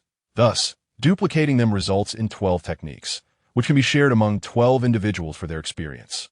In truth, he did not command many subordinates, and the number of men he could lead as a rear admiral was limited. When selecting his crew, he intentionally reduced their numbers, leaving him with a total of 80 men. This was hardly sufficient. After explaining the situation to his sailors and establishing a borrowing time of 1 hour, they all expressed their understanding. Crowley shook his head in resignation. It seemed his ability development was still lacking, making even training a struggle. Rear Admiral, I wish to experience your swordsmanship, one of the navigators exclaimed excitedly as he approached. Indeed, how had he not considered this? He possessed more than just the Navy 6 styles. There were numerous other techniques to share with his subordinates, since they were not truly his, but rather enticed from others. Crowley felt no remorse in sharing. His eyes sparkled with enthusiasm as he declared loudly, I also possess the fundamental sword techniques of the Navy, the 1,000-pound sword technique, the North Star one sword style, and Fishman Karate. Who wishes to experience them? Me. I want to try the North Star one sword style. The particularly impressive sword technique? Humph. Coward. I wish to experience the 1,000-pound sword technique, the true swordsmanship of a real man. You're all so mundane, relying on brute strength. I want to try the fundamental sword techniques of the Navy. Building a solid foundation is paramount. Crowley was left with a head full of black lines. Were these fellows subtly mocking him? Did they think he could not discern their innuendos? Once the powers were distributed, the sailors transformed into formidable fighters. And soon the island was filled with the cries of beasts. This was exhilarating. To possess strength was truly a marvelous sensation. How splendid it would be if this power were rightfully theirs. Such thoughts bubbled in the minds of the sailors. Yet, ultimately, this power must be returned to Rear Admiral Crowley. They could only glean as much knowledge as they could during the time of experience. Striving to master such formidable skills, their expressions grew serious, shedding the initial excitement as they began to focus earnestly. For 2 consecutive days, they toiled diligently in the small garden, determined not to disappoint Rear Admiral Crowley or bring shame upon him. The training was not exhausting. It primarily relied on comprehension, that if they succeeded in understanding, it would become a skill. How commendable! Red Demon Brokey observed the sailors, who were bursting with vigor, and could not help but exclaim, Are the standards of sailors today so high? Blue Demon Dongli witnessed an ordinary sailor unleash a sword aura that sent shivers down his spine. IT must be your ability, Brokey remarked, turning to Crowley. Crowley smiled knowingly and nodded without further elaboration. How fares your mastery of the Elbaf spear? I have nearly mastered it. I have come to bid you farewell, Crowley replied. So soon. Show us your progress. Crowley touched the scabbard of his sword, smiling as he nodded. Due to the foundational training in the 1,000-pound sword technique, which heavily emphasized brute force, he found it particularly easy to grasp the Elbaf spear. He was now able to wield it to a certain extent. However, to his surprise, the attribute panel indicated that the Elbaf spear belonged to the physical techniques category, suggesting that it could be executed without a weapon. Yet, Crowley was still at a loss, having just learned it and not yet delving deeply into its intricacies that he, along with the 2 giants, made their way to the coastline, for the Elbaf spear, being immensely powerful, could not be utilized on the island without risking damage to the ecosystem of the small garden. This is my first time witnessing a human wield the Elbaf spear. I am quite thrilled. Brokey laughed heartily. Crowley smirked. As far as he knew, there were not a few humans who could wield the Elbaf spear. At least 2 of the 4 emperors could do so, that he drew the famed sword. Yitek, raising a hide, a formidable aura surged from Crowley. Still cloaked in a deep crimson glow, yet devoid of the roar of a tiger or the intent of a sword. This was the Elbaf spear, not the 1,000-pound sword technique. Crowley's gaze sharpened, and a sudden clarity dawned upon him. Indeed, the realm beyond skills is the essence of mastery. As the Elbaf spear stands as a prominent representation of power techniques in this world. The moment he wielded it, his understanding of the 1,000-pound sword technique ascended to a new level. Crowley executed a strike. Unlike the sharpness or fury of traditional swordsmanship, this strike embodied sheer power. A circular wave of light erupted from Crowley's sword, surging forth with an immense roar, the force compressing the air to create a noise rivaling the roar of a tiger demon, stirring up a gale and sending the waves into a frenzy. Boom! The overwhelming might and force propelled the spear-like wave directly into the sea, causing the waves to surge back like a colossal fountain reaching for the heavens. This was the mightiest spear of the giant clan, the Elbaf spear. The two giants could only gaze in astonishment, rendered speechless. They could hardly fathom how Crowley, in such a diminutive form, could harbor such immense power. Thank you both for your guidance. Until we meet again, Crowley addressed the giants as he saw his sailors boarding the warship. He clasped his fists and called out loudly, "Until we meet again." The two giants watched Crowley leap onto the warship, his figure disappearing into the distance, knowing that this young man would surely stir waves in this era of great pirates. Rear Admiral Crowley could already see the kingdom of Alabasta ahead. The lookout reported loudly to Crowley. Upon hearing this, Crowley rose from his reclining chair. After days of sailing, they were finally approaching Alabasta. At this juncture, he would likely encounter that individual. Rear Admiral, ships spotted at 3 o'clock. The pirate flag bears the mark of the warlord of the sea, Crocodile. Crowley gazed ahead and indeed saw 2 vessels anchored on the surface of the sea, for some unknown reason having furled their sails. "Hey, who among you wishes to test your skills in battle?" At his words, the sailors aboard the warship erupted into excitement. Realizing that Crowley intended to challenge the warlord of the it was time to assess their training results. Crowley grinned, noting that most of the sailors had mastered the moonwalk technique, granting them the ability to launch surprise attacks. Some of the more gifted sailors had even pilfered his swordsmanship, their prowess steadily increasing. "Do not concern yourselves with the warlord of the sea. That fellow crocodile will not last much longer." The glint of profound insight flickered in his eyes. Consequently, the sailors displayed expressions of exhilaration. The rear admiral was about to test their strength. Many immediately activated the moonwalk, preparing to charge toward the pirate ship. "Hold on." Crowley raised his hand to stop them, turning to Golden Week with a sunny smile. Golden Week, attuned to his thoughts, promptly understood his intent and began to paint blue patterns on the back of each sailor. Mixing the pigments, he created a vibrant azure. "All set, go." Crowley raised his hand, and as his voice fell, the Marines began to advance toward the pirate ship with swift moonwalks. "Captain, the Navy is charging over here. What should we do? Can't they comprehend our pirate flag? We are subordinates of the 7 warlords of the sea, under the protection of a navy." As the pirates beheld the Marines rushing towards them with unfriendly expressions, panic spread across their faces. They harbored no courage to confront the Navy, especially given their lowly status within the Baroque works and the meager pay they received. To be hunted down by the Navy was simply absurd. "Fire! Fire! Open fire on them! Where are the guns? Let's kill them! Damn the Navy! May they perish!" The pirates descended into madness, grabbing their weapons and shooting at the airborne Marines, thinking they could launch a surprise attack. Let them be targets in the sky.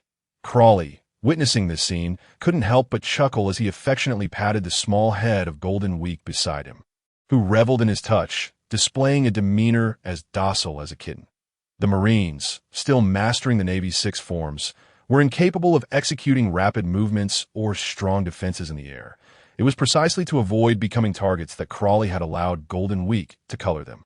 Swish, swish, swish. The Marines, gliding through the air with moonwalks, their eyes sharp, swiftly dodged bullets, slicing through cannonballs with a single strike. With the enhancement of their keen blue, their neural responses were remarkably quick, enabling them to react instantaneously to bullets and cannonballs. Targets in the air? Absolutely non-existent. As the Marines drew closer to the pirate ship and encountered the ferocious pirates, They wasted no time and charged in without hesitation. The Crawley soldiers, though not particularly formidable in their own right, shared a deep-seated disdain for pirates, largely due to their captain's hawkish inclinations. The notion of taking prisoners was out of the question. They aimed to eliminate their foes mercilessly. Crawley, a major who disliked having captives aboard his ship, would not tolerate it.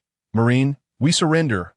One pirate, struck dumb with fear, realized that joining Baroque works meant merely to earn some money, not to stake his life. How could these Marines be so formidable? They appeared to be mere ordinary soldiers. Yet they were utterly defenseless. Surrender? That was a conversation for the Grim Reaper. A Marine swordsman shattered the skull of the pirate who dared to surrender with a single stroke, relishing the violent art of swordsmanship. Pirates deserve their fate. Those who serve pirates deserve it even more. Crawley's philosophy was deeply ingrained in their minds that, in an instant, the cries from the two pirate ships ceased and the deck was stained with blood, flowing into the sea. Akin, clutching a telescope, stared blankly at the scene, glancing at Crawley, feeling unworthy of being called a demon. It turned out that not only was he brutal, but his soldiers were equally ruthless. Who truly were the Marines? And who were the pirates? Once the battle concluded, the Marines returned to their warship, laughing and chatting as they glided back with moonwalks. What a thrill! It had been ages since they had experienced such exhilaration. It was indeed satisfying to slay pirates through their own strength. And oh wonder some chose to become Marines, seeking the justification for their killings. Suddenly, a familiar ship came into view. Akin murmured to himself as he spotted a small sailboat with a ram's head at its bow. Behind this ram-headed vessel, 3 pirate ships from Baroque works were in pursuit. From this angle, it appeared that the 2 pirate ships the Marines had just dispatched were preparing to block the ram-headed vessel. The distance was not far, and Crawley could see it with his naked eye. The Going Merry, belonging to the Straw Hat crew, which meant that man was also aboard. Suddenly, a yellow skiff appeared, and a man wearing a cowboy hat leaped from the Going Merry, laughing heartily as he hurled his fist towards the 3 pirate ships. Fire fist! A torrent of flames erupted, obliterating the 3 pirate vessels and transforming the sea into a fiery inferno. That guy is Fire Fist Ace. Some of the familiar Marines screamed in recognition. How could the renowned subordinate of one of the 4 emperors, with a bounty exceeding 1 billion, appear in the first half of the Grand Line? "Approach," Crawley commanded. The helmsman complied without hesitation. Oh, what if it was Fire Fist Ace? Their major was invincible. "Ace, the Navy is coming!" Someone aboard the Going Merry shouted loudly. Ace turned to look at the Navy ship and spotted the tall, handsome figure standing at the bow. Instantly breaking into a grin, he turned to Luffy and called out, "You guys go ahead. I'll hold them off." "Luffy, we'll meet again if fate allows." With that, he stood on his yellow skiff, smiling at Crawley on the warship. "The Navy sun has come to this remote place as well," Ace remarked, gazing at the approaching vessel. Crawley returned the smile. "Does the great pirate of the New World dare to question me?" They were well acquainted, having battled in the New World before. In those days, Crawley could only engage Ace with sea prism stone weapons, but times had changed. Crawley's mission was to capture Ace and Blackbeard. Being well versed in the plot, he had submitted this task to Admiral Sengoku, allowing him ample time to operate independently of headquarters. This explained why a major from headquarters would appear in the remote East Blue. Persuading Smoker was merely incidental. "You're here to capture me, aren't you?" Ace had a faint suspicion in his heart. Crawley nodded, tacitly affirming it. "Then let me see how much your strength has progressed." Ace leapt into the air, his lower body engulfed in flames, and hurled a punch towards him. Fire Fist! A massive blaze erupted from his fist, hurtling directly towards Crawley's warship. Humph! Crawley drew his sword, unfazed by the incoming fireball, and swiftly slashed with the cold air emanating from his blade. Frostfall! The icy blade met the fiery punch, creating a clash that released a hissing steam, ultimately dissipating into a cloud of white vapor. However, amidst the obscuring mist, Ace readied another attack, a cross-shaped light appearing on Crawley. Flames bursting forth from his fingertips, directed towards a crosslight. Crossfire! With a fierce determination, Crawley retaliated with a blue energy soundwave beam aimed at the crossfire, the 2 beams of differing attributes colliding. Boom! A massive energy wave surged forth, Yet the outcome remained a stalemate. Divine fire, unknown fire, 1,000-pound sword, piercing, mirror fire flame, 1,000-pound sword, fierce tiger, firefly, fire dharma, cherry blossom, dance of the gods. Thus the two engaged in a back-and-forth exchange. Each attack met with equal fervor, yet it all culminated in a draw. Ace, breathing heavily, managed a strained smile towards Crawley. "I didn't expect your strength to have grown so significantly." Crawley remained silent, contemplating whether to capture Ace and return him to headquarters, thinking it could elevate him to the rank of Rear Admiral. However, he quickly dismissed the idea. Blackbeard was elusive, and he preferred to capture both together. Furthermore, he still had matters to attend to and couldn't return to the Navy headquarters so soon. After all, there would be a plethora of issues awaiting him, and he preferred the immediate thrill of the present. "Is that so?" He flashed a wicked smile at Ace before leaping into the sea. He was no longer the man he once was. Now, even 10 aces would not be his match. Indeed, he had grown quite arrogant. The Marines, though puzzled as to why their major, an ability user of the devil fruit, could still enter the sea, had followed him long enough to conclude that there was nothing Crawley could not accomplish. He was simply formidable. Ace watched Crawley plunge into the sea, furrowing his brow, entirely unaware of Crawley's intentions. To be frank, he harbored no animosity towards this Marine. Perhaps he might just let him go after all. He acknowledged the significant progress made by Crawley, yet he firmly believed in his own abilities, thinking that the other party could never be his match. Suddenly, Ace, in a daze, noticed a colossal current of water surging towards him from the sea. What on earth is happening? Ace swiftly dodged. After all, he was a devil fruit user, specifically the Logia type with fire attributes. Being splashed by sea water would be catastrophic, just as he barely evaded the impact of the current. Several more waves surged up from the ocean. Crawley, quite the formidable opponent. Ace gritted his teeth and unleashed a flaming punch towards the oncoming currents, instantly generating a massive cloud of steam. Gun wave. Torrential rain. In response, Crawley switched tactics, launching multiple columns of water directly at Ace. Apologies, but Fishman Karate simply does not play fair against a devil fruit user. Ace, feeling helpless, could only evaporate wave after wave of seawater.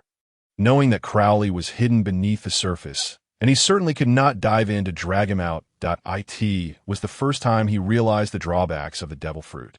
It was utterly disadvantageous, wasn't it? He had no means to counter this situation. The sea surface erupted like a tsunami, monstrous waves crashing towards Ace, who was beginning to feel his stamina wane. As a Logia user, the energy expenditure of using his powers was monumental. Damn it, he had already discerned Crawley's strategy, to exhaust his stamina with sea water. How sinister. After years of absence, he had transformed into a master schemer. In truth, Crawley was not incapable of defeating Ace. Rather, he wished to witness the true power of Fishman Karate. This experiment was proving quite effective. "Ace, have you conceded?" Crawley floated above the water, employing the moonwalk, observing Ace's somewhat disheveled appearance with a mocking grin. Not a chance. Ace understood that if he did not showcase his true prowess today, he might genuinely fall here, which was unacceptable. He had yet to capture that scoundrel Blackbeard. The thought of Blackbeard ignited a fire within him, flames erupting from his hands, forming layers of rings in the air, continuously swirling that moment. He was the god of flames, flame ring. His lips trembled, the repercussions of fatigue affecting his ability to unleash his powers with full force. Boom!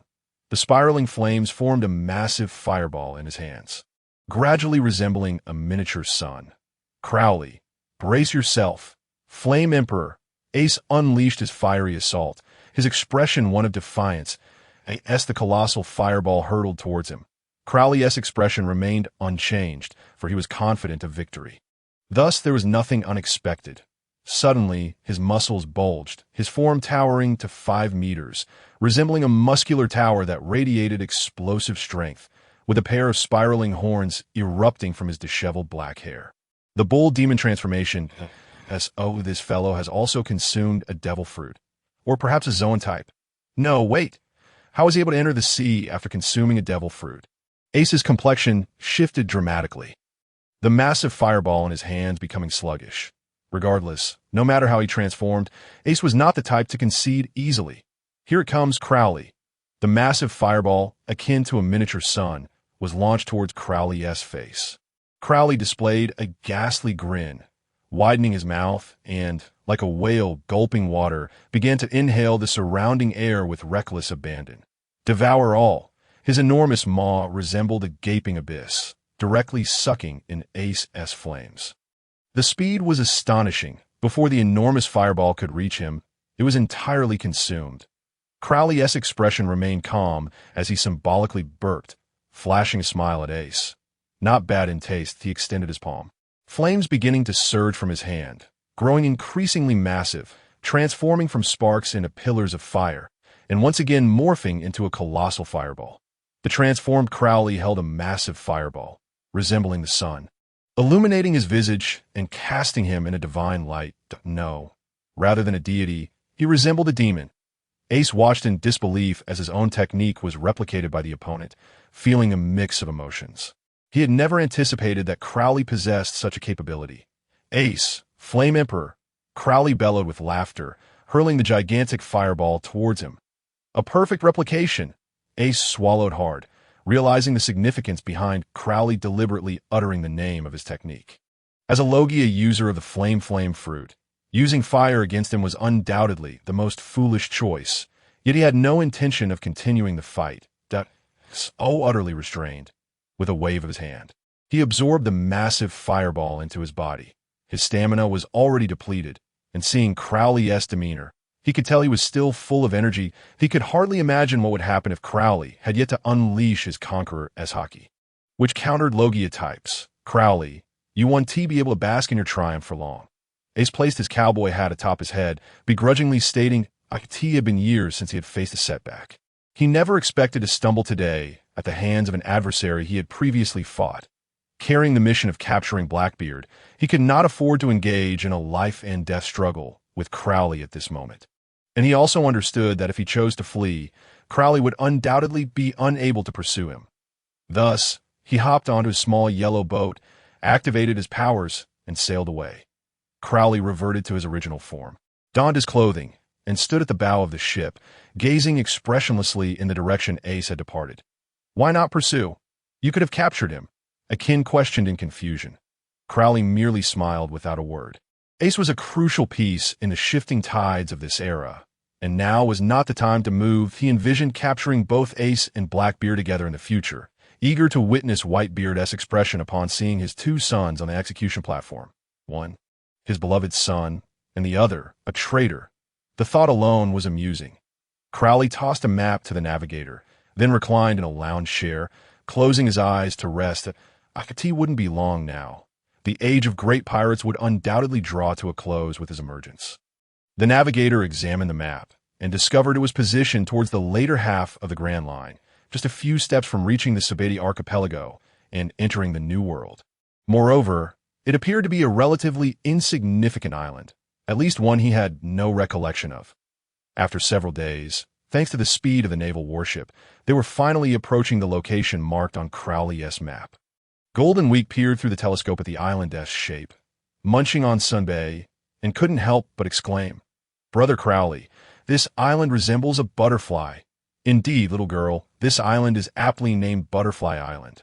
Renowned for being home to the greatest variety of butterflies," the navigator, hearing her words, immediately excitedly explained, then followed up with a quip. "This map is drawn rather unprofessionally. I didn't recognize it at first." "You have an opinion about my drawing?" Crowley replied, exasperated. No opinions here. I meant to say that this map is truly artistic, absolutely abstract. The mapmaker must be a genius." The navigator hastily defended himself, noticing Crowley's darkening expression. "Could this island be?" Akin stood beside Crowley, hesitating to speak. Indeed. Crowley produced a black butterfly, staring intently at it. It bore markings from the right wing obtained on Golden Island, guiding us here. He handed the navigator a drawing of the markings on the black butterfly's wing, indicating that this island likely concealed the true legacy of the great pirate Unanimous. Akin's expression began to glow with excitement. He understood the severe cost of obtaining that black butterfly, which had directly led to the annihilation of two formidable pirate crews and rendered Golden Island desolate. Would this beautiful Butterfly Island also meet the same fate as Golden Island? Well, it's pointless to speculate. Let us set foot on the island. Crowley left a few men to guard the ship, arranging for the seamen to go ashore to replenish supplies, while also granting them a break. They had been diligently training aboard the warship, and such an opportunity for relaxation was rare, but he himself, along with Akin and Golden Week, sought to gather information, knowing well that a treasure would not be left unguarded. A cunning individual like Unanimous would undoubtedly set numerous traps to ensnare future generations. So this island likely held its own dangers as a well-known tourist destination. Butterfly Island attracted considerable foot traffic, yet was also notorious as a no-man's land, as the island was simply too small for the Navy to bother with. The island was adorned with vast fields of flowers, and colorful butterflies fluttered about, causing Golden Week, still a young girl, to brim with joy. What little girl doesn't adore butterflies? Crowley initially strolled amidst the vast expanse of butterfly flora. Before entering the sole town on the island, as they walked, numerous onlookers regarded the trio with peculiar glances, whispering amongst themselves, questioning why the Navy would choose to visit this island. However, Crowley remained unfazed. The bounty criminals scattered about held little interest for him, that if he were to eliminate them, the island would surely be stained crimson. Let us refresh ourselves with a drink, Crowley suggested to his companions. Turning his gaze toward the tavern adorned with a blood-red butterfly emblem, a prime location for gathering intelligence, the two nodded in agreement, fully aware of Crowley's intentions. Upon pushing open the door, the raucous noise that had been audible from outside abruptly fell silent. The patrons inside, upon noticing the naval uniforms worn by Crowley and his companions, instantly ceased their chatter, creating an atmosphere so quiet one could hear a pin drop. Yet Crowley paid no heed to their scrutinizing stares and confidently approached an empty table, prepared to sit down. However, before he could settle in, the bartender at the counter coldly declared, "This establishment does not serve naval personnel." To his words, Crowley erupted into laughter, his smile radiating warmth, yet beneath it lurked an icy undertone that sent a shiver down Akin's spine. He understood the gravity of the situation. With his cane slipping from his sleeve and firmly grasped in hand, he advanced towards the bar, veins bulging on his forehead, his aura transforming into that of a vengeful specter. "Would you care to repeat that?" Witnessing his movements, all the patrons in the tavern rose, brandishing their weapons towards the trio. "Navy, this is not a place for your insolence. This is Butterfly Island, the blood-red Butterfly Tavern. Do you comprehend?" They exclaimed, their voices filled with hostility. The bartender, too, scoffed mockingly, setting down the glass he had been polishing, his gaze fixed on Akin. "What of it? I shall repeat myself. This establishment," before he could finish. Akin's cane came crashing down, reducing the bartender's head to a gruesome pulp. "Damn! You truly dare to act." The patrons, now united in fury, brandished their weapons against the trio. Crowley dispatched the first assailant with a single kick, dragging Golden Week to the table they had previously eyed. His own safety was of little concern. He feared for Golden Week's well-being, gently patting her head in reassurance, causing her cheeks to flush with color. She longed to convey her strength to Crowley, yet ultimately refrained, finding contentment in playing the role of a dutiful girl. Witnessing Crowley's formidable presence, the crowd hesitated to advance. How brutal! A single kick to the death? Yet, having declared war, Akin showed no hesitation, swiftly swinging his cane. His mastery of the thousand-gene cane rendered him a force of sheer brutality. None who fell under his strikes remained unscathed. The tavern echoed with cries of agony, as patrons found themselves utterly powerless to counter his onslaught. Akin transformed into a harbinger of death, executing a massacre within the tavern. Though the patrons were not weak by any means, they were simply outmatched by Akin. In the end, all who dared to strike were left sprawled on the ground, the floor soaked in blood, with no survivors. Akin, his face smeared with the blood of his foes, cracked his neck and surveyed the fallen with disdain. Sneering, "Is this all?" The remaining few, who had been too slow to join the fray, turned pale, their lips quivering, questioning whether this truly was the so-called friendly Navy. Could it be that a pirate crew had donned the guise of a Navy? Just as they pondered their next move, a tall man emerged from one of the tavern's inner rooms. Frowning at the sight of the carnage and the wrecked furniture, he was the owner of the establishment, a man marked by a blood-red butterfly tattoo. Upon seeing the owner, the patrons felt a surge of hope. They'd found their salvation. This was no ordinary man, but the infamous bounty hunter known as Blood-Red Butterfly. Jamma, observing the state of his tavern, he could not remain indifferent. "Pray tell, have I offended any of you?" Jamma inquired, his gaze sweeping over the corpses as he bypassed Akin, who appeared to be the muscle, and addressed Crowley, who sat leisurely with a drink. Crowley shook his head and looked up at him. "No offense taken. I am merely in a foul mood." Hearing the nonchalant reply, Jamma's forehead bulged with veins. How dare he treat him like a soft target? Drawing his large blade from his waist, he aimed to strike this insolent fool. Everyone knew that Butterfly Island was a lawless territory. Had the Navy's reach extended this far? To confront Crowley, one would have to contend with Akin first. Akin's expression darkened as he brandished his dual canes, positioning himself before Jamma. However, Jamma dismissed him entirely, regarding him as nothing but a mere lackey for taking down a few drunken patrons. "Get lost!" Jamma's blade, adorned with butterfly engravings, bore the essence of his namesake, yet his combat style was anything but delicate. With a surge of power, he swung his blade towards Akin. Armament hockey? Crowley was taken aback. He had not anticipated encountering someone wielding hockey in the first half of the Grand Line. Akin's canes glimmered with a dark red hue, his muscles bulging. Unfamiliar with hockey, he simply understood that to protect his captain, he must first eliminate this obstacle. The canes met the blade with a resounding clang, releasing a powerful shockwave. Though Akin had honed his 1,000-gene cane to perfection, he was taken aback. The force behind Jamma's strike overwhelmed him. Jamma smirked derisively. How could a mere child dare to disturb the peace of Butterfly Island? With a forceful thrust, he swung his blade horizontally, sending Akin flying. "It seems your subordinates are not much to speak of," Jamma remarked, straightening up and regarding Crowley with a mocking grin, as if to say this level of skill was insufficient to disrupt his establishment. "Is that so? Akin, did you hear that? Show this gentleman your strength." Crowley chuckled, taking a sip of his drink with an air of casualness. "Understood, Captain." Akin rose from the ground, comprehending Crowley's intent, a peculiar smile creeping onto his lips. Power surged within him as he grasped his canes once more, positioning them defiantly before Jamma. Jamma, oblivious to Akin's transformation, merely raised his blade, scoffing, "You won't shed tears until you see the coffin." Once again their weapons clashed, but this time Akin effortlessly blocked the blade, raising an eyebrow in challenge. "What did you just say?" Jamma's hands trembled as he gripped the sword, his face reddening.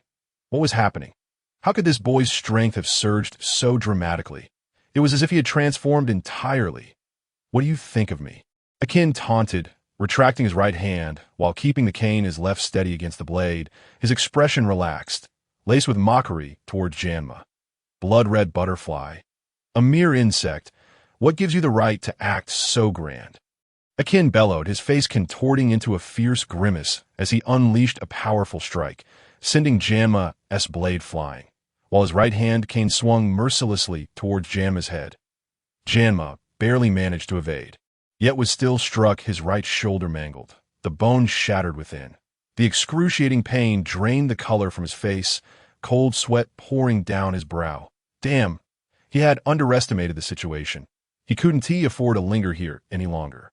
Cradling his incapacitated arm, he sought to escape the tavern. Bang! Akin's foot propelled Jamma against the wall, leaving a deep dent as blood spewed from Jamma's mouth, feeling several bones fracture yet again. "Did my captain permit you to leave?" Akin taunted, embodying the role of a sycophant. Jamma could not articulate a response. His bloodshot eyes locked onto Akin, struggling to comprehend how this shift in power had occurred within such a brief span. Akin leaned his cane against his shoulder, confidently striding towards the incapacitated Jamma, relishing the thrill of wielding Crowley's immense strength, relishing the utter helplessness of his opponent. He even contemplated utilizing Crowley's power to take down Hawkeye, avenging Captain Cleek without effort. As he prepared to deliver a vicious blow that would reduce the leader's head to a mere pulp, Crowley intervened, bewildered by the sheer number of lives taken without a clear understanding of the situation. Being a resident of this island, it was likely that Jean Ma possessed a wealth of information. Akin violently yanked Jean Ma down from the wall, casting him onto the ground with brute force, eliciting a grimace of pain from him. "Why don't you kill me?" Jean Ma gasped, struggling to catch his breath as he looked up at Crawley. Crawley bent down, a gleam of amusement in his eyes as he met Jean Ma's gaze. "We are the righteous navy. We do not kill indiscriminately." The notion of a righteous navy that refrains from arbitrary killings left Jean Ma in a daze, sending shivers down his spine. So, all these corpses are merely the result of suicide. "Relax, I won't harm you as long as you answer a few questions," Crawley reassured him, returning to his seat and pouring himself a drink while offering some to the nearby Golden Week. Jean Ma sat on the ground, his expression shifting between hope and despair. He had uttered similar words to countless pirates during his time as a bounty hunter. After extracting what he desired, he would typically execute them without hesitation. Now, he finally understood the mindset of those unfortunate souls, left with no choice but to trust the promises of others. "Ask away. I'll divulge what I know." Jean Ma resigned himself to his fate, cursing himself for entangling with the wrong crowd. "Is there anything of legendary significance on this island? Perhaps a treasure of some sort?" Crawley's expression remained impassive. "Treasure?" Jean Ma regarded Crawley with a puzzled expression. What interest could a Navy officer possibly have in treasure? Surely, he wasn't a pirate masquerading as a Navy man. No, I've never heard of any such thing. I've been running my shop on this island for over 3 years and have never encountered any tales of treasure on Butterfly Island. Jean Ma shook his head vigorously, fearful that any misstep might provoke Crawley into lopping off his head. Crawley furrowed his brow. The black butterfly left by unanimous bore 2 maps on its wings. Even with maps, one would still need to search for the treasure, which would not be conveniently displayed. What a hassle, he muttered inwardly. Given the circumstances on Golden Island, he wouldn't actually consider overturning this island. Would he? Observing Crawley's increasingly furrowed brows, Jean Ma's heart sank. It seemed his response had not satisfied Crawley, and his life was likely in jeopardy. Prevent Crawley from uttering the words useless. Just kill him. He spoke rapidly, like a machine gun. I have crucial information, vital for you. The notorious hunter-killers have gathered in the Southern Valley, and they are laying siege to a pirate crew. Crawley, momentarily distracted by Jean Ma's frantic voice, waved his hand dismissively. And why should I care? He was a Navy officer, not a pirate. Did he look like someone who would rush to aid a beleaguered pirate crew? After all, once the hunter-killers captured them, they would willingly turn them over to the Navy in exchange for the bounty. No, there are rumors that this pirate crew has obtained something extraordinary, which is why they are being targeted. Jean Ma felt a cold sweat bead on his forehead. His life depended on this information. Oh, Crawley's eyes lit up with interest as he regarded Jean Ma. "Do elaborate." The besieged pirate crew goes by the name of the Mirror Heart Pirates, led by the recent supernova, Miaoying Taojing Wang. He spoke quickly, explaining how her crew had suffered significant losses, with the remaining members now hiding in the southern mountains. While the hunters and killers awaited the opportune moment to take Miaoying Wang's head, thereby claiming the treasure for themselves, the most sensational event currently unfolding on Butterfly Island was indeed the siege of this pirate crew. Miaoying Taojing Wang. Who is that? Crawley pondered aloud, resting his chin on his hand. Jean Ma increasingly doubted that this man was truly a member of the Navy. "Why do you look at me like that?" "Akin, do you know? Golden Week, do you know?" Crawley turned to the 2 beside him, his expression somewhat awkward. Both shook their heads, indicating ignorance of the matter. "Excellent. It seems I am not the only one." Jean Ma smirked slightly. How could there be Navy officers unaware of the supernova? These 3 were undoubtedly not from the Navy, but what did it matter? If they weren't Navy, they were even more dangerous. There wanted posters on that wall. "You can see for yourselves." Jean Ma reluctantly raised his left hand and pointed toward the corner. Akin approached, tearing down a wanted poster and handing it to Crawley. Upon receiving it, Crawley examined it closely. Miaoying Taojing Wang, bounty of 200 million berries, dead or alive, a 200 million berry pirate. Quite impressive, Crawley nodded, his eyes gleaming with curiosity. This was a woman. The poster depicted a beautiful young woman wielding a longsword, exuding grace and strength despite her youth. What had she done to attain the status of a supernova? Crawley found himself intrigued by her. Golden Week, noticing Crawley's fascination with the wanted poster, seized it from him. Upon seeing the woman's image, she couldn't help but clench her teeth in frustration. Vixen, very well. Let us proceed to the southern mountains and assess the situation, Crawley declared, downing his drink in one swift motion. Continuing in this manner was not a viable solution. With no leads on the treasure, he would have to investigate what this besieged pirate crew had acquired that was so extraordinary, and whether it was connected to unanimous treasure. If all else failed, he would have no choice but to turn this island upside down. That he rose to his feet, casting not a single glance at the still reeling Jean-Ma as he departed the tavern with Akin and Golden Week. He was not as uncouth as Jean-Ma had imagined. Killing him would serve no purpose. Jean-Ma watched their departing figures in shock, dumbfounded. He was still alive. He had expected certain death, yet here he was, unscathed. However, he had just lied. The besieged pirate crew was merely a target of vendetta and had not obtained any treasure. If that man discovered he had been deceived, Jean-Ma shuddered involuntarily. Although the strength of those besieging the Mirror Heart pirates was considerable, it was still uncertain. He could no longer remain on this island. "Boss, should we change our clothes?" Akin suggested to Crawley, a bright smile on his face. The Navy uniforms were painfully conspicuous on this island. Anyone who caught sight of them would undoubtedly stare, and some might even approach to cause trouble. Definitely not conducive to their mission. Change. We're not here to steal. Crawley's eyes glinted with determination that if they couldn't find anything, the inhabitants of this island could forget about survival. This island was undoubtedly equipped with unanimous mechanisms. That much was clear. Butterfly Island was a small isle, and the southern mountains were not far. They would arrive in about 10 minutes. Outside the southern valley of Butterfly Island, a large number of individuals had already surrounded the area, likely intending to trap the Mirror Heart pirates within and exhaust their stamina. After all, no matter how formidable their captain, without stamina, they were utterly helpless. The bounty hunters operated independently, lacking any organized structure, but two groups had formed a disciplined alliance, one led by a stocky man toying with a longsword, and the other by a tall, lean figure, creating a stark contrast. As Crawley and his companions approached, they immediately drew attention. While puzzled by the Navy's presence, the bounty hunters had no ulterior motives. After all, they were hunting pirates, and having the Navy spectate was not entirely unwarranted. However, the stocky man slowly approached Crawley, tilting his head to scrutinize his fair visage, jealousy evident in his gaze. Why? Why is this Navy officer so handsome? Is there something you need? Crawley took the initiative to inquire. There's something we need. The stocky man was momentarily taken aback by the question. They were the ones lying in wait. Why was this Navy officer asking about their business? Had it not been for the formidable presence of the woman in the valley, he would have charged in long ago. "Navy, what brings you here?" the stocky man asked, his voice rich and magnetic. "We heard there were pirates around, so we came to take a look." Crawley feigned ignorance. "Indeed, there are pirates right inside." The stocky man pointed toward the valley with a sly smile. "However, those pirates are quite strong. I wonder if you three dare to venture in and test your mettle." "Very well." With a smile, Crawley led Akin and Huang Jinzhou into the valley without uttering a word. The stout man was momentarily taken aback, his mind questioning the sanity of these three naval officers. He had merely suggested it without anticipating that they would genuinely take on the role of the vanguard.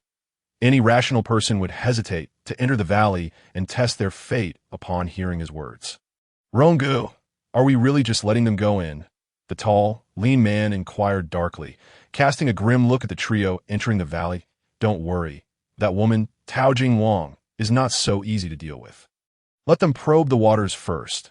We shall observe for a while that if there's no sound after some time, we'll charge in." The stout man's expression was fierce. He was, after all, an enemy of Tao Jing Wang. Having orchestrated the ambush against the Jingxin pirate crew, employing assassins to carry out his plan, he gazed at the scattered bounty hunters, his eyes glinting with excitement. This pack of mad dogs sought to share in the spoils. But his goal was not merely the bounty of 200 million on Tao Jing Wang's head. Once he dealt with her, he would eliminate these mad dogs for daring to covet his woman. "Are we being used as pawns?" Akin asked, confusion etched on his face as he looked at Crawley. Given their leader's temperament, shouldn't they be watching the chaos unfold, waiting for the right moment to reap the benefits? Why the sudden change in approach? Sometimes it's best to strike first. Besides, if they intend to use me as a weapon, they must be able to wield me. Crowley's eyes sparkled with determination, observing the dangerous aura that emanated from him. Akin fell silent. Upon reaching the center of the valley, they found no sign of any pirate crew. Were they not supposed to be remnants of defeated forces? Why was there not a single shadow in sight? Just as Crowley was about to instruct Akin to search the surroundings, a gust of wind swept by, and a long sword was suddenly pressed against his neck from behind. Navy halt. Crowley appeared calm, but internally he was quite surprised. The speed was astonishing. He had not heard a single footstep before the sword was at his throat.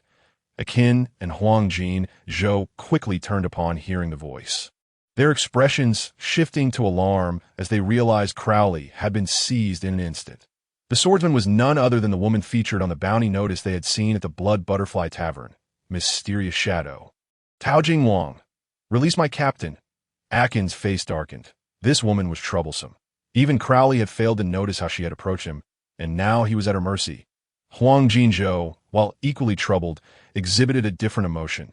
Let go of Brother Crowley. You wretched woman! Tao Jing Wang shot a fierce glare at Huang Jinzhou. The young girl's sharp tongue belied her youth. Step back, or I shall kill him with a single stroke. She was unfazed by their expressions of anger. As long as she held a hostage, they wouldn't dare act against her. She had observed the situation closely from the shadows. This blonde naval officer was the cornerstone among the trio. Once she controlled him, the other two would be at her mercy. Hostage? A peculiar voice interrupted. Tao Jing Wang watched in disbelief as the person she had captured suddenly turned around, opened his mouth wide, and bit through her long sword. She was utterly taken aback. How could anyone bite through a sword? This was a renowned blade, crafted by the master artisans. Tao Jing Wang's eyes widened. She had never witnessed such a phenomenon. Seizing the opportunity, Crowley continued to bite down, swallowing the entire sword, leaving only the hilt for her to grasp. Crowley grinned. Not bad. It tastes somewhat like ice cream-flavored wafers. Tao Jing Wang, witnessing this bizarre scene, instinctively retreated several meters, fearing Crowley might consume her as well. This naval officer was simply too strange. Drawing a short sword from her waist, she regarded him warily, her previously advantageous position now reversed. Are you sent by that bastard Chibarong? Her long hair billowed in the valley wind, her gritted teeth lending her an oddly endearing quality. Crowley pondered. Chibarong must refer to the stout man from earlier. He shook his head with a smile, saying, No, I am merely intrigued by the treasures you possess. May I have a look? He had no interest in their grievances. His curiosity lay solely in the true nature of the treasure from Unanimous. What treasure? Tao Jing Wang blinked, appearing somewhat innocent. What are you pretending for? Aren't you being chased by those outside because of the treasure? Akin interjected on Crowley's behalf. Tao Jing Wang's expression grew more perplexed. Was this the narrative circulating outside? She was utterly baffled. With a resigned shake of her head, she sighed, Those people outside are Chibarong's subordinates. He ambushed my pirate crew and forced us here to bring me to submission. Submit to what? Huang Jinzhou's curiosity was piqued. Tao Jing Wang gritted her teeth, her expression filled with fury. That man wants me to be his wife. What a ridiculous dream. She glanced at Crowley, hoping to gauge his reaction. A weak woman like her being coveted by a pig-headed man would elicit sympathy from any normal person. Given Crowley's unusual abilities, perhaps she could leverage his power against Chibarong. However, Crowley's face darkened, entirely disregarding her words as he focused on Akin. Akin understood his thoughts immediately. That damn Jama had dared to play them for fools. Granting him a reprieve was far too lenient. Upon realizing that there was no treasure at all, Crowley yearned to storm out of the valley and slay that damn Jama. Yet knowing they had been deceived, it was too late to pursue now. Can you assist me in dealing with that bastard Chibarong? Seeing Crowley's lack of response, Tao Jing Wang pressed on, unwilling to relent. Please understand, Crowley tugged at his collar. We are Navy officers, miss. How could a pirate seek help from a Navy? Have you lost your mind in this valley? Miss. She froze, incredulous that at barely 20, this was the first time anyone had dared to address her as such. Had he no regard for her youth? Had she not been attractive enough to avoid such disdain? If not for her sword being consumed, Tao Jingwang would have brandished her blade to teach this insolent man a lesson. Yet, feeling utterly cornered and with so many injured subordinates to consider, she could not abandon them. A pirate captain could never forsake her crew. Gritting her teeth, she declared, "Then you shall compensate me for my sword." This was her prize blade, one of the renowned, good, fast knives she had taken from the dojo, now swallowed whole by this man as steel teeth. Crowley scoffed, rolling his eyes. She had sought to kill him first, and he was merely defending himself. He had never encountered such an unreasonable woman. Tao Jingwang seemed to perceive his thoughts, her anger rising. Yet without a sword, how could she fight? "Loan me your sword. I will confront them." Her eyes were red with desperation. I could see this point. It was the only option left. If necessary, she would die in battle rather than allow Chiba Rong to threaten her crew. She had never lacked such resolve throughout her life. Sighing, Crowley regarded her with a mix of exasperation and admiration. Though this woman possessed great courage, he had no intention of assisting her. He was not swayed by beauty. However, lending her a sword was not out of the question. He promptly unsheathed his renowned blade. Iju, and handed it to her. Simultaneously, he gestured toward the valley's exit, signaling, "Go ahead. Let us see how you fared if possible." Crowley could also explore the opportunity to forge a soul contract to gain some power. Tao Jingwang's expression was one of deep-seated resentment. She was at a loss for words regarding this man. She had never encountered anyone quite like him throughout her life, and she was not unattractive. Why then did he seem to disdain her so? She drew forth the renowned blade, Iju, to inspect its quality. Upon noticing the dark green patterns adorning its surface, she was momentarily transfixed, her silver teeth nearly grinding against one another in disbelief. Crowley, observing the peculiar expression on her face, was just about to inquire what was amiss when the blade was once again pressed against his throat. This was, after all, his own sword. Crowley could not bring himself to bite down and swallow it. So he cast her a bewildered glance. "Surely, sister, I've already relinquished the sword to you. What more do you desire?" Akin and Huang Jinzhou exchanged furious glances, baffled by her readiness to draw her weapon at the slightest provocation. Does this woman have a few screws loose? And you claim you're not sent by Chiba Ei? This sword is undeniably from the Chiba dojo. How do you explain that? Tao Jingwang questioned her with an expression of skepticism. You assert that this blade belongs to some Ei? Whether or not it is truly his sword remains a mystery to me. Yet this is indeed Iju, one of the ancestral blades of the Chiba family. The illustrious Liang Kuai Dao. Enough of your charade. What exactly are you plotting? Navy. She pronounced the last two words with force, her disbelief in the golden-haired man before her evident. Crowley, taking her words to heart, fell into contemplation. This sword had been obtained during the incident in Row Town when Akin had slain the wielder of the North Star One sword style to seize it. Besides, that fellow was named Moriyozu. Not Chiba. Is it possible that the Chiba dojo practices the North Star One sword style?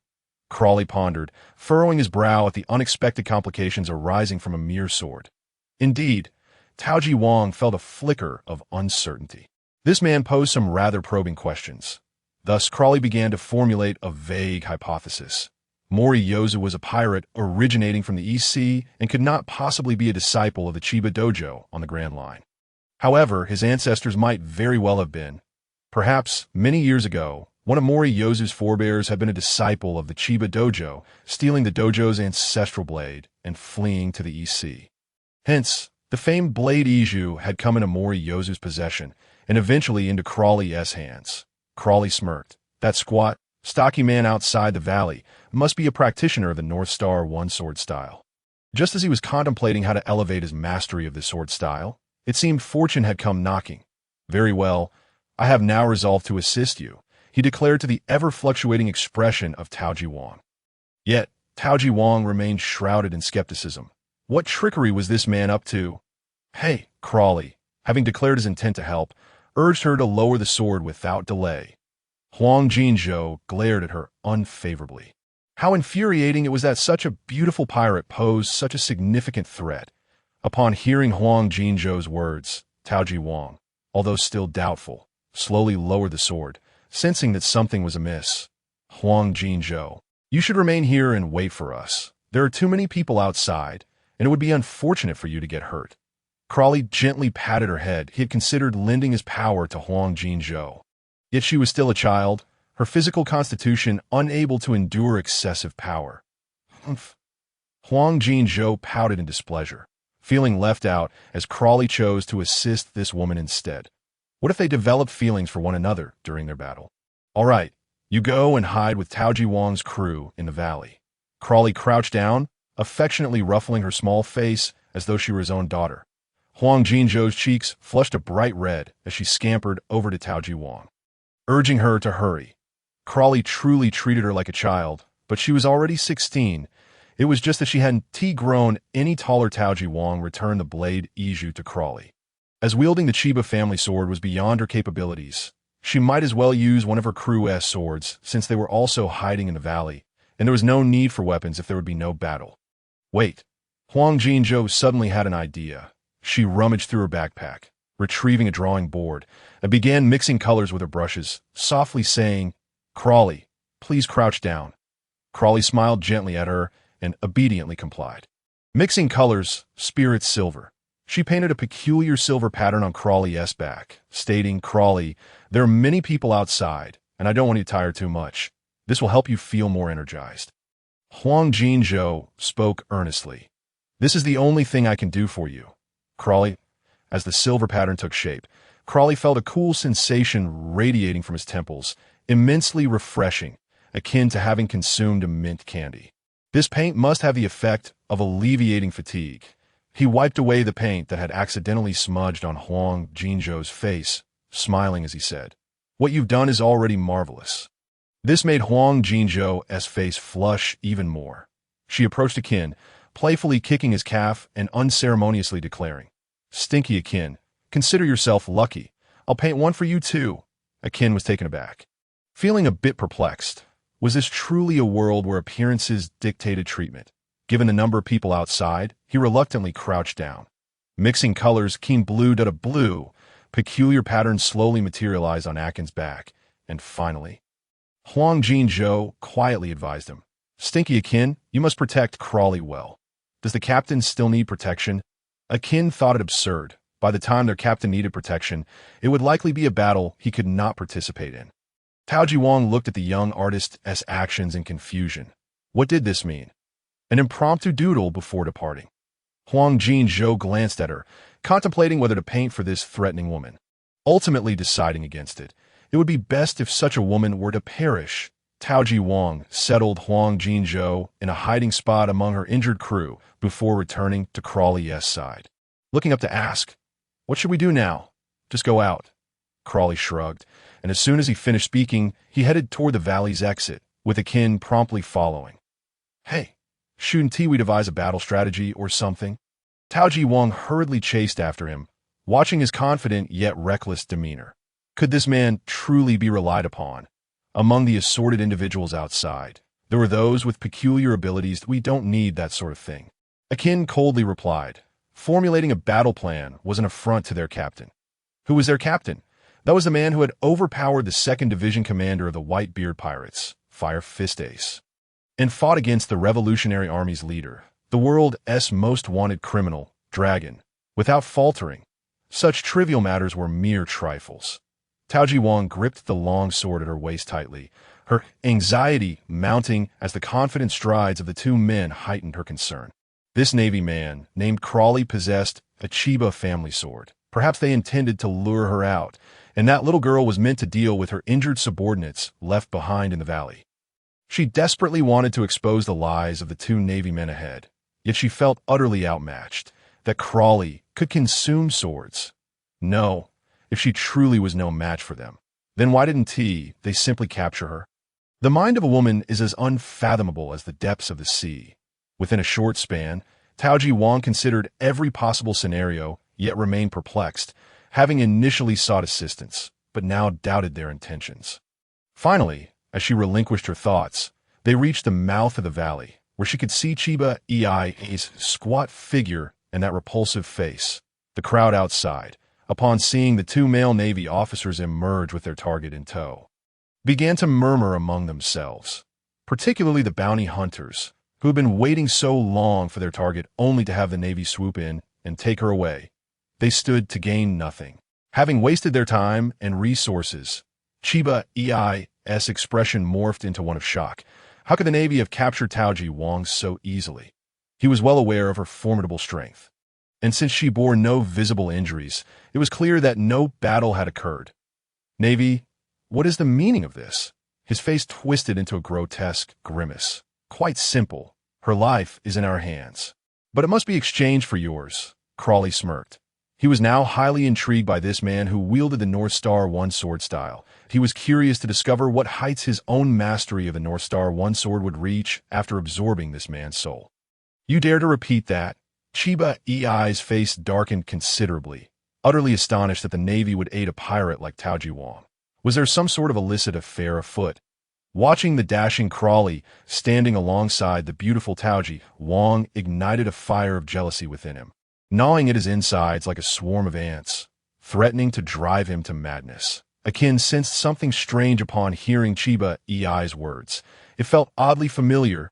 The captain's dignity, something anyone can trample upon? He immediately retorted, Pighead, your chance has passed. The woman you desire is now my captain. Best be on your way. The words uttered incited a wave of astonishment among Chiba-ei's subordinates, all of whom were members of the Chiba dojo, fully aware of their young master's yearning for Momoi Maki. Originally the heir to the Momoi dojo, the two families had arranged a betrothal.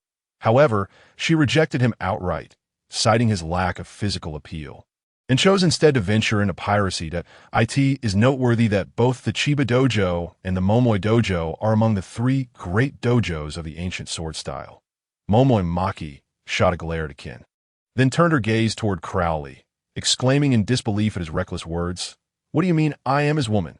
This guy is as wooden as they come.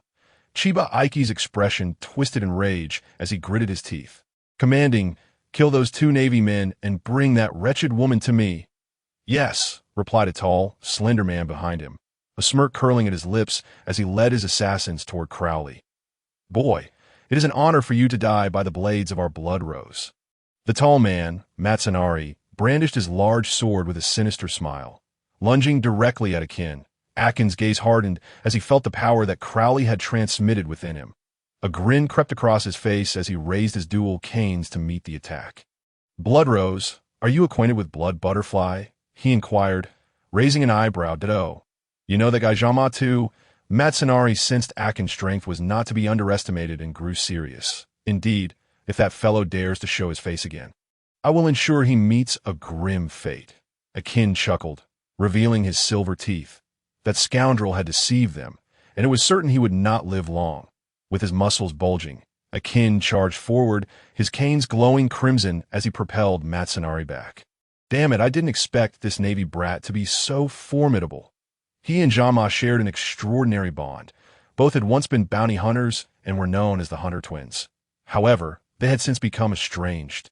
One establishing an intelligence-gathering hub known as Blood Butterfly Tavern on Butterfly Island, while the other founded the assassin organization, Blood Rose. Matsunari enveloped his large blade in a layer of armed hockey. Having accepted Chiba-ei's task, he had anticipated an easy resolution, only to encounter such formidable opposition. Observing his leader and Akin exchanging blows, the rest of the Blood Rose organization turned their attention to Crowley. Crowley swiftly maneuvered behind Momoi Maki, whispering, Allow me to witness the prowess of a 200 million bounty pirate. Damn, are you even a man? Chiba-ei bellowed from a distance. This was the only coherent sentence Maki had ever heard him utter. Was this man truly a man at all, hiding behind a woman? Yet, with enemies before her, she drew her long sword and stood resolutely, prepared to confront her foes. The assassins of the organization were of inferior caliber. Their combined strength likely paled in comparison to that of the bounty hunter observing from the sidelines. With a swift motion, she moved, her form becoming as insubstantial as a shadow, her footwork exceedingly peculiar, rendering it impossible to predict her next appearance. 4 symbols, 8 trigrams, she exclaimed, and the assassins fell one by one like rice dumplings. If witnessing a ghost, they scanned their surroundings, desperately hoping to catch a glimpse of Momoi Maki. Yet their eyes were mere ornaments, unable to escape their stationary positions as she slaughtered them. Her Her speed surpassed even that of Shave, and her unpredictability was unmatched. Crowley pondered as he observed her uncanny footwork coupled with her swordplay. It is widely known that the footwork of Shave in the Navy's 6 forms follows a pattern. Once deciphered by a discerning individual, it loses its status as an impressive technique. However, witnessing Momoi Maki's footwork opened Crowley's eyes. Truly, she was deserving of her title, the Phantom Woman. With an intense gaze, Momoi Maki recognized that those she had dispatched were mere fillers among the assassins. The truly formidable adversaries would not be so easily subdued.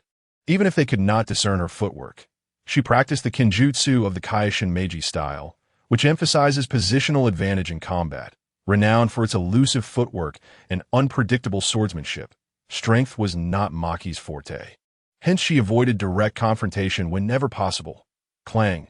She finally struck a solid target at the tall man, his hand enveloped in armed haki, seized her long sword with a powerful grip.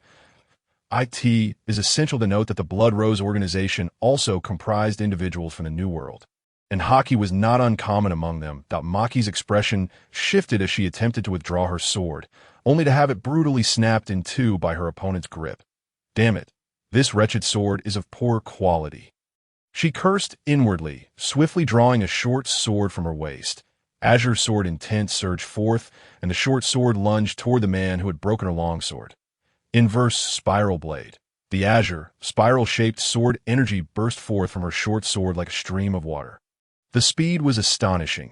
The man had no time to evade, forcing him to cover his chest with armed haki. Swoosh!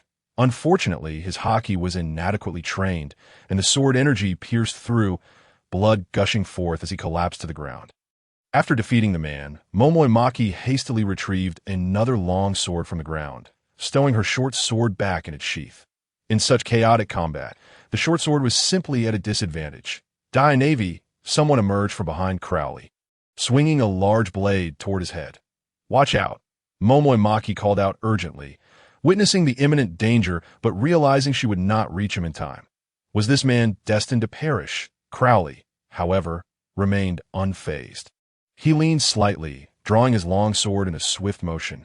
Cut down, a head soared into the air. Momoi Maki stood frozen, not merely because Crowley had escaped peril, but due to his swordsmanship, such a drawing technique. Young master, the Navy man exclaimed, that technique is cut down. It belongs to the Hokuto Itt-Ri. Could he also be a disciple of the Chiba dojo? Yet, why had she never seen him before? Was he a thief of their teachings? Chiba Aiki subordinates also noted Crowley's swordplay and the unique name of the technique, and murmurs of speculation filled the air. Chiba Aiki himself was taken aback. Having grown up in the dojo, he had never encountered Crowley before, and he was certain this Navy man was not one of their own. How? Is this possible? Momoi Maki gazed at him, at a loss for words. Who was this man? Leaving her so bewildered. Kid, where did you learn your swordsmanship? Chiba Aiki advanced, his expression darkening as he glared at Crowley. Even he, despite his ignorance, understood that the dojo's sword techniques were traditionally kept secret, especially among the 3 great ancient sword styles. Isn't it just Hokuto Itt-Ri? What is the big deal? Crowley shrugged nonchalantly. Chiba Aiki waved his hand, signaling his subordinates to surround Momoi Maki while he drew his longsword. Positioning himself before Crowley. Navy, I will make you speak. That the sinister smile spread across his face. Interesting, then let us see who prevails. Crowley nonchalantly twirled his longsword, and at that moment, Chiba Aiki finally discerned the blade's form, causing his expression to shift dramatically. This is my family's lost sword from over a decade ago, the renowned blade, Ichiku. How did it come to be in your possession? Now, Chiba Aiki was not merely angry, but astonished. Given Crowley's youthful appearance, it was clear he could not have stolen the famed sword. But who could it have been? That depends on whether you can make me reveal it, Crowley remarked with a smirk. Chiba Aiki snorted coldly, swinging his longsword directly at Crowley.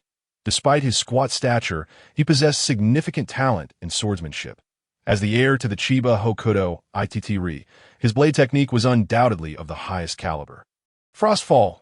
Frostfall! 2 identical techniques erupted from the swords of both combatants. Icy sword energy swirling around them. Yet ultimately, Chiba Aiki held the upper hand, the famed blade, Ichiku, accumulating layers of frost. It seems your Hokuto ITT Re is not quite mastered. Chiba Aiki scoffed, that thousand gene sword. Shatter. Crowley was acutely aware that his North Star One sword style was still not a match for his opponent. If Chiba Aiku's swordsmanship were not formidable, he would have lost interest altogether. Without hesitation, he shifted his sword technique and launched another attack. The Crimson Sword aura surged, embodying the essence of the formidable Thousand Gene sword technique, each swing resonating with a heavy sonic boom. Chiba Aiku's expression sharpened as he sensed the fierce power rushing toward him. Realizing that his adversary had altered his swordplay, he dared not confront head-on. Though he intended to evade, the renowned blade, Ikitake, radiating a violent force, seemed to lock onto his position, leaving him nowhere to flee. Very well, let it come. With a sigh of resignation, Chiba Aiku positioned his sword horizontally at his right side and executed a peculiar strike aimed at the side of Ikitake, attempting to redirect its trajectory. Returning star, however, only upon making contact did he truly comprehend the magnitude of the power he faced. His long sword was instantly sent flying, and he himself was hurled backward by the overwhelming force. What a crude sword technique! Rising from the ground, he cast a defiant glance at Crowley. Yet Crowley paid him no heed, his brow furrowed as he inspected Ikitake, which had begun to show signs of cracking. What a so-called heirloom blade, one of the 50 fine blades, yet it proves so fragile. He silently criticized, unable to withstand his own strength, that if he were to wield the Elbaf spear, this blade would surely shatter. In truth, the reason the long sword could not endure the force lay in Crowley's lack of armament hockey. His own reserves of armament hockey were meager, intended for dealing with devil fruit users. Leaving little for the protection of his sword, Chiba Aiko picked up his long sword, discovering it 2 bore cracks. Damn it, he thought, unaware of Crowley's state. He had just employed armament hockey. Moreover, his own sword was also one of the 50 fine blades. If this continued, the Chiba family would likely suffer the loss of yet another prize blade. Chiba Aiku turned his gaze to the bounty hunters who were still observing the situation, shouting, "Whoever helps me slay this pirate, I will reward them with 10 billion berries. I'm the 38th heir of the Chiba dojo. My word is my bond." Upon hearing his proclamation, Crowley could not suppress a scoff. Did he truly believe such words could incite others to fight? As a result, the surrounding bounty hunters rose to their feet, their gazes toward Crowley now filled with malice. Damn it, what a pack of money-hungry mad dogs. Songwei gasped for breath, staring at Ajin, bewildered by the latter's immense power. How was he not a match for him? He dared not even approach Ajin's dual staves. A mere touch would lead to grievous harm. Ajin twirled his staves, his expression calm, with the strength temporarily bestowed by his elder brother. No one here could withstand him. Tell me the whereabouts of Jeanma, and I will make your death quick, he said, directing his words at Songwei. Straightening up, Songwei flashed a smile. Boy, do you really believe you have me at your mercy? Hearing this, Ajin rolled his eyes. What else could it be? With that, Songwei's once lean body began to swell with muscle, his black hair sprouting wildly, his stature doubling in height, though his features remained unchanged. Have you turned into a wild man? Ajin scratched his head, baffled by his transformation, pondering why the appearance of a Zoan user was so different from that of his elder brother. He genuinely suspected that Songwei had consumed the Zoan-type devil fruit that transformed him into a wild man. I am a gorilla, Songwei retorted angrily, enveloping his hand in armament hockey, and struck Ajin with a powerful slap. Ajin remained unfazed. Even without armament hockey, what was there to fear? Armament hockey was not invincible. The dual staves erupted with a brilliant red light, striking towards Songwei's ebony hand. Another fierce clash ensued. Crowley's gaze was cold and detached. Since these mad dogs were intent on self-destruction, he would oblige. Dodging the bounty hunter's bullets, he unleashed a wave of dark red sword energy, cleaving through several and reducing them to bloody fragments, their remains raining down like a macabre shower. This navy is not to be trifled with. His power is simply too overwhelming. Retreat, retreat. The bounty hunters, witnessing the horrific scene of dismemberment, finally grasped the reality that this man was beyond their capabilities, and the urge to flee took hold. You think you can come and go as you please? Do you truly believe I am easy prey? Crowley smirked, the Ikatate blade radiating a fierce crimson glow. He was never one to be trifled with. Thousand Gene sword. Round break, a violent arc of sword energy sliced through the fleeing bounty hunters. Boom! Blood and viscera erupted once more. This guy truly a Navy officer. The onlookers collectively pondered this. Even the beleaguered Momoi Masaki felt a chill at the sight of his ruthless display. This man was undeniably ferocious. "Navy, you're quite something," exclaimed a short man adorned with a pink star tattoo and wearing spiked gauntlets, mockingly. This man was one of the bounty hunters. Crowley merely shrugged, uninterested in engaging with someone so devoid of self-awareness, and raised his hand to deliver another sword strike. Sakura, blooming dance of chaos. Dozens of sword energies, resembling pink cherry blossoms, cascaded toward him. Chiba, Aiku. Witnessing Crowley employ the North Star one-sword style once more, felt his expression darken with trepidation. He knew the purpose of this technique all too well. To speak frankly, the power of Sakura, blooming dance of chaos, was not exceedingly strong. But for those struck by it, the agony was unparalleled. The cherry blossom sword energy would penetrate the enemy's body, shattering their internal veins, blood vessels, and organs, rendering them slowly to death. A true instrument of torment. This Navy officer, incited by the provocation of others, resorted to such a dark technique.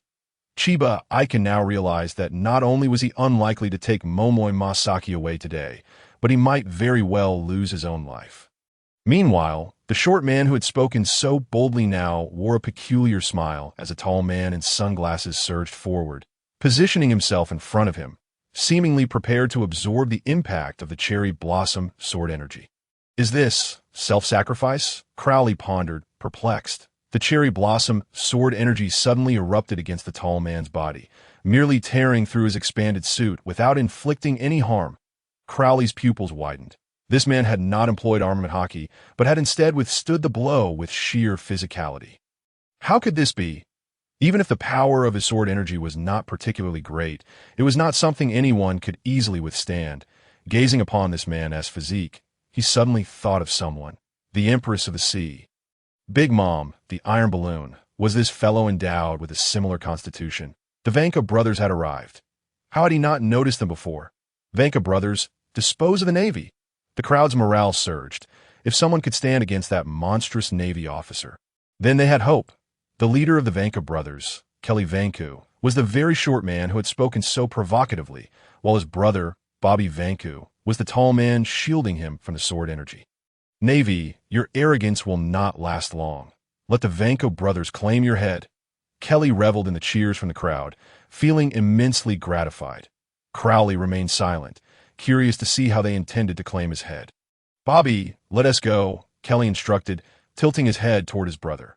"All right, brother," Bobby nodded, embracing Kelly that moment. Kelly surprisingly deflated, transforming into a thin layer as if air had been released, a devil fruit user. Crowley furrowed his brow. Such abilities were indeed rare. Bobby unzipped Kelly's chest, revealing his zipper. Kelly had transformed into a piece of clothing, and Bobby was preparing to don him. "I am the jacket man, having consumed the jacket fruit. Navy, you will soon find yourself outmatched." The jacket form of Kelly continued to speak, laughing maniacally as if he could already envision Crowley begging for mercy beneath him. Though he was small in stature and lacked physical prowess, his fighting spirit was strong, while his brother possessed monstrous physical capabilities, with skin tough enough to withstand the assault of armament hockey. However, his timid nature rendered him incapable of fighting. The emergence of the jacket fruit altered the dynamics of the situation. Once Bobby wore him, he would control his brother's body, transforming into a formidable combatant. The illustrious reputation of the Vanka brothers was thus disseminated. Alone, an individual may accomplish little, but when the two brothers unite, they become an indomitable force. At last, Bobby donned the mask and zipped up his suit. His appearance transformed. Though his towering stature remained unchanged, his visage had morphed into that of his brother, Kelly. This was the manifestation of the jacket fruit. Yet, Crowley maintained his composure, as if he believed that merely utilizing his brother's physical prowess could rival him. "The Navy shall perish." The formidable Kelly raised his spiked gauntlet, launching a fierce assault towards Crowley. "A frog in a well. Do you even comprehend the essence of power?" Crowley sheathed his sword. Lifting his own fist, enveloped in a thin layer of armament hockey, he met Kelly's strike with a gentle counter. Boom! The spikes shattered, and the Vanka brothers were sent hurtling backward.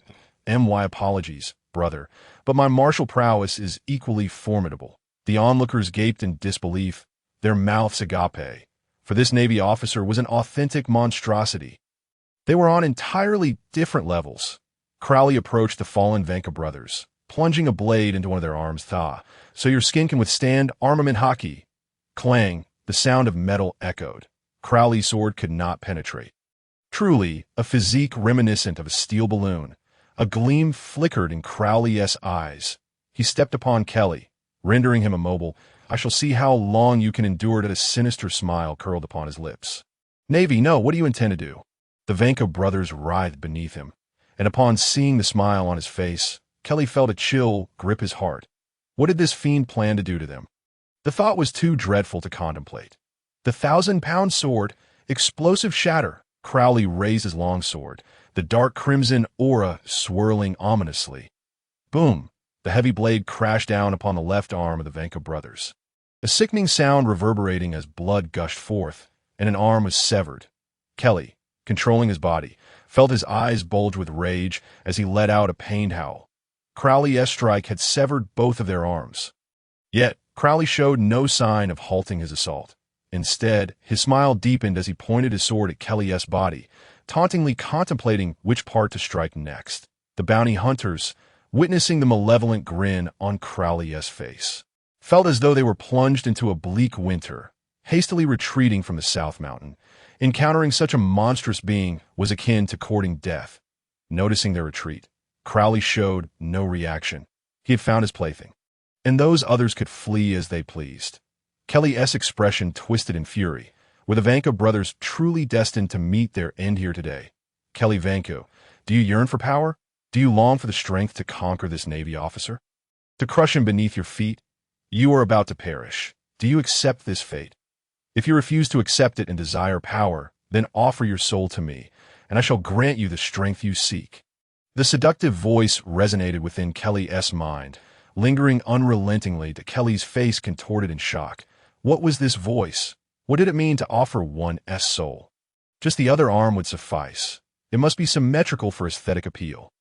The Navy, standing over him, revealed a savage expression, raising the sword high above his head, ready to strike at his remaining arm. No, no, no.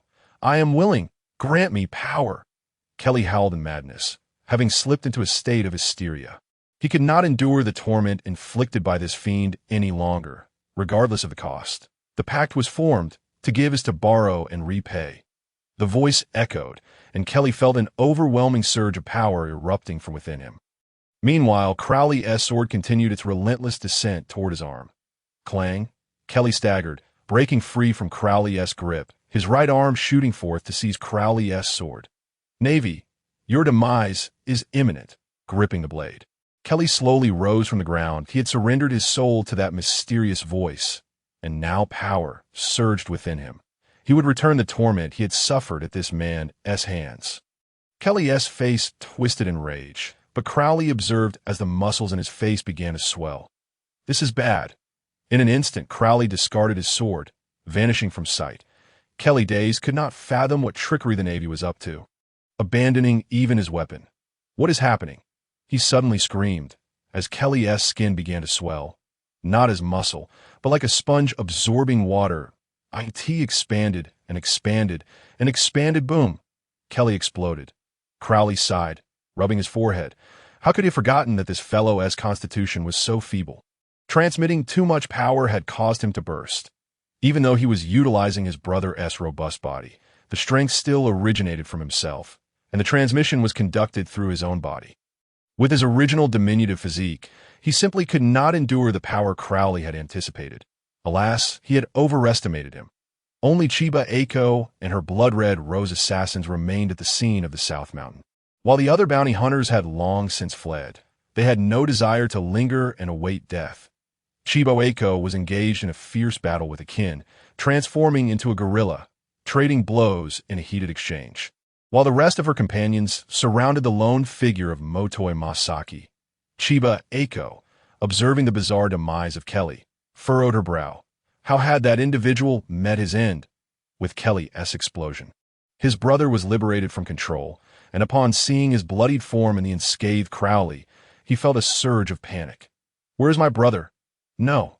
Crowley gestured with his chin, directing the boy's gaze to the scattered remains on the ground.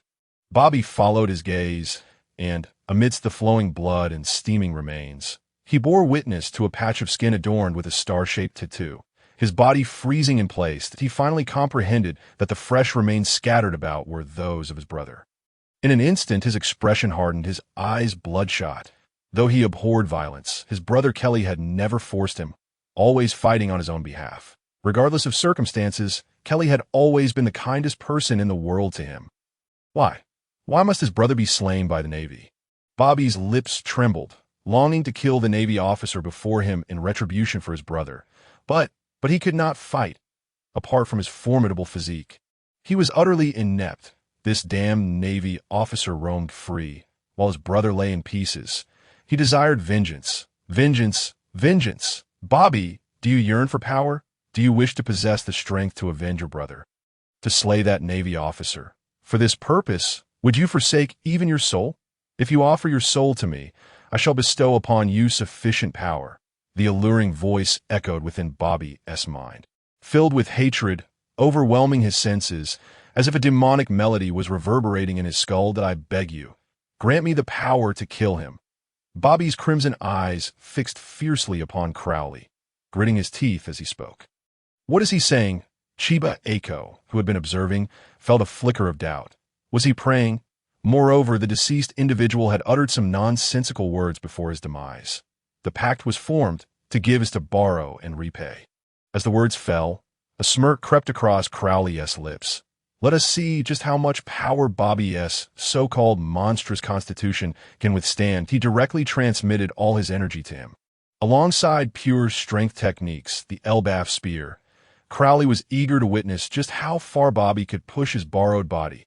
Boom! An intense aura radiated from Bobby, his black hair whipping about, muscles swelling impressively.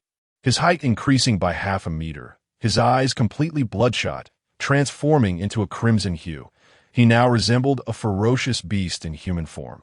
Feeling the surge of power and the violent techniques flooding his mind, hatred clouded his judgment. He was determined to slay the Navy officer who had murdered his brother. Vengeance, vengeance, vengeance. What is happening? Shichibukai felt the overwhelming ferocity of Bobby's power, stunned into silence.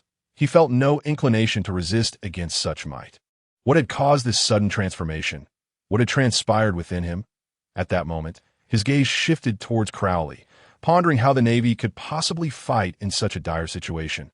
Things were becoming intriguing.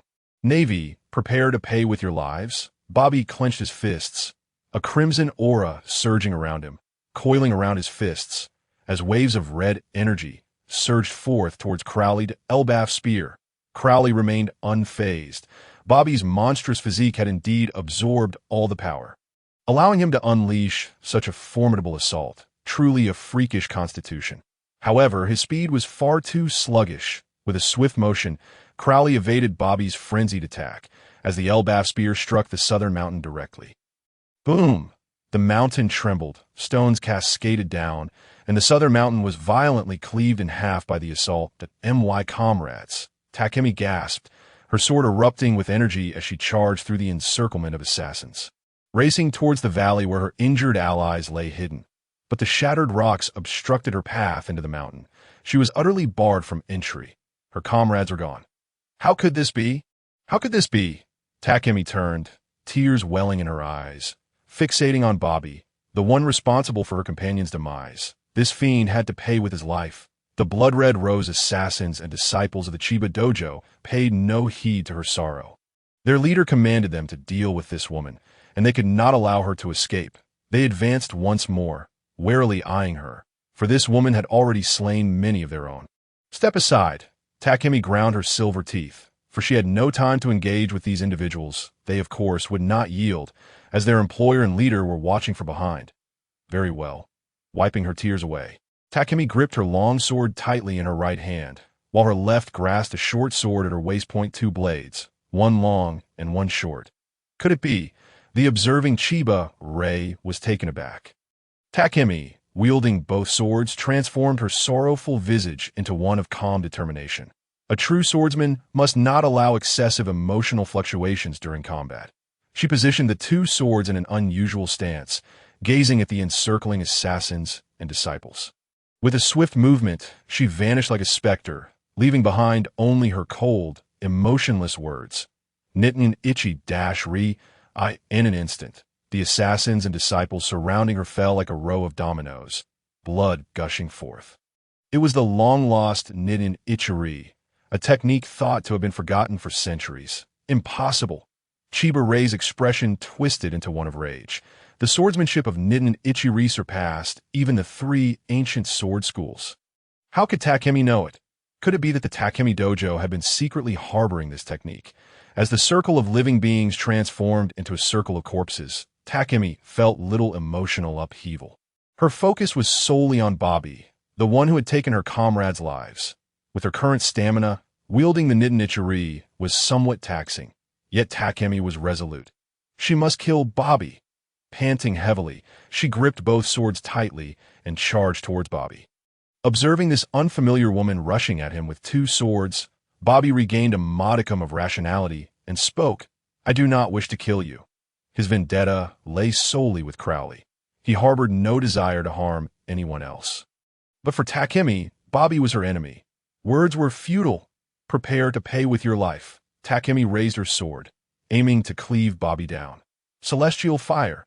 A blaze erupted, the burning sword energy striking down upon Bobby with tremendous force. Bobby frowned. Though he despised conflict, he understood he could not be a live target for anyone, even a beautiful woman.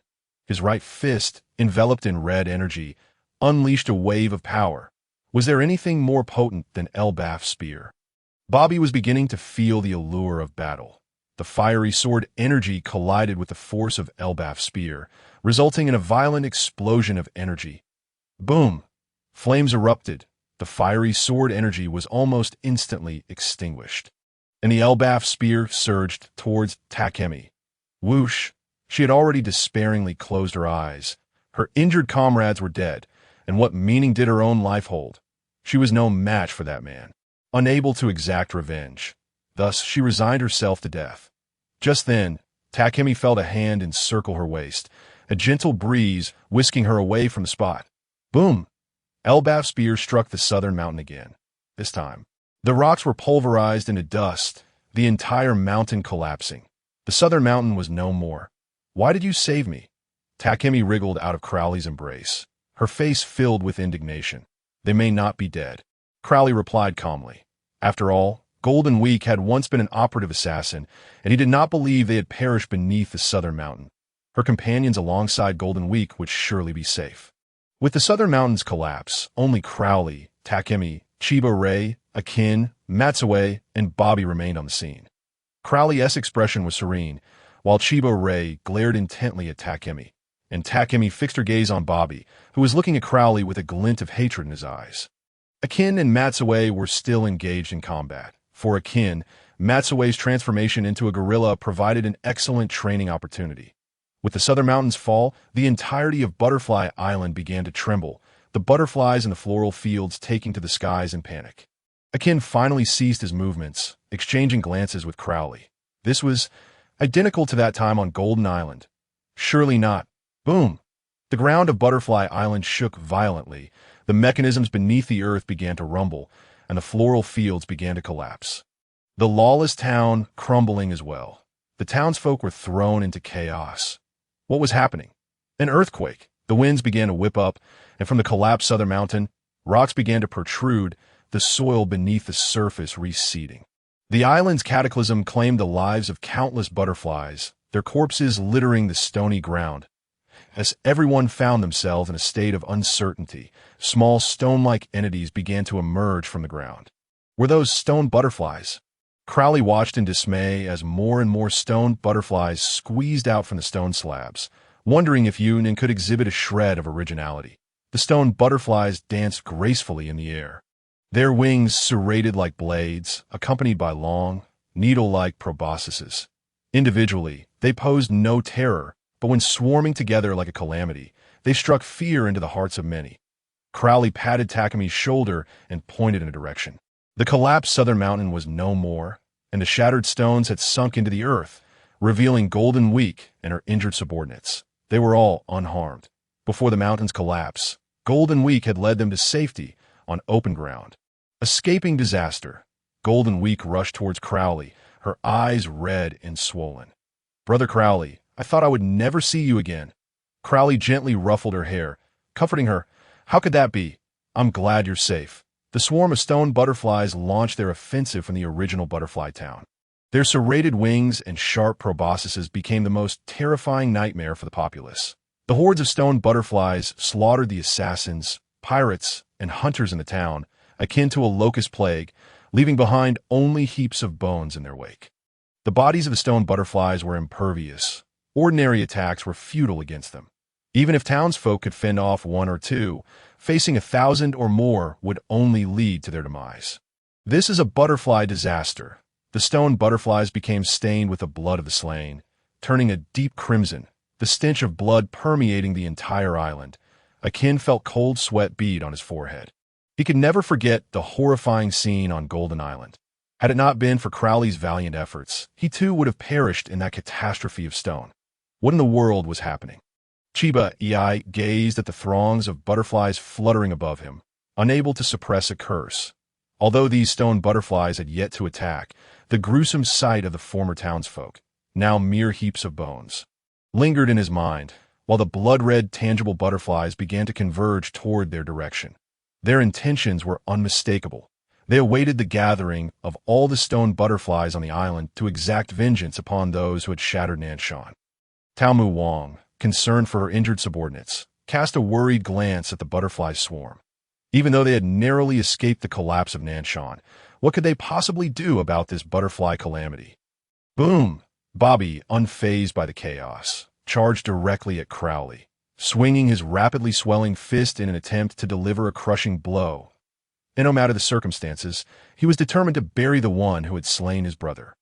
Smack! Crowley extended his hand to block Bobby's punch.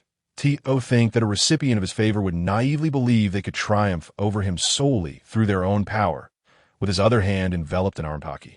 He struck forcefully at Bobby, sending him staggering back several meters. This man possessed surprising strength. Shichibukai and Matsuwe, who still retained his gorilla form, stood together, frowning as they observed the unfolding confrontation.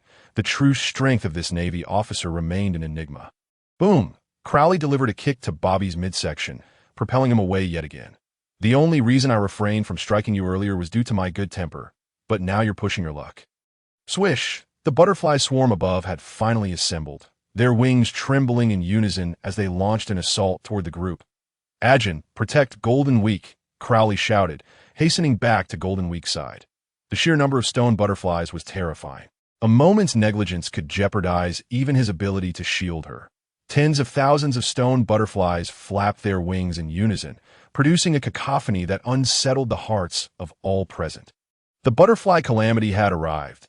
Tao Mu Wang took the initiative. To safeguard her injured subordinates, she could not hold back. With one long and one short sword in hand, she unleashed her Nitten Ichiri swordsmanship. Heavenly fire bright, a torrent of fiery sword energy surged forth, directly confronting the oncoming butterfly swarm. However, these were stone butterflies, their flight not reliant on their two pairs of stony wings, but rather on the island's magnetic forces. Thus, the flames had no effect on them. Yet aside from the intense heat of the flames, Tao Mu Wang's sword energy was formidable, shattering hundreds of stone butterflies into fragments that rained down like pebbles from the sky. Shichibukai refused to be outdone. Seeing the resolve of the woman he admired, he too was not one to be trifled with. With a long sword in hand, he executed his signature technique from the Beichan Ichiri. Sakura, Dance of the Divine. Though also of the Beichan Ichiri, Shichibukai's technique far surpassed Crowley's in ferocity. Each blade of Sakura's sword energy was the size of a fist, and dozens of these blossoms whirled through the air, mingling with the butterfly swarm and unleashing their razor-sharp cuts. Swish, swish, swish. Hundreds, even thousands of stone butterflies were obliterated, reduced to rubble that fell to the ground. Yet they could not halt the relentless descent of the butterfly horde, which pressed down upon them like a formidable army. The group had no choice but to evade while attacking. Matsue, an animal-type devil fruit user, found himself in a particularly awkward position, lacking long-range attacks. He struggled against the airborne butterflies, but he could only muster the little remaining armed haki to defend himself, using his hands to crush one butterfly after another. Ajin fared slightly better, being leaner and thus more agile, and equipped with the Navy's 6 styles, particularly the Gale, allowing him to engage the swarm with some degree of efficacy. However, he still needed to assist in protecting Golden Week, rendering the situation precarious. Crowley had intended to offer support, but Bobby came charging again, throwing a punch without hesitation. With a kick, he sent Bobby sprawling, finally unable to contain his frustration. "Are you finished yet?" Bobby regained his footing, forcing a grotesque grin. "These things are useless against me. As for you, damn Navy, prepare to pay with your life." The butterfly swarm could not breach Bobby's defenses. Neither the sharp wings nor the pointed beaks could pierce his skin. He was the only one able to move freely amidst the chaos, thriving like a fish in water. "Damn it," Crowley cursed under his breath, glancing at the struggling Ajin. He quietly lent his swordsmanship to him before hoisting Golden Week onto his back. In this dire situation, he could not leave the defenseless girl behind. Should anything happen, he would never forgive himself. Golden Week's expression was resolute. She said nothing to disturb Crowley's actions, instead quietly retrieving her brush to draw powerful sigils on him to enhance his combat capabilities. "If you seek death, I shall grant it." Crowley steadied Golden Week against his back, gripping his cracked sword, Ichiboku, with a fierce glare directed at Bobby. Regret gnawed at him. Why had he bestowed all his power upon this abnormally resilient foe? With Bobby's formidable strength and defenses, killing him was proving to be a daunting challenge. Desperately, Bobby revealed a savage grin. With his brother dead and his soul surrendered to a devil-like entity, life held little meaning for him. He would gladly face death if it meant avenging his brother by claiming the life of this Navy officer before him. Crowley infused his sword with armed haki, preparing to unleash the Elbaf spear. Returning the favor with the same ferocity, Bobby, too, readied himself, pulling back his right fist, channeling his immense strength, the wave of power radiating from his fist. Elbaf spear, dominance. As Bobby stared in shock, Crowley's sword emitted a wave-like attack akin to his own. The two forces collided, generating a massive energy wave that shattered the surrounding stone butterflies, the ensuing gust dispersing the swarm and providing a moment of respite for the others. Boom! Ultimately, Crowley proved superior. The wave attack sent Bobby flying. However, just as this conflict concluded, Tao Mu Wong let out a piercing scream of anguished no. She swung her sword, dispersing the butterflies that had entangled her injured comrades. The sheer number of butterflies was overwhelming. Even she could not adequately protect her subordinates. Moments earlier, one of her injured subordinates had perished under the assault of the swarm. Tears of regret streamed down her face. It was her fault for failing to safeguard them properly. The sword energy rampaged, cleaving the butterflies, threatening her comrades into fragments. Yet, the swarm was relentless. Eventually, even the strongest would tire. Her subordinates exchanged glances. Understanding each other's resolve, they all drew their swords to their necks.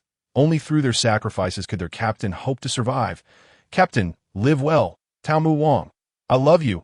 Captain, I love you too. I hope to serve you again in the next life. Farewell, Captain Tao Mu Wong. See you in the next life. Wang Jia." With tears in their eyes, the injured subordinates smiled as they uttered their final words. Before Tao Mu Wong could react, they took their own lives. Only through their deaths could their captain escape the swarm and flee this island. No. Tao Mu Wong continued to wield her sword against the butterflies, unaware that her crew had chosen this path to protect her. Tears streamed down her face. Why? Why had this happened? Her crew had perished, all for her sake. The condition of Song Wei, who has transformed into a gorilla, is far from favorable. He is now utterly alone. Filled with remorse for having accepted the commission from Chiba Rome. Not only has it led to the annihilation of his comrades, but now his own life hangs by a thread. His body is adorned with stone butterflies. and he can feel their sharp proboscises piercing his skin, their razor-like wings slicing through flesh. He is drenched in blood, and soon death will claim him, just as it has his unfortunate subordinates, leaving nothing but bones behind. Why, oh why, must his crimson rose perish in such a wretched place?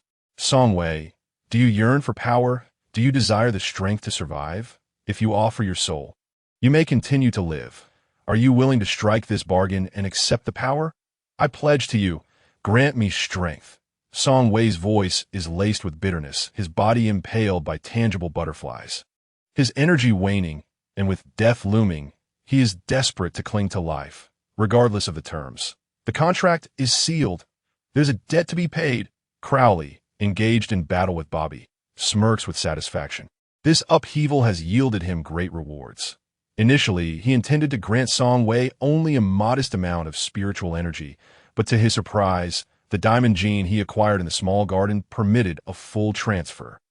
Is it due to that fellow's fruit being in gorilla form? Crowley speculates, promptly transmitting the diamond gene along with it. Roar. Upon receiving the power, Songwei lets out a cathartic roar. This strength is intoxicating. His muscles swell, his form gradually enlarges, forcefully expelling all the stone butterflies clinging to him. His size continues to escalate, soaring until he transforms into a diamond-like figure, towering at 10 meters tall. His head rises into the swarm of butterflies overhead. Songwei pulls back his lips into a ferocious grin, feeling his wounds rapidly healing. His form is no longer merely that of a gorilla. His intelligence network is vast, and, if he surmises correctly, his abilities have awakened. The awakening of a devil fruit user's powers is a rarity in this world. Who would have thought that Songwei would witness the day his devil fruit awakened? Who is this mysterious voice that has enabled such a transformation? Is this power divine? In that instant, Songwei feels as if he's been favored by the heavens. He is the child of destiny. Realizing the butterflies continue their assault, he roars and swings his arm, instantly shattering a cluster of stone butterflies into rubble. What could possibly oppose him now? These butterflies pose no threat whatsoever. Crowley's expression darkens. He realizes he has made two grave mistakes today. Not only has he nurtured the monstrous Bobby, but now this Songwei, having accepted his power, has also undergone a dramatic transformation. How could he have known that a mere animal gene would trigger the awakening of that fellow as fruit abilities? Just moments ago, you were enjoying our battle. Songwei no longer regards the butterfly swarm as a threat. He seeks revenge on Akin, who has been his adversary throughout. Fixating on Akin, he charges forward with a powerful kick. To him, Akin now seems as insignificant as an ant.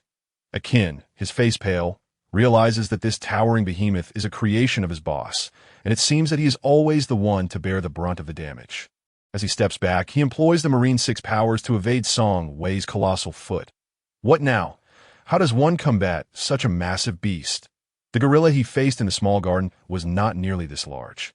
It barely reached 5 meters at most, but now, Songwei's transformed state has ascended to that of a giant race. Furthermore, why does this Butterfly Island's upheaval differ from the past on Gold Island? He vaguely recalls the myriad of tactics employed there. Yet here, it seems limited to a swarm of stone butterflies, with nothing else in sight. Were the stone dragons and stone phoenixes? Would they not reveal themselves so that this accursed monkey might face their might? Little ant, where do you think you're running? With a swift motion, Songwei swats the airborne butterflies towards Akin, who is frantically leaping across the ground. The butterflies, now devoid of threat to him, have become his makeshift ranged weaponry. Although his massive size has enhanced both his attack and defense, it has diminished his agility, leaving him clumsy and unable to catch the elusive Akin. And you? Songwei aims a foot at Chiba. It is this man who, had he not taken on this task, would not have led to the destruction of his crimson rose, nor to his current plight. Do you not desire money? Chiba evades his descending foot. His corpulent body quivering violently, he had initially thought that Songwei's transformation into a gorilla would serve as an asset, but now he finds himself under attack instead. Has he truly lost his mind? After all, he is the employer. Do you think I still care for your money?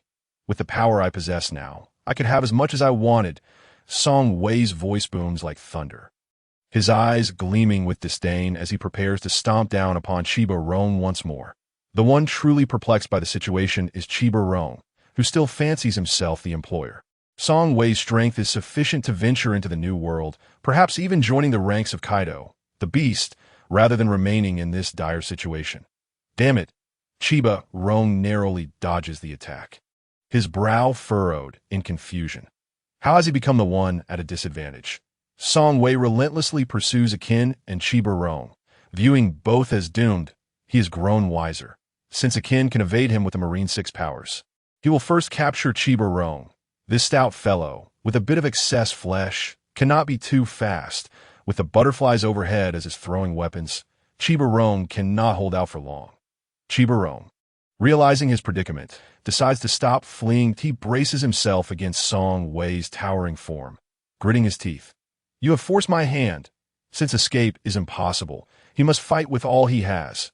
He glances at his cracked longsword, understanding that if he employs this technique, his beloved blade may be lost, but his life is paramount. With both hands gripping the sword, he steps forward, his gaze steely. At this moment, he exudes the charisma of a great swordsman. Swish! The longsword arcs upwards from below, unleashing a tremendous wave of sword energy that hurtles towards Song Wei. Point one cut. One broken sword. Crack! As the sword energy bursts forth, the blade in his hand shatters into fragments, cascading to the ground. The immense sword energy surges towards Song Wei's colossal body, effortlessly penetrating his resilient hide and drawing forth a fountain of blood that splatters to the ground. Chiba Roan's eyes shine with determination. This is the strongest technique he has mastered in the North Star swordsmanship. If he cannot vanquish this monster, he might as well take his own life. Hiss! As the sword energy dissipates, a grotesque wound appears on the chest of the 10-meter-tall Song Wei, slicing from his chest to his abdomen, blood gushing forth. Yet, it does not eviscerate him. In that fleeting moment, Song Wei had utilized his feeble armament haki to shield himself. Although inadequate, it provided a layer of protection, mitigating some of the damage. Song Wei curls his lips into a smile. He has endured. Well, the first heir to the Chiba Dojo's ancient sword style, this attack has hardly fazed him. In fact, he can sense that his wounds are gradually healing.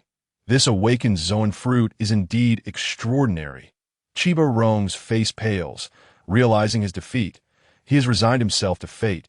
It seems the heavens have decreed his demise here. This is his destiny.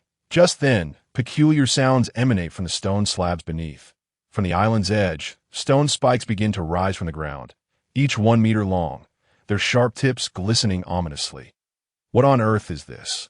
Crawley, burdened by the weight of the Golden Week, forcefully kicked Bobby aside and swiftly pulled Motomiya Nozomi up with him, ascending into the air with a moonwalk.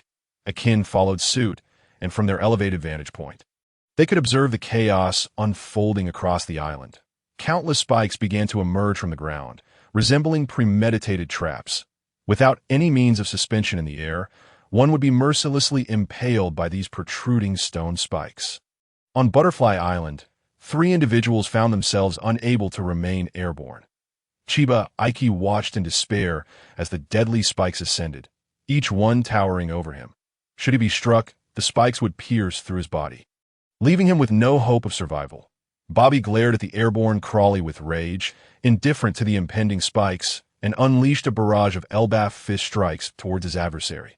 Matsui, on the other hand, felt little concern. Even if the spikes could breach his skin, they would merely puncture his soles. He had faith in his haki to withstand those stone spikes. He realized that while those spikes might pose no significant threat to him, they were indeed a lethal menace to that fellow. Let him languish in despair and await his demise. Matsui's gaze shifted to the suspended Akin, and he swung his palm towards him, taunting, "Little ant, let's see how you escape in the air."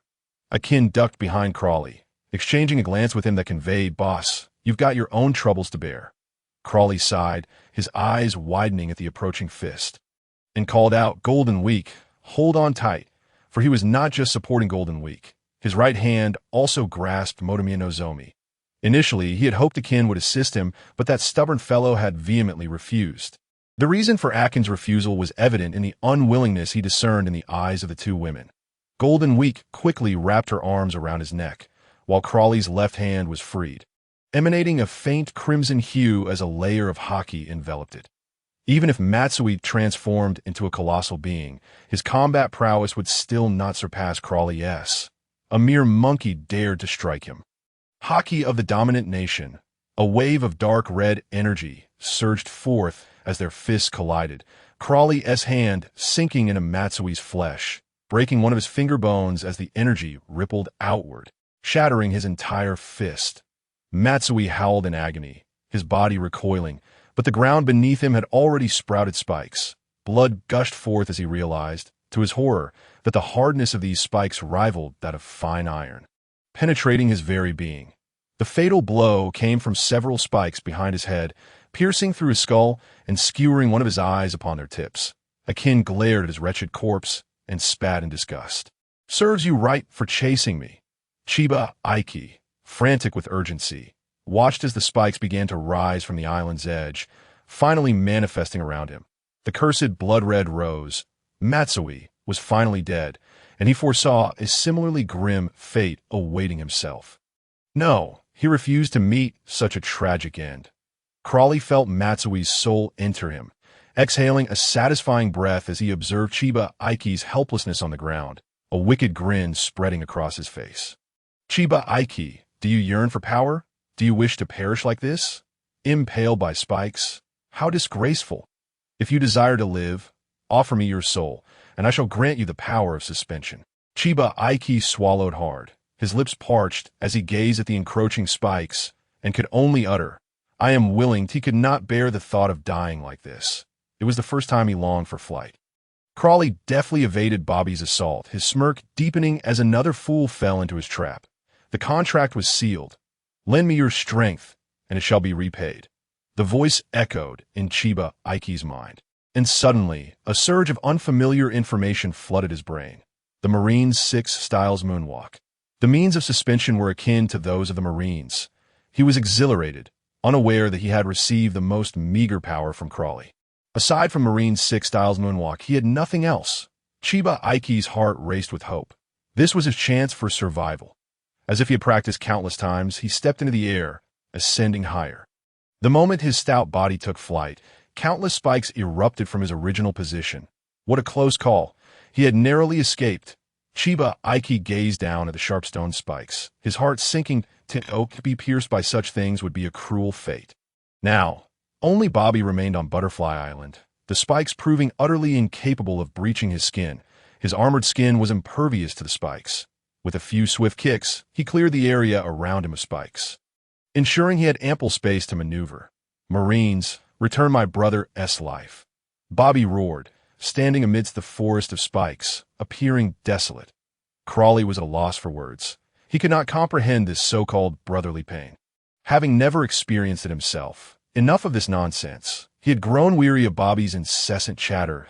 It was time to send him on his way. Crawley resolved to temporarily lend the Marine 6 styles moonwalk to Motomiya Nozomi, entrusting Golden Week to Akin, freeing his hands for battle. Boom! Bobby, sensing Crawley's readiness to fight, grew increasingly excited, launching several dark red fist strikes. Bang! Crawley, deflecting a few blows, prepared to counterattack when his expression suddenly shifted, and he soared higher into the sky with his companions. Shichibukai wore a perplexed expression. What was happening? Was this some sort of sorcery? They were ascending at an astonishing pace, but the next instant, he fell into a stupor. Butterfly Island began to tremble visibly, with Bobby struggling to maintain his footing, panic spreading across his face as he grappled with the unknown. From their aerial perspective, they could clearly see the transformation of Butterfly Island. Shaped like a butterfly, as its wings began to fold inward, it resembled a gigantic clasp, slowly closing. The spikes on the island glimmered with a sharp, cold light. As the butterfly wings converged, the spikes would align, impaling those present within, rendering them utterly perforated. This island was a colossal trap. What immense power was at play here? Shibukai's jaw dropped in astonishment. What kind of ability could instigate such a transformation? As the island tilted, Bobby lost his balance, tumbling onto the spikes. Yet his resilient skin proved impervious, grinding the tips of the spikes dull instead. Soon, The wings of the butterfly had closed to less than 30 degrees. Bobby lay amidst the spikes, fixated on crawling in the air. He would not perish. He would avenge his brother before meeting his end. Marines, await my return. Such extraordinary power. Akin swung his cane, striking the dazed Shichibukai on the head, knocking him unconscious as he fell onto the closing butterfly island. Thud! One could not deny the man's fortune. He landed on a spike that had been dulled by Bobby, suffering only a mild concussion with no further harm. The jolt roused him from his stupor, and as he rubbed the back of his head and opened his eyes, he was met with disbelief. No. The butterfly wings were nearly closed, and the external light was rapidly diminishing. He could only see half of the sun. With a powerful push, he leapt into the air. He could not perish within. He absolutely could not. There was still time, still a chance. He needed to escape. Bang! Alas, it was too late. As he leapt into the air, the wings of Butterfly Island slammed shut, the spikes impaling him and compressing him into a gruesome pulp. Shichibukai let out no scream, no curse. He died within the closing wings of the butterfly. Witnessing his face contorted in despair, Motonya Nozomi shivered involuntarily, fearing that he might return as a vengeful spirit. Such a death was too tragic to bear. Bang! Bang! The closing wings of Butterfly Island resounded with relentless hammering, as if someone were incessantly pounding something within. That fellow was still alive. Crawley's expression turned serious. Bobby, with his monstrous physiology, had become akin to an indestructible cockroach. Impervious to any attack, even being crushed between two halves of an island could not bring him down. Such an extraordinary constitution. Boom! One punch after another, imbued with the formidable power of the Elbaf spear, struck forth from the converging wings of Butterfly Island. The people inside yearned for freedom. Crack! Stones shattered as a fist erupted from the central area of the wall-like Butterfly Island. Boom! The fist continued to batter, the opening expanding ever larger, until a grimy, dust-covered head emerged. It was Bobby. He threw his head back and howled, "Navy, I am coming out." The scene was reminiscent of the legendary moment when the Monkey King burst forth from Wuzishin. "Boss, you've truly driven him mad," Akin remarked sympathetically, observing Bobby's blood-red eyes. It was astonishing how his leader had transformed this once normal individual, who abhorred violence and was polite, into a vengeful machine. Hey, which side are you on?" The golden week on his back tapped his head, expressing discontent. Thus, Akin's earlier comment about Brother Crowley enjoying the role of the devil made sense. Bang! Bang! Bobby resumed his assault on the wall-like Butterfly Island, each punch creating a deep indentation, every indentation marking his foothold as he ascended without any means of levitation, relying solely on this method to reach the summit. Crowley watched him ascend step by step, remaining motionless. In their climactic confrontation at the peak, he would grant this man of grit a fair duel. He would allow him to perish with dignity. "Navy, come on." Bobby stood atop, his gaze fixed intently on Crowley in the sky. His voice now hoarse, Crowley nodded earnestly, his form beginning to swell, muscles bulging like iron, as iron hooves rose, and a pair of spiraled horns pierced through his dark hair, as if to tear the very sky apart. Ox Demon transformation. Crowley's gaze sharpened, and with a swift motion, his iron hove charged towards Bobby at the island wall's summit. Ox Demon trample. Bobby, undeterred, unleashed both fists toward the heavens. Elbaf spear. Boom! The iron hoves collided with the fists, unleashing a tremendous wave of energy. The winds at the peak intensified, whipping up a tempest that scattered the white clouds around them. Crack! The island wall beneath Bobby began to fracture, fissures resembling a turtle's shell slowly emerging. How is this possible? The power is astonishing. Bobby's face flushed red, ultimately succumbing as iron hooves crushed him to the ground. Crowley had already absorbed the souls of Song Wei and Qin Yarong, and his Dao power had surpassed 20,000. Yet, he had no intention of holding back. If he was to ensure that his opponent perished with utmost respect, he would unleash his full strength. He raised his fist high, blackened with red, wave-like light. Ox Demon.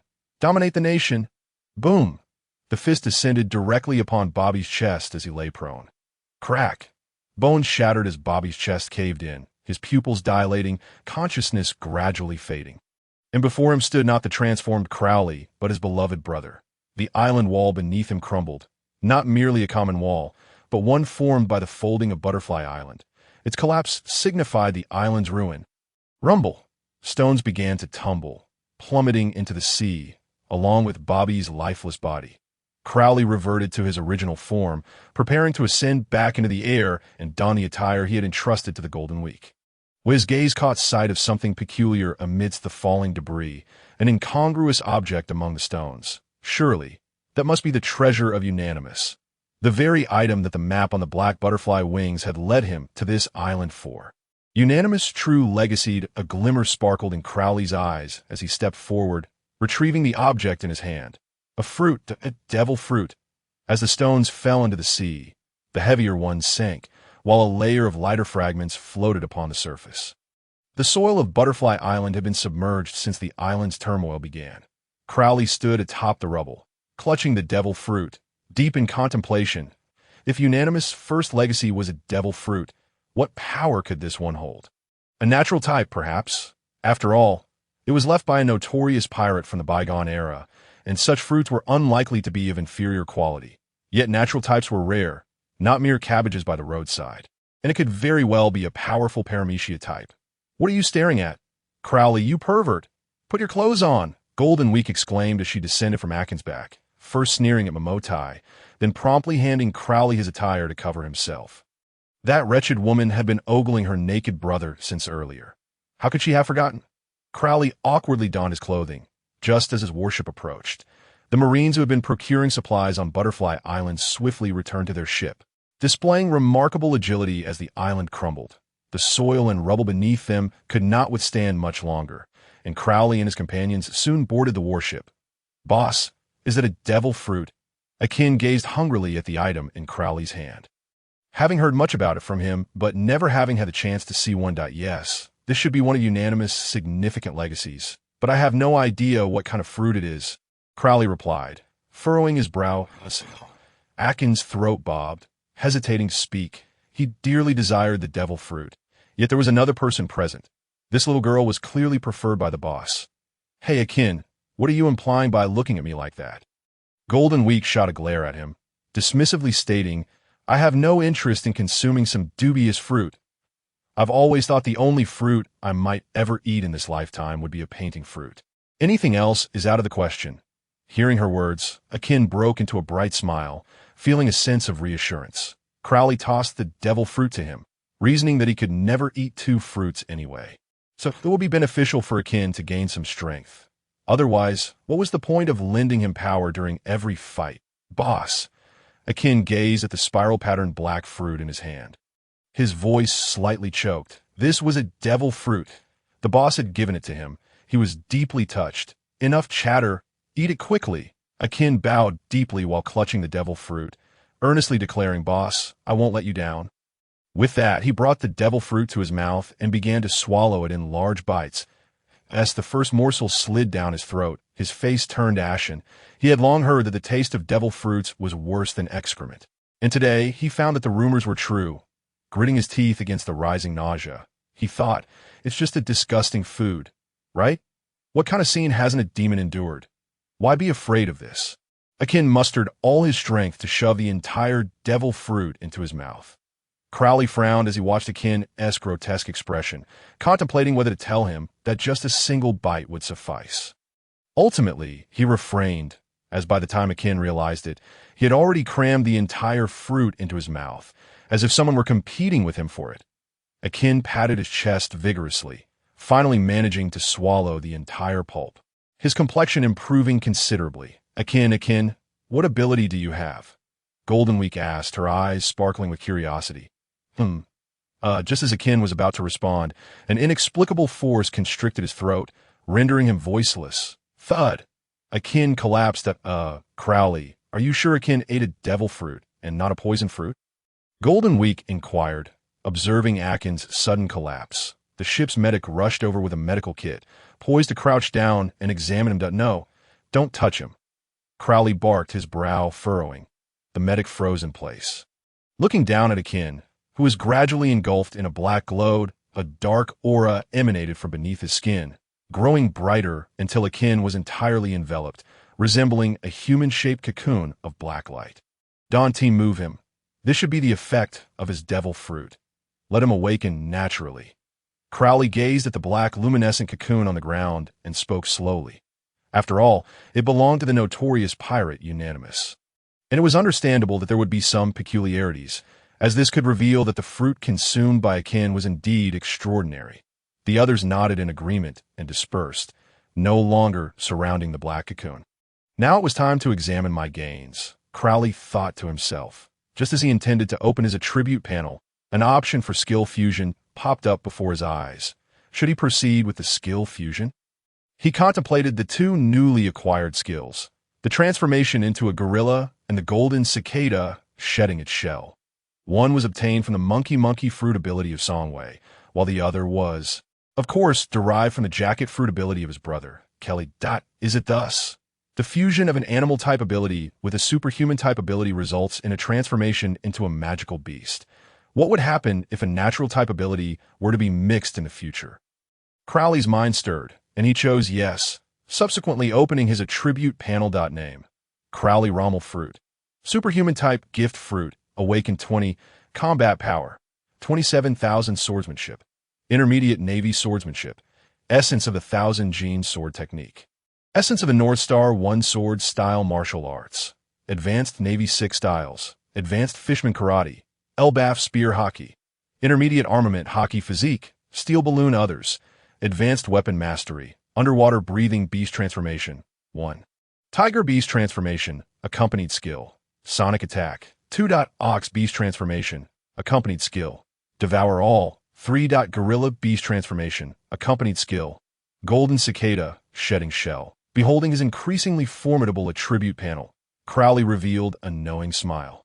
Confident that he now possessed the strength of a Navy admiral, providing crucial assurance for his forthcoming plans. Crowley and Aiken. What should we do about her? Huang Jinzhou tugged at his sleeve, glancing at Momotai Nozomi, who stood nearby, gazing out at the horizon. This woman had been following them aboard the warship ever since they departed from the shattered Butterfly Island. What does she mean by this? Surely, she isn't here to snatch Crowley Onaikin from him. Is she? Momotai Nozomi. What do you intend to do? Crowley frowned at her, pondering how, as a Navy officer, he was surrounded by so many wanted criminals on his ship, not to mention the pirate Akin, who had initially joined, and now the assassin Huang Jinzhou, and now this pirate Momotai Nozomi wouldn't just leave, would she? I cannot return home. Chiba, eyes died if I go back and they learn of this. The Momotai Dojo will be attacked by the Chiba Dojo, Momotai Nozomi said quietly, locking eyes with him. But my subordinates are all gone, and I no longer wish to be a pirate. So, does this mean? A troubling thought emerged in Crowley's mind. Is she not intending to join the Navy? Huang Jinzhou also looked tense, realizing that if this woman boarded the ship, the threat to her would escalate significantly. After all, she had to admit, this woman had an impressive physique. Seeing their expressions, Momotai Nozomi shook her head helplessly. I do not wish to join the Navy. I only wish to stay aboard your ship.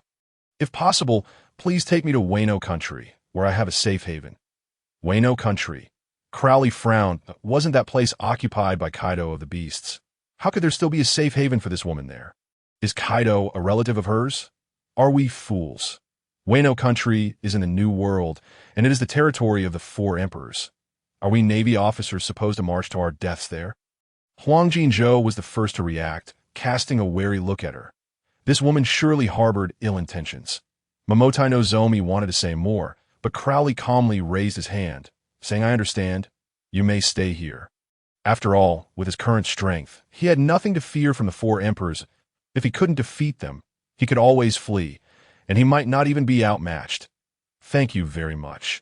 Momotai Nozomi nodded, though her expression betrayed no hint of gratitude, as if she had anticipated Crowley would acquiesce to her request. Major, phone call. A sailor rushed over, bringing the ringing transponder snail with him. Buru, Kaga. Crowley picked up the receiver. Major Crowley, who is this? I am Sengoku. Admiral Sengoku. Why is he calling me? Crowley frowned, a sense of foreboding washing over him. Yes, Admiral, please proceed. Put your current task on hold. I am assigning you to escort Crocodile to Impel Down. Simultaneously, return to Navy headquarters. I have an important mission that requires your attention. Crocodile, isn't that guy one of the 7 warlords? Crowley feigned ignorance, knowing full well the answer. Something has transpired.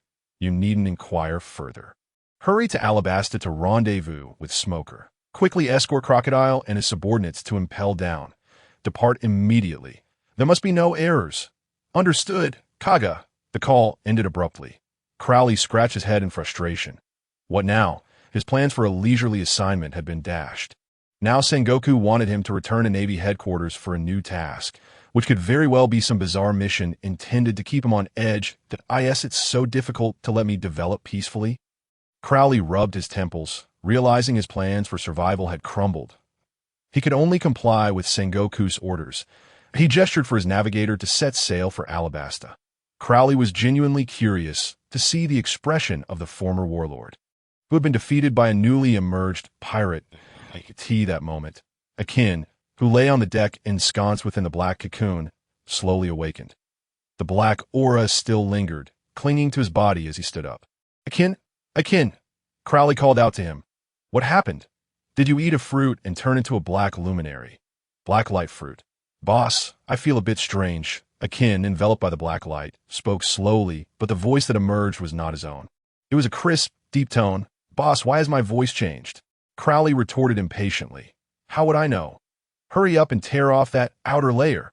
He mused inwardly that this voice, in contrast to Akin's formerly cold and indifferent tone, sounded rather effeminate, certainly not characteristic of Akin. Oh, Akin responded, waving his right hand.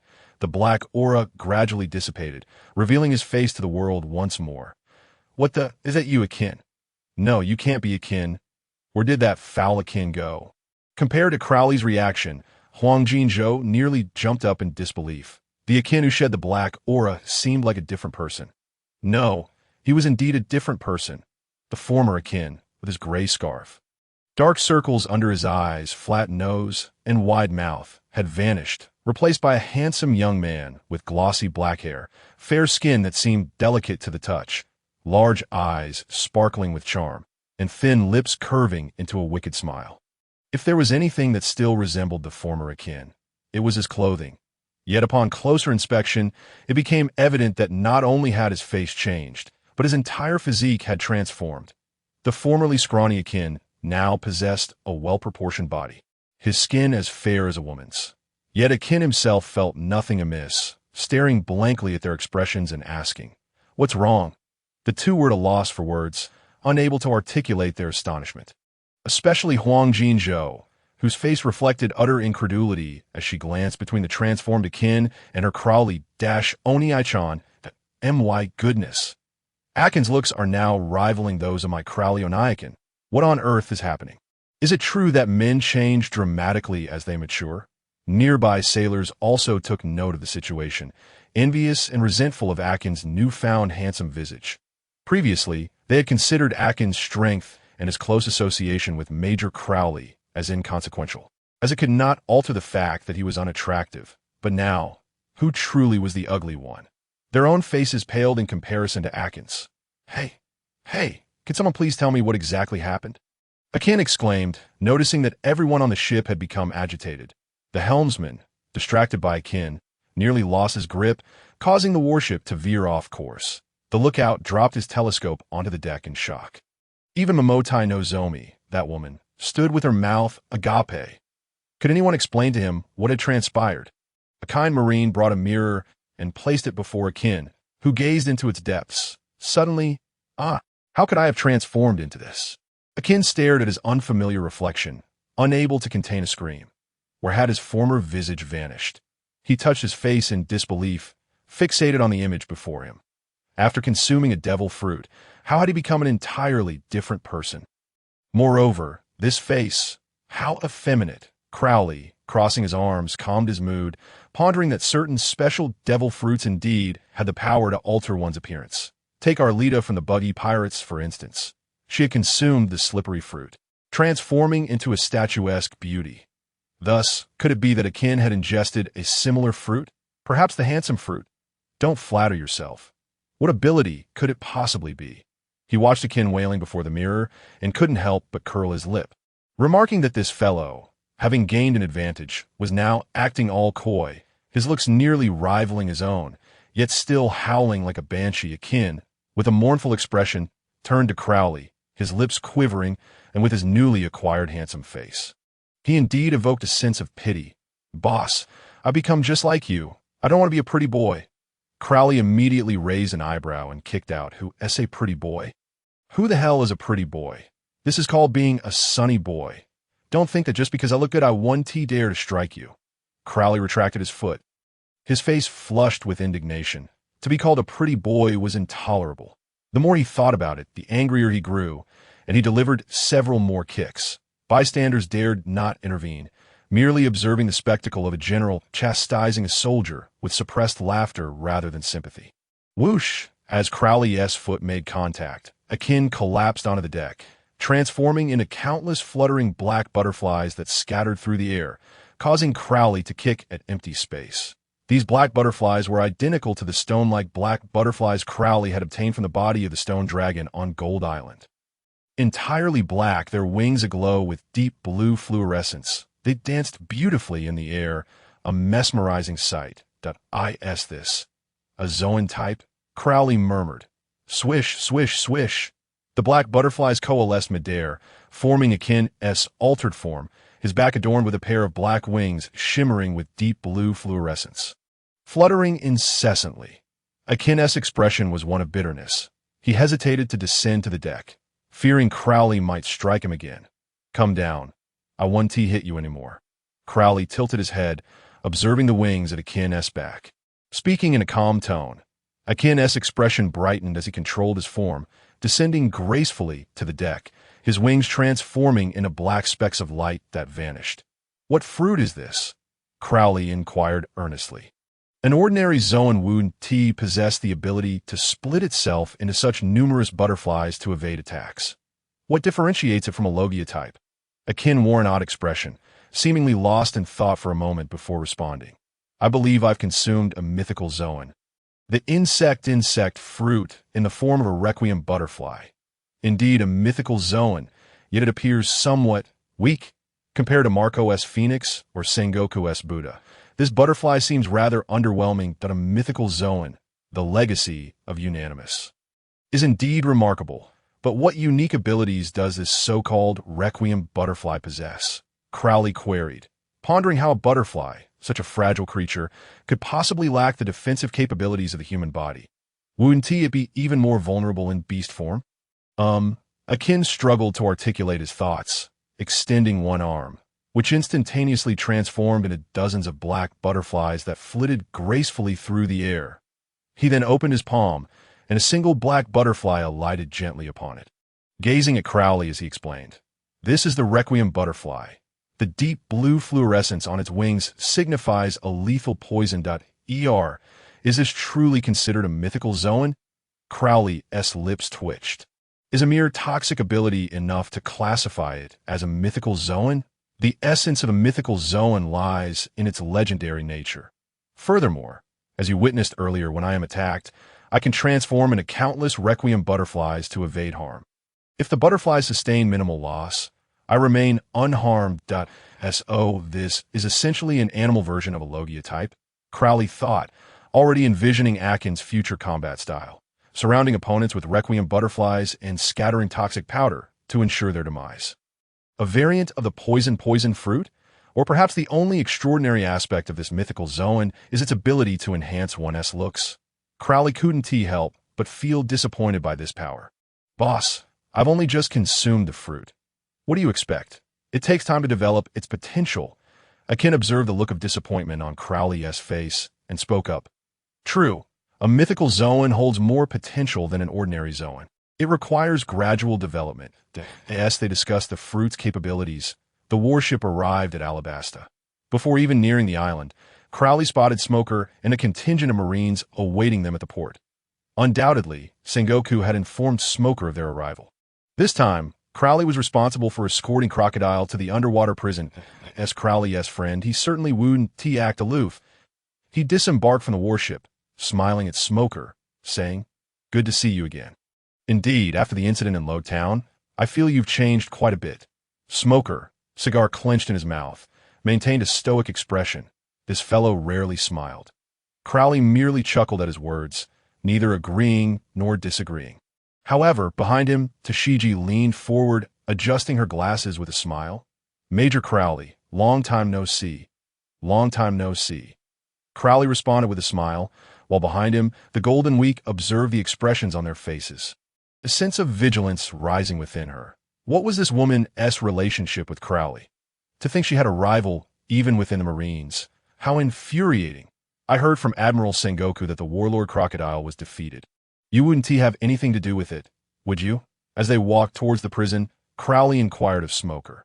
Smoker shook his head, an inscrutable expression on his face. That guy Crocodile attempted a coup. But it was that straw hat kid who thwarted him. However, the higher-ups decided to present it as my achievement to the public. It's unavoidable. Most pirates are indeed wicked, and this is for the sake of the populace. He patted Smoker on the shoulder, offering comfort. He was well aware of Smoker's thoughts. But in this world, matters are rarely black and white. To instigate change, one must wield their own strength to seize the narrative. The prison soon came into view, filled with members of Baroque Works, Crocodile, Mr. 1. Yet Crowley noticed the absence of Miss Valentine, the kilogram fruit user who had fled from him in the little garden. He wondered where she had vanished after leaving. You can't seriously intend to cram all these people aboard my warship, can you? Crowley frowned, questioning. He could hardly tolerate having so many aboard his vessel. What is the point of reforming them in a prison? It would be more merciful to grant them a swift end.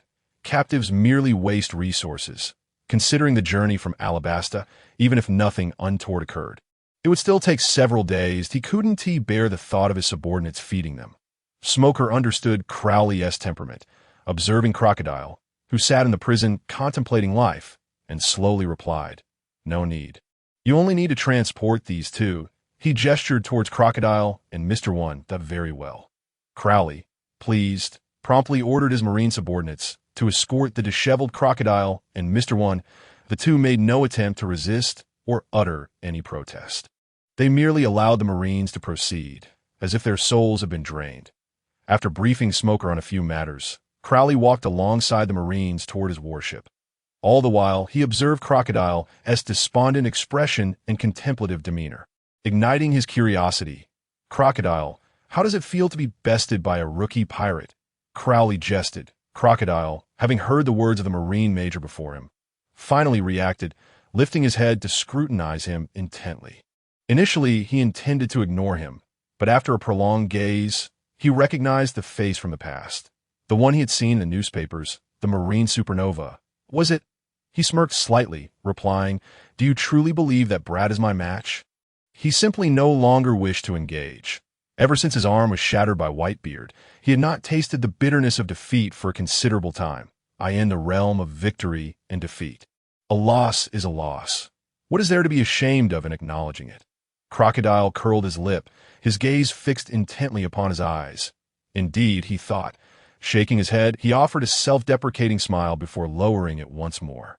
Lost in his thoughts, observing the silent Mr. 1 beside him, Crocodile smirked. "Crocodile, do you yearn for power? Do you truly wish to enter the infamous undersea prison? You must understand, once you enter, there is no escape. I can grant you the strength to leave this place, the power to conquer the world. The throne of the Pirate King would be within your grasp. All I ask is for you to surrender your soul. I can bestow upon you any power you desire." The seductive voice echoed within Crocodile's mind, reverberating endlessly as Croc altered his tone, confident that the old sand would not recognize it as his. Crocodile furrowed his brow at the sound, lifting his head to scan the surroundings. The naval major who had just spoken to him stood ahead, advancing step by step, appearing unperturbed. What is this voice? A power user? He could not believe in the existence of deities in this world. To offer one's soul was akin to consorting with the devil. Heed the devil's invitation. Absurd. Crocodile chuckled softly, gazing at the sky as he spoke. "I refuse." Upon hearing his sudden utterance, everyone turned to look at him. Had the 7 warlords lost their sanity? Mr. 1 too regarded as a steam captain, pondering what had transpired. Aside from Croc, only Akin and Golden Week grasped the meaning behind his words. Golden Week, feeling guilt for his former captain and teammate, remained silent, hesitant to speak. Crocodile did not glance back, yet the expression on his face froze. Was he truly rejected? It seemed that after being defeated by Luffy, this old sand had attained enlightenment. What a commendable spirit! Or perhaps he suspected it was a trap, fearing deception. Nevertheless, there was another witness, Mr. One at Crocodile was unwilling to believe that he could be denied twice in one day. Moments later, a tempting voice resonated in Mr. One's mind, and could see that instant. He finally comprehended the meaning behind his captain's declaration of refusal.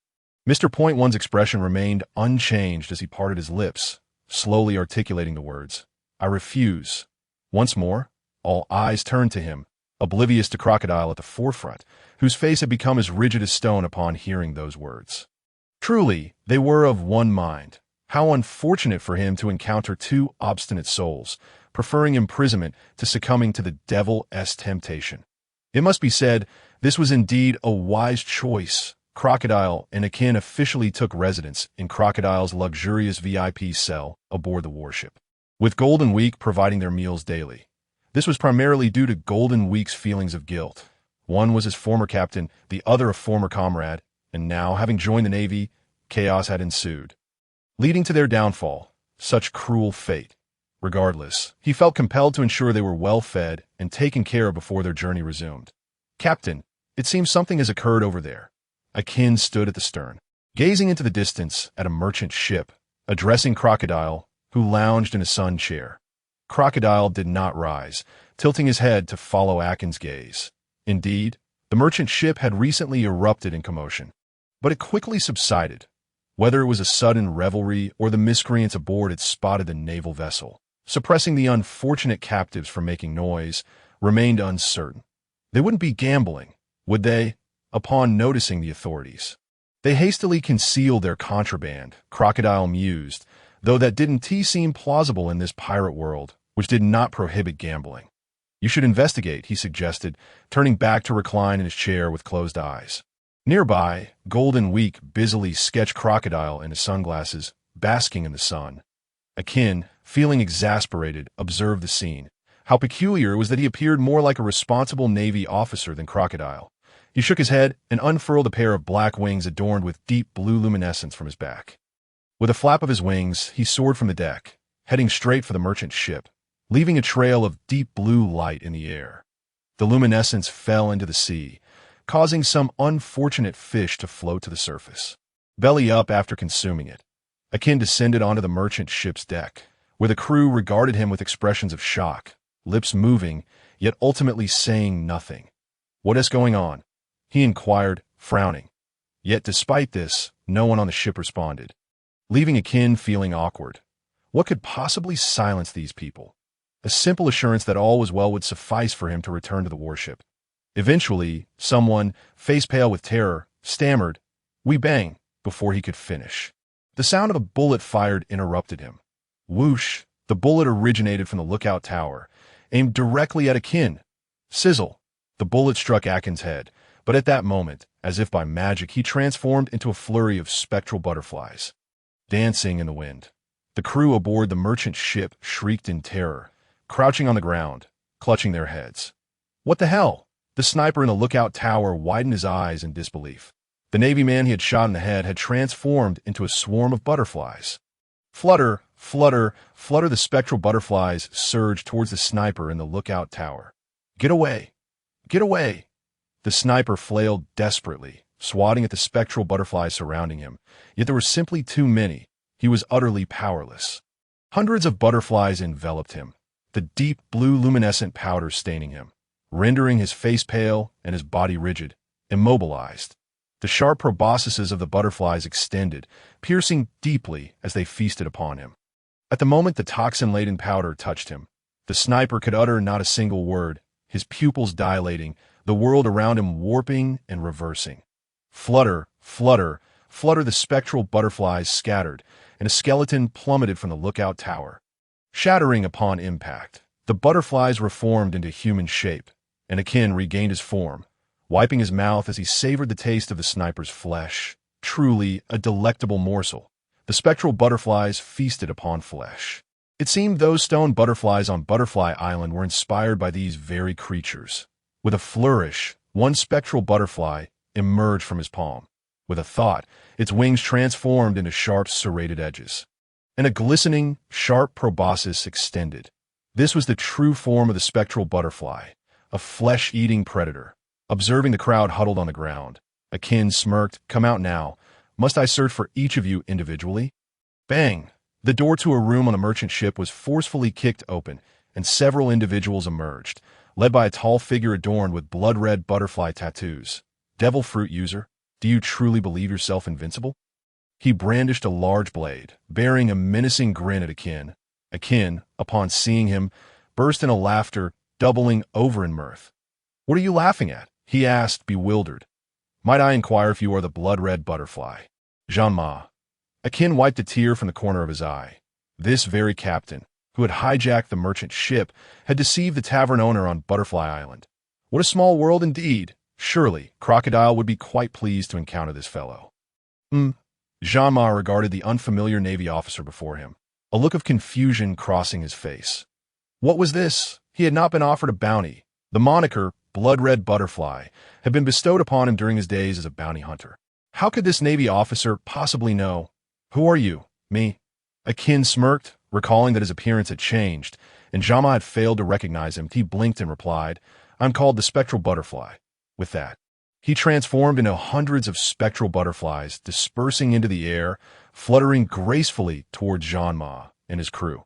Just a bunch of butterflies. The Jean-Ma's great knife was shrouded in a layer of dark, armed hockey as it cleaved towards the ethereal shadow butterflies in the sky. His subordinates, following their leader's lead, seized their weapons and launched an assault against the airborne specters. However, these shadow butterflies, no larger than ordinary butterflies, were light and agile, and under the control of Akin, evaded their attacks with ease. Numerous shadow butterflies fluttered around them, dispersing a toxic powder that rendered their bodies rigid and their movements increasingly sluggish. At that moment, the shadow butterflies surged forth, alighting upon their bodies, their serrated wings slicing through flesh, while their sharp proboscises plunged deep, reveling in the taste of blood and flesh. Yet one individual remained an exception, Jean-Ma. Although ensnared within the swarm, his body was also dusted with deep blue toxic powder, immobilizing him, but the shadow butterflies, transformed by Akin, refrained from attacking him throughout. Ultimately, in Jean-Ma's horrified gaze, the shadow butterflies drained his subordinates to mere skeletons. Their remains crumbling upon the deck, he was rendered speechless, with only his eyes still capable of movement. What manner of butterfly was this? Once dubbed the Blood Butterfly, he felt the title was a disservice to its true embodiment. What could possibly be more deserving of the name Blood Butterfly than these flesh-consuming shadow butterflies? The butterflies coalesced, reverting to Akin's form, their otherworldly eyes glimmering with a sinister light. Feeding on flesh replenished his vitality. If ample flesh were available, could he not fight indefinitely? He fixated on the man before him, covered in deep blue toxic powder, envisioning the expression Crowley would wear upon encountering him, as well as the tragic fate that awaited Jean-Ma. Akin had adjusted the concentration of the toxic powder. Otherwise, how could Jean-Ma maintain his consciousness and still turn his eyes? With butterfly wings extending from his back, he seized Jean-Ma by the collar. Disregarding the crowd aboard the merchant vessel, and ascended away. He had never been a benevolent soul. His curiosity about the situation was not born of concern for the crowd's fate, but merely a desire to uncover the source of the disturbance. Indeed, he had made a significant discovery. Jean-Ma, perplexed as to why this unfamiliar naval officer spared his life, sensed that there must be a reason. Perhaps they sought his assistance, for he possessed considerable intelligence from his days as a bounty hunter. This Navy officer was aware of his former title. Undoubtedly so. Jean-Ma reassured himself internally. With a thud, Akin returned to the deck of the warship, unceremoniously tossing Jean-Ma onto the ground. He then turned to Crowley, who was feigning sleep in a deck chair, and with a grin remarked, "Boss, guess what I've caught?" Crowley, roused by his words, turned over and irritably replied, "What has you so amused?" "A giant panda." Akin, exasperated, replied, "No, it's a person." "Come take a look." "Akin, remember you're a Navy officer now. You can't just capture people like in your pirate days, Crowley began, but when he stood and beheld the figure on the ground, he froze in astonishment. It was him. Truly, a twist of fate had led them here. Crowley ceased speaking, a wicked smile curling at the corners of his mouth. He had been searching for this scoundrel and had unexpectedly found him. Jean-Ma lay face down, unable to see or comprehend the unfolding events. Yet he sensed that something was amiss. "Can you retract this poison?" Crowley inquired. "Of course," Akin replied, barely containing his amusement, having anticipated this reaction. A shadow butterfly fluttered from his hand, landing on Jean-Ma, causing the deep blue toxic powder to lift and dissolve into the butterfly's wings. The butterfly danced about before returning to Akin's form. With a thud, Jean-Ma felt a resurgence of movement. He cautiously rose to his feet. Before him stood a young girl clutching a drawing board, one of the 3 Navy officers who had appeared at his tavern on Butterfly Island. No wonder the voice had sounded familiar. He now understood that he was aboard the warship of those 3 Navy officers. "Turn around," came Crowley's command. Jean-Ma trembled, unable to forget how he had deceived them, and subsequently fled Butterfly Island, only to soon learn of its destruction. Retribution had arrived. He turned, trembling as he faced Crowley, his eyes filled with dread. How would this demonic naval officer exact his revenge? "Do you remember me, the blood butterfly?" Crowley inquired, a sardonic smile gracing his lips. Jean-Ma swallowed hard. He had braved the seas for over a decade, yet death was something he had long prepared himself for. "Come what may," he thought defiantly. Bang! Akin delivered a vicious kick to his abdomen, snarling. "Now you're feeling tough? You enjoyed deceiving us back then, didn't you? You wish to die, but it won't be that easy." Jean-Ma spat blood. Looking up at him in confusion, "I didn't deceive you, It was indeed his first encounter with this man who could transform into a black butterfly. He felt more wrong than the tragic figure in a tale. Akin let his sleeves fall to reveal 2 canes, resting them upon Jean-Ma's shoulders, arching an eyebrow. "Now you know who I am." "It's you," Jean-Ma gasped as if he had seen a ghost. It was the man who had caused trouble in his tavern. Yet he had transformed and become a power wielder. "Now you understand your predicament," Crowley remarked coldly. Akin, "Make him in a bait." "I want to go fishing." Crowley's expression was one of indifference. Those who dare to deceive him must pay the price. "Certainly, boss," Akin replied, grinning, for he appreciated Crowley's demeanor. "Hockey." "Akin, what has become of that fellow?" Crowley asked, reclining in his deck chair with his eyes half closed. "He is not dead yet, but he is barely clinging to life." Akin answered, casting a glance at Jean-Ma.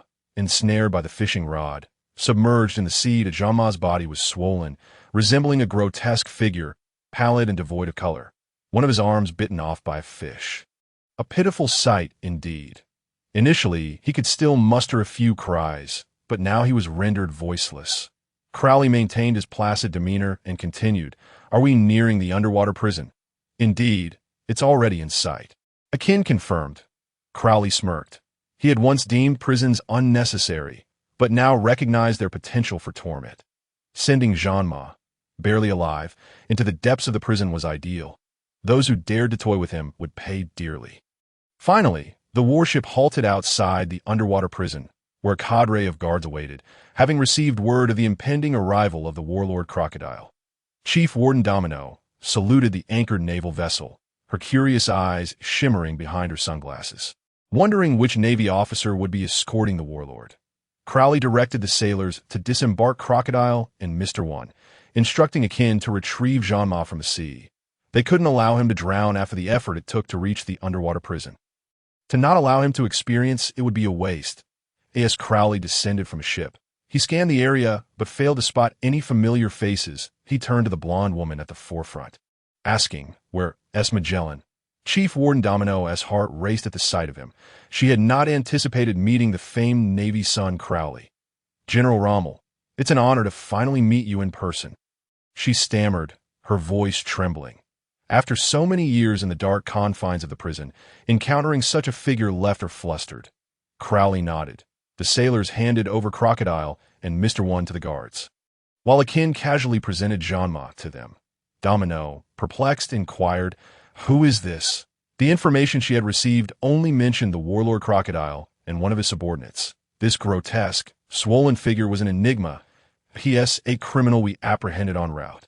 Quite formidable, that I hope you can find a suitable place for him, Crowley replied, a peculiar smile illuminating his face. Very well, if the Major says so. She nodded in tacit agreement, her mind already contemplating which level of the prison to send Jean Mata. You all may return now. I shall accompany this chief warden inside for a moment, Crowley instructed the Marines, casting a significant glance at Akin. Understanding his leader's intentions, Akin realized that Crowley was preparing to stir trouble in this underwater prison. Ah, are you really going in, Major General? Domino asked in surprise, taken aback, for their duty typically required only escorting prisoners to the prison without needing to enter. After all, who would willingly wish to see the inner workings of a prison? Is that not permissible? Crowley inquired, locking eyes with Domino, an invisible charge passing between them. Instantly, Domino felt a jolt, her body growing weak as she responded in a soft tone, of course, if the Major General wishes it. Subsequently, Akin and the Marines returned to the warship, awaiting Crowley's entrance into the depths of the underwater prison alongside the guards. Upon entering the depths of the prison, one could truly describe it as a realm devoid of light. The moment they stepped inside, the illumination diminished drastically, and a musty odor permeated the air, accompanied by faint, distant cries of anguish emanating from below. This was indeed a true depiction of hell. Major General Crowley. Please wait for a moment. The guards are currently taking the prisoners for their baptism and will return shortly, Domino informed him. Baptism? Crowley inquired, intrigued. It refers to disinfection, where prisoners are immersed in boiling water at 100 degrees to prevent the spread of disease. She explained earnestly. Crowley smirked slightly. Indeed, this was a rather unconventional first step into incarceration. However, despite the high temperature, it seemed relatively trivial for the rugged inhabitants of the pirate world. Yet he harbored serious doubts about Jean Ma's ability to withstand this initial trial after just having soaked in seawater. Before long, Crocodile, Mr. One, and Jean Ma emerged, clad in black and white striped prison uniforms. Apart from Jean Ma, who bore a countenance of despair, the other two exhibited no significant reactions. Under Domino's guidance, several guards assisted the prisoners onto the elevator. As Crowley stood nearby, the confined space compelled him to rest his hand on Domino's shoulder. Feeling his breath, Domino's face flushed with warmth. Chief Warden, how should we handle these 3 prisoners? Just call me Domino. She replied, her legs feeling somewhat unsteady. The warden had instructed that Sand Crocodile be sent to the infinite hell, Mr. One to the scorching hell, and a man whom a Major General deemed powerful be dispatched to the extreme cold hell. Upon hearing this, Crowley couldn't help but cast a sympathetic glance at Jean Ma, as the extreme cold hell lay beneath the scorching hell. The elevator descended slowly, first stopping at the first level, the Red Lotus Hell, where countless blades and thorns were littered across the ground, stained crimson with the blood of the prisoners. This level was the loudest in terms of screams, as the prisoners lacked strength, will, and endurance. The second layer was the Beast Hell, which showcased bizarre species that expanded Crowley's horizons. The third layer, the Hunger Hell, exuded a stifling atmosphere reminiscent of a plague. Upon reaching the fourth layer, the Scorching Hell, where Mr. One was to be imprisoned, the temperature soared, with boiling blood pools and flames everywhere, resembling a vision of hell. As the group paused on this layer, Domino directed the prisoners to Mr. One's designated spot, while Crowley stepped off the elevator to survey his surroundings. Magellan's office was also located on this level, and had it not been for the restroom, Crowley would have been keen to meet him, as Magellan was a formidable presence within the Navy. Smack! Hey, don't you dare slack off, you little rascal. I'm watching you. A woman clad in pink leather with golden curls wielded a whip, mercilessly striking the laboring prisoners while reveling in the sensation. She was the chief warden of the underwater prison. Shady, noticing the gaze upon her, Shady whirled around, cracking her whip and exclaiming, "How dare you stare at me? You seeking a beating?" With a swift motion, Crowley seized the whip, pulling Shady toward him with force. Surprised that someone dared to resist her, she retaliated by kicking at him with her legs, the high heels on her shoes adorned with spikes, capable of piercing through flesh. Crowley remained unfazed, deftly dodging her attack with a slight shift of his body, then wrapping his arms around her waist, drawing her close. Gazing into her eyes obscured by her curled locks, he intoned coldly, Calmed down, he had no desire to engage in a confrontation with Shady. For this was not his territory. Provoking Magellan could result in his ejection from the underwater prison, especially as he was merely a low-ranking major general without significant standing. Feeling Crawley's warmth, Shady finally beheld his face clearly and was momentarily flustered. This man was rather handsome. "Let go of me!" she shrieked, for after all these years, Crawley was the first man to have touched her. Releasing his grip, he set Shady back on the ground. He could see that moment. A humanoid minotaur wielding a spiked club charged at Crawley. It was the prison's beast guard, and, as its master, Shady could not allow her own to be bullied. "Minotaur, stop!" Shady exclaimed urgently, fearing that the creature's strength could easily annihilate Crawley. However, the crazed minotaur paid no heed to her, swinging its spiked club menacingly toward Crawley's head. Thump! Crawley extended a hand, effortlessly blocking the blow. Although his expression remained unchanged, he was inwardly astonished by the beast guard's strength. It must be a failed ability user, overwhelmed by the vast energy of their uncontrolled awakening, resulting in its current dazed state. Nevertheless, this minotaur was a cow, and thus, a glimmer of insight sparked in Shady's eyes. This man could easily fend off the minotaur, indicating he was no ordinary Navy officer. "Minotaur, retreat!" At last, the beast obeyed her command, withdrawing its club and stepping back. Just then, Domino arrived, explaining Crawley's identity to Shady. "Since when can a mere major general casually tour impel down?" Shady teased, casting a playful look at Domino. Instantly a loss for words, Domino flushed as Shady chuckled softly. "Sister, you aren't developing feelings for him, are you?" This query caused Domino's face to redden further as she hurriedly waved her hands. All right, sister, go show your beloved around. I'll cover for you with the warden." Hearing Shady's assurance, Domino finally relaxed and led Crawley back onto the elevator. Descending to the next level, Crawley's gaze remained fixed on Shady and her minotaur, the corners of his mouth curling into an enigmatic smile that a thought flickered through his mind, silently declaring, "Granting power, temporarily borrowing." The ability belonging to his bull demon transformation was now being transmitted to the minotaur. Observing Crawley smile, Shady felt a twinge of confusion. What could he possibly find amusing? Was he unsatisfied with merely having her sister, and now set his sights on her? She was not so easily conquered, despite her looks. While she was lost in thought, she failed to notice the subtle change in the minotaur's demeanor beside her. Its previously dazed expression transformed into one of cold indifference. Its muscles bulging as it grew to a towering height of 3 meters, its horns spiraling upwards like helixes. "Moo!" Its eyes reddened with rage, emitting a thunderous roar. "Minotaur, what is wrong with you?" Shady finally recognized the abnormality, panic seizing her voice. Yet, it was too late. The minotaur, consumed by chaos, could no longer hear her. The immense power bestowed upon it by the bull demon transformation had sent its mind spiraling into turmoil, leaving only the singular desire to destroy. With that, it raised its spiked club, aiming a devastating blow towards Shady. Swiftly dodging, she exclaimed, "How dare you attack me? My own beast guard?" With a sharp crack of the whip, she struck out at him, regardless of how Minotaur had transformed. He remained her own prison beast. Since the creature refused to heed her commands, the only recourse was to administer a severe lesson. Crack! The whip landed squarely on Minotaur's form. In times past, he would have howled in agony. Yet now, under the onslaught of the whip, he exhibited no reaction whatsoever, as if he were devoid of sensation. Boom! He raised his spiked club again, striking fiercely at the petite figure of little Suddy. In his mind, he could no longer recall that she was his master. He merely recognized that this woman dared to lay hands upon him. And thus he felt compelled to retaliate with fervor.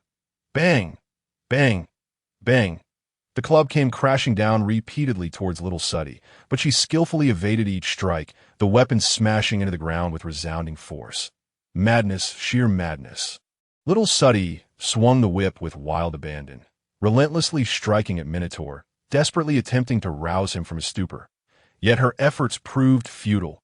To Minotaur, the whip's lashes felt merely like a tickle. The commotion attracted a swarm of prison guards, including the deputy warden, Hannibal. The guards encircled Minotaur, observing his movements, Moments ago, he had dispatched several inmates with his ferocious swings. What on earth is happening? Hannibal inquired of little Suddy, his expression grave. Little Suddy, panting heavily, shook her head, her lips parched. I have no idea. Let us bind him first. Hannibal nodded, raising his hand with a commanding shout. Fire the prison nets. The prison nets, infused with sea stone, were specifically designed to capture those with abilities. Regardless of what transformations had befallen Minotaur, he remained an animal-type ability user. Once struck, his strength would be sapped, allowing them to bind him securely before deciding their next course of action.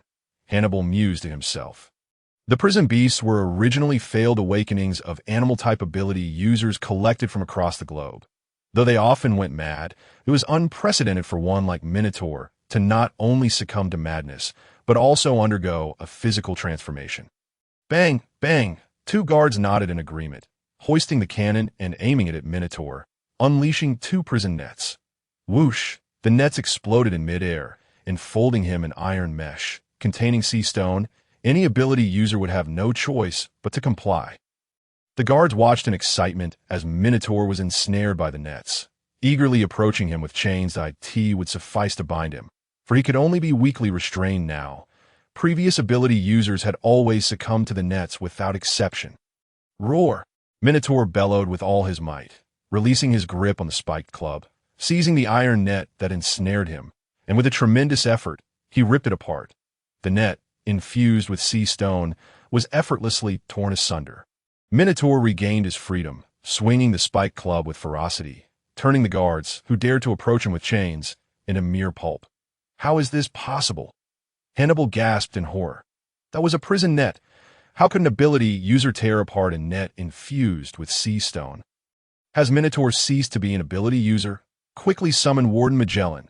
Little Suddy swallowed hard, fear gripping her as she gazed at Minotaur, rampaging through the fiery inferno, the image of the foolish, bumbling cow she once knew now completely vanished. For the inmates of the blazing hell, the scene was one of blood and fire, compounded by the terrifying figure of the bull demon wielding a spiked club, a true depiction of hellish torment. Do the inmates of the frozen hell not wear leg irons? Crawley observed Domino as she instructed her subordinates to release Jean-Ma's leg irons, a perplexed expression crossing his face. Domino shook her head, casting a sympathetic glance at Jean-Ma, now confined to the frigid cell. If they were shackled, it would be too cruel. Too cruel. The use of the term cruel for prisoners? Noticing Crawley's bewildered expression, Domino continued. The temperature in frozen hell is exceedingly low. Even the telephone bugs cannot survive in such extreme conditions. Furthermore, there are numerous military wolves here that if they were shackled, these inmates would surely perish. After all, this is a prison, not a military wolf breeding ground. Upon hearing her words, Crawley felt a wave of irritation wash over him. He had intended to deny the prisoners' leg irons precisely to allow them to suffer a torturous death at the hands of the military wolves. What a macabre design this is! Who on earth conceived such a uniquely crafted series of hells? Truly remarkable. Major Crawley, I cannot escort you downstairs to visit the Infinite Prison. Impel Down has strict regulations against unapproved entry and exit from the Infinite Prison, as the inmates within are exceedingly dangerous. Domino stated apologetically. He nodded in understanding, realizing that even if he entered the Infinite Prison, it would serve no purpose. He merely glanced at Crocodile and smiled. Enjoy your time down there. Sand Crocodile. Crocodile merely huffed, ignoring him. The guard will take you down. Let us wait here for a moment, Domino added. Crawley nodded and descended the elevator with her, stepping onto the frozen ground of the frozen hell. The biting wind swept past them, causing Domino to shiver noticeably, while Crawley remained unaffected. Achoo! It seemed she could not withstand the cold, and she sneezed heavily. Crawley quickly removed his coat and draped it over her shoulders. Thank you. Feeling the warmth of the coat, Domino's cheeks flushed. What caliber of pirates are confined in the frozen hell? They are all pirates with bounties exceeding 100 million. Major. Look at that tall figure over there. He is the supernova, Mad Sword Ingram from a few years back, and the scarred man facing him is his arch-nemesis, Crazy Blade Ferdinand. Both are notorious pirates with bounties over 100 million. Domino pointed out, indicating the prominent inmates on either side of them. Let's out. I know I was wrong. Please give me a chance. I don't want to die. I don't want to die. The inmates, upon spotting Crawley and Domino, erupted into a cacophony of pleas, their voices raised in desperation. The torment of frostbite, thirst, and the relentless attacks from military wolves had driven them to despair. Even the most notorious pirates, having endured such conditions for an extended period, were nearing their breaking point. Yet some remained defiant, like Mad Sword Ingram and Crazy Blade Ferdinand, who showed no reaction upon seeing the toot. Even a fool could understand that escape was impossible. Rather than beg for mercy or hurl insults, it was wiser to conserve their strength, thus prolonging their survival against the inevitable assaults of the military wolves. "What do you think, Major?" Domino inquired, tightening her coat with interest. "What do you mean?" Crawley gazed intently at the pleading inmates, momentarily failing to grasp her meaning. "I see you are observing them so closely. Do you believe we had impelled down are cruel?" "No." Crawley turned his gaze away, the elevator arriving at that moment, and he turned back with a smile. "I believe the underwater prison is magnificent, capable of bestowing the deepest despair upon these heinously sinful inmates." As they stepped into the elevator, Crawley cast one last glance at the prisoners of frozen hell, his smile deepening. Clang. The sound echoed as the elevator ascended, and Crawley and Domino vanished from the frozen hell. The inmates' hope shattered with their departure, and silence fell over them. They were destined to remain imprisoned for life, until they met their tragic end. Do you crave power? Do you wish to perish in this frozen hell? If you desire to escape, accept my strength. If you seek vengeance, accept my strength. As long as one embraces my power, one can escape this wretched place. Offer your soul, and you shall gain the strength to flee from here. The seductive voices echoed in unison within the minds of the prisoners in the frigid hell, a relentless cycle that battered their spirits. This. A hallucination. You heard that voice too, didn't you? What should we do? Should we accept it? Of course, I accept. What is the harm in offering my soul? I wish to leave this accursed place. Regardless of your identity, I shall surrender my soul to you. Grant me strength. I am willing. I am willing. I am willing. I yearn to escape from here. The frigid hell erupted in fervor, the exhilarating warmth suffusing their frostbitten faces with a flush of color. Hope had ignited within them. They could indeed flee from this cursed realm. The contract was formed, gifts given, debts repaid. Most of the prisoners in the frigid hell accepted the power, offering their souls to the demons. The moment the pact was sealed, they felt the strength surge from within. Frenzied Sword Lam and Mad Blade Ferdinand exchanged glances, having also embraced the power and resolved to escape the frigid hell together. It was at this moment that the prisoners realized that the so-called power was not merely a literal interpretation, but encompassed a myriad of abilities. The 6 forms of the Navy, the 1004 sword technique, the North Star one-blade style, the Elbaf spear. Could it be that the one granting them power was truly a demon god? Crawley and Domino ascended from the frigid hell to the searing hell via the elevator, only to find the latter in utter chaos. The Minotaur, transformed into a battle god, rampaged through the searing hell, swinging his spiked club indiscriminately. The guards fared relatively well, but those prisoners shackled and tasked with transporting supplies were not so fortunate. Years of hunger had rendered them frail, their strength a distant memory, and their stamina severely depleted, leaving them unable to evade the Minotaur's onslaught, crushed into a gruesome pulp. "Where is that scoundrel Magellan?" Hannibal bellowed, gripping a guard by the collar in a fit of rage. "At this rate, the prisoners of the searing hell will be slaughtered. How can we achieve our tormenting goals like this? Can a prison without prisoners still be called a prison? If the inmates were privy to his thoughts, they would surely be exasperated. They were on the brink of death while he contemplated how to further torment them. "Charge! Stop him!" Little Suddy brandished her whip, directing her remaining 3 guard beasts, no matter the circumstances. The Minotaur was her guardian beast, and any trouble was her responsibility. The guard beasts charged at the Minotaur, unaware of why their former colleague had transformed in such a manner. Yet, they were bound to follow their master's orders. "My apologies, old friend." The Minotaur Rhino swung his 2 spiked clubs toward him. Bang! The Minotaur had already anticipated the move, his club meeting the attack head-on. The clash of forces resonated with a thunderous metallic sound. But ultimately, the disparity in strength was insurmountable. The Minotaur Rhino was sent flying, landing atop a prisoner and crushing several unfortunate souls beneath him. Bang! Seizing the opportunity, the Minotaur Zebra's meteor hammer struck down upon Minotaur. But apart from a dull thud, the Minotaur showed no sign of injury. Clang. The Minotaur turned, his bloodshot eyes locking onto the zebra with an intense gaze, a terrifying aura enveloping him, causing the Minotaur's zebra to hesitate. Rooted in place, paralyzed by fear. Bang! The spiked club was hurled, sending the Minotaur zebra careening backward. Witnessing this, the Minotaur koala, who had been preparing to attack, silently retreated to Little Suddy's side, unwilling to engage the Minotaur in battle. Despite their apparent stupidity and thick hides, they were not devoid of fear. The Minotaur, once their comrade, had suddenly transformed into a demonic entity. Such a transformation was beyond their comprehension as fellow guard beasts. Why could he be so exceptional? A twinge of envy lingered in their hearts. The Minotaur could wreak havoc and kill at will. They wished for such freedom. After all, guard beasts possessed such bloodline traits. Hannibal, unable to bear the sight, raised his hand and shouted, "Prison artillery unit, prepare!" The 2 rows of guards beside him crouched down, hoisting massive cannons. Fire! Bang! Bang! Bang! Dozens of prison shells hurtled toward the Minotaur.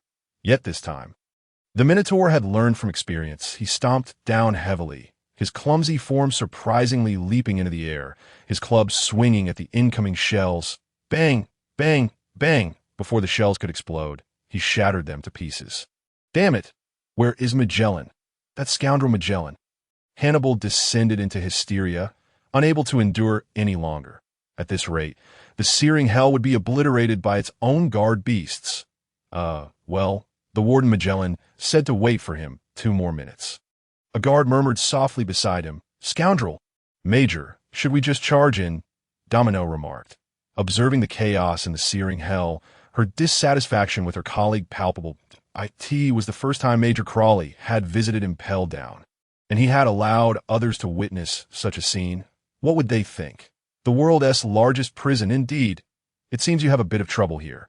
Crawley watched the Minotaur wreaking havoc, devouring certain structures with his insatiable skills, internally astonished. If it were to grant humanity the ability to transform into a Minotaur, the power would not be nearly as terrifying. Such might must be tied to the Minotaur's own constitution. The Minotaur was a failed awakening of a bovine zone-type user. One could only wonder what changes the Minotaur transformation might bring to his body. And no need to worry, Warden Magellan will emerge soon to resolve this. Domino felt a twinge of embarrassment that I should intervene. Crawley observed the Minotaur relentlessly pursuing Mr. One and slowly stated, Mr. One, having just entered the prison, still possessed ample stamina, yet the sea-stone handcuffs rendered him powerless, leaving him to evade the Minotaur's pursuit. Crawley held a favorable impression of this individual and resolved to save him. After all, he was a man who had rejected his temptations, that had a certain allure. Simultaneously, he yearned to test just how powerful the Minotaur had become. However, very well, Major, please be careful. Domino intended to voice further concerns, but seeing Crawley's determined gaze, she refrained. No man could endure being doubted in his capabilities. Crawley nodded, unsheathing his already cracked sword, Yitek, which was nearing the end of its lifespan. He needed to think of a way to procure another. Swoosh, a layer of armament hockey enveloped the long sword. And with a decisive stride, Crawley positioned himself before Mr. One, blocking the Minotaur's club that ITSU. Mr. One gasped in surprise upon seeing the newcomer. This Navy officer was here to save him. Crawley offered no reply, his demeanor solemn as he sensed the immense force emanating from the end of the club, raising an eyebrow. This fellow's combat prowess was estimated to be around 10,000. Was it the Minotaur transformation's power or the half-awakened zone-type enhancement? Swish! With a swift motion, Crawley's blade flashed, severing the club, and he delivered a kick that sent the Minotaur flying.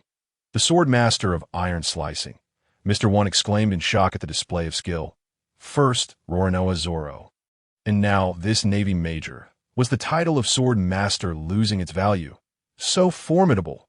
Little Suddy and Domino exclaimed in unison. Earlier, Domino had worried that Crawley was merely posturing, but she now realized he genuinely possessed that strength. He was just a major. Who is that guy? Hannibal furrowed his brow. How had a Navy officer infiltrated and Pell down without his knowledge? He was the deputy warden, after all. The Minotaur rose, shaking his head, his gaze fixed menacingly on Crawley. Haki of the Conqueror. Crawley infused his sword with Haki, its red glow radiating as he unleashed a wave of sword energy toward the Minotaur. Bang! The Minotaur was once again sent flying, leaving a massive gash on his body. Yet like an indomitable deity of war, he rose once more, charging at Crawley time and again. Bang! Boom! Boom! Yet again, he was sent flying. Minotaurus launched a final charge, its towering horns aimed directly at Crowley. Seeking to pierce him with this assault, Crowley shook his head, realizing he had grasped the essence of Minotaurus's power. Under equal levels of energy, his own bull demon transformation could not hope to rival Minotaurus. A massive sword aura was unleashed once more. After this strike, he would withdraw his strength. Swish! To Crowley's surprise, Minotaurus altered its trajectory mid-charge, evading the sword aura. Was this mere coincidence? Crowley furrowed his brow and leaped, delivering a powerful kick to Minotaurus. Bang! However, this time, Minotaurus did not get sent flying. Instead, it braced itself against Crowley's strike, raising its bull head and opening its mouth wide. Crack! Before Crowley could react, the famed blade in his hand was thrust into Minotaurus's mouth. 2/3 of it bitten off? Damn! Witnessing the long sword reduced to a mere hilt, Crowley could no longer maintain his composure and let out a curse. This beast was determined to destroy his sword. Regardless of the circumstances, it still bore the color of armament Haki. Anger surged within Crowley as he delivered a heavy kick, sending Minotaurus flying at last. Once his emotions settled, he recalled that his bull demon transformation also granted him the ability to consume everything. What a bug. Now, the matter of changing swords had to be prioritized. Give, retract, Crowley murmured softly. The moment his words fell, the fallen Minotaurus began to shrink, but instead of reverting to its original calf form, it gradually transformed into a normal human shape. Minotaurus became human. Crowley was taken aback. This was beyond his expectations. After the bull demon transformation, could this Minotaurus, who had succumbed to madness due to a failed awakening and become a prison beast, truly revert back? If so, would it not become a successful awakened Zoan-type user? As Crowley pondered, the warden of the underwater prison, Magellan, finally emerged from the restroom, his expression darkening at the sight of the chaos and the scorching hell. What on earth transpired? He had just received news while in the restroom, claiming that a prison beast had gone mad and needed him to hurry out. Could a single prison beast truly wreak such havoc in scorching hell? One might think there was a jailbreak in progress. And you dare say, scorching hell nearly met its end, Hannibal remarked, stepping up beside him. How was this resolved? Magellan, sensing the gravity of the situation, inquired. Thanks to this navy. Otherwise, Minotaurus would have slaughtered all the inmates in scorching hell. Minotaurus? Where is it? Magellan surveyed the area, but he could not spot the clumsy calf he remembered. Over there, Hannibal pointed to the side. Following his gesture, Magellan's gaze fell upon a naked man lying on the ground, unable to suppress an incredulous expression. You must be joking that it's real. Just as Hannibal was about to explain, a cacophony interrupted him. The floor in the central area of scorching hell was violently shattered. Icy winds from the extreme cold hell surged up, clashing with the heat, producing a hissing sound that a throng of inmates in prison garb erupted from the opening. Their faces twisted with madness. Charge forth, brothers! We are on the brink of freedom. With this power, who can stand against us? Even Magellan will perish. Magellan's expression darkened. Was there truly a jailbreak? He watched as the inmates from extreme cold hell broke through the floor, puzzled as to where their handcuffs had gone. Surely, the underwater prison could not have fitted every inmate with sea prism stone handcuffs. Those were exclusive to devil fruit users. Therefore, after gaining immense power, they had simply shattered their restraints. They aided other inmates from extreme cold hell in their escape. Yet they had not become so inflated with power as to think they could single-handedly escape the world's largest prison. It's Magellan. Damn, why do we have to run into him directly? What now?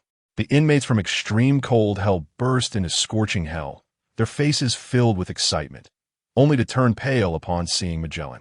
The terror he had instilled in them over the years was deeply etched in their minds. Fear not. We shall take him on together. He may not be our match, the mad swordsman Ingram declared emphatically. Indeed, what is Magellan but one man? The strength we have gained is more than sufficient to overpower him. The mad blade Ferdinand licked his lips, his eyes brimming with madness. And this was the final moment for escape. Just look at scorching hell. Due to Minotaurus's earlier rampage, the guard were either dead or injured, and weapons littered the ground. When they ascended from extreme cold hell, they had come weaponless. Now was the time to seize this opportunity.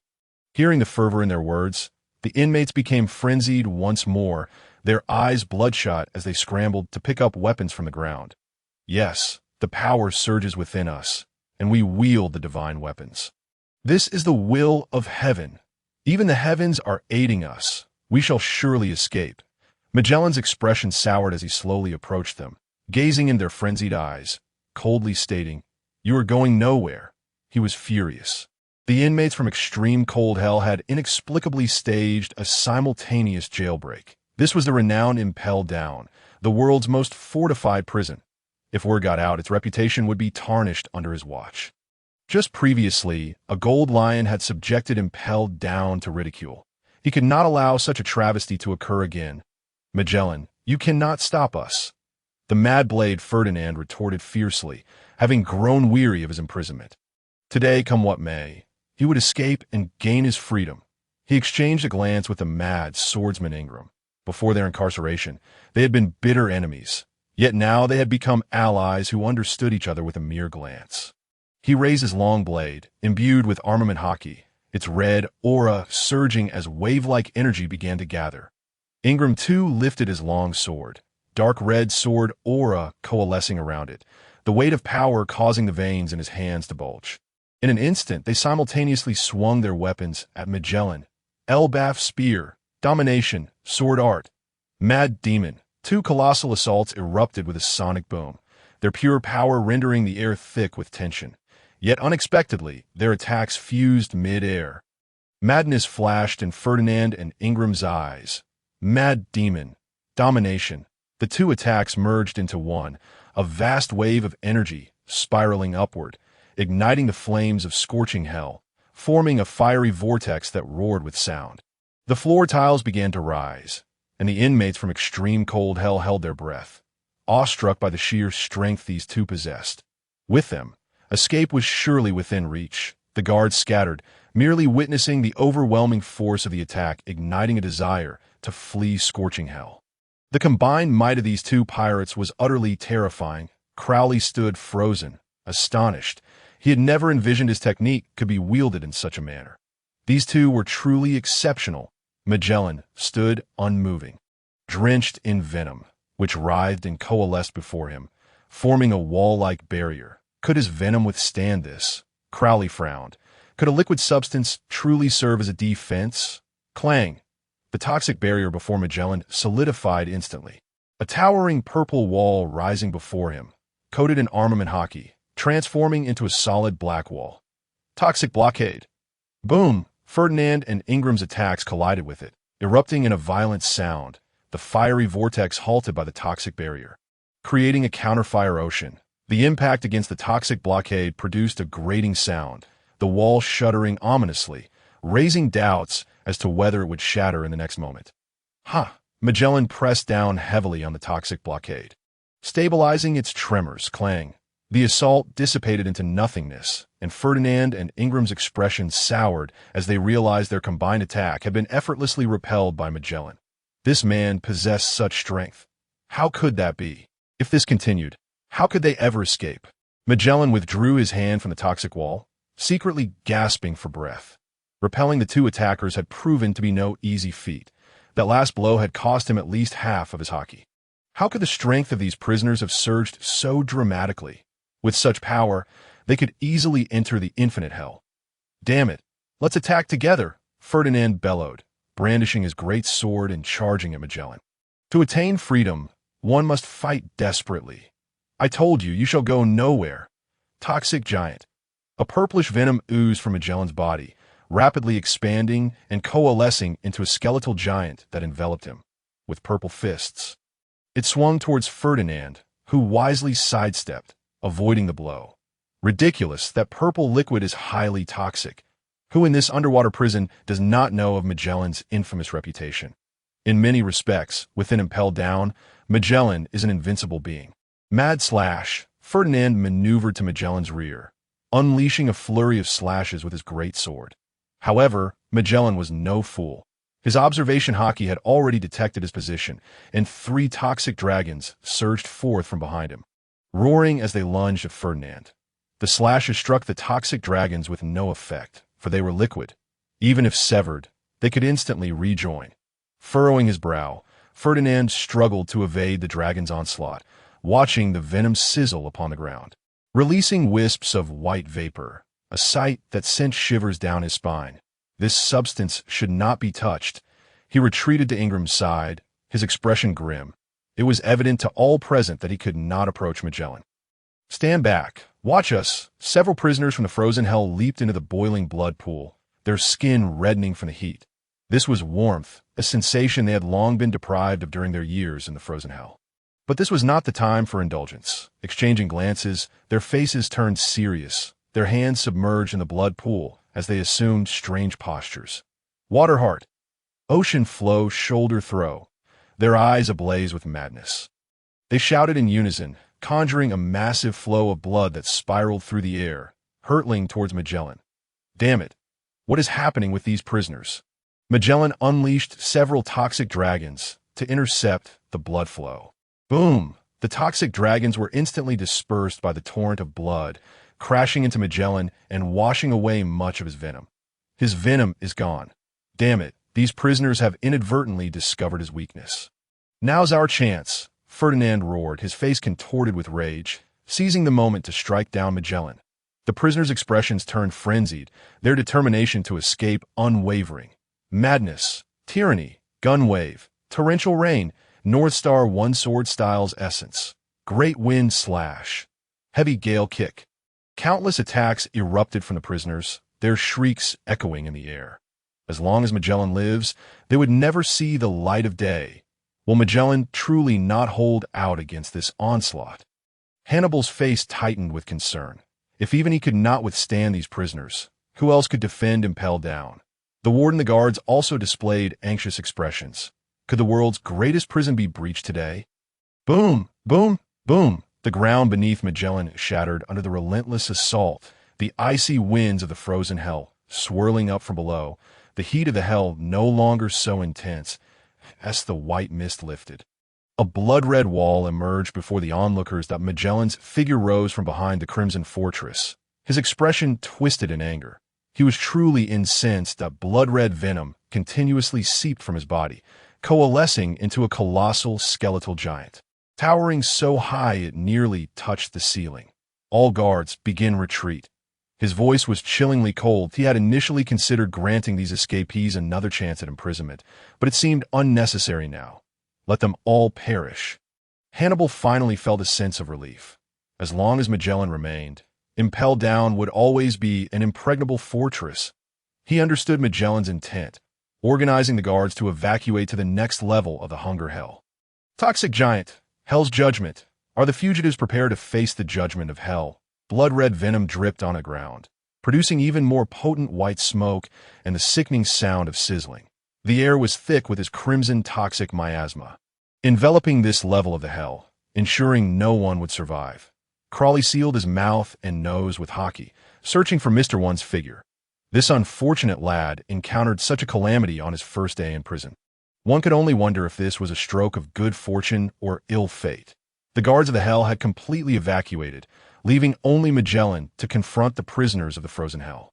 The original inmates of the hell had dwindled as well, first hunted by Minotaurus, then caught in the crossfire of Magellan and the prisoner skills. Their plight was dire. After a prolonged search, Crawley finally located Mr. One, who was frantically evading attacks and seeking a safe position. He couldn't help but lament the poor fate that had befallen him. In a swift motion, he appeared beside Mr. One, and before he could react, Crawley kicked him towards the opening that connected the frozen hell with the boiling hell. This meant Mr. One had fallen into the frozen hell, elevating his status, for the prisoners of the frozen hell were of a higher tier than those of the boiling hell. However, Crawley acted in his best interest. The battle between Magellan and the escapees would surely devastate the entire boiling hell, and staying here would spell certain death. Toxic pufferfish, blood-red venom spheres erupted from the mouth of the skeletal giant, targeting the few escapees practicing fishman karate in the blood pool. The water's flow was decidedly detrimental to Magellan. He needed to eliminate these few quickly. Ferdinand and Ingram anticipated his intentions, launching fierce slashes to intercept the venom spheres. They were all in the same boat now. Mutual assistance was essential. Knowing that the water flow could counter Magellan, they could not allow him to deal with those few who wielded the powers of fishman karate unimpeded. Waterheart, ocean flow, shoulder throw. The escapees in the blood pool, realizing they were targeted, no longer sat idle. They summoned a massive torrent of blood to strike at Magellan. Upon witnessing this, Magellan unleashed a wave of blood-red venom, which coursed through the skeletal giant, converging his right hand to form a colossal venomous shield. Swish! The venom shield solidified, transforming into a toxic block shield. Toxic block! The skeletal giant raised the shield and met the oncoming torrent of blood, rebounding it back. However, it was not merely a matter of deflection. As it rebounded, Magellan infused it with his own venom. Splash! The blood flow returned to the blood pool, inundating those within. What is this? Beasts! Beasts! The escapees in the blood pool covered their faces, wailing in agony as the crimson toxin rapidly spread across their bodies, engulfing them entirely. The horrifying venom corroded their flesh, the temperature rising beyond that of the boiling blood pool. That moment, they longed to return to the cool embrace of the frozen hell. The venom permeated their bodies. They lost consciousness and sank to the bottom of the blood pool. Damn it, Ferdinand cursed vehemently. Those who had acquired fishman karate were dead. They had lost a crucial weapon against Magellan. All of you shall perish. Toxic dragons. Magellan's face contorted with rage. These scoundrels had disrupted the order of Impel Down and were unforgivable. From a skeletal giant, numerous blood-red venom dragons coalesced, lunging at the escapees. Swish! The escapees exerted every ounce of strength to resist, but the blood-red venom dragons were on an entirely different level than the previous purple ones. While they could still touch the purple venom with their haki, this blood-red venom could not be withstood, even by their haki. Their defenses were too feeble. Toxic dragon rain. The dragon heads of the blood-red venomous dragons reared back, unleashing torrents of toxic liquid that cascaded from the heavens, transforming the ground below into a vast expanse of sanguine venom rain. Venom Dragon Bomb. The venomous dragons shifted their attack strategy, launching a relentless barrage of venomous orbs towards the fleeing criminals.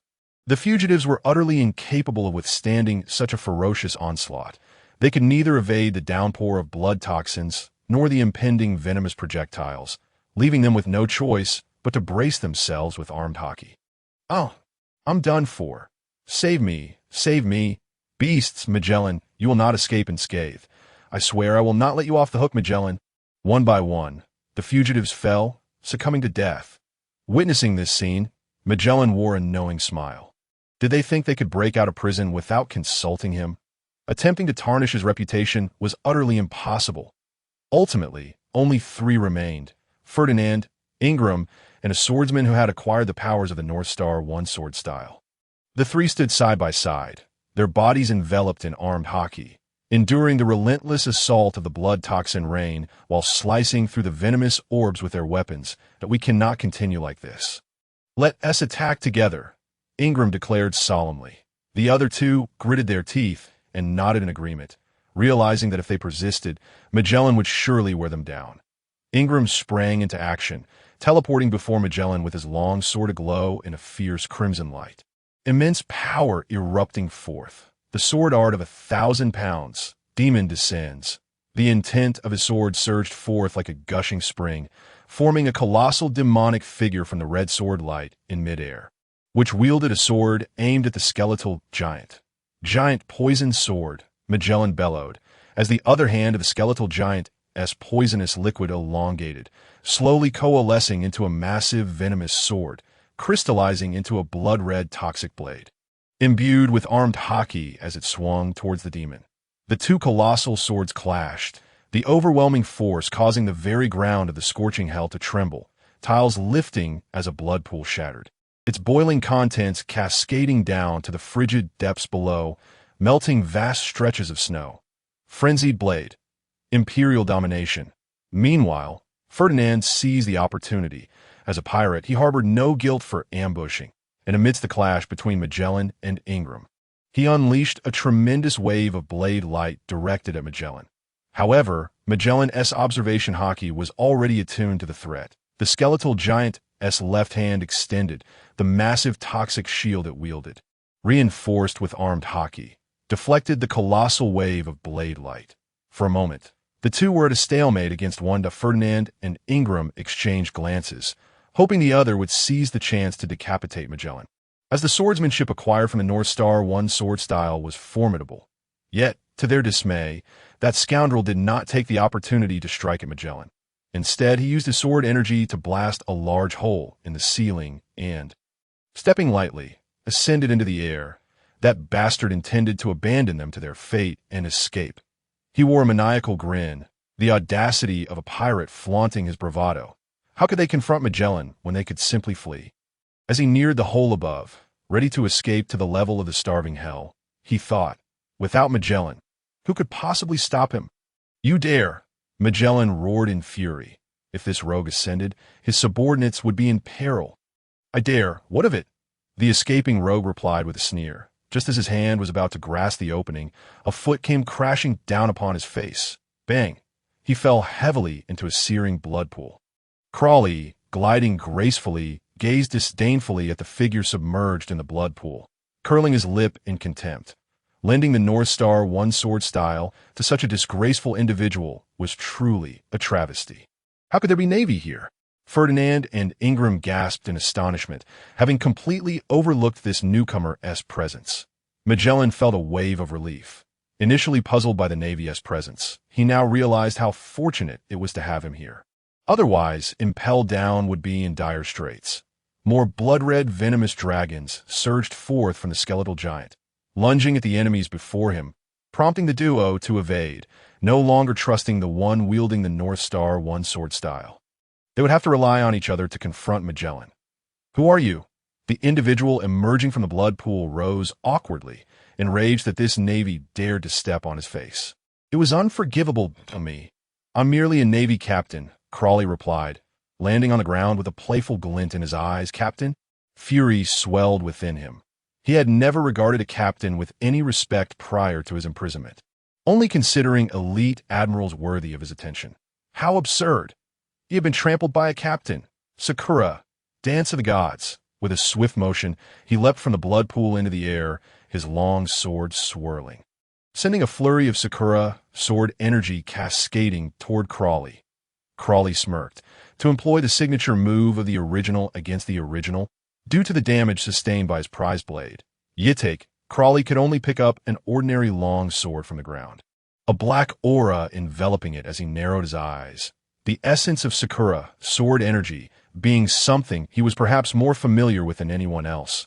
With a flick of his sword, he caused the Sakura sword energy to explode in a dazzling display, petals scattering. Yet Crawley remained unmoved, not a single shard striking his form. How is this possible?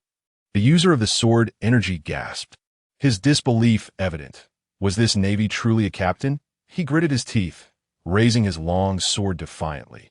He refused to believe that after such prolonged confinement, he couldn't even contend with a Navy captain. North Star One sword style, ultimate move, Great Wind Slash. The long sword summoned a tempest, the sharp sword energy spiraling within, intertwining with the flames of the inferno, forming a colossal fiery tornado. Crawley observed the spectacle, shaking his head. This technique would serve him far better against Magellan. Was it not a well-known fact that venom feared fire? How could they not unite, even in their escape? It was no wonder they had been imprisoned for so long. Positioning his long sword diagonally before him, the blade reflected the light of the fiery tornado, creating a dazzling display of diamond-shaped brilliance. With a swift motion, he charged forward, piercing directly through the heart of the fiery vortex, the radiance of his sword illuminating the surroundings, blindingly bright. Aurora, slash. The brilliant sword energy cleaved through the body of the selfish rogue who sought to escape alone. This is, he widened his eyes, fixating on Crawley, unwillingly kneeling as blood erupted forth. This, too, was an ultimate move of the North Star one-sword style, that in his final moments, he finally grasped Crawley's true identity. Perhaps there had never been a demon, merely a sinister being who toyed with them as pawns for amusement. Magellan, witnessing the demise of this individual, finally felt a sense of relief, simultaneously astonished by Crawley's prowess. Who would have imagined a mere captain of the Navy possess such strength? Ferdinand and Ingram now found themselves on the brink of defeat. Even with Crawley's power, they could not hope to match Magellan's formidable might. To counteract his lethal toxins, they had exerted every ounce of their strength, their armed hockey nearly depleted. They were truly at a deadlock, and even if they were to surrender now, it was clear Magellan would not entertain such a notion. "This is our last move." The two stood shoulder to shoulder, both panting heavily, realizing that their decision to escape was a grave mistake. They had never truly comprehended the disparity between themselves and Magellan. They exchanged a glance of mutual understanding, both resigned to their fate. If they were to die, let it be in pursuit of freedom, a death with meaning, rather than perishing in the frigid depths of hell, which would haunt them for eternity. Magellan, however, had no interest in their lofty thoughts of morality or virtue. He knew that anyone daring to attempt an escape from impel down must face the consequences.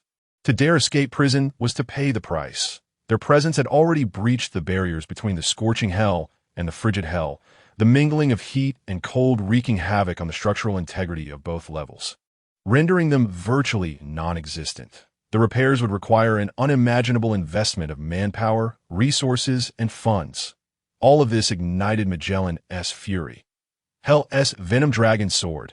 The venomous dragon entwines itself around the colossal venomous sword clutched in the skeletal giant's grasp. The twin dragon heads, with their gaping, menacing maws, sink their fangs into the sword's hilt, causing the toxic fluid to swell. The sheer magnitude of the dual dragon venom sword surpasses that of the skeletal giant, rendering its wielding hands akin to those of a child grasping a giant's blade, an absurdly comical sight. Magellan's face flushed with determination as he exerted all his effort to command the skeletal giant to hurl the dual dragon venom sword. The roar of dragons echoed fiercely, their wings unfurling as they propelled the enormous sword towards the two adversaries with relentless ferocity. Exchanging a glance, the two warriors merged their crimson auras, a sword and a dagger converging in the air. A perfect union of blade and edge, rendering them invincible. The Demon Kingdom. The crimson figure of the demon reemerged, its sword intent cleaving through the fiery sea and the sanguine abyss, drawing forth the chilling winds from the depths below. The demon raised its claws, overlapping them as a shimmering halo of energy pulsated, revealing an ethereal representation of a kingdom. Upon the demon's palm lay the Demon Kingdom. The demon, hoisting the radiant halo, struck down upon the dual dragon venom sword with tremendous force. Boom! In an instant, the venom dispersed, and the impact shattered the fiery sea, causing the blood within the abyss to surge violently, with large chunks of flooring fracturing, revealing the icy visage of the underworld beneath. Within the depths of the frigid hell, Mr. One gazed upwards, witnessing the confrontation between the demon and the dragon's sword, frozen in shock as the icy winds swept by, leaving his emotions tumultuous and unresolved. What kind of divine battle is this? With a thunderous crash, the Demon Kingdom shattered, and the two venomous dragons broke free from the sword, coiling around the demon's form. As the massive sword lunged forth, the demon dissipated. Toxic liquid cascaded down like a tumultuous wave, crashing upon the two combatants, who struggled amidst the surging tide. One venomous dragon rose and fell in the maelstrom, ultimately sinking its fangs into Ingram. Ingram's eyes rolled back as the armor of hockey he wore faltered, the venom engulfing him completely, submerging him within the colossal wave of poison. The mad sword Ingram has perished. Ferdinand, witnessing his longtime rival and friend being consumed by the venomous tide, felt tears welling in his eyes. Overcome with grief and rage, he seized his great blade and charged fiercely toward Magellan. He was prepared to meet his end, but he demanded retribution from Magellan, the one responsible for his friend's demise, by any means necessary. Ferdinand's face contorted with fury, his grip on the sword trembling. A desperate hound. Magellan cast a disdainful glance his way, flicking his finger, sending a venomous dragon crashing into him. At this juncture, he felt a sense of relief at having dealt with these wretched escapees. And he considered that once he eliminated this audacious ant, he could finally rest. Crowley observed Ferdinand, who was struggling to rise from the ground, a peculiar smile creeping upon his face. It seemed Magellan had yet to unleash his full power. "Let me push you further." With a mere thought, he lent Ferdinand the powers of the iron balloon and the ape demon transformation. With the iron balloon's physique, Ferdinand would surely withstand the might of the ape demon transformation without bursting from insufficient bodily resilience. "Come forth. Let me witness your strength. This is a transformation even I have yet to employ." Crowley watched Ferdinand with keen interest. Ferdinand felt an overwhelming surge of power coursing through him. Could it be the very entity that grants strength to the damned in the frigid hell? The ferocity of the power made his eyes bulge, his body quaking uncontrollably, as simple information flooded his mind, leaving him with the sensation of his head about to burst. "Die, you wretched hound." Magellan, controlling the skeletal giant, approached him with an imposing demeanor, cold indifference in his voice, as a blood-red venomous dragon surged forth to viciously bite him. "You shall not speak to me in such a manner." Ferdinand stood resolute, a savage roar erupting from him, his fists glowing fiercely with red light, as he delivered a crushing blow that obliterated the venomous dragon. Slowly, he lifted his gaze, his scarlet eyes locking onto Magellan's. Magellan felt a twinge of unease under Ferdinand's intense stare, bewildered by the sudden turn of events, as this adversary, once incapacitated, now erupted with newfound strength, shattering his venomous dragon with a single punch. Was he possessed by a demon? No matter, the fiend, perish before me.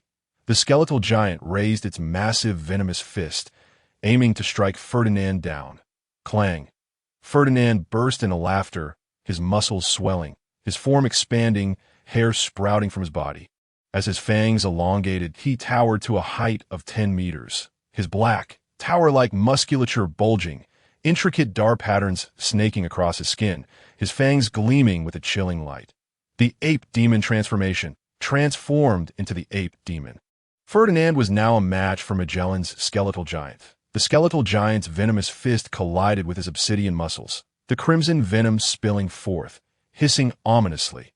Yet Ferdinand remained unfazed, swinging his massive fists with ferocity, striking the skeletal giant's body and creating a colossal cavity, the venom struggling to fill the void. This was not the end. The ape demon continued to unleash havoc upon the skeletal giant, pummeling its form with unrelenting force, the crimson venom splattering across the searing hellscape. What once was a blood pool and sea of fire had now transformed into a pond of venom. Magellan found himself momentarily dazed, intending to summon venomous dragons for a counterattack, but the absence of venom thwarted his efforts. With a resounding slap, the ape demon seized the bewildered Magellan, baring its fangs, intent on delivering a fatal blow. Observing this scene, Crowley furrowed his brow.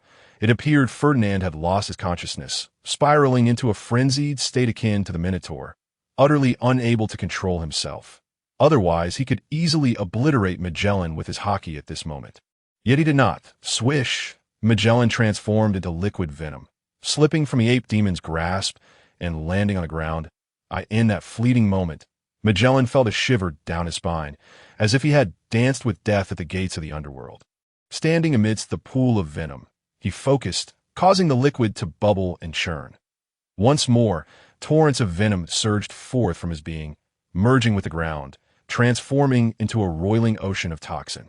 Crowley found himself with no solid footing, clinging to the walls as he observed this astonishing confrontation. The ocean of venom lapped at the ape demon's shins, the roars of dragons resounding within. As the venomous dragons writhed within the depths, with a wave of his hand, dozens of venomous dragons erupted from the ocean, coiling around the ape demon. However, with a mere struggle, the ape demon forced the dragons to revert to liquid, plunging back into the abyss. Damn it, what ancient breed is this? The sheer magnitude of its strength is unfathomable.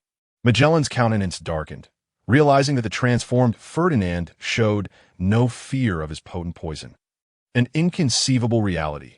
How could a body devoid of haki withstand his deadly toxin? This was no jest, yet Ferdinand had achieved it, leveraging the iron balloon's physique and the ape demon's formidable defenses.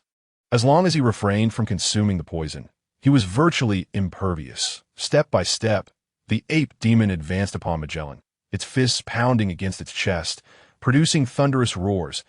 As Magellan maneuvered the ocean of venom to conjure towering waves to impede Ferdinand's advance. He pondered his strategy. He had never encountered an adversary unafraid of his toxins. Typically, he would overwhelm foes with his potent venom. Now, faced with this situation, what was he to do? Clenching his teeth, he assessed the beast's power before him. If it sought to obliterate the underwater prison, it was certainly within the realm of possibility. He had to stop it. With a thought, the ocean of venom erupted with the wails of tormented souls. Colossal skeletons surfacing within, not mere constructs of venom, but formidable skeletons formed from solidified venomous blocks. Each skeleton stood at 2 to 3 meters tall, wielding various sharp weapons, as Magellan infused them with haki. One by one clambering onto the ape demon's body to deliver powerful strikes. Clang, clang, clang. The sounds of metal clashing echoed endlessly, yet the skeletal legion found themselves unable to breach the ape demon's defenses. Magellan's expression was somewhat awkward. He truly was not adept at dealing with such breaches of defenses. The ape demon, discovering the skeleton legion clambering over him, could not help but erupt in fury, leaping about wildly, causing the ocean of venom to churn with tumultuous waves. That moment, Magellan scratched the back of his head, realizing that while this fellow had indeed grown stronger, his mental faculties seemed to have deteriorated. He recalled how, just moments ago, the ape demon had contemplated devouring him rather than using his armed haki to crush him. A thought formed in his mind, and Crowley, observing his expression, revealed a look of disappointment. Had his weakness finally been uncovered? Crowley could not comprehend why, despite having granted Ferdinand a formidable physique to withstand powerful energy shocks, he still could not endure the ape demon's might, ultimately falling under its control. Did this have to do with one's personal disposition? Moreover, Crowley had yet to witness the ape demon employing the skill of the golden cicada's shedding of its shell. What a disheartening turn of events that Magellan's thoughts began to crystallize. Although this colossal ape possessed extraordinary strength and an impenetrable defense that even his venom could not corrode, it appeared to lack intelligence, having entered a frenzied state that clouded Ferdinand's reason. Fortunately, it was this very madness that prevented the complete destruction of Impel Down. He let out a sigh of relief and began to manipulate the venomous sea beneath him. The ocean of venom roiled with massive waves, restraining the ape demon's movements, ensuring that its power could not be unleashed. While leveraging strength against strength, Magellan sought to prevent further devastation of the scorching hell. Yet, this was not his true intention. The swirling venom coalesced into venomous dragons that ensnare the ape demon once more. This time, however, Magellan did not aim to corrode the ape demon's skin with his toxin. The ape demon struggled as the venomous dragons ascended, lunging toward its head, but the ape demon retaliated fiercely, baring its fangs and snapping at the venomous dragons.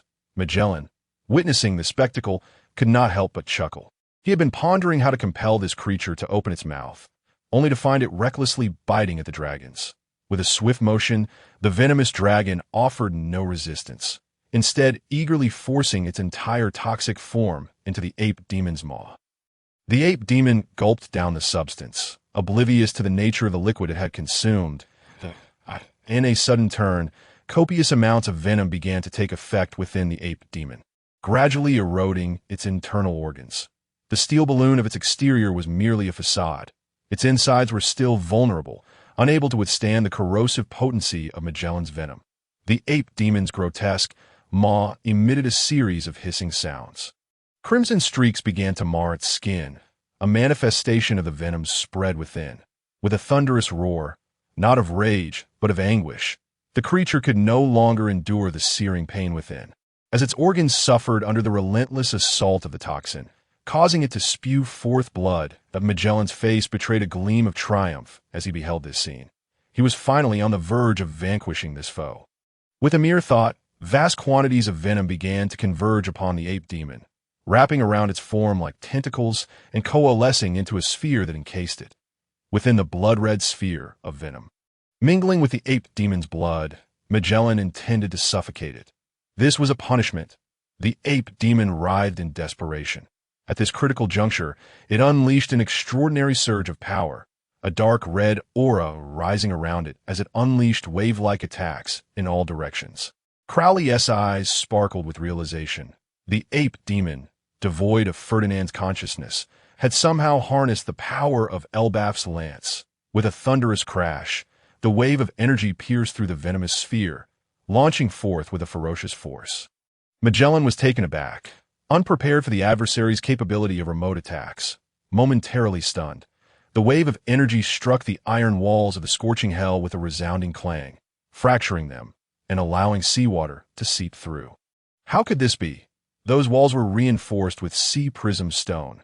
Magellan's face blanched in horror. If the ocean were to flood into the underwater prison, it would spell doom for all. In a state of panic, he hastily commanded the venom to seal the cracks in the walls, consolidating it into solid masses to effectively block the breaches. The ape demon, still ensconced within the sphere of venom, continued to bombard it with wave-like energy blasts. Indiscriminate in direction, Magellan's eyes widened in disbelief. This creature still had enough strength to persist in such a manner. The iron walls of the scorching hell bore the brunt of its relentless assault. Numerous cracks beginning to spread as seawater seeped in. Helpless, Magellan could only fortify the small fissures with his venomous constructs. In preparation for the worst, he had coated all the walls with layers of venomous barriers. Breathing heavily, his complexion pale, he realized he was on the verge of exhaustion from overexerting his abilities. If this creature did not perish soon, the moment he lost consciousness and his powers faded would herald the collapse of the underwater prison. Crowley, too, felt a chill of dread. The ape demon had managed to withstand Magellan's potent venom for such an extended period, despite it having invaded its very being. With a final earth-shattering roar, the ape demon's form began to shrink, sinking into the sea of venom. Sensing Ferdinand's soul re-entering his body, Crowley shook his head. Employing the ape demon against Magellan was not a wise strategy. He had been fortunate this time. Had the ape demon been in a lucid state, Crowley would have stood no chance against its might. Absorbing the soul brought a wave of refreshing energy coursing through him, as though it penetrated to the core of his being. He opened his attribute panel to assess his gains from this encounter and impelled down. Name: Crowley Rommel Fruit, Superhuman Fruit, Awakening 30, Power Level, 50,000 Swordsmanship, Advanced Navy Basic Swordsmanship, Essence of the Thousand Gene Sword Technique, Essence of a Northern Star 1 Sword Style, Advanced Frenzied Sword, Advanced Dominant Blade Martial Arts, Super Advanced Navy 6 Styles, Advanced Fishman Karate, Elbaf's Lance Hockey, Super Advanced Armament Hockey, Intermediate Observation Hockey Physique, Steel Balloon Others, Mastery of Weapons, Underwater Breathing Beast Transformation, 1. Tiger Demon Transformation, with skill, Sonic Wave Attack, 2. Ox Demon Transformation, with skill, Devour Anything, 3. Ape Demon Transformation, with skill, Golden Cicada's Shedding of its Shell. Crowley surveyed his attribute panel, taken aback by the fact that his power level had surged to an impressive 50,000. Alongside the acquisition of several new skills, his armament hockey had ascended to a super advanced level, and he had finally grasped the intricacies of observation hockey, a most gratifying development, for the sooner one mastered this precautionary skill, the better. Furthermore, the mastery of weapons had reached a profound level, though Crowley remained uncertain of its practical applications. Magellan withdrew all his venom back into his body, save for the venomous barriers still affixed to the walls, which now laid bare the desolate state of the scorching hell. The once pristine surroundings were riddled with craters, the floor pocked with gaping holes, as the frigid air from the icy hell seeped in, diminishing the scorching heat. Gone were the pools of blood and seas of fire. None remained in sight. The cells that once held prisoners had been reduced to heaps of metal, with corpses strewn across the ground. Looking upon this grim tableau, Magellan's countenance darkened ominously. The scorching hell was finished. It would be at least a year or more before they could even contemplate housing prisoners again. With a soft thud, Crowley descended from the ceiling, approaching Magellan and calmly stating, "I am Rear Admiral Crowley Rommel, tasked with escorting Crocodile." He felt it necessary to clarify his identity after observing the events unfold. Remaining silent for so long might lead others to suspect him of being a culprit. Yet, in truth, he was. Magellan nodded, attempting to present a semblance of composure, but after several futile attempts, his face remained rigid and unyielding. He ultimately gave up and remarked, "I owe you a debt of gratitude. Without your assistance, Impel Down's reputation would have been irrevocably tarnished." Crowley understood that Magellan referred to the earlier incident involving the unrefined individual who had attempted to escape, and he simply nodded in agreement. Surveying the surrounding devastation, he frowned. The losses in Impel Down are too substantial. It is perplexing how those prisoners managed to ascend from below. Indeed, the level of the scorching hell had been utterly devastated, and the escape of prisoners was highly suspect. Their newfound strength appeared to have arisen abruptly, warranting a thorough investigation into the matter. Crowley, with an unperturbed demeanor, nodded slightly, realizing he could no longer engage in conversation with Magellan. Any further dialogue risked exposing him. He uttered a few more words before swiftly concocting an excuse to depart from the underwater prison, leaving the mess for Magellan to grapple with. He felt no remorse. After all, these were merely dying criminals who had entered into a soul contract with him, pledging their powers upon death. Such individuals were their own best fate. As for the guards who perished in this prison riot, Crowley could only extend a polite apology. Yet, was there truly no one who escaped during this upheaval? He certainly had not encountered any sign of the Minotaur transformed into a naked man. "Are we really heading to Navy headquarters?" Akin inquired, observing Crowley reclining on a chaise lounge. "What? Are you afraid?" Crowley opened one eye and cast a sidelong glance at him. "Not all. I'm a Navy man now," he replied, scratching the back of his head. Given his current appearance, the Navy would hardly recognize him as the ghostly Akin. It was primarily unimaginable that he would one day find himself at Navy headquarters in Marineford. The distance between the underwater prison and Marineford was not particularly great. Passing through a gate of justice would suffice. The sailors docked their vessel, instructing Akin and the others to await on the warship as Crowley set foot on the long unvisited land of Marineford. He could hardly recall how long he had spent on this island. It felt as though he had just stepped out, yet here he was returning, still yearning for adventures beyond its confines. He made his way directly to Sengoku's office, determined to complete his assignment swiftly and escape, for he had no inclination to tackle the headquarters' intricate tasks. Numerous sailors traversed Marineford, greeting Crowley as they spotted him. Crowley. The reputation of Rommel was well known within the headquarters. The renown of the Navy's son was bestowed by the outside world, yet the title of Sunlight Demon was a moniker given by his comrades. They all understood the dark heart concealed beneath Crowley's cheerful facade. The ironic part was that when speaking to other female sailors, they would not believe it. "Ah, look who is back." Crowley had merely intended to find Sengoku quickly, as he was none too fond of the atmosphere in Marineford, which lacked the liberating spirit of the vast sea. However, a delicate hand rested upon his shoulder. The alluring voice compelled him to pause. Without needing to turn around, he recognized the owner of that hand. That a smile spread across his face as he slowly turned to face a woman with flowing black hair, greeting her with, "Sister Gone, I'm back." He embraced her lightly. The sister he referred to was none other than the current Vice Admiral, Peach Rabbit.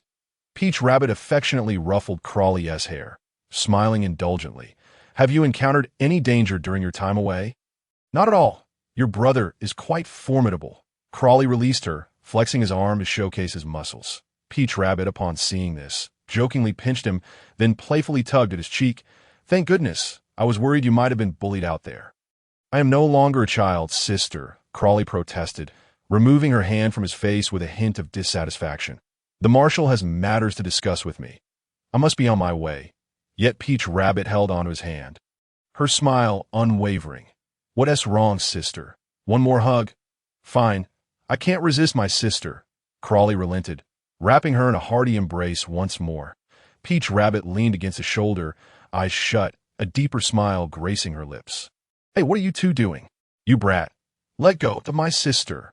A voice laden with anger interrupted their moment. Startled, Peach Rabbit opened her eyes in displeasure, her brows knitting together. Who dared to disturb her precious moment? Crawley turned to the source of the outburst, spotting a man clad in earth-toned attire charging toward them. Cursing under his breath, his eyes ablaze with fury, he released Peach Rabbit's hand, and she too glanced over. Pursing her lips in annoyance, "Oh, it's that guy, Kaji." The intruder was none other than Peach Rabbit's ardent admirer, the fellow Vice Admiral candidate, Shichibukai. Shichibukai, cigarette dangling from his mouth, hands clasped behind his back, glared at Crawley. "Crawley, why are you back so soon? Did you complete your mission and return?" His tone was far from friendly, as Crawley's presence had seemingly stolen his chance with Peach Rabbit. "Hey, Kaji, watch your tone," Peach Rabbit interjected. Hands on her hips, glaring fiercely. Upon seeing her expression, Shichibukai immediately softened, though jealousy still flickered in his eyes. What right did Crawley have to receive such treatment? It was all this pretty boy's fault. Crawley merely smiled innocently at him. This matter was not his doing. Everyone knew that being handsome attracted women. Why should he be blamed for it? "Crawley, come on. Let us spar. I want to see if you've improved during this mission." Shichibukai challenged, raising his hand.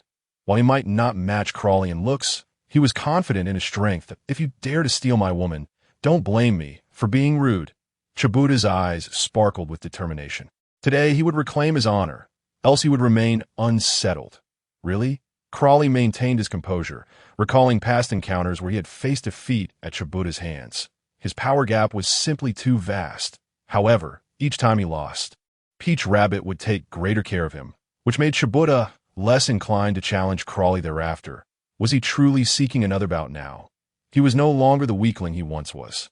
Peach Rabbit immediately stepped in front of Crawley, frowning. "Kaji, not again. My brother has a mission to discuss with Marshal Sengoku." Shichibukai, unable to see Crawley's expression, merely raised an eyebrow, his tone dripping with disdain. "What, Crawley, are you scared?" The impetuous Crawley could not abide being perceived as fearful. After all, he was still a hot-blooded youth, and Shichibukai had long since deciphered the thoughts of these younger generations. "All right," Crawley replied with a grin. Sure enough, Shichibukai smirked, thinking he had enticed Crawley into a trap. He relished the thought of knocking him down and embarrassing him before Peach Rabbit.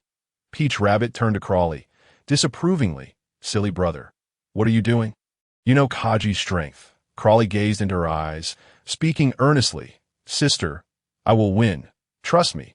Seeing his serious expression, Peach Rabbit nodded slightly. What more could she say? Would she truly seek to undermine a young man's confidence? She resolved that if Shichibukai dared to go heavy-handed, she would ensure he faced the consequences. "Come on, one more hug, just to annoy him," Peach Rabbit suggested, extending her arms with a gentle smile. "All right," Crawley promptly obliged, snuggling into her embrace while defiantly raising his eyebrows at the seething Shichibukai, relishing the moment. "Go, brother," Peach Rabbit encouraged, her lips parting in a smile. Shibutai's face flushed with rage. He yanked off his hat, clenching it tightly in his fist, his eyes blazing with fury. "How dare that brat make such a face? Sister, may I borrow Jinbira for a moment?" Peach Rabbit offered her sword from her waist to Crawley. Wishing to assist her brother in some way, she positioned herself to the side, observing the two men poised for confrontation. Shichibukai, noticing that Crawley wielded Peach Rabbit's sword, felt his jealousy intensify. This boy was clearly intent on provoking him. Crawley unsheathed Jinbira, lifting it to study, his eyes glinting with excitement. It was indeed one of the supreme blades, and even the feel of it was incomparable. He resolved to acquire one for himself someday. "Let us go." Shichibukai lunged forward, closing the distance in an instant, a fist enveloped in hockey aimed squarely at Crawley's face. "That damned face!" Clang! Crawley raised Jinbira effortlessly to block the punch, though his expression darkened, not due to the strength behind Shibutai's blow, but because this man had the audacity to strike at his face. Did he not know the rule? One does not hit a face. The fist of Cha Tun trembled slightly, unable to advance any further, as a tempest of turmoil surged within him. How could this young man possess such formidable strength? Crawley snorted coldly and, wielding his sword Jinbiro, flung him away. "I had intended to show you some respect. But since you chose to come at me with such ferocity, do not blame me for being impolite." Crowley's eyes were devoid of emotion. With a swift movement, Crowley vanished from his position, raising Jinbiro high before swiftly slicing downwards. The speed of the sword was astonishing, leaving countless afterimages in the air, each shimmering with a sharp sword aura. Frenzied demon sword. Cha Tun's expression turned grave. Even without practicing swordsmanship, he could discern the exceptional nature of Crowley's technique. His narrowed eyes suddenly widened, and his somewhat bulky figure weaved through the sword shadows, but a pair of iron fists were inevitably shattered into fragments. Despite his usual carefree demeanor, lazily comparable to Kazu, he was indeed a man of genuine strength. Not everyone could be a candidate for the rank of admiral. Gale foot, wall push, with a powerful stomp. A massive strike surged forth from the air like an earthen wall. Crowley, with his long sword held horizontally, unleashed an overwhelming aura, bringing down his sword heavily against the wall like assault. Domineering blade. Boom! Sparks flew, neither side yielding. Tao Tu's gaze flickered between excitement and disappointment. Her brother's swordsmanship had indeed improved significantly, yet there remained a vast chasm to overcome in order to defeat Cha Tun. If this is all you are capable of, you might as well concede, Cha Tun scoffed.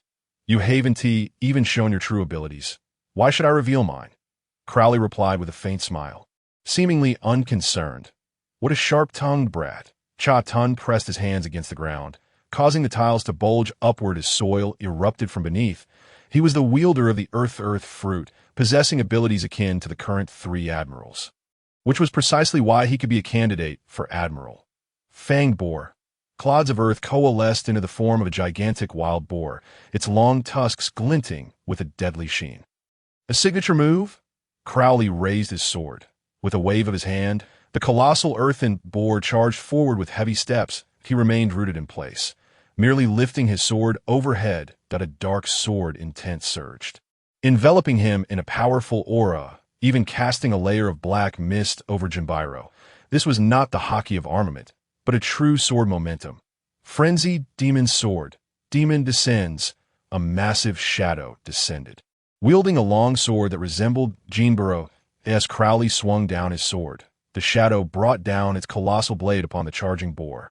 Swish! The earthen boar was cleaved in two, and the immense sword aura shot straight towards Cha Tun. Cha Tun stood momentarily stunned, watching the sword light sever his fang boar. A look of disbelief etched across his face.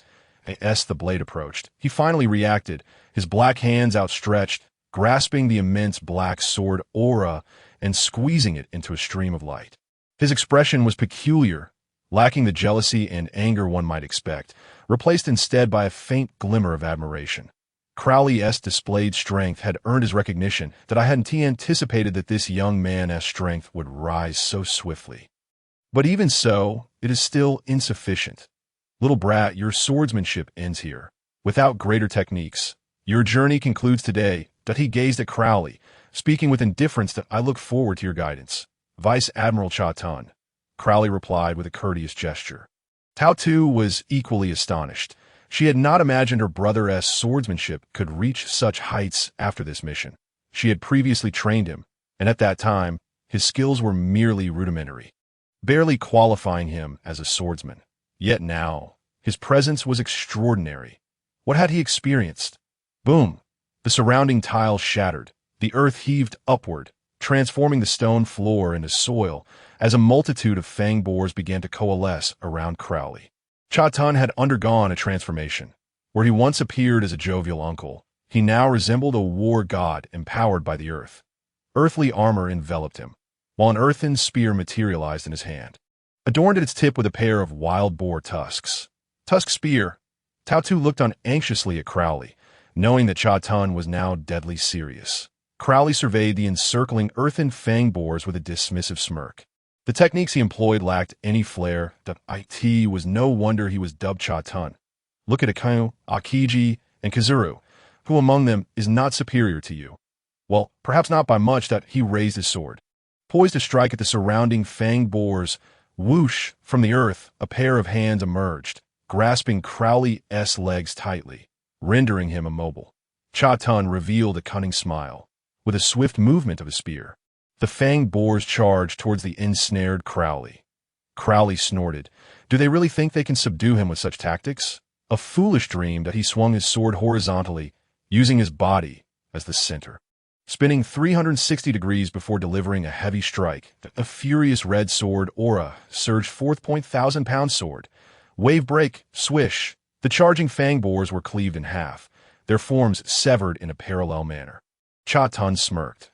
The earth fruit could not be subdued merely by sharp sword energy. The bisected fang boars continued their charge towards Crowley. Being lifeless earth, even when cut into pieces, they posed no hindrance. Crowley furrowed his brow. Recognizing the tricky situation, he forcefully broke free from the earthbound hands, stowed his sword, and unleashed a flurry of punches, reducing the remaining half-boars to dust upon the ground. Fanged earth spear. Swish, swish, swish. Spikes of earthen spears erupted from the ground, each topped with a pair of razor-sharp tusks. Stomp. Crowley leaped into the air using moonwalk. Observing the thorns-laden terrain, he grimaced. Natural-type users were indeed troublesome. Cha Tun resembled an earth mage, and his techniques were ineffective against swordsmanship. What good was a sharp sword aura against soft soil? I must close the distance. His gaze sharpened as he focused on Cha Tun's position.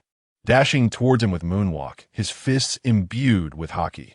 With a formidable 50,000 points of power, a single punch would spell disaster for Cha Tun. Waves of energy coalesced around his fist, akin to a meteor streaking through the heavens. The red glow surging towards Cha Tun. Cha Tun's eyes narrowed.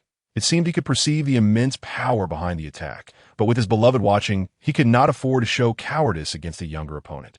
Raising his tusk spear, large clods of earth began to gather, coalescing into a spear resembling a colossal pillar, crowned with the head of a mighty wild boar.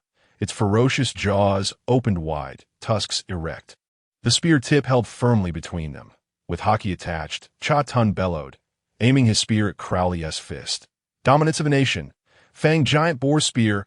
Clang, clang, clang. A tremendous explosion of energy erupted, sonic booms resonating as the air became turbulent, whipping up a fierce wind.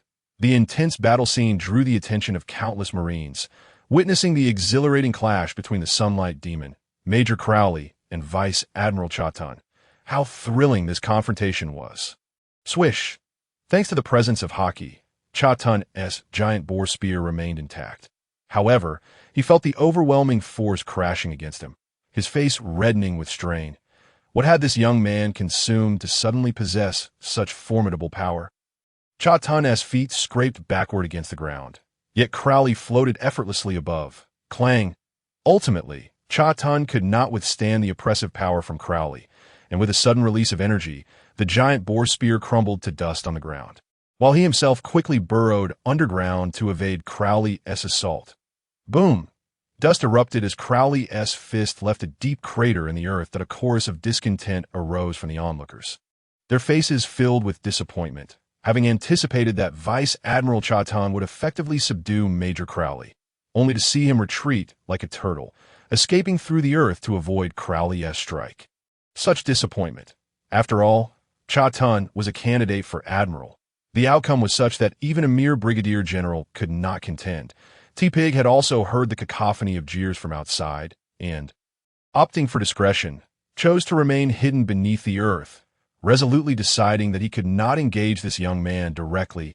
If that formidable strength were to be unleashed upon him, it would surely spell ruin for his aging bones. Earth Spear. Long spears erupted from the ground, hurtling toward Crowley in the air with great speed. Crowley, left with no other choice, brandished his long sword to reduce the spears to mere dust, which fell to the ground. What if T-Pig continued to hide underground? Crowley would be unable to attack him at all. With such a vast expanse of land, who could ascertain his position beneath the surface? Crowley's observation haki was not particularly remarkable, making it impossible for him to detect T-Pig's whereabouts. And since they were Marineford, he could not simply overturn the entire island. The power of this earth fruit was exceedingly troublesome. With a determined gaze, Crowley raised his sword and unleashed a wave of sword energy toward the ground. Sakura, Dance of the Divine. A flurry of cherry blossom sword energy cascaded downwards, wreaking havoc as dust surged into the air, shrouding Marineford in a thick haze. Enough! Cease this at once! A commanding voice rang out. Crowley shook his head, sheathed his sword, and descended gracefully from the air. There stood Admiral Sengoku, his brow furrowed, emerging from the crowd to bellow at the ground. T-Pig, come out this instant. In an instant, T-Pig sprang forth from the earth, a radiant expression adorning his face as he gazed at Sengoku. What are you doing, battling a junior while hiding underground? How disgraceful! Is there not a training ground in Marineford? Why must you fight here? You are responsible for repairing the damaged ground, and ensure that this debris is cleaned up. Sengoku's expression darkened. The scattered dust my fault. T-Pig scratched the back of his head, hoping to defend himself, but as he beheld Sengoku's increasingly grim countenance, he found himself unable to continue. You lost your battle against Major Crawley. Sengoku huffed coldly. Hurry and clean this mess up. It's a disaster. Crawley, follow me. He turned to Crawley. His expression still far from approving. He understood, well, that Crawley had used his sword techniques to create the chaos, merely to coax T-Pig out to tidy up the situation. What a clever little rascal, Crawley chuckled helplessly. He had no choice, as T-Pig's ability was indeed troublesome, making him difficult to deal with. He approached Peach Rabbit and returned the Kinpyre to her. Peach Rabbit wore an expression of bewilderment.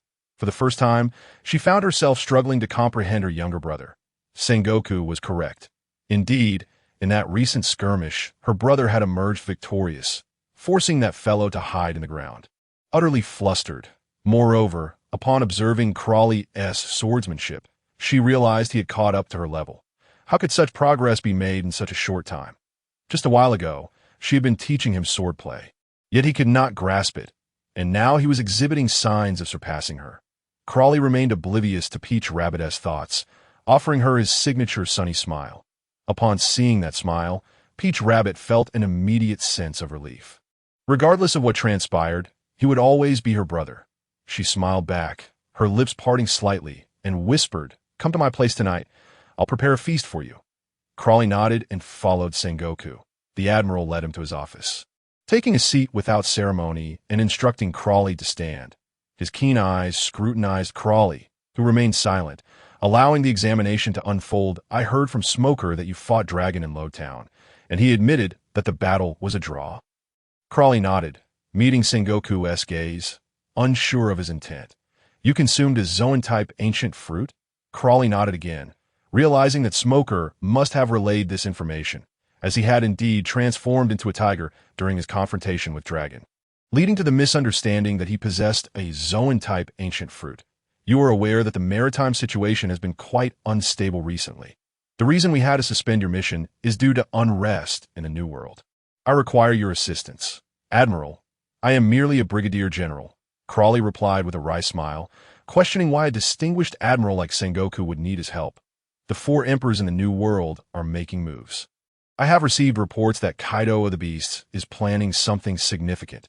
Given that you have consumed a Zoan-type ancient fruit, and considering your recent display of strength against T-Pig, you possess the prowess of at least an elite captain.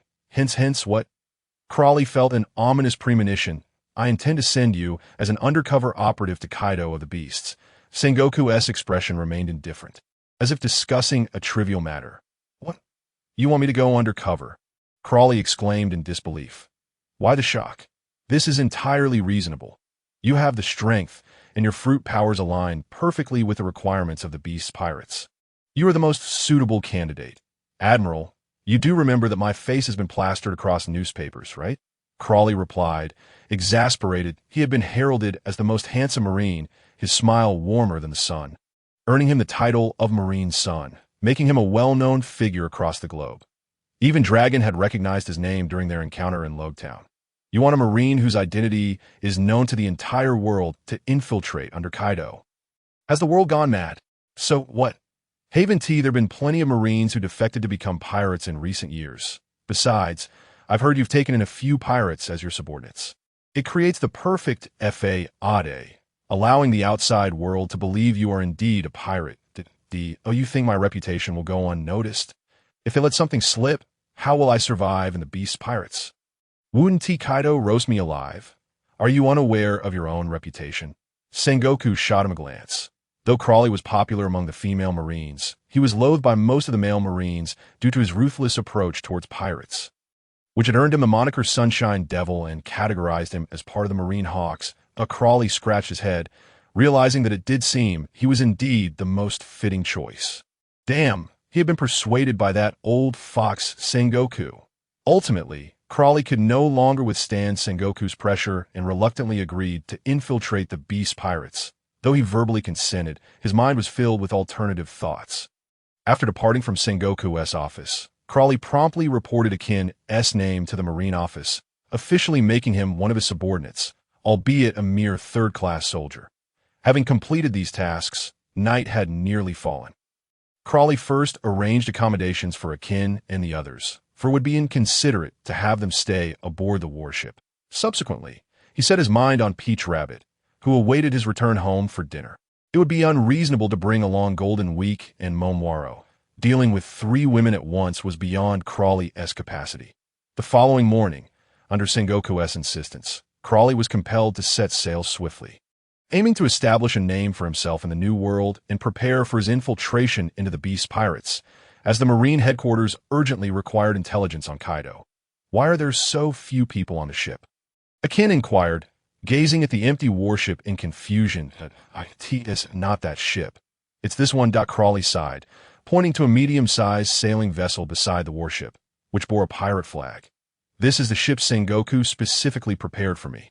It wouldn't do to use a Marine warship while masquerading as a pirate. Huh, what do you mean? Crawley had yet to inform Akin and the others about his undercover mission, leaving them all perplexed. Let us not discuss it now. I'll explain once we're aboard. Crawley replied, stepping onto his pirate ship. Several individuals awaited their arrival on board, although they had changed out of their Marine uniforms. Crawley could still recognize them as his navigator, helmsman, lookout, cook, and medic. Sengoku had equipped him with 5 crew members. Crawley's expression darkened. Brigadier General. Don't call me Brigadier General. We are pirates now. Oh, then Captain, where are we heading now? The navigator scratched the back of his head, still not quite accustomed to his new identity, and awkwardly remarked. Crawley shook his head, clueless about where to go next. The mission under Sengoku had left him utterly bewildered. First, they needed to depart from Marineford. As soon as they set sail, the Navy headquarters promptly issued their bounty notices. The rebellious Rear Admiral, the demon Crowley Rommel, with a bounty of 300 million berries. The former vice captain of the Creek Pirates, the Phantom Akin, with a bounty of 50 million berries. The former assassin of the Baroque Works, the manipulator Miss Golden Week, with a bounty of 30 million berries.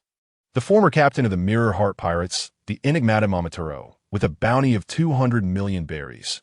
Goodness, they had even labeled them as a demonic pirate crew, with a total bounty exceeding 500 million berries, causing a worldwide uproar upon the issuance of the bounties. However, the bounty notice for Akin still featured his previous likeness, as the transformed Akin had not been photographed. Yet, surprisingly, Crowley himself remained unaware of this news. Reclining on a deck chair salvaged from an old warship, wearing sunglasses and lost in thought. Being an undercover agent for the Beast Pirates was out of the question for him.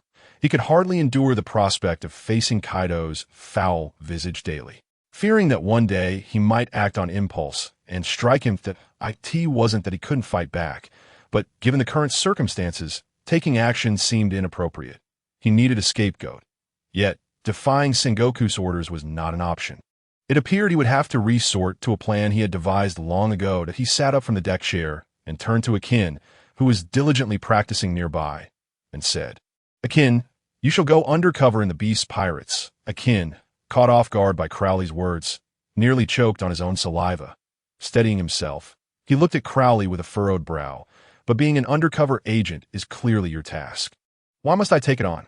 They had all heard Crowley declare that from now on, they were no longer Navy but pirates, a crew aspiring to join the ranks of the Beast Pirates. I have no desire to go, Akin protested. Crowley shook his head. Do you not see that with your abilities, you would gain the most significant advancement among the Zoan users in the Beast Pirates? Kaido will surely value you. Even if you are right, what will you do while I'm undercover? Akin questioned, perplexed by the sudden shift from newly registered Navy to an undercover pirate agent.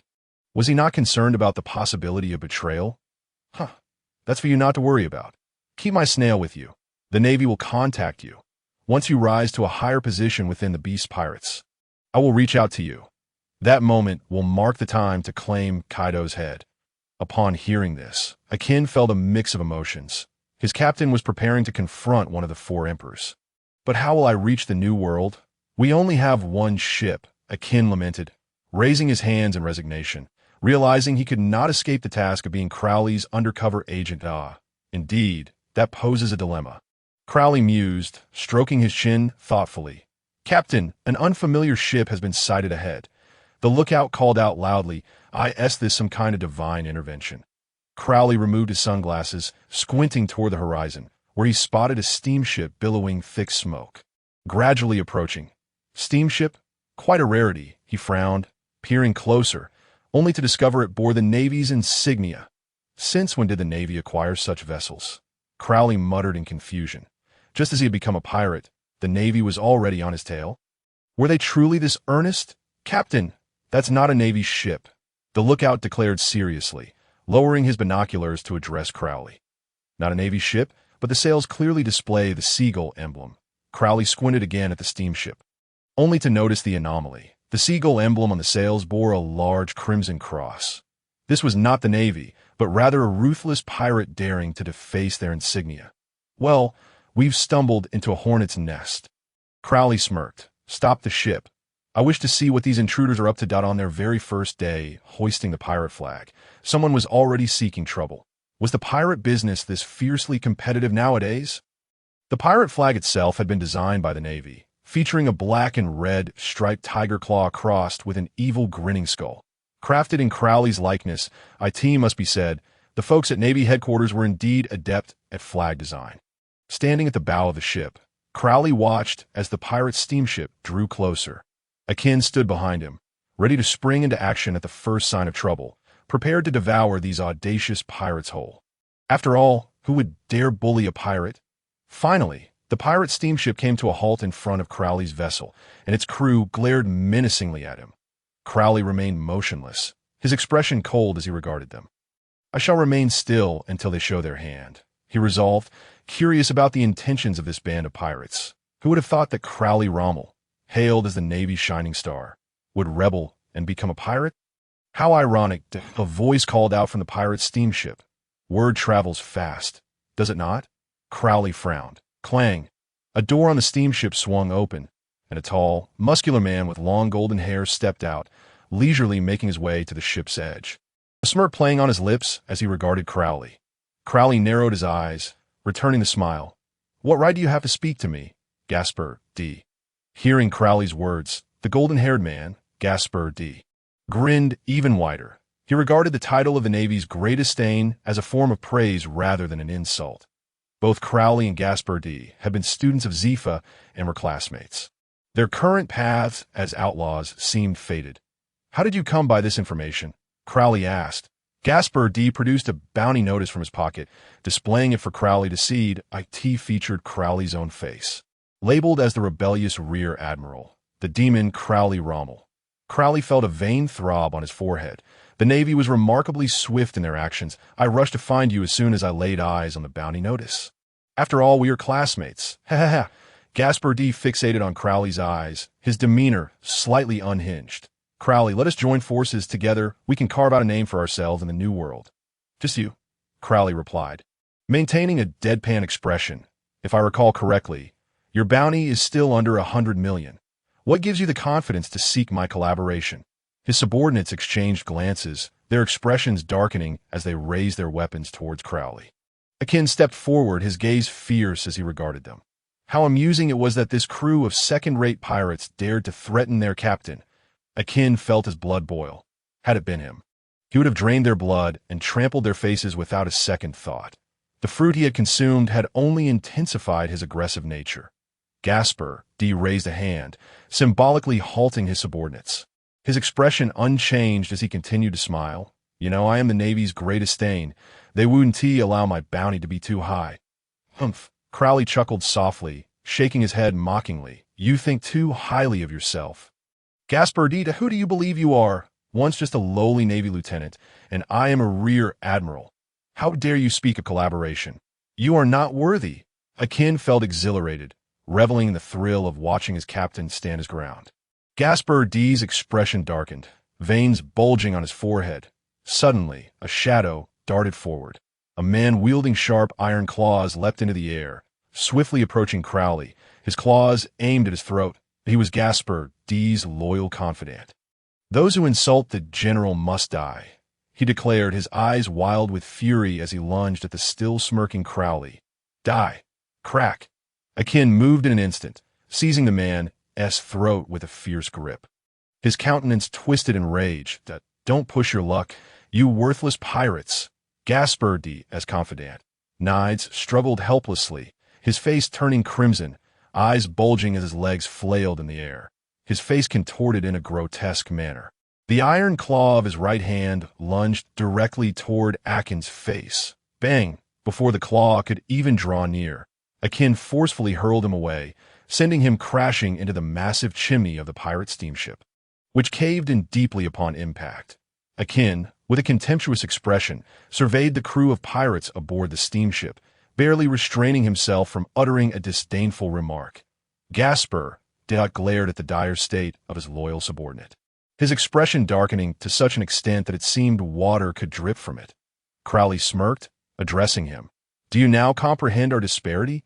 Your subordinates are no match for mine, and you are no different. Are you still contemplating collaboration?" For such a blatant traitor, he felt no inclination to indulge in any camaraderie, and merely refraining from executing him on the spot was a testament to his restraint. Gaspard D's face twisted with rage, veins bulging on his forehead, and he spat out 2 words through clenched teeth. Seeking death, he had come with good intentions to propose an alliance, only to be met with such treatment. Who could possibly endure this? Not only could he not bear it, but neither could his subordinates. Grabbing a gun, they aimed it at Crowley, and before Crowley could even offer a warning, Akin soared into the air, his entire form transforming into a vast swarm of dark butterflies, enveloping the pirate steamship. As for bullets, Crowley merely swept his sword, halting them all mid-air before they plummeted into the sea. Now, he awaited Akin's display. He had yet to witness firsthand Akin's abilities, and this presented a splendid opportunity. What the hell is this thing?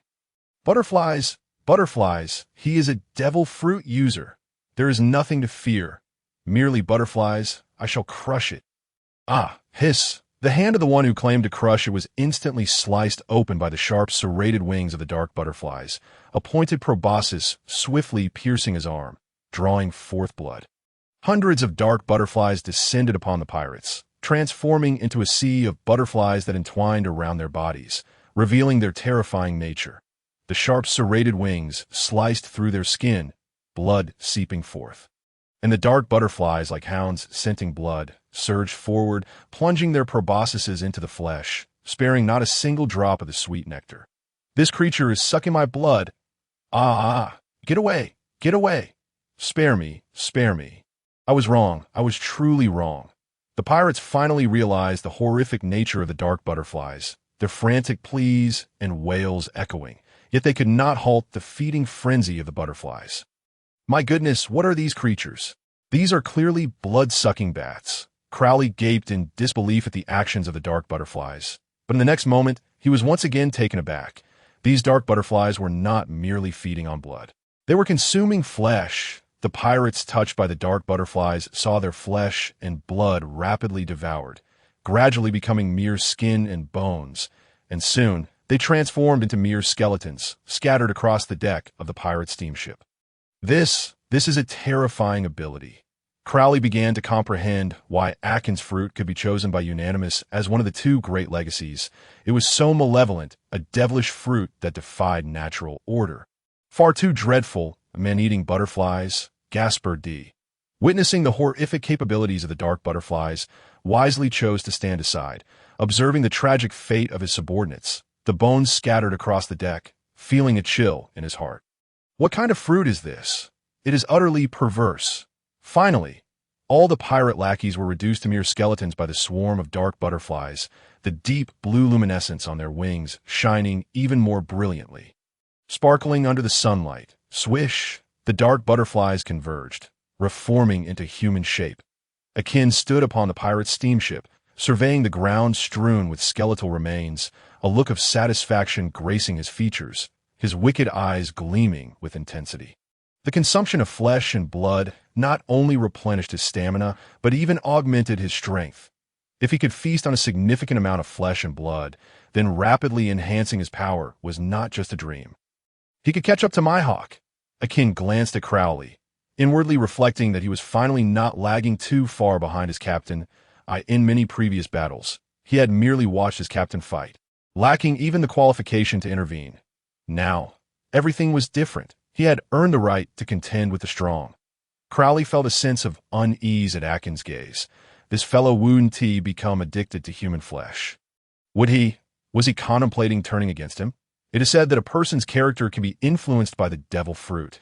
This individual is undeniably dangerous.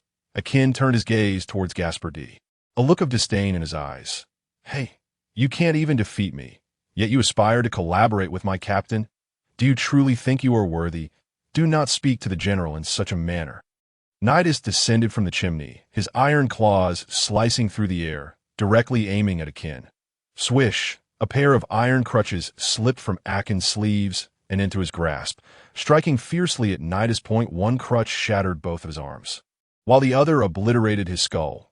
Blood splattered across Akin's face. He regarded the headless, armless corpse on the ground with a contemptuous smile, crouching down to wipe his iron crutches clean with his clothing before retracting them into his sleeves. Rising once more, he glanced at Gaspar D, mockingly stating, "Now, it is only you left, General." He elongated the word general, his tone heavy with mockery. "Do not presume you're the only one with abilities." Gaspar D's expression turned ferocious.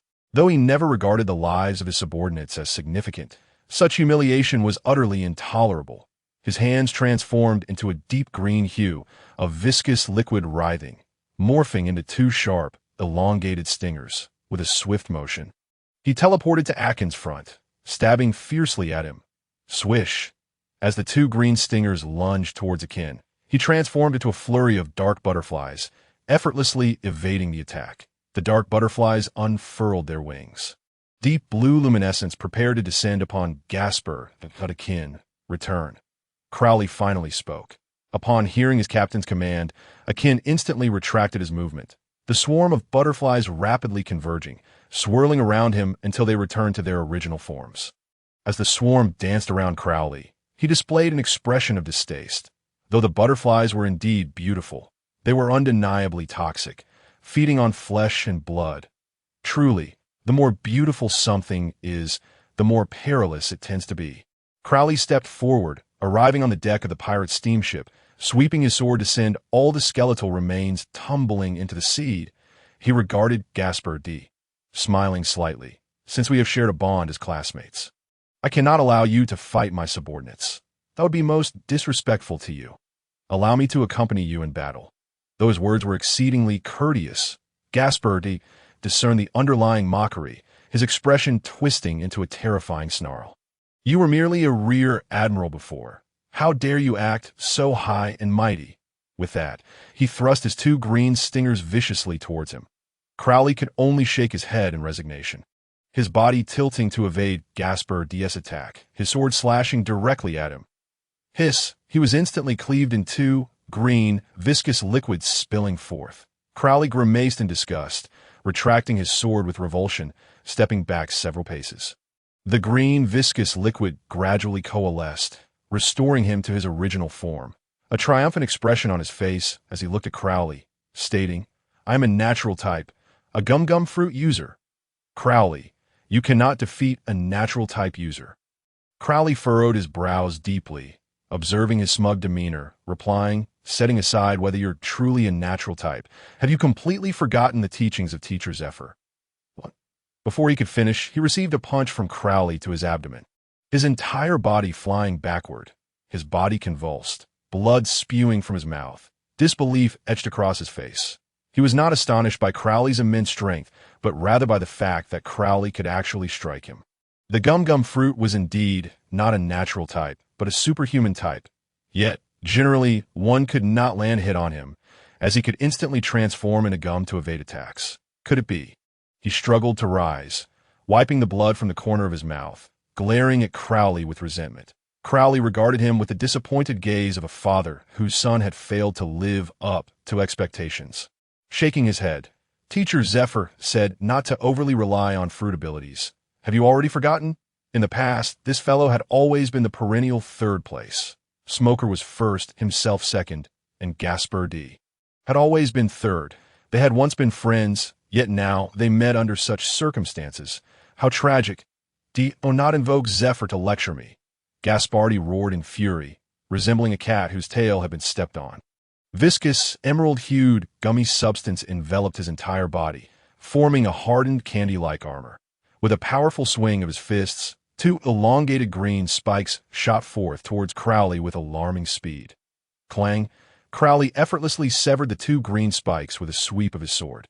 He suddenly realized that there was no need to employ any skills against this opponent, for Gaspardi was woefully weak.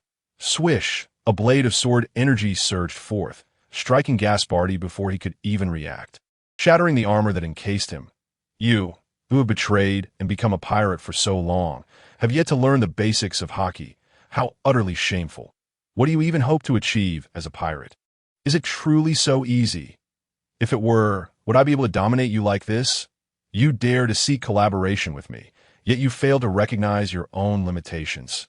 You can't even best my subordinates. Killing you would soil my hands. Oh, you are so weak that I wouldn't even consider lending you my power. Your soul is far too feeble. At last, Gaspardi could no longer endure Crowley's relentless taunts. Though he barely understood the latter's final remarks, rage boiled within him. You may strike me, you may kill me, but you shall not humiliate me, Gaspardi bellowed, as the gummy substance encased him, transforming him into a colossal gummy monster adorned with spikes. Surging towards Crowley. Very well, I shall grant you a strike, Crowley remarked, looking at the frenzied Gaspardi with a tinge of pity. Raising his sword, he summoned a radiant aura that shimmered like diamonds, dazzling in the sunlight. Aurora Slash! The brilliant sword energy sliced through the repulsive, slime-like gummy monstrosity, cleaving Gaspardi in two. What say you, classmate? Satisfied now? It is time for us to part ways. Crowley transferred all belongings from the pirate ship to Gaspardi's steamship and waved goodbye to Akin. Akin stood on the barren pirate ship, exasperated, watching Crowley enthusiastically waving from the steamship. Goodness, the helmsman, navigator, lookout, cook, and medic have all abandoned ship, leaving me to navigate to the new world alone. Boss, I am all by myself. Isn't that splendid? Alone, I can hardly operate the ship, Akin replied, exasperated. Who told you to indulge in Gaspardi's subordinates without leaving a few behind? Now look where you are, on your own, sailing away, Crowley retorted dismissively. Captain, there are still people on board, the helmsman approached, addressing Crowley. A group of individuals was soon brought forth. Among them was an old man and a child dressed in rags, while the others bore the garb of pirates, likely Gaspardi's inept subordinates who had stayed hidden in the cabin, too timid to emerge. Deserters, how shameful. Are there any navigators, helmsmen, or cooks among you? Crowley asked coolly, glancing at the cowed escapees. He had no use for a lookout or medic, and the deserters remained silent, heads bowed.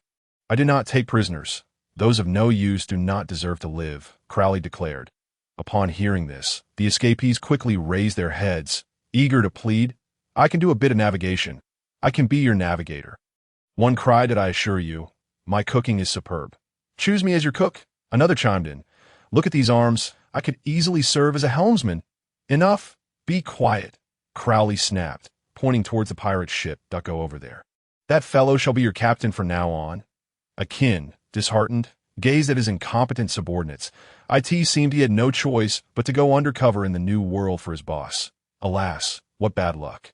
Quit your sighing, Golden Week. Hand it to him, Crowley remarked, gesturing for Golden Week to toss the freshly painted pirate flag to Akin. Akin unfurled the black flag, revealing several black butterflies dancing around a skull, his very own pirate flag. Crowley had indeed thought this through. Now, I provided you with a transponder, Snail. If there are matters to discuss with the Navy headquarters, direct them there. This is no longer my concern. You focus on honing your skills in the new world and await my message. Crowley instructed Akin earnestly. Take care, boss, Akin nodded solemnly. Crowley waved his hand, and the sailors adeptly navigated the steamship. Soon, plumes of smoke billowed from the ship's chimney as it set sail towards the horizon. Thus, Crowley and Akin parted ways. Once Akin's ship was out of sight, Crowley's attention shifted to the old man and the child. "Are you hostages of the pirates?" The old man clutched the child tightly, unable to meet Crowley's gaze, and replied, "I'm the boiler worker of this steamship. He is my grandson. There is no need for such apprehension that I am a reasonable person, if you wish to leave the ship. I can arrange for your departure," Crowley said, somewhat irritated by their fearful demeanor as though he were a heartless criminal. "Would you like some rice crackers?" Golden Week offered a piece of sanbei to the child in the old man's arms. The child hesitated momentarily before looking up into Golden Week's clear eyes, surprised to see a girl of similar height. Could she be a pirate too? Ultimately, her gaze captivated him, and he accepted the sanbei, placing it in his mouth. "Thank you. My name is Adele," the child said. Seeing this, the old man shook his head at Crowley. "I believe you are not a bad person. I do not wish to leave this steamship. Please allow me to stay and work." Crowley nodded in acknowledgement. After all, he was not a true pirate, and the steamship was spacious enough to accommodate a few more. "Golden Week, please alter the insignia on this ship. It pains my eyes." He looked up at the navy symbol marred by a large red cross on the sail, internally lamenting Gaspardi's poor taste. Golden Week obediently nodded, picking up a drawing board to start her work. Adele, witnessing this, eagerly offered to assist. Matoi Meng stood beside Crowley, gazing out towards the distant sea, lost in thought. "Why not accompany Akin?" Crowley inquired, recalling Matoi Meng's earlier suggestion to take her to Wano, where Akin was headed to infiltrate the Beast pirates. After all, Wano was their stronghold, a splendid opportunity. "It is too perilous to accompany him, and besides, you will one day go there yourself, will you not?" Matoi Meng smiled back at him. "Indeed, one day I shall," he replied. Soon, Crowley mused to himself. It was time to prepare for their journey. Just moments ago, the navigator inquired about their next destination, and he finally uttered an accurate location. The enigmatic triangle. He was no fool. With Kaido commanding such a multitude of subordinates, he too needed to gather some allies. The artistic prowess of Golden Week was astonishing. Within merely half a day, she had adorned the vast sail with an immense painting. It depicted a hazy-faced, golden-haired man wielding a long sword, unleashing a dazzling aurora-like sword aura that pierced through a green slime creature. This masterpiece perfectly captured the climactic moment when Crowley had slain Gaspardi. The paint was waterproof, ensuring that this artwork would endure forever. Upon witnessing it, Crowley was left speechless, ultimately resorting to affectionately ruffling Golden Week's small head. This little girl had an undeniable fondness for him. However, through the creation of this artwork, Golden Week had formed a close friendship with Adele on board. Adele mistakenly believed they were of the same age, while in truth, Golden Week was already 16, merely appearing quite juvenile due to her lack of development. The steamship sailed swiftly, covering nearly twice the distance of the previous medium-sized sailing vessel in one night. According to the navigator, at this pace, they would reach the enigmatic triangle in just a few days. Yet, the grand painting on the sail brought them trouble. A luxurious large sailing ship, its bow adorned with a white horse, suddenly appeared, obstructing the steamship's path. Despite its opulence, the fluttering skull flag revealed its piratical nature. Meanwhile, Crowley remained asleep in the cabin, and without Akin present, the responsibility fell solely to Momoi Maki, standing at the ship's bow. Her slender brows arched, she fixed her gaze on the extravagant pirate vessel. This was the beautiful pirate crew, a group she recognized, but what did it mean for them to block her path? Had they already attracted unwanted attention upon embarking on their journey? The sound of hissing horses approached, and soon a golden-haired man wearing a cowboy hat appeared before Momoi Maki. It was Cavendish. The white horse. What was his bounty again? Momoi Maki had somewhat forgotten, but it was likely not higher than hers.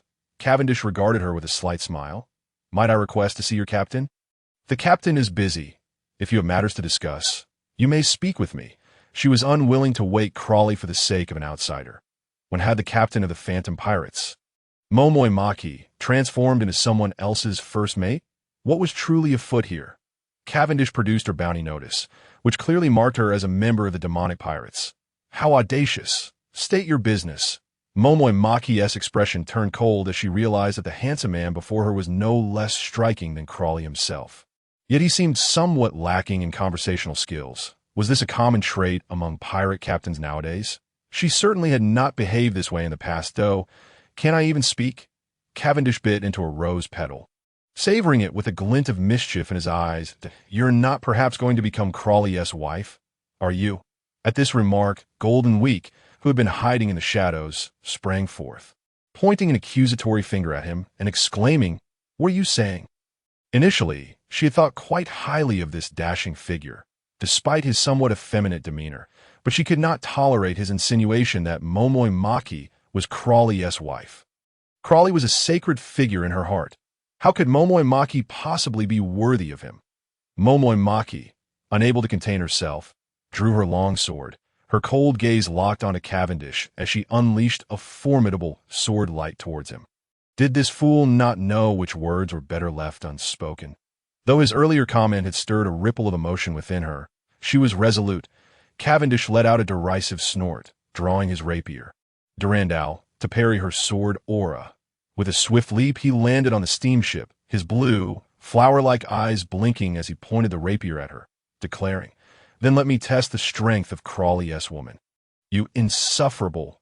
Momoi Maki stammered, while Golden Week's eyes blazed with fury, nearly charging at Cavendish had Adele not restrained her. "Beautiful sword." "Bluebird." Cavendish's eyes narrowed as he thrust his rapier towards Momoi Maki, the sheer velocity generating a powerful gust that sent both Golden Week and Adele reeling. Realizing the gravity of the situation, Momoi Maki steeled herself.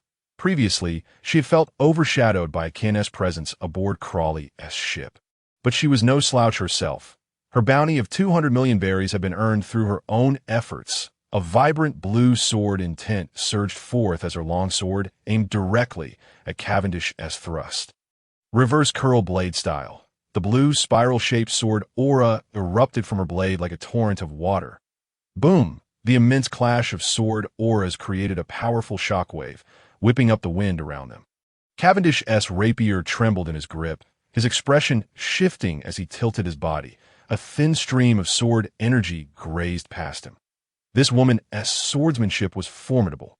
Meanwhile, Crawley was roused by the commotion. Grumbling as he covered his ears with a pillow, bellowing, "What is all this racket? It's driving me insane." Upon hearing Crawley's voice, Momoi Maki's demeanor darkened, her grip tightening around her long sword. "You've disturbed our captain." Cavendish, taken aback by her fierce expression, thought to himself, was it really such a big deal to wake that guy? With a sudden movement, she became an almost ghostly figure, her steps so enigmatic that one could hardly predict from which direction she would appear. 4 directions, 8 symbols. Momoi Maki's sword shadows dazzled as she slashed towards Cavendish. Swoosh! He dodged desperately, but her speed was overwhelming, her footsteps creating afterimages, making her sword light nearly impossible to track. Despite exerting all his strength to resist, he could not entirely fend off her sword energy, and the blade tore through his clothing, revealing his fair skin. Damn it! Cavendish glared at his tattered attire, his expression darkening. He was furious. Did she have any idea how costly this outfit was? Unable to pinpoint her location, he decided to employ a wide-area attack. Beautiful sword, Swan Lake. He launched himself into the air, his rapier cutting through the air in a dazzling display, unleashing swirling sword energy that cascaded down onto the steamship's deck. If he couldn't TC her, then he would attack indiscriminately. He was determined that this would reach her. Beautiful sword. The long river. The sword aura flowed like a waterfall of stars, surging towards her in an instant. Feeling the intense pressure from his sword energy, Momoi Maki drew a short sword from her waist, grasping it in her left hand, with the long sword in her right and the short sword in her left. She executed a unique stance, stomping heavily on the deck as she charged towards the torrent of sword energy. Point to heavens. One flow. Sunlight over the long river. A smile curled at the corners of her mouth. What was this white horse Cavendish compared to her? The powerful sword light instantaneously cleaved through his cascading sword energy, sending sword energy scattering in all directions, leaving Cavendish bloodied and kneeling on the deck. His eyes fixed on Momoi Maki. This woman's swordsmanship surpassed his by no small measure. Yet, how could he concede so easily? Cavendish slowly closed his eyes, preparing to summon his second persona, Rommel the Weasel, to mercilessly temper this woman's audacity. However, before he could succumb to slumber, the door to a cabin on the steamship was kicked open with force, and a voice filled with fury echoed forth. "Are you done yet? You've been making noise nonstop. How can anyone sleep?" Crawley squinted his eyes and burst forth. Just as he was about to doze off, the commotion erupted once more. "What? Are you unaware of who the captain of this vessel is?" Cavendish, startled by his voice, opened his eyes and looked at him with an expression of helplessness. He surveyed the disheveled deck and the half-sitting, battered Cavendish, his expression momentarily frozen before he spoke. "How did you end up like this?" Cavendish managed a bitter smile and shook his head. "You should be asking your woman that, brother." "Brother?" Tao Jingwang and Huang Jianzhou were both taken aback, their mouths agape. Crawley is Cavendish's brother. Crawley, his head filled with black lines, could already surmise what had transpired. Cavendish wobbled to his feet, sheathing his sword, and gestured towards Tao Jingwang. "I merely recognized the image on the sail and came to see my brother." "Why the hostility, sister-in-law?" "I am not your sister-in-law."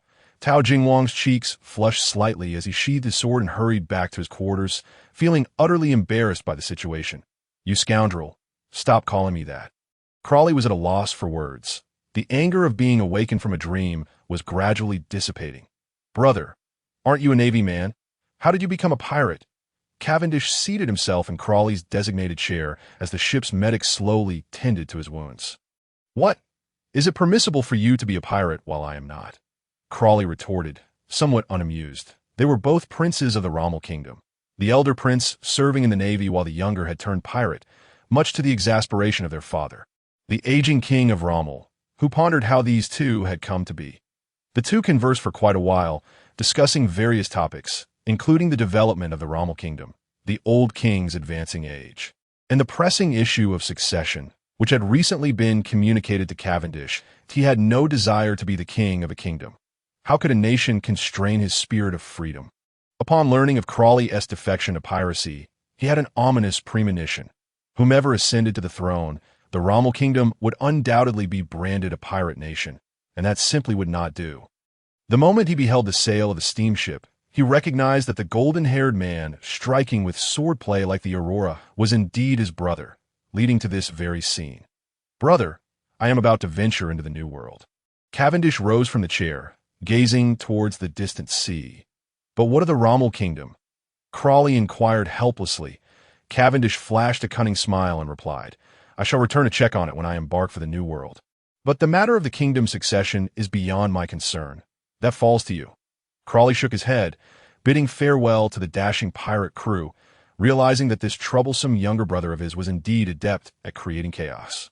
The issue of a kingdom's successor held little interest for him.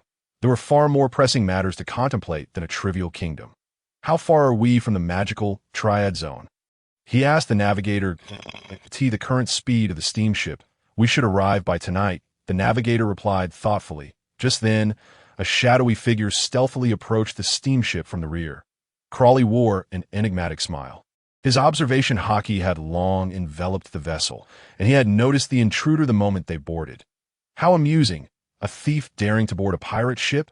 Quite audacious indeed. The steamship prominently displayed the flag of the Devil pirate crew. Despite not being overly concerned with the Navy's reputation, the skull and crossbones design certainly exuded an oppressive aura. Well, let me see what you intend to do." Crawley shook his head, wondering if the reputation of the Devil pirate crew was still insufficiently renowned that a thief would dare to intrude. Reclining in a chair at the ship's stern, he rested his arms behind his head, his eyes half closed, appearing to be at leisure while subtly monitoring the thief's actions with his observation hockey. To his surprise, the thief, after cautiously surveying the ship, made no further moves nor attempted to steal anything. He merely observed, akin to a patrolling soldier. Could he be a Veer? Crawley speculated, perplexed. Yet, Crawley was not the only one aboard with observation hockey. Another individual possessed it as well. Tao Jingwang, her expression darkened, placed a foot on the thief's chest, her sword poised at his throat. "This fellow is spying on me." After the awkward encounter with Cavendish, She felt exceedingly uncomfortable, and the thought of someone peering into her quarters was intolerable. She immediately aimed to behead him with her sword. "Don't kill me yet. Answer one question, and you may do as you wish." The thief hastily gestured, panic evident. Upon seeing Tao Jingwang, he recognized her identity. The phantom Tao Jingwang, a notorious pirate with a bounty of 200 million berries. He instantly lost the will to resist. Yet, Tao Jingwang would not grant him that opportunity. Who would listen to an intruder's explanation? She raised her sword to strike. Just as he finished speaking, Crawley stepped beside her, halting her movement. Tao Jingwang glanced at him. Puzzled. "What do you mean? Your woman was watched, and this is your reaction? Wait, who is his woman?" In an instant, Tao Jingwang felt a wave of embarrassment wash over her. With a disdainful huff, she withdrew her sword and returned to her quarters. Feeling utterly out of sorts that day, "What is your full name?" Crawley inquired, stroking his chin, addressing the man who appeared resigned to death. "Xylea, Bascud. How coincidental, there's also a girl named Bascud aboard my ship." Crawley remarked with a smile, "That a girl?" Xylea's eyes widened in shock. His entire family had perished at the hands of Gaspard D., including his young sister. "Could it be Adele? Come here," Crawley called to Adele, who was playing with Huang Jianzhou. Adele approached, puzzled, and locked eyes with Xylea. The bond of kinship ignited, and the two wept as they embraced, siblings reunited. Crawley looked on helplessly at the two weeping in each other's arms, wondering why such moral entanglements were occurring on his ship today. "Sigh, sister, do you think Tao Jingwang and that Crawley truly have no connection?" Xylea quietly asked Adele. Adele rolled her eyes dramatically and retorted, "Brother, didn't you say you stayed on the ship for my sake? You wouldn't be harboring intentions towards Sister Tao Jingwang, would you?" Xylea, caught in his sister's probing, felt his face flush and hurriedly wave his hands. "No way. I joined this infamous devil pirate crew for you." Infamous? Crawley and Sister Tao Jingwang are not bad people. Huang Jianzhou is my good friend too. You can't speak ill of them, you smelly brother. All right, I won't say it. Xylea raised her hand in a gesture of surrender and spoke. As night descended, the vast expanse of the ocean fell into a profound silence, with only Crawley's steamship billowing thick smoke as it gradually approached an area shrouded in dense fog. "Captain, the Phantom Triangle lies just ahead," the navigator informed Crawley. Crawley gazed at the eerily spectral Phantom Triangle in the distance and nodded, indicating that they would soon encounter Moonlight Moria. "However, I have heard that no ships have ever emerged from the Phantom Triangle. It is a sea infused with the essence of demons," the navigator remarked, observing Crawley's excited demeanor. "Demons? ISNT he won himself. What right does Moonlight Moria have to bear that title? Rest assured, steer the ship into the depths. There's an island ship within. Keep a vigilant. I shall take a moment to dine," Crawley replied with a pat on the navigator's shoulder and a smile. "Island ship? What is that?" the navigator asked, perplexed, but before he could seek further clarification, Crawley had already dashed off to the dining hall.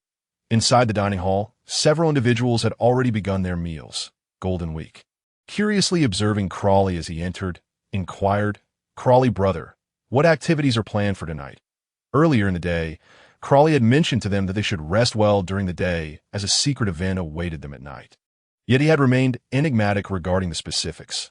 Matoy Wong also regarded him with intrigue. Was this preparation for their venture into the New World?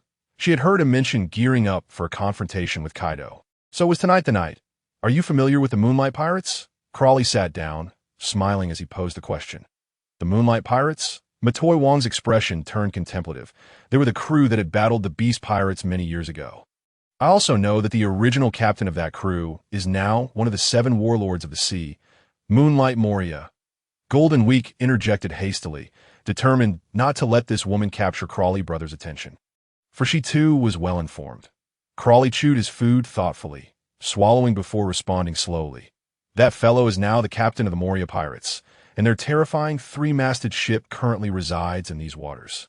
"So, you intend to seek out Moonlight Moria?" Matoy Wong asked. Crawley nodded, gazing at her with a smile. "What do you think about enlisting that fellow as an ally against Kaido? Can a defeated subordinate of Kaido really be of any use?" She questioned skeptically. Crawley shook his head, maintaining a smile without words. With his abilities, even the most inept individuals can transform into formidable forces. The rationale behind seeking Moria lies in his army of zombies. The beast pirates have far too many underlings, and the zombie army serves as the optimal solution. Just imagine, with Crawley's bestowed powers, each zombie could become a potent combatant. Furthermore, he eagerly anticipated the expression on Kaido's face when he was bested by former subordinates. The thought alone was amusing. "Captain, I see it. That island ship." The navigator burst into the dining hall, his tone frantic, clearly astonished upon sighting the so-called island ship Crawley had mentioned. It was indeed a colossal vessel crafted from an island. The terrifying three-masted ship. What manner of person could transform an island into a sailing vessel? It was utterly terrifying. Crawley nodded, taking a few more bites before rising, addressing everyone. "Let us proceed to explore the terrifying three-masted ship." Clang! The massive maw of the three-masted vessel swallowed Crawley's steamship whole, drawing them in without any need for Crawley to actively board the island. This was precisely the reason why ships vanished in the so-called Phantom Triangle. They were all captured by the Moria pirates, stripped of their shadows and turned into zombies. Crawley stepped onto the deck, surveying the ominously eerie three-masted ship, and chuckled. "It seems we need not actively board. Someone is here to welcome us." Matoy Wong, standing beside him, nodded earnestly in agreement. Swoosh! She suddenly turned, drawing her long sword from her waist and slashing behind her. A pained grunt echoed, and blood fell from the air as if summoned. Golden Week's eyes widened in disbelief. Why was blood dripping from the seemingly empty air? Was there an attempt to assault this woman? Such folly! Xyleia felt a sense of kinship. She had nearly met her demise merely by glancing into the woman's room. Crawley shook his head, addressing the void. "Where do you wish to go?" "What? Is it a ghost?" Golden Week pale-faced asked, genuinely unable to perceive anything. Only Matoy Wong among them understood Crawley's words. "Damn it. Have we been discovered?" A voice suddenly erupted from the direction where Crawley and Matoy Wong were staring, accompanied by a faint growl reminiscent of a beast. Whoosh! An invisible projectile sped toward Crawley. He merely shrugged, extending a hand forward to grasp the projectile, crumpling it into scrap metal. "You think this is enough to deal with us?" Swoosh! Matoy Wong's expression turned icy. Her observation hockey had detected the invisible assailant's intent to ambush her from behind. Such a foul intention was an invitation to death. In a flash, she moved, her long sword slicing through the air, striking the assailant. Splurt! A torrent of blood gushed forth, accompanied by a cry of agony. The invisible figure could no longer maintain its concealment, revealing itself on the steamship. It was a flamboyantly dressed figure with a lion-like visage and flowing hair, clutching its wound and crouching on the deck. Cold sweat trickling down its face. It was Absalom, an officer of the Moria pirates. He stared at the smiling Crawley and the cold-faced Matoy Wong, astonished that both could see him. Who were these individuals? Initially, he had only intended to capture some weaker pirates, stripping them of their shadows to create zombies. Little did he anticipate encountering such formidable adversaries. "Want to live or die?" Crawley looked down at him from a position of power. Absalom gazed at Crawley, wanting to muster some defiance, but could only remain silent, paralyzed by fear. Crawley turned to survey his surroundings, discovering that everyone was watching him. Awaiting his next move, he sighed helplessly. If Akin were still here, he would know what Crawley intended. Alas, such dirty work now fell solely to him. Smack! He stomped on Absalom's arm, crushing the pride of this individual who boasted of his elephantine skin with a slight exertion. Crack! Absalom's arm shattered instantly. Blood gushing forth, he could not suppress a pained roar, the sound reverberating ominously. How could this man, who seemed to exert minimal force, inflict such damage? "Want to live or die?" Crawley inquired coldly once more. Absalom's forehead pulsed with veins drenched in sweat, yet he remained silent. "Very well, if you can endure." Crawley stepped onto his other arm. "I'll talk." "I want to live," Absalom shouted, the sensation of his arm breaking akin to snapping a mere twig. This was sheer brutality. Never had he encountered such a pirate. Was he a supernova? Crawley removed his foot, stating, "Take us to Moria." Swoosh! A bat-like zombie stationed in the lookout tower, upon hearing this, quickly took flight toward the island's castle, eager to inform Lord Moria that these individuals were seeking him. Such audacity to target Lord Moria. Without needing Crawley to prompt, Matoi Wong swiftly unleashed a wave of sword energy, cleaving the airborne bat zombie in two. Witnessing this, the invisible figure hastily retreated, vanishing into thin air as it fled toward the island. Crawley smirked slightly. What good would notifying him do? "Let us go," he said, regarding the trembling Absalom with cold disdain. With no other choice, Absalom led the group onto the terrifying three-masted ship, heading toward Lord Moria's castle. Only Crawley, Matoi Wong, Golden Week, Xialea, and Adele followed him onto the island, while the others remained aboard the steamship to guard it. Xialea exchanged a glance with Adele, silently questioning, "Is this the good person you spoke of?" He had never encountered such a brutal pirate. Without a second thought, he rendered a man useless by shattering his arm. Adele looked at him helplessly, shaking her head and rolling her eyes, muttering about his incessant chatter. As they stepped onto the eerie land of the terrifying three-masted ship, a chilling aura enveloped them, and the darkness cast a more ominous shadow over the island vessel. Golden Week grasped Crowley's hand tightly, surveying the surrounding gloom, and couldn't help but exclaim, "Brother Crowley, this island is truly frightening." Crowley affectionately ruffled her hair, reassuring her, "It's not frightening. This is merely the work of that twisted fellow, Moria." Suddenly, a cacophony of howls echoed, and a creature with 3 heads emerged before them. Absalom at the forefront wore a look of exasperation. Why did that foolish dog have to show up now? "Brother Crowley, could it be the Hellhound?" Golden Week's expression lightened. Instead of fear, a hint of excitement gleamed in her eyes. A Hellhound. A legendary creature. What splendid material. Crowley regarded her with curiosity.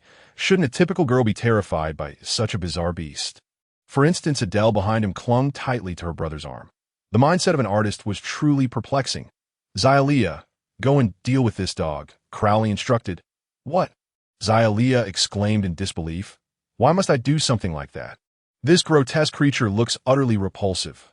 Crowley shot him a stern glare. "Once aboard my ship, one must contribute. Rent and utilities are not free to go on." "Brother," Adele encouraged, releasing Crowley's hand to hold Golden Week's, her face alight with anticipation. Xialea, losing his temper, faced the Hellhound zombie with distaste, thinking how revolting the 3-headed dog was. "Wait, doesn't one of its heads look like a fox's?" Crowley squinted from behind, intrigued. He wanted to see Xialea's capabilities. A bounty hunter known as the Pirate Executioner shouldn't be lacking in skill. Perhaps he could nurture him into a second of kin, a loyal subordinate. After all, some tasks were inconvenient for him to undertake himself given his status. "Oh, whoa, oh, whoa." The Hellhound zombie growled, sensing this audacious human approaching. They were not to be trifled with. Xialea cracked his neck. It was merely a large dog, and he was not intimidated. With a swift motion, he leaped toward the Hellhound zombie. "Oh, the 3-headed zombie leapt as well, baring its sharp teeth, eager to swallow this audacious human whole. Zombies could eat, after all. With a resounding thud, Xialea's powerful leap landed him on the back of the 3-headed zombie, and he unleashed a flurry of punches. But did the zombie fear pain? Certainly not. It thrashed and roared, attempting to dislodge the interloper from its back. Realizing his attacks were ineffective, Xialea wrapped his arms around the central head, attempting to wrench it off. Meanwhile, Crowley wore a wicked smile, muttering to himself, "Bestow, temporarily borrow, iron balloon." The 3-headed creature suddenly felt an unfamiliar power surge within its body, although its simple mind could not comprehend the source. The strength was undeniable. Clang! Xialea found himself unable to budge the bizarre creature's head, as if it were forged of steel. Striking it again only sent jolts of pain through his fists. Bestow, temporarily borrow. 1,500 points of power. Oh, woo! The Hellhound zombie's strength surged, flinging Xialea off its back. With a thud, he landed bewildered, staring at the Hellhound zombie, questioning how it had gained such immense power. Absalom, too, was secretly alarmed. When had this foolish dog become so formidable? Oh, woo! Empowered, the Hellhound zombie charged at Xialea, its newfound strength making it fearless, exuding an astonishing presence. Xialea dared not confront it head-on and began to maneuver carefully. Adele wore a worried expression, loudly cheering on her brother. Mamatumi and Golden Week exchanged puzzled glances at Crowley, wondering why he would grant power to the Hellhound zombie. Was it to suppress the newcomer? Crowley, however, was not as vulnerable as they presumed. Stroking his chin, he observed the rampaging Hellhound zombie, contemplating if these stitched-together zombies could endure such strength. Wouldn't Moria's zombie army become significantly enhanced with him aboard? Moreover, Moria had many strong corpses at his disposal, likely able to withstand even greater power. Once a corpse was imbued with a shadow, there was a chance it might awaken some of its previous memories. What might Crowley gain by forming a soul contract with them? He shook his head. Everything was worth experimenting with. To him, Moria's zombie legion was a vast treasure trove. Panting heavily, Xylia glared at the Hellhound zombie, feeling utterly powerless against the creature's tough skin and surging strength. He couldn't even defeat a lifeless dog. How humiliating! Behind him, his sister's encouraging voice rang out, alongside Mamatomi's gaze upon him. How could he be so inept? Surely, that fellow Crowley must be disappointed by his dismal performance. Who would have thought the one remaining on the ship would be so useless? What a so-called pirate executioner he was! Golden Week tugged at Crowley's hand, and he bent down to hear her whispered words, a smile blossoming on his face. Suddenly, Xylia heard his voice resonate within him. Pin the dog down. Recognizing the command, Xylia grimaced. How could he possibly hold this dead dog still? He was already struggling. Bang! A surge of strength coursed through his limbs, revitalizing him, and he was astonished by the change in his body. What was this power? He glanced back at Crowley, who nodded encouragingly. Was this the handiwork of that man? An incredible ability. Was he meant to pin this dead dog down? Suddenly enlightened, Xylia sprang into action. Leaping onto the Hellhound zombie's back, pressing his arms against its neck and forcing it to the ground. Whoa! The Hellhound zombie writhed beneath him, unwillingly howling and struggling. Yet no matter how hard it tried, it could not lift its head from the earth. The human-esque strength was overwhelming. Xylia shot Crowley a glance, reflecting on the Hellhound zombie's sudden surge of power. Could it have been the result of Crowley's abilities? Adele's brother. Hold it steady. Golden Week instructed, pulling out her palette to mix colors. Xylia felt a wave of annoyance. What did she mean by Adele's brother? Did he not have a name? Golden Week approached the Hellhound zombie, observing its grotesque face and relentless howling, and murmured, "You look rather unappealing like this." Swish! She took her brush and began to paint a whimsical design upon the Hellhound zombie. As the gray pattern formed, Xylia sensed that the once restless creature had suddenly become docile. Golden Week beckoned him to step back, but he stood aside, eager to witness the magic of this little girl. Woof woof, woof woof, woof woof. The Hellhound zombie lifted its heads from the ground, all three tongues lolling out as they obediently barked, tails wagging. Golden Week gently patted each of its three heads, smiling, "Good dog." Xylia's eyes widened in disbelief. This was an unfathomable ability, just a painted pattern, and a Hellhound zombie had submitted. Was she a user of a devil fruit? Absalom, too, looked on in astonishment. This power was incredibly restraining. It was worth noting that there were numerous animal zombies aboard this ship. During the Golden Week, Adele found herself perched atop the back of a three-headed canine zombie. Initially reluctant, her demeanor transformed into joy as she settled in. The group continued their journey, following Absalom into the dark forest. The young girl, who had been somewhat anxious, now felt a sense of relief as she rode on the three-headed beast. To her, this vessel of the island was no longer a den of terror, but rather a paradise of adventure. Absalom secretly revealed a sinister smile, for the dark forest was not a place to be trifled with. Perona had just received word and would certainly command the zombies to lie in wait here. As for reaching Lord Moria, that would have to wait for another lifetime. Suddenly, the black trees swayed ominously, revealing a horde of zombies before them. Tree zombies, animal zombies, human zombies, an array of grotesque forms, a massive spider, a monkey blocked their path. Laughing heartily, "If you wish to meet Lord Moria, you must first overcome me. Taralara." "Absalom, just wait. I'll bring you back." Absalom observed his subordinate, the zombie general Taralara, along with the multitude of zombies behind him. Knowing this would not be an easy passage for the intruders, Crowley remained calm. Surely, these zombies did not believe that sheer numbers would suffice. With a swift motion, the spider monkey opened its enormous jaws.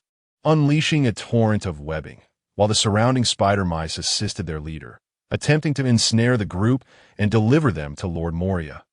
Tao Mu, with a disdainful huff, unsheathed two swords from her waist, one long, one short, representing a duality of power. "Heavenly fire!" she exclaimed, sending forth a wave of fiery sword energy that incinerated the approaching webs and cleaved into the spider monkey's massive form. With a sizzling sound, its body was severed into pieces, igniting in flames. No! Fire! The spider monkey screamed in terror, even as it continued to speak, for zombies lack pain, but were vulnerable to flames, their greatest nemesis. The spider monkey flailed wildly, transferring the flames to other zombies, causing the entire dark forest to erupt into flames, illuminating the night. Is she truly that powerful? Xylia thought, stunned at the sheer force of Tao Mu's attack. A formidable woman. Indeed, difficult to pursue. The zombies, now engulfed in flames, transformed into shadows, scattering in fear. They dared not confront a woman capable of unleashing fiery sword energy. She was their goddess of death. Absalom stood in shock. How could this be? That was a zombie army.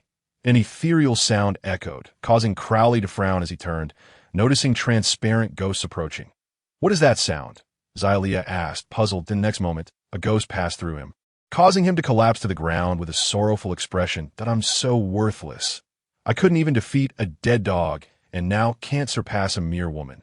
What is the point of my existence? Even my enemies are slain by others. Why am I still alive? My presence here is simply a waste of air." "Brother, how can you say such things?" Adele exclaimed, noticing her brother's distress. She leaped off the three-headed zombie and rushed to comfort him. Yet, Xylia continued to voice his despair, his expression despondent. "What is happening?" Tao Mu queried, furrowing her brow. She could not believe this sudden bout of hopelessness was merely a whim. There had to be a reason behind it. "Do not let those ghosts approach," Crowley warned, his expression serious. He had no means to deal with these melancholic apparitions. Uncertain if his armed hockey could withstand such entities, he preferred not to test that theory. Fortunately, the ghost speed could not match the Marine's 6 powers, and Crowley managed to evade their pursuit. And no shame in that. With a flourish, Tao Mu brandished her sword, unleashing sword energy towards the swaying phantoms above. However, the energy passed harmlessly through them, yielding no effect. Incensed by her defiance, the ghosts converged upon her. Yet, she was known as the Phantom Woman, her speed unmatched. Realizing their attempts to touch her were futile, the negative spirits retreated. The zombie army proved ineffective against this group, forcing Perona to notify Moria instead. A formidable bunch has arrived on the island. "Hurry, take me to Moria," Crowley demanded, kicking Absalom in frustration. The encounter with the unmanageable ghost had soured his mood. He despised the feeling of being out of control. The ghost fruit was an undeniable cheat. With no other choice, Absalom bore the humiliation and led them to Moria's castle. The humans, stripped of their shadows and condemned to live in darkness, saw Crowley's group and chose not to seek help, believing them to be more dangerous than Moria himself. As a result of the zombie army's collapse, Crowley and his companions traversed a vast graveyard and arrived at the gates of Moria's castle. Moria, already aware of the situation through Perona, waited outside, surrounded by a throng of zombies. "How dare anyone challenge me?" "Moonlight Moria? What a disgrace." Crowley smirked as he finally laid eyes on the towering figure of Moria, who resembled a demon. "You, whoever you are, release Absalom at once," Moria demanded, noticing the injuries on his companion. Veins throbbing at his temples, he held great regard for his crewmates. Aside from the zombie horde, he had only 3 officers, each dear to him. Crowley smirked, shoving Absalom into Xylia's arms and gazing up at Moria. "And if I refuse?" Clearly taken aback by such audacity, Moria's face contorted in rage as he bellowed, "You are courting death." With a sweeping gesture, he commanded, "Zombies, attack," with a swift pat on Tao Mu's shoulder. Crowley said, "These zombies are yours to handle." Tao Mu nodded silently, drawing her 2 blades, her actions speaking volumes. With her fiery sword energy, dispatching these zombies would be a mere trifle. With a resounding crash, sword energy surged forth, sending zombies scattering. Crowley, however, fixed his gaze on Moria. In this world, to compel a person to submit, one must first defeat them. This was an undeniable truth. Moria, if you wish to save your companion, defeat me. But do not expect it to end as it did against the beast pirates. A faint smile played on his lips as he observed Moria's reaction. You scoundrel! Moria's face twisted into a demonic visage. Rage boiling over, he slammed his hand to the ground. Shadows coalescing. Shadow spear. A slender shadow spear shot towards Crowley at breakneck speed, producing a sonic boom as it sliced through the It seemed this adversary was not as incompetent as he appeared. As Crowley pondered this, he swiftly formed a fist, coating it in armed hockey, and retaliated against the shadow spear. Clang! The spear shattered into fragments, scattering back into ordinary shadows. Shadow Mage.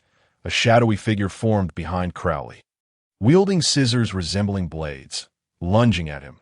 Smash! He turned and delivered a punch, obliterating Moria's shadow clone into shards. The fragments transformed into a swarm of bats, enveloping Crowley. This ability is indeed troublesome, he muttered, drawing his long sword to slice through the airborne bats. Scatter! The shadows on the ground surged once more, morphing into a new wave of shadow bats that charged at Crowley. Swish! Smash into fragments. Swish! Smash into fragments. The cycle repeats itself. Crowley gradually felt a sense of boredom. He wished to retract his earlier words. Indeed, Moria's abilities posed a challenge for the weak, yet they were utterly inconsequential against a true powerhouse. The attack was simply too feeble. Tianxian, a spiraling blade of light, surged towards Moria's position.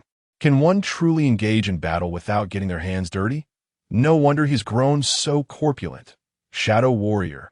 Upon seeing the astonishing sword energy hurtling towards him, Moria instantaneously switched places with a shadow clone. Bang! The shadow clone was effortlessly shredded into fragments by Crowley's rotating sword energy. Crowley furrowed his brow. This fellow's escapability was excessively formidable, and such a state of affairs was untenable, as it failed to exert the intended pressure. In an instant he moved, teleporting to Moria's side, and with his left hand clenched into a fist, he struck forth. Shadow Warrior. Moria once again swapped positions. Bang! The shadow clone was obliterated by Crowley's forceful blow. Yet at that moment, a smirk crept upon Moria's lips as his right hand wielded the longsword, slashing in a certain direction. Return star? Hiss! Moria, initially believing he had evaded the attack, stood frozen in disbelief. The speed of the sword light was too swift. Leaving him utterly unprepared, he was struck directly, the years of neglect rendering his hockey useless. Whoosh! Blood gushed forth, a gaping wound cleaving through his chest and tattering his exquisite attire into shreds. Clutching his injury, Moria half-kneeled on the ground, his countenance twisted with fury as he glared at Crowley, uttering, "What is your true intention?" Upon hearing his words, Crowley shook his head, a derisive smile gracing his features. "I have no ulterior motive. I merely wish to witness the visage of Kaido's defeated minion. It turns out to be a pitiful wretch who cannot even protect his subordinates. This was true in the past, and it remains true now. Dispose of that fool. He has become obsolete." With that, he exchanged a knowing glance with Xyleia, who was holding Absalom captive. Xyleia understood his intent. Was he truly going to provoke this behemoth? Such cruelty! Crowley was quite adept in this regard. During his previous seductions, he would first mock in order to incite the anger of those he sought to tempt, thereby increasing the likelihood of them accepting his power. He scrutinized Moria's expression, and as expected, Moria's face contorted with rage. How dare this scoundrel invoke the past? How dare he mention Kaido? Kaido! Kaido! Kaido! A surge of intense fury awakened Moria's painful memories, as he had once helplessly watched his comrades perish at the hands of that scoundrel Kaido, unable to do anything to save them. Damn it! Damn it! Damn it! At this juncture, the wound had been reopened. Boom! Moria rose to his feet, transforming into a veritable demon, throwing back his head in a roar. Shadow Assembly!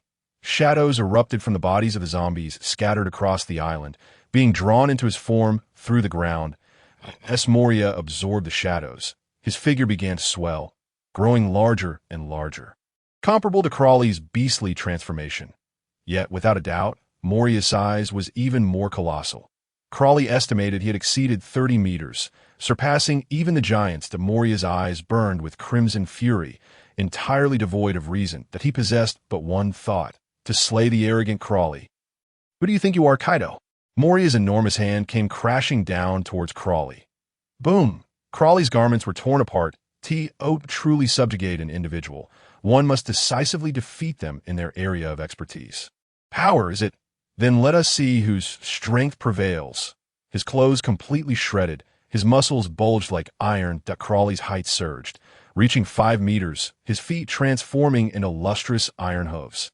His golden hair morphed into a disheveled dark mane, while 2 curved, sharp horns sprouted from either side of his head, adorned with spiral patterns. His black hands met Moriya's gigantic hand in confrontation. Boom! A thunderous clash echoed, reminiscent of an ancient bell tolling. "Get off me!" Boom! The iron hooves of the bull demon sank into the ground as his palm forcefully pushed upwards. Moriya's massive hand was propelled upwards. He was being pushed back by Crawley, who was over 6 times smaller than him. How is this possible? Xylia and Absalom stood agape, rooted in place. Bang! Due to Moriya's immense size, Crawley was compelled to employ the moonwalk technique to force him back. Boom! Crawley's fist collided with Moriya's abdomen, sinking in gag. Unable to maintain control over so many shadows, Moriya expelled a torrent of them. His gaze gradually shifted from crimson to a much clearer state. "Moriya, I declare you a coward." "You are indeed a coward. Do you dare deny it?" Crawley's black fist shimmered with a crimson glow, the intense power thickening the air around them. "Bull demon! Overlord!" Boom! Another punch struck Moriya's chest, accompanied by the sound of shattering bones. Gag! This time, Moriya expelled not only shadows but also copious amounts of blood. The forceful strike caused Moriya to expel all his shadows, his form gradually shrinking as he lay sprawled on the ground. Utterly defeated, he had lost. Yet again, he had not lost consciousness. Instead, he was vividly aware, staring up at the darkened sky, his eyes filled with resignation. "What have I done all these years? Kaido, Kaido, Kaido." He had no more opportunities left. Crawley reverted to his human form, accepting the garment from the hands of the Golden Weak and draping it around himself. He looked down upon the despondent Moriya. Absalom interposed himself in front of Moriya, his face flushed with urgency. "Please, spare Lord Moriya. If you must kill someone, let it be me. Do you think you are worthy?"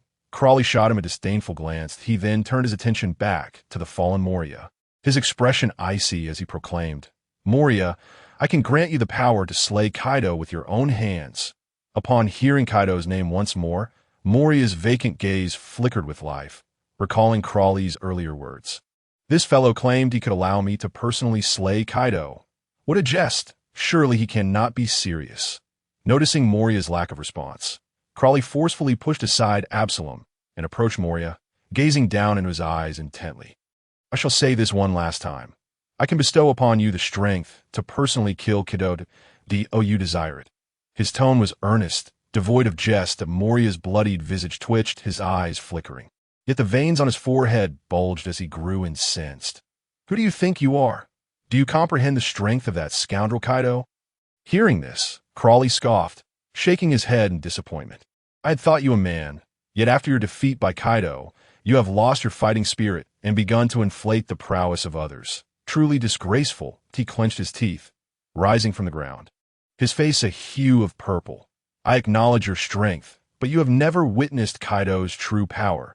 He is a monster." Recalling the gruesome demise of his former comrades, he felt a lingering dread. The nightmares of those years continued to haunt him, preventing him from finding peace. His strength had not only stagnated, but had gradually declined. A monster. Crawley snorted coldly, a thought crossing his mind as he directed his abilities towards Moriya.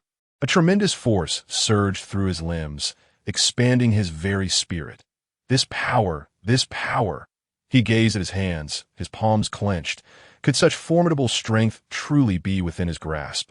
Moriya was left astounded, staring up at Crawley. Realizing that this was undoubtedly his doing, he had granted him such immense power. Thus, the claim of allowing him to slay Kaido with his own hands was indeed true. Moriya's eyes turned wild. Bloodshot, perhaps he truly could kill Kaido with his own hands.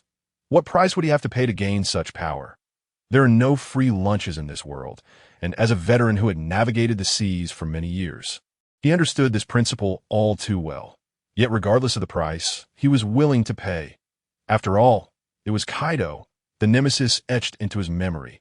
Even if it meant death, he would gladly take Kaido down with him.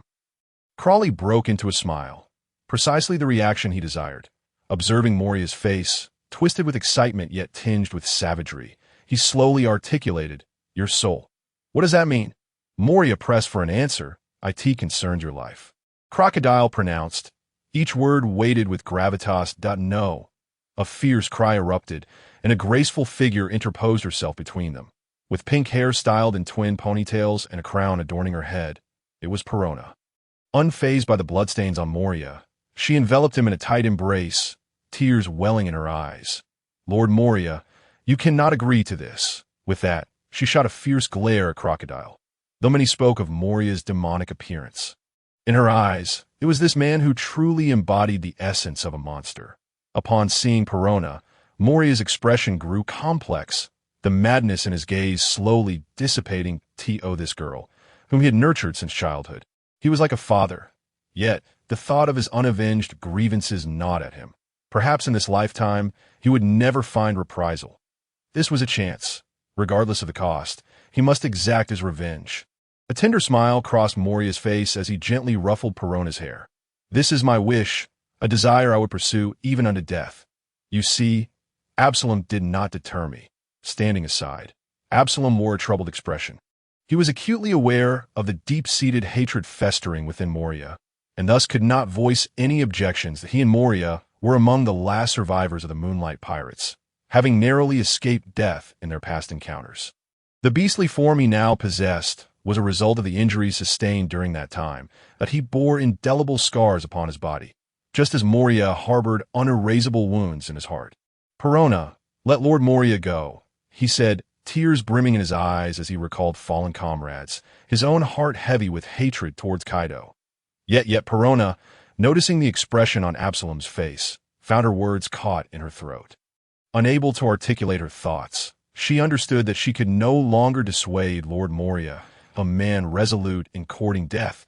Who could possibly halt him? "I have agreed, and you will allow me to slay that bastard Kaido with my own hands. Correct?" Moria fixed his gaze on Crocodile, his teeth clenched as he spoke emphatically. "Of course." But Crocodile wore a contemplative expression. "But what? Your zombie army has suffered significant losses. You must first gather your forces. They can play a crucial role. Along with the powerful zombies under your command, I need to conduct some experiments." "Not a problem, as long as it leads to Kaido's demise." Moria had succumbed to a frenzied state. Thus, Crocodile and his crew took residence aboard the fearsome three-masted ship. One of Moria's subordinates, Hogback, meticulously repaired the damaged zombie bodies, and the Moria pirates began to wreak havoc upon both pirates and navy alike on the seas. In preparation to confront Kaido, they needed to be thoroughly equipped. In the open space before Moria's castle, Crocodile and Moria stood side by side, facing several zombies. "You claim these zombies were once formidable warriors." Moria regarded them with astonishment. If Crocodile had produced the zombie of the Dragon Slayer swordsman, Ryuma, he would have been persuaded.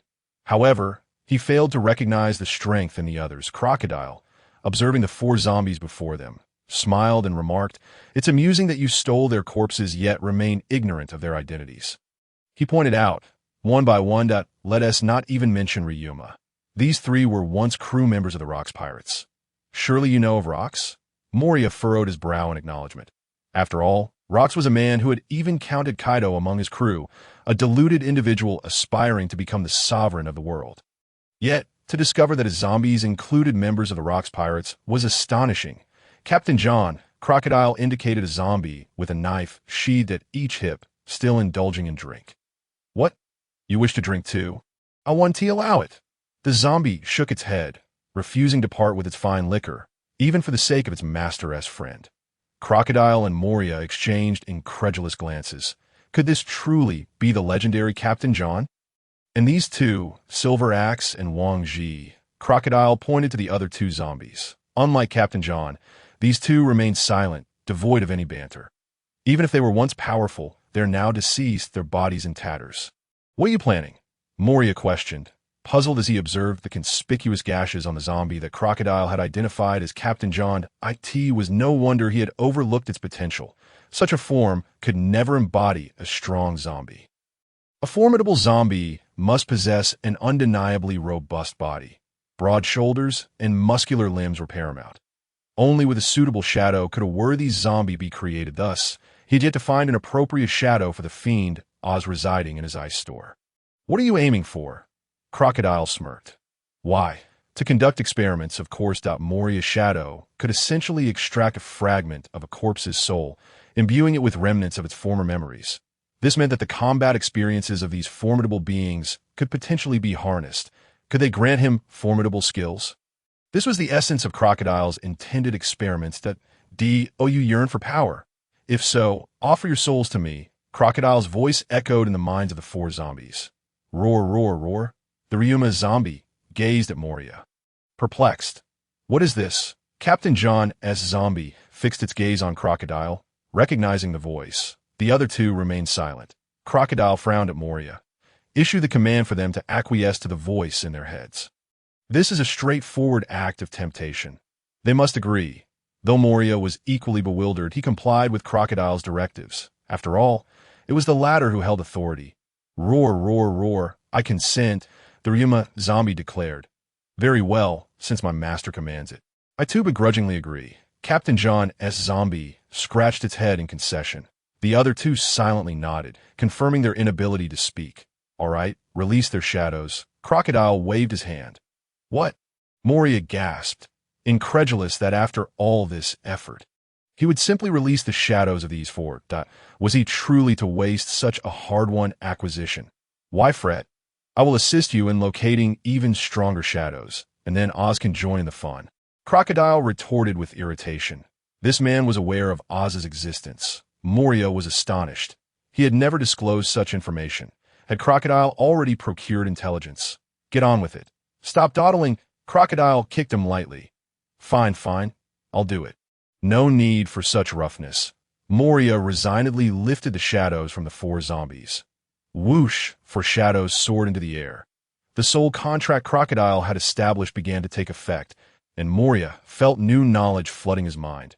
Indeed, it proved valuable. The attributes panel has been activated. Name: Crowley Longmire. Fruit: Paramecia type, gift fruit, awakening 40. Power level: 50,000. Swordsmanship: Advanced Navy basic swordsmanship. Profound techniques of the 1000 Gene sword style.